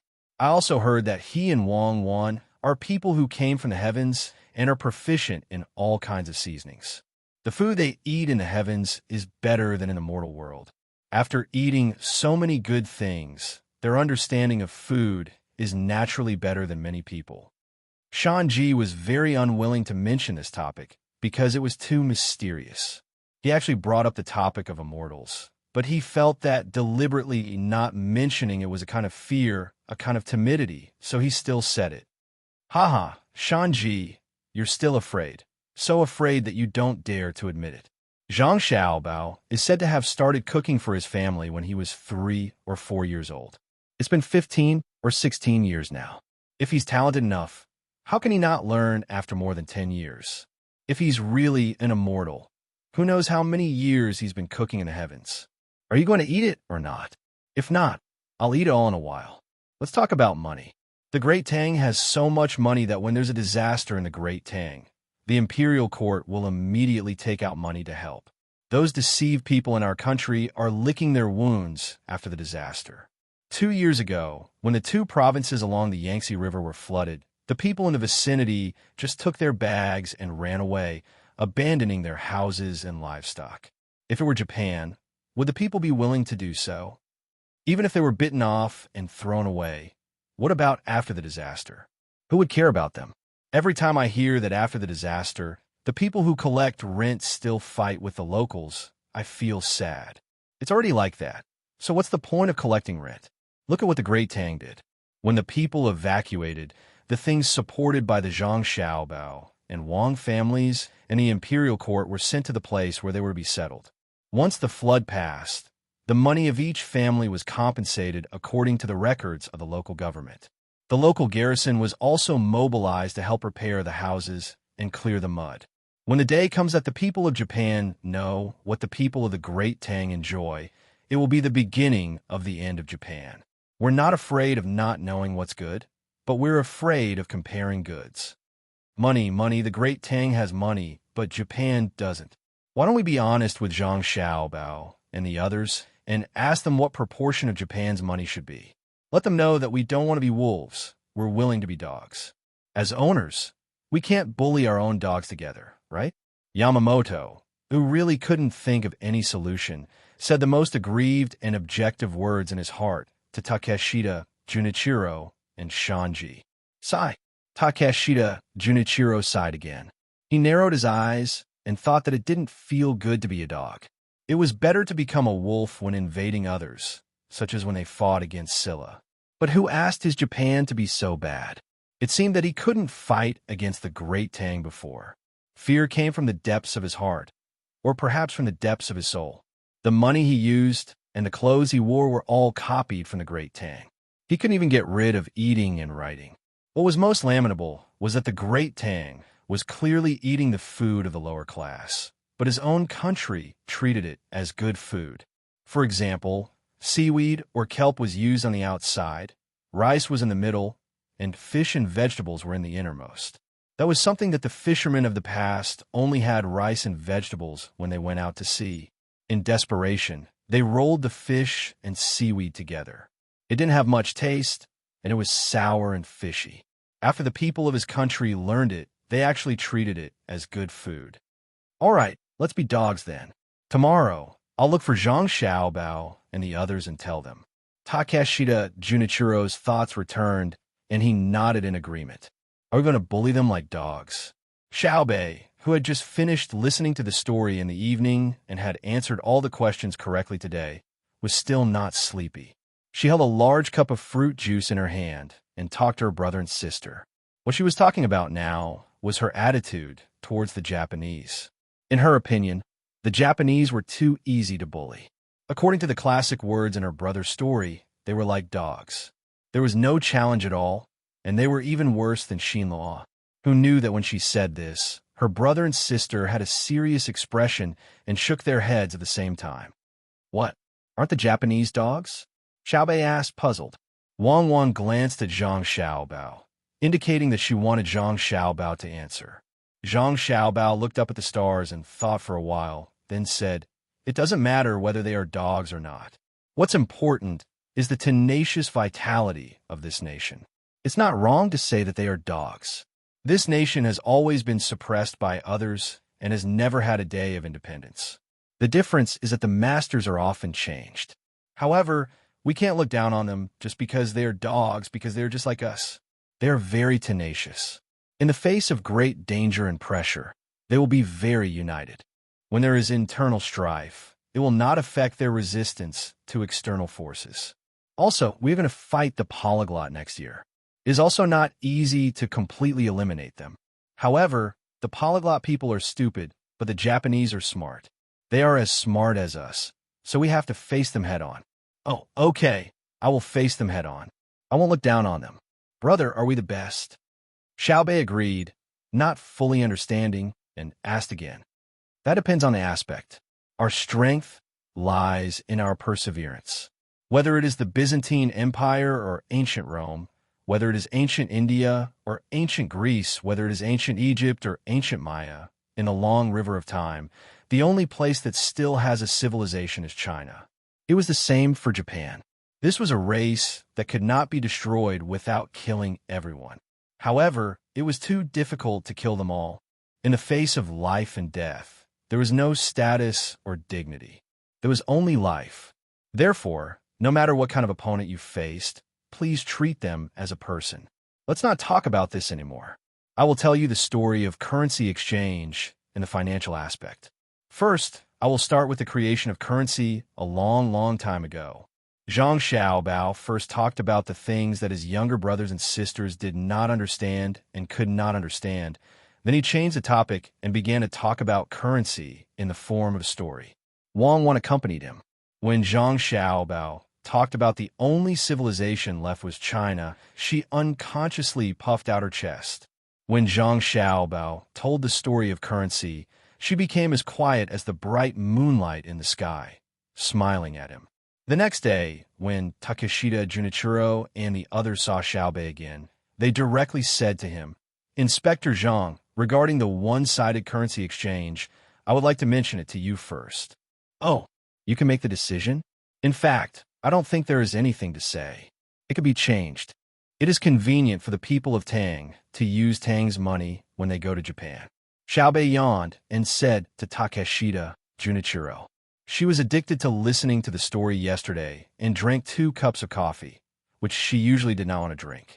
When she finished listening to her brother's story, she drank some milk, took a bath, and went to sleep. She was still sleepy. Takeshita Junichiro did not know. He thought that Xiaobei did not want to hear about this matter, so he quickly said, "It is not that simple. Regarding the currency exchange ratio, how do you think we should exchange Japanese money?" The other Japanese also stared at Xiaobei, hoping to get an answer from her, even if it was just for reference. Xiaobei rubbed her eyes, thought for a while, and said, "I feel that I should respect you Japanese people, so I will tell you the truth. How much is your money worth? Don't always think about taking advantage of it, or you will suffer in the end. Let me mention something. Calculate according to the price of livelihood goods, that is clothes, food, and housing. There is no need to consider good. The same food, clothes, and housing quality. Compare them with Tang's, and then determine the purchasing power of your currency according to Tang's price. Then deduct the import and export tariff of Tang, and it is almost the final price of your currency. This is the most correct way. I will treat you as a living person, otherwise I would not tell you. I will let you do whatever you want. Chapter 1140. Takeshita Junichiro and the other Japanese felt very uncomfortable when they heard Xiaobei's words. It was as if she had never treated them as humans in the past, temporarily enduring the difference in status due to the difference in martial arts. Takeshita Junichiro humbly asked for advice. Why do you insist on clothing, food, and shelter? Are other things not enough? Sure, other things are fine too. It depends on what Japan wants to exchange for Tang Dynasty's currency. To be precise, it depends on what Tang Dynasty needs the most from Japan. For example, copper. If you can be sure that our purpose of exchanging currency with you is to buy copper, you can use copper as the basis for your official currency. The real method is to calculate the purchasing power of the currency units between the two countries and then find a balance between them. That is, the purchasing power of survival necessities and luxury goods. But can Japan calculate the purchasing power of your own country's currency? Tang Dynasty can calculate because we have banks as well as the final summary of the various types of goods and taxes. The problem is that we can't tell you. Even I don't know.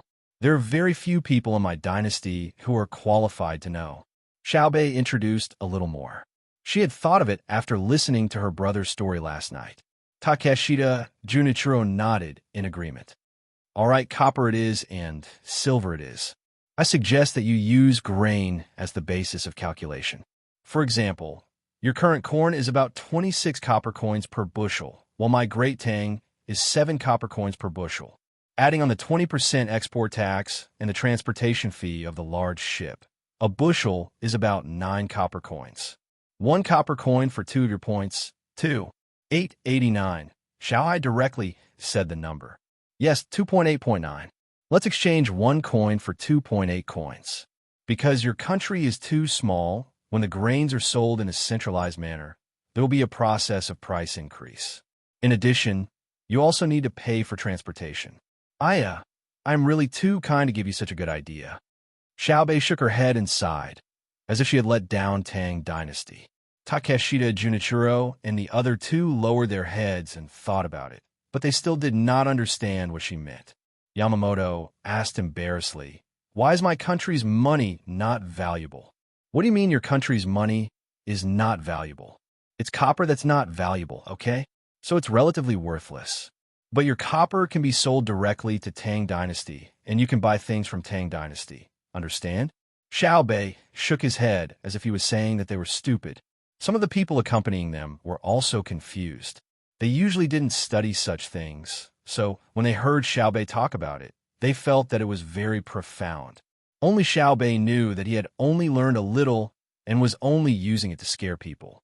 Shanxi thought for a moment and asked the question that many people wanted to ask. Does it mean that the Tang Empire's money is relatively more valuable? Why are you like this? Can't you look at the problem dialectically? How is it valuable? Compared to the price of millet in Japan, it looks like it's worth a lot, but in fact, it's not worth a lot. When millet costs 7 coins a bushel, it means that the millet isn't delicious. Our demand for millet is getting weaker and weaker. With the research of the Teranongji Temple, the production of poultry and livestock has increased. People don't need to eat too much millet, and other food sources have also increased. To be honest, money is not valuable, but the inflation of the currency means that we have done more details on our consumption. In the past, we could buy 2 candied haws for 1 copper coin. Now it's 1 copper coin or 2 copper coins for 1. It's more convenient for us to buy them. Our income has doubled or tripled, but the ratio of income to expenditure has not changed. Of course, this is a bit by bit, not a sudden doubling. The logic behind this was very simple. If the production unit of a certain product did not change, the price of the product would increase at a slower rate than the inflation of the currency. If the unit of currency could buy more of the product, it meant that the production unit of the product had better production technology. Take beans, for example. In the past, 1 bushel cost 22 copper coins, and we planted 1 mu of land. Now, we still plant 1 mu of land, and the price is 38 copper coins a bushel. But the money has doubled, and the growth of beans is slower than the inflation of the currency. What does this mean? It means that our bean production per mu has increased. Of course, it's also possible that other alternatives have appeared. Do you understand? Xiao Bei waved his hands and gestured like a financial master. Some of the smarter ones understood and nodded in admiration. The stupid ones did not understand, even though Xiao Bei's example was very specific. Takeshita, Junichiro, and company sighed inwardly. They were worried. Look at how impressive the child was. Wouldn't the adult behind him be even more capable? It wouldn't be easy to compete in the future. Yamamoto gave a thumbs up in admiration and then asked, "Why do you have to focus on millet? Isn't it better to change it to something else? If we change it to the rice from Hebei to the north, which ripens once a year, do you have that variety in Japan? If we change it to beans, how many can you grow in Japan? I chose millet because this is what you usually eat. Furthermore, millet in Great Tang is not a strategic variety. You can buy in Great Tang at any time. I'm sincerely doing this for your own good. Think about it. If Great Tang were to take 10 million strings of cash to you and buy millet after the exchange, wouldn't you be dumbfounded? But now, we are using the value of millet to determine the currency exchange ratio. You can go to Great Tang to buy millet without any losses. At the very least, you won't starve to death." Xiao Bei kindly reminded them, but the words she said made the Japanese break out in a cold sweat. Takeshita Junichiro trembled and raised his sleeve to wipe the sweat on his forehead. He took a deep breath and said, "Thank you for the reminder." Yamamoto thought of something else and asked, "If that's the case, we will have a greater advantage if it's a one-to-one exchange. Then if we sell goods to you directly, the price of goods won't be one-to-one, right? Then, when we buy things from you, we will use your Japanese money to settle the bill. There are other methods. If you don't believe me, you could try them. Remember my good intentions." Xiao Bei curled her lips in disdain. As for what other methods they had, she did not know. In any case, she believed that her brother and sister could play the Japanese to death. Takeshita Junichiro trembled again and looked at Yamamoto. Yamamoto had once thought that he was very smart. He had gone to Wuxing County, where Zhang Xiaobao and Wang Wan were officials, to cheat and play economic tricks. In the end, he had gone through a lot of trouble and lost all the silver that he had sent to them. Of course, he was not convinced and also tried to play tricks, but he also failed. Now that he heard Xiao Bei's words, he realized how big the gap was between them. Why didn't he know how high the sky was and how deep the earth was? "Patrol Inspector Zhang, we are just asking. As for the final exchange ratio, it will depend on the choice of the people in the country. But I believe that Japan and your country have always maintained an unchanging friendship. What do you think?" Takeshita Junichiro said with a smile. Oh, you've changed your method of communication? All right, I admit that the people of our two countries love peace. They are also full of yearning for a better life and are willing to work hard for it. This was the case in the past, and it will not change in the future. In the long river of history, many things have disappeared, and many new things have appeared. However, the friendship between our two countries has become deeper and deeper. It has settled down in the little bits of time, and it can't be washed away or worn away. Then today, let's still watch the competition between the athletes that represent the friendship between your two countries. Let's grow in competition and deepen our understanding of each other. The sweat they shed on the field is more beautiful than the stars. Please." Xiao Bei saw that the other party was speaking diplomatically, so she quickly cooperated. She was most willing to say these kinds of words. This was her strength. Takeshita Junichiro and the other two couldn't help but sigh at the same time. They really didn't know what to do with the children of the Zhang family and Wang family. Yamamoto gave Takeshita Junichiro a resentful look. Takeshita Junichiro felt that he was in the wrong and didn't dare to say anything. Just now, he had a cheap mouth and insisted on talking about the friendship between the two countries. In the end, he still maintained the mentality of a child. Xiao Bei, who was showing off her economic theory, also changed her words and said a lot of useless nonsense before ending the previous topic. If he hadn't mentioned friendship, they might have been able to understand the economic situation of Tang Dynasty from Xiaobei. It was more reliable than the information gathered by them. The opportunity to know oneself and know the enemy had been missed. Now, they could only watch the competition. What was there to watch? Compared to learning more about Tang Dynasty's financial policy, it was more important. Today's competition in the stadium was swimming. 100 meters, 200 meters, 500 meters, 1,000 meters, and 5,000 meters. When everyone came to the spectator stand, Xiaobei changed into her swimsuit and jumped down to do a figure dance.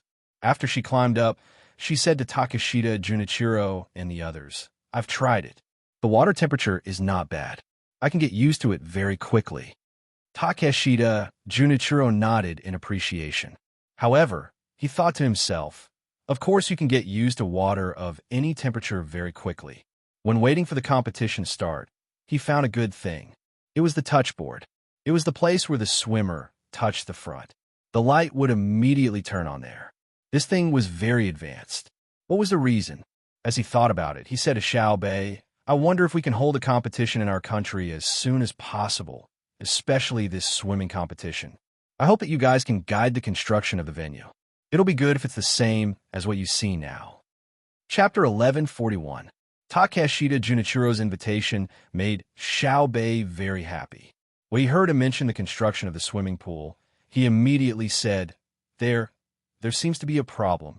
Takeshita Junichiro, who was looking forward to it, almost choked when he heard Xiaobei's words. He tried his best to suppress his desire and not let it show. He asked, "There's a problem?" Yes. As for what the problem is, we need to have a meeting to discuss it." Xiaobei sat up straight in the stands and tried his best to look at the swimming pool. What meeting? Takeshita Junichiro felt that Xiaobei was not normal. It was as if he was hiding something. What meeting? Yes, what you asked is exactly what we need to discuss. There are 3 points in the meeting. First, what kind of meeting we are having. Second, why we are having this meeting. Third, how to hold this meeting. You know, right? Xiaobei tried his best not to blink as he spoke. Takeshita Junichiro, look, the 5 kilometers swimming preliminaries are about to begin. You guys watch first. We'll excuse ourselves for a moment and go to the meeting. Xiaobei stretched out his little finger and pointed at the swimming pool. He tried to make his smile as sincere as possible before getting up and leaving. Takeshita Junichiro was confused. Wei nodded, indicating that she understood. She muttered, "There's a preliminaries for the 5 kilometers swimming?" The group of children left the stands and found a gymnasium's lounge. Xiaobei let out a long breath. I was almost exposed. Zhang Fong, did you pull me from behind?" Zhang Fong nodded vigorously. He has bad intentions. He wants to steal our technology. We'll build it and leave it to them in the end. Didn't Brother's story say that if you can build something for the competition outside, you usually have to give them money? This is a good opportunity to promote us. Xiaobei tried to put the matter into the story. In the story, they have their own technology. Moreover, there are others who can spend money to buy the product. Even if the Japanese have the money to buy the product, we can't sell it to them, right? Zhang Fong reminded. The other children nodded at the same time, including Pan Air and her sister. As for whether they understood or not, it was not important. Oh, wow. The Japanese have such a bad conscience. They almost fooled me. They clearly underestimated my diplomatic wisdom and went too far. I treated them like humans, but they actually played me like a monkey. We have to think of a plan. If we don't teach them a lesson, they won't know how many eyes we have. Xiaobei put his hands on his waist, feeling extremely indignant. All the children deeply agreed. Xiaobei had been schemed against in diplomacy, so it was the same as them being bullied. If their group of brothers and sisters couldn't beat others in their field of expertise, wouldn't that mean that the others were even more useless? Thus, the group of children began to discuss this matter. Directly rejecting them was the simplest way, but the children felt that this was not the style of the Zhang family and Wang family, and would weaken the reputation of their older brother and sister. Since the Japanese wanted to scheme against him, then he would play a scheme within a scheme, a chain of schemes, and beat them at their own game, so as to relieve the hatred in his heart. Xiao Yuan, what's the most brilliant of the 36 stratagems. After discussing with his brothers and sisters, Xiao Bei got a general plan and turned to ask Wang Xiaoyuan. Leave first, Xiaoyuan answered. You can only run when others chase after you. Would the Japanese dare to chase after you? Change it. Xiao Bei was dissatisfied. That's the first stratagem of the defeat stratagem, the beauty trap. The beauty must be beautiful to the extent that she can topple a city with one look and then topple a country with another. Once this stratagem is used, the other party usually ends up with the destruction of the country. But I can't bear to send you away. After you leave, who will bully me? As Xiao Yuan spoke, he saw that Xiao Bei's expression was not good, so he quickly added a few more words. Let's get down to business. Xiao Hai saw that Xiao Yuan was speaking glibly to his sister, so he couldn't take it anymore. That's loosening the reins in order to grasp them better, creating something out of nothing, pulling the ladder out of the house, and turning the guest into the host. We have to cooperate with brother and sister's plan. Xiao Yuan, who had a photographic memory, opened his mouth and listed 4 stratagems. However, he didn't get the admiring gazes of the other children around his age. All the brothers and sisters nodded normally, indicating that they wanted him to talk about the details. It seemed that if he couldn't say it, others would show a surprised expression. They were too familiar with each other, and sometimes it was a kind of sorrow. Thus, the 9 older children and the 2 who joined in the fun started to whisper together again. 2 hours later, the hungry Japanese finally saw the officials in charge of receiving them again, and the buffet-style lunch also began. Takeshita, Junichiro, and the others were not in the mood to eat, so they randomly picked up some food from the broken plates. Their eyes were always on Xiao Bei, wanting to know the results of the construction assistance for the games. They were not stupid, and they knew very well what Xiao Bei was going to discuss in the meeting when he went back. It definitely had nothing to do with the messy what kind of meeting was going to be held, why was this meeting being held, and so on. It's not easy to fool children nowadays, Yamamoto said with emotion. You couldn't fool children in the past either, Yamamoto said. Time, luck, and fate. Don't mention it, don't mention it. As Yamamoto spoke, he saw that Xiao Bei and the others each chose 2 vegetarian dishes, 2 meat dishes, a bowl of soup, and a fruit plate. After finding a place to sit, he walked over. Takeshita, Junichiro, sat opposite Xiao Bei and ate 2 mouthfuls of food without any mood. Seeing that Xiao Bei also stopped eating at the right time, he quickly asked, "How was the meeting?" Yes, it was to discuss going to Japan to provide technical support for the games. But there was a problem, Xiao Bei said with a regretful expression. What's the problem? Takeshita Junichiro asked anxiously. Regarding technical personnel, you know that Tang Dynasty needs many skilled craftsmen to do things. It's not worth it to suddenly go to Japan and waste a lot of time for a games. In addition, there are many precious materials to use, so the cost is too high. After Xiao Bei finished speaking, he continued eating, so Takeshita Junichiro, who wanted to speak, could only wait for Xiao Bei to stop eating again. It was not until he finished half of the food that Xiao Bei drank a mouthful of soup and stopped. He looked at Takeshita Junichiro and asked, "Do you have any good ideas?" Takeshita Junichiro, who did not expect to be questioned, was stunned. After thinking hard for a while, he suggested, "I think the first problem is easy to solve. The technical personnel are not always in charge of the construction of the games. When they're on the road, they can still think about what they like. Even if they come to Japan, we can provide them with a very good place to do their research." That's right, Yamamoto interrupted. In terms of cost, Japan is willing to take out anything we have, as long as you like it. Really? Then there's no problem.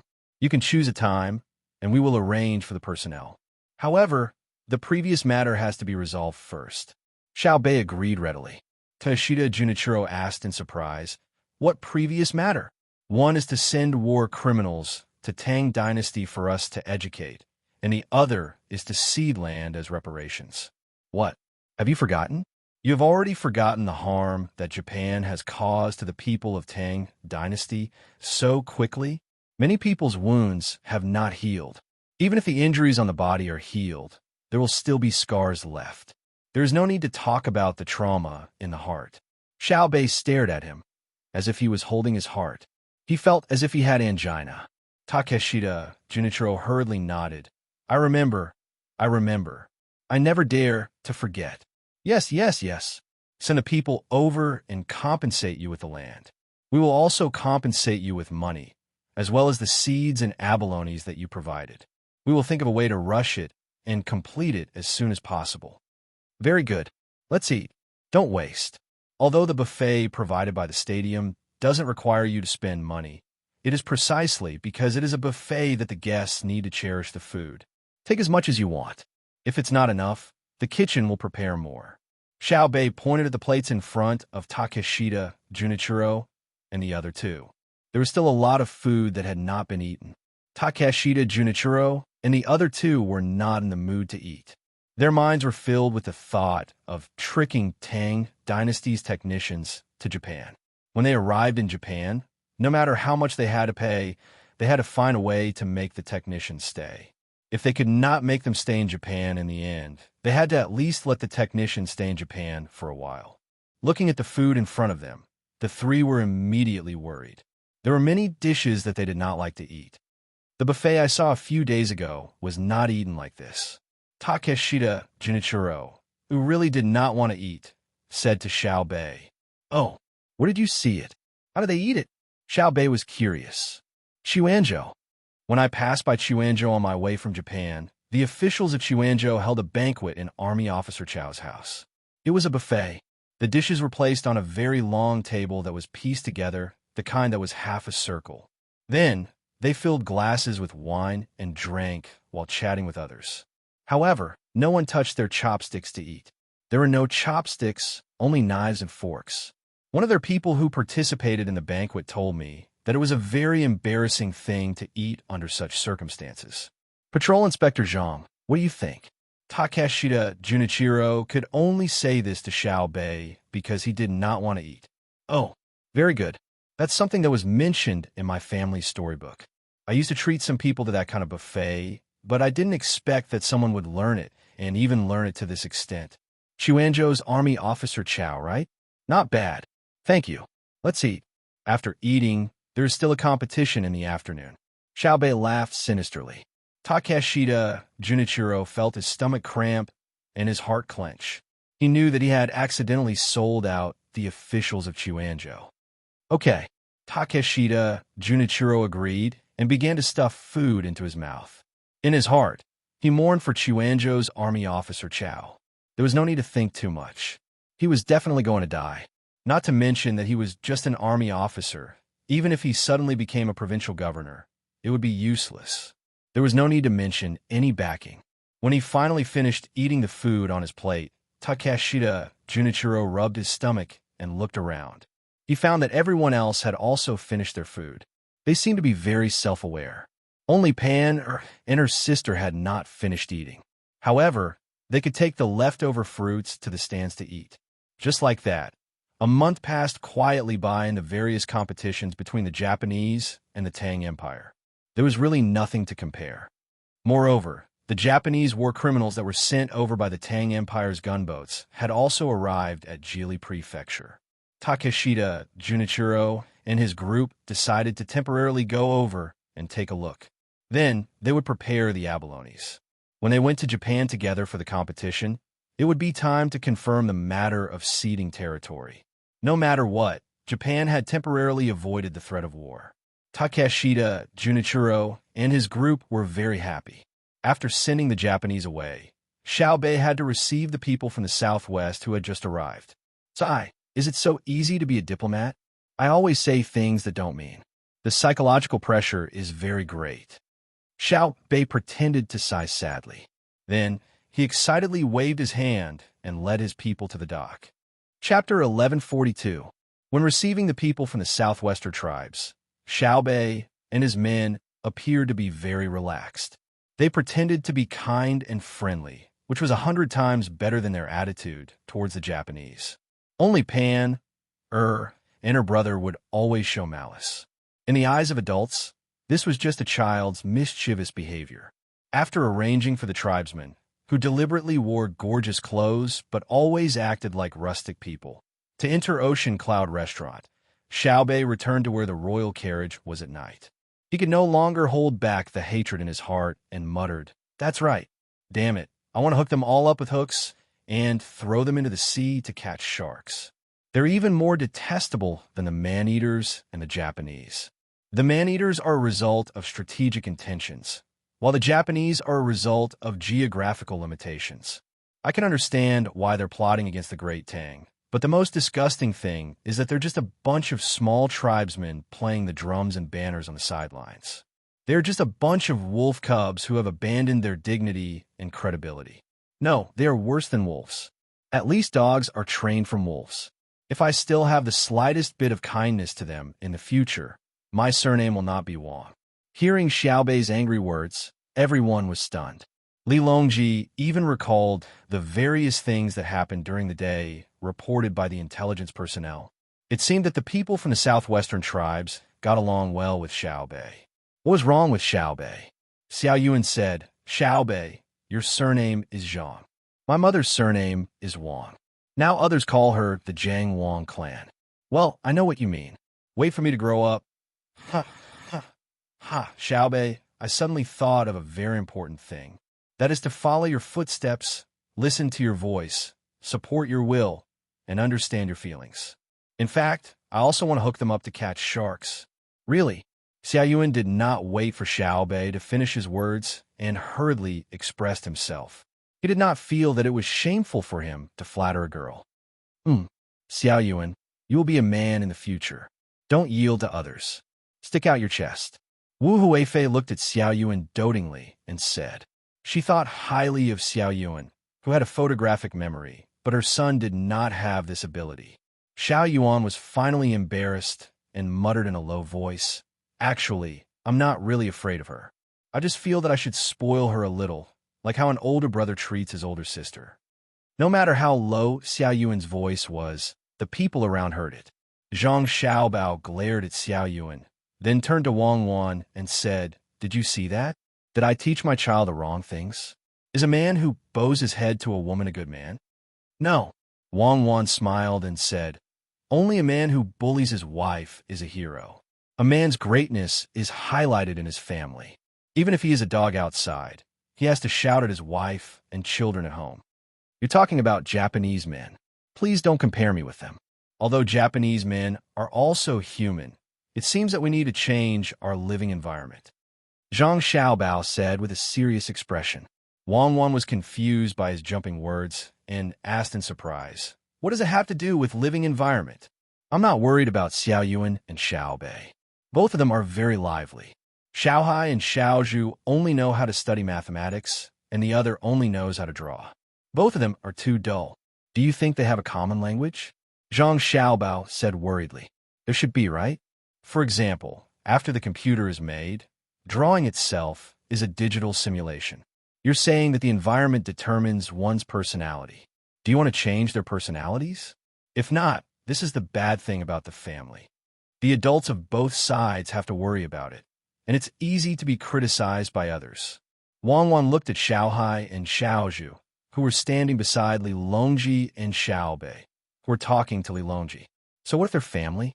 In Dream of the Red Chamber, they're all close relatives. Which one of them isn't smart?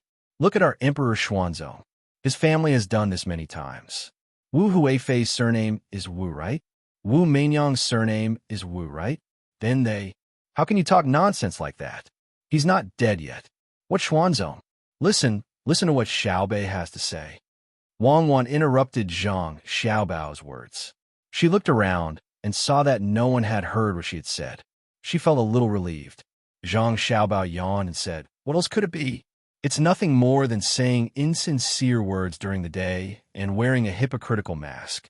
She feels uncomfortable in her heart. Diplomacy is like this. Not everyone is suitable to be a diplomat. In addition to the support of national strength, you also have to show your personal charm. In the same country, different diplomats have absolutely different effects. Don't be fooled by Xiaobei's complaints now. If you really don't let her do this, she will feel even more uncomfortable. Nanzhao, I'm also very annoyed with them. If they have nothing to do, they should just stay there. Why are they joining in the fun? If it weren't to complete the strategic deployment, I would have directly rejected them. Zhang Xiaobao also complained. Xiaobei finally vented the anger in her heart toward Li Longji and the others. She took a deep breath and said, "I'm fine. Tomorrow, I will continue to welcome them with a smile. I request that when we occupy their place, I will still be the one to interact with them." Today, they actually told me that because we helped them for free, they decided to maintain the peace of this period. Aren't they threatening me? Huh. If it weren't for brother and sister wanting to beat Duosher first, I would have used money to smash them to death. Haha. Yo, look at how angry our Xiaobei is. She must have suffered a great grievance. Come, let Uncle Emperor hug you. Li Longji laughed and hugged Xiaobei to comfort her. It's only me. If it was anyone else, they would have gone crazy from anger. They look dark and skinny, but they dare to put on a show in front of me. Let's not talk about them. I don't care about their attitude. According to sister, it's what? Xiao Yuan. Xiaobei complained again and turned to look at Xiao Yuan. Not only did Xiao Yuan have to have a photographic memory, she also had to have a telepathic connection. After thinking for a bit, she said, "It's the wind that blows away the bamboo. The wind that blows away the bamboo leaves no sound. The wild goose crossing the coal pond, the wild goose leaving the pond without leaving a shadow. But I remember you once said that the wild goose leaves its sound, and the man leaves his name. I also said that I came, I saw it, I conquered it. Since I conquered it, how dare you refute me?" Xiaobei always had something to say. Li Longji was confused. He couldn't think of what Xiaobao and Cuckoo usually taught their younger siblings. It felt very profound, but was it suitable for children to say it? All right, stop arguing. It's such a mess. Uncle Emperor doesn't understand. Prepare to eat, then let your brother and sister tell you a story. Just tell them that I'm here and I've conquered something. It sounds very arrogant. Li Longji persuaded the two children and glanced at Gao Lisher. Dinner began. The next day, Xiaobei led his team and amiably smiled as they discussed construction with the Southwest Zhao. In truth, it would have been better for the adults to handle this matter, but Zhang Xiaobao and Wang Wan refused to receive them, expressing their attitude that they were acting like children. But they were not short on actual benefits. They were helping to build factories in the Southwest, providing food for the ordinary people and luxuries for the local upper class. All of this required the great Tang to pay for. This is the sorrow of relations between countries. Fortunately, there are no other countries that can contend against my great Tang in terms of economy and military, or else we would have to pay an even greater price. It's just that our economy is not strong enough to wage war everywhere. After sending off the people from the Southwest, Zhang Xiaobao spent the night chatting with Wang Wan. To be more precise, it's that our industrial base is not strong enough. Our country can supply the food needed for war, and transportation is no problem. It's just that we don't have enough weapons and ammunition. We can't just use sabers and spears like we used to. Once winter is over, we can start next year. Wang Wan looked at the sky that was still as bright as day and said longingly. Chapter 1143. The sound of the waves crashing on the beach was monotonous and constant.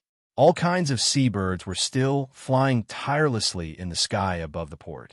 Ships of goods from overseas were moved back and forth, and then sent to various places. The fishermen who raised fish near the shore paddled out to have a look every day. When they saw dead fish and shrimps, they immediately went to the local medical center nervously and described the tragic situation of the dead fish and shrimps to the professional.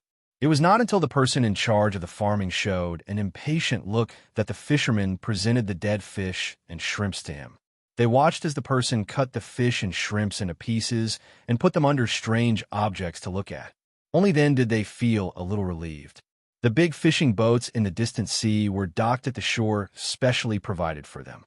The fish that had been gutted and salted were placed on the ground at the port at the fastest speed to be sorted. The rotten fish were picked out and put aside to wait for further processing. The fish that were not salted enough were salted again. Then, they were exposed to the sun or taken to a special ventilated room to be dried in the shade. Amidst the fishy smell, the dried salted fish and shrimps were sent to the distribution center and sent to the places where fish and salt were scarce in Tang. As for whether they were steamed or fried, it was not the fisherman's concern. The railway at the cargo port had been laid. After the great improvement in efficiency, some of the dock porters lost their jobs. They would go to the vocational school in the state capital to learn new survival skills. For 100 days, they would receive an additional government subsidy that was almost the same as the porter's job. After that, they would be assigned to a designated position by the government. Within a month, if they still could not adapt to the new job, they would be sent back to the school to study again. The subsidy for 3 months would be reduced by half. At the same time, the official who arranged for them to study specific technical subjects would resign. Su Mingyang, the provincial governor of Luzhou, who caused all the karma, was still working at the port as his scribe, recording the number of working people. Occasionally, he would chat with the locals. The sea breeze and the sun left the traces of time on his face. His skin was no longer fair, but it made him feel stronger. Compared to the days before, he felt that his life now was much more fulfilling. It was unknown when Su Mingyang had become passionate about writing down the days. He wrote down his daily losses, gains, and sentiments on paper. No matter how busy he was during the day, he would never get tired of it when he returned to the Fu at night. There was a period of time when he thought that he was noble, and he even said the same to his wife and concubines. It wasn't until one day, when he was on holiday and drank too much wine. After strolling around his wives and concubines and other women, he finally expressed his motivation to write about the days. Xiaobei promised him that she was willing to print what he wrote into a book. She had even thought of the book's title. It would be called The Spring and Autumn of a Provincial Governor's Heart. As for why it wasn't The Winter and Summer of a Provincial Governor's Heart, it was because when he asked, Xia Yuan said that history didn't have winter, summer, or warring states. There was only spring and autumn. Damn, Governor Su was cursing in his heart. He thought that Sun Mo was writing about the 4 seasons. If he had known earlier, he wouldn't have asked. He would have been looked down upon by Sun Mo. What comforted his heart was that Xiaobei promised to first print 200,000 copies. He would sell each copy to the Tang officials and give him 200 copper coins. That was 40,000 strings of coins. If he didn't commit corruption or take bribes, it would be difficult to earn this amount of money just by being an official. If he could commit corruption and take bribes, then forget it. It was too dangerous. Xiaobei said that he would first sell 20,000 copies of his book to the military officer in Xuanzhou. Because he was too rich, he actually threw away countless food at a banquet. At that moment, Su Mingyang's heart was balanced. He was very grateful to the unborn children of the Zhang family and Wang family. If they didn't exist, perhaps the Tang patrol's knife would have fallen on his head. Now he had a chance to change. For the military officer in Xuanzhou, if he didn't get the news in advance and asked for leave to come and ask for punishment, when the 4 little guys came to the mortal world, it would be the beginning of his hell. Number 9, stop. Slowly put down the box you are carrying. Find someone to carry it with you. If I find that you are carrying more things, I will deduct your wages for today. Su Mingyang, who was thinking about what to write at night, was awakened by the actions of a stevedore at the exit in front of him. He raised his eyelids and said with an awkward smile, "It's not heavy." Number 9 put down the box as he was told. He wiped the sweat on his forehead and replied with a silly smile, "If it's not heavy, then why are your legs shaking? Do you think this official is illiterate?" The words on the box say 1 box of ores needs to be inspected overseas.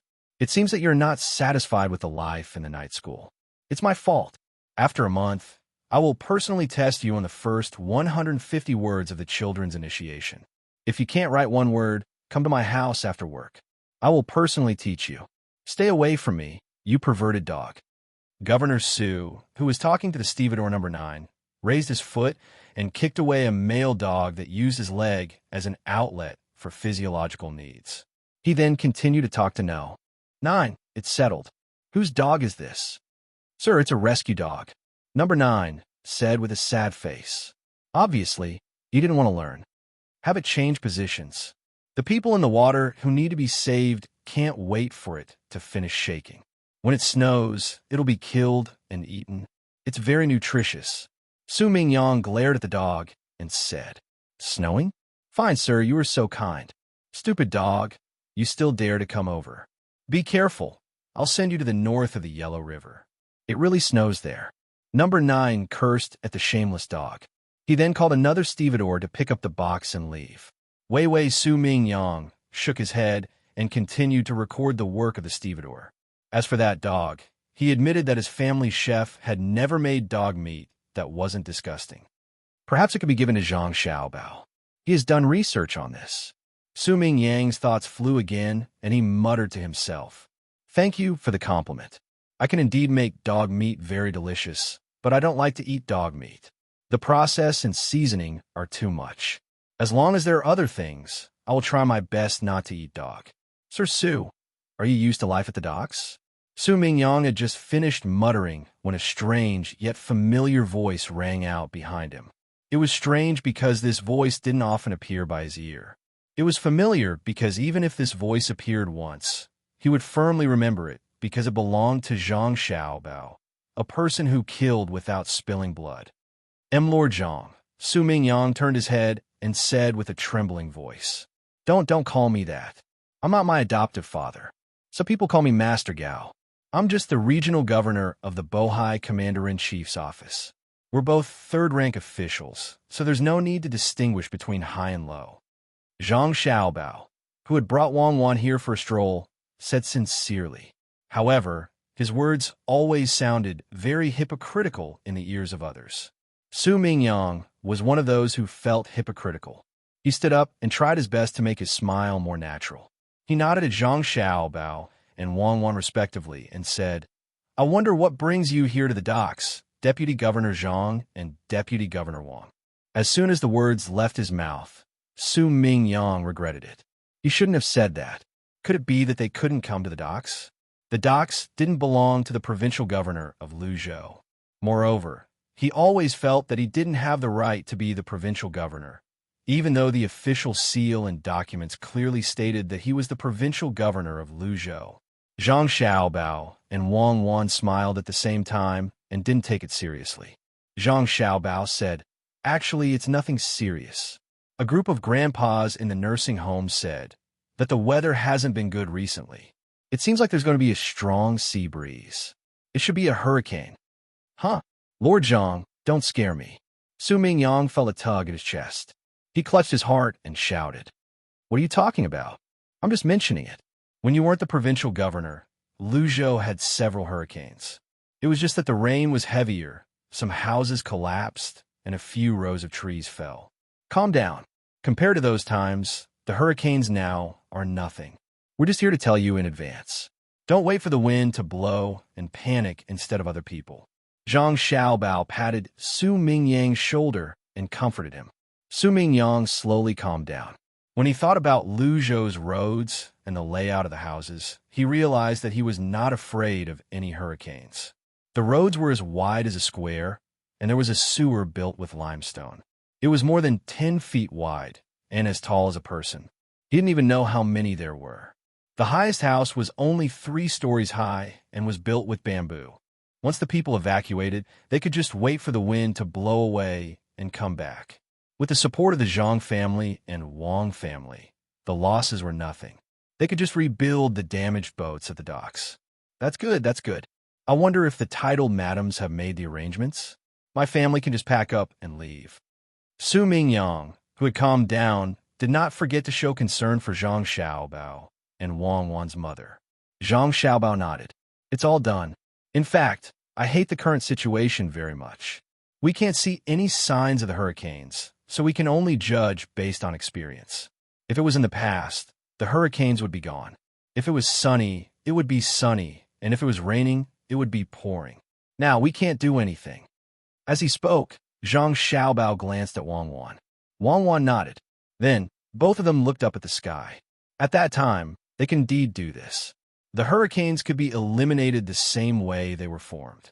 It was nothing more than the airflow caused by magnetic fields and cold and heat. Without rain, clouds could be artificially formed. Black clouds could also be artificially dispersed. Everything depended on whether it was cost-effective or not.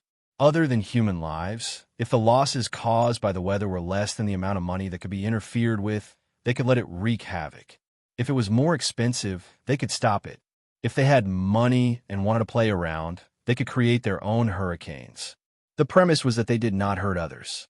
Zhang Xiaobao and Wang Wan both wanted to know if hurricanes would form and where they would end up. However, they could not fulfill such a simple request. There were no satellites. However, Su Mingyang did not understand the two of them. When he heard Zhang Xiaobao's words, he thought of the immortals. At that time, he thought of the two of them as immortals. So he said in a trembling voice, I will do my best to ensure the safety of the local people. You don't need to guarantee the safety of the local people. Cuckoo and I are here. I want to ask you, do you know Japanese? In 2 days, a lot of Japanese will come. Then, Japan needs people from the Tang Empire to go over. Cuckoo and I can't leave, and we can't send all the people in my family who can speak Japanese to take care of things. Otherwise, wouldn't Japan become my home? Can you understand? Zhang Xiaobao finally said what he and Wang Wan wanted to talk to Su Mingyang about.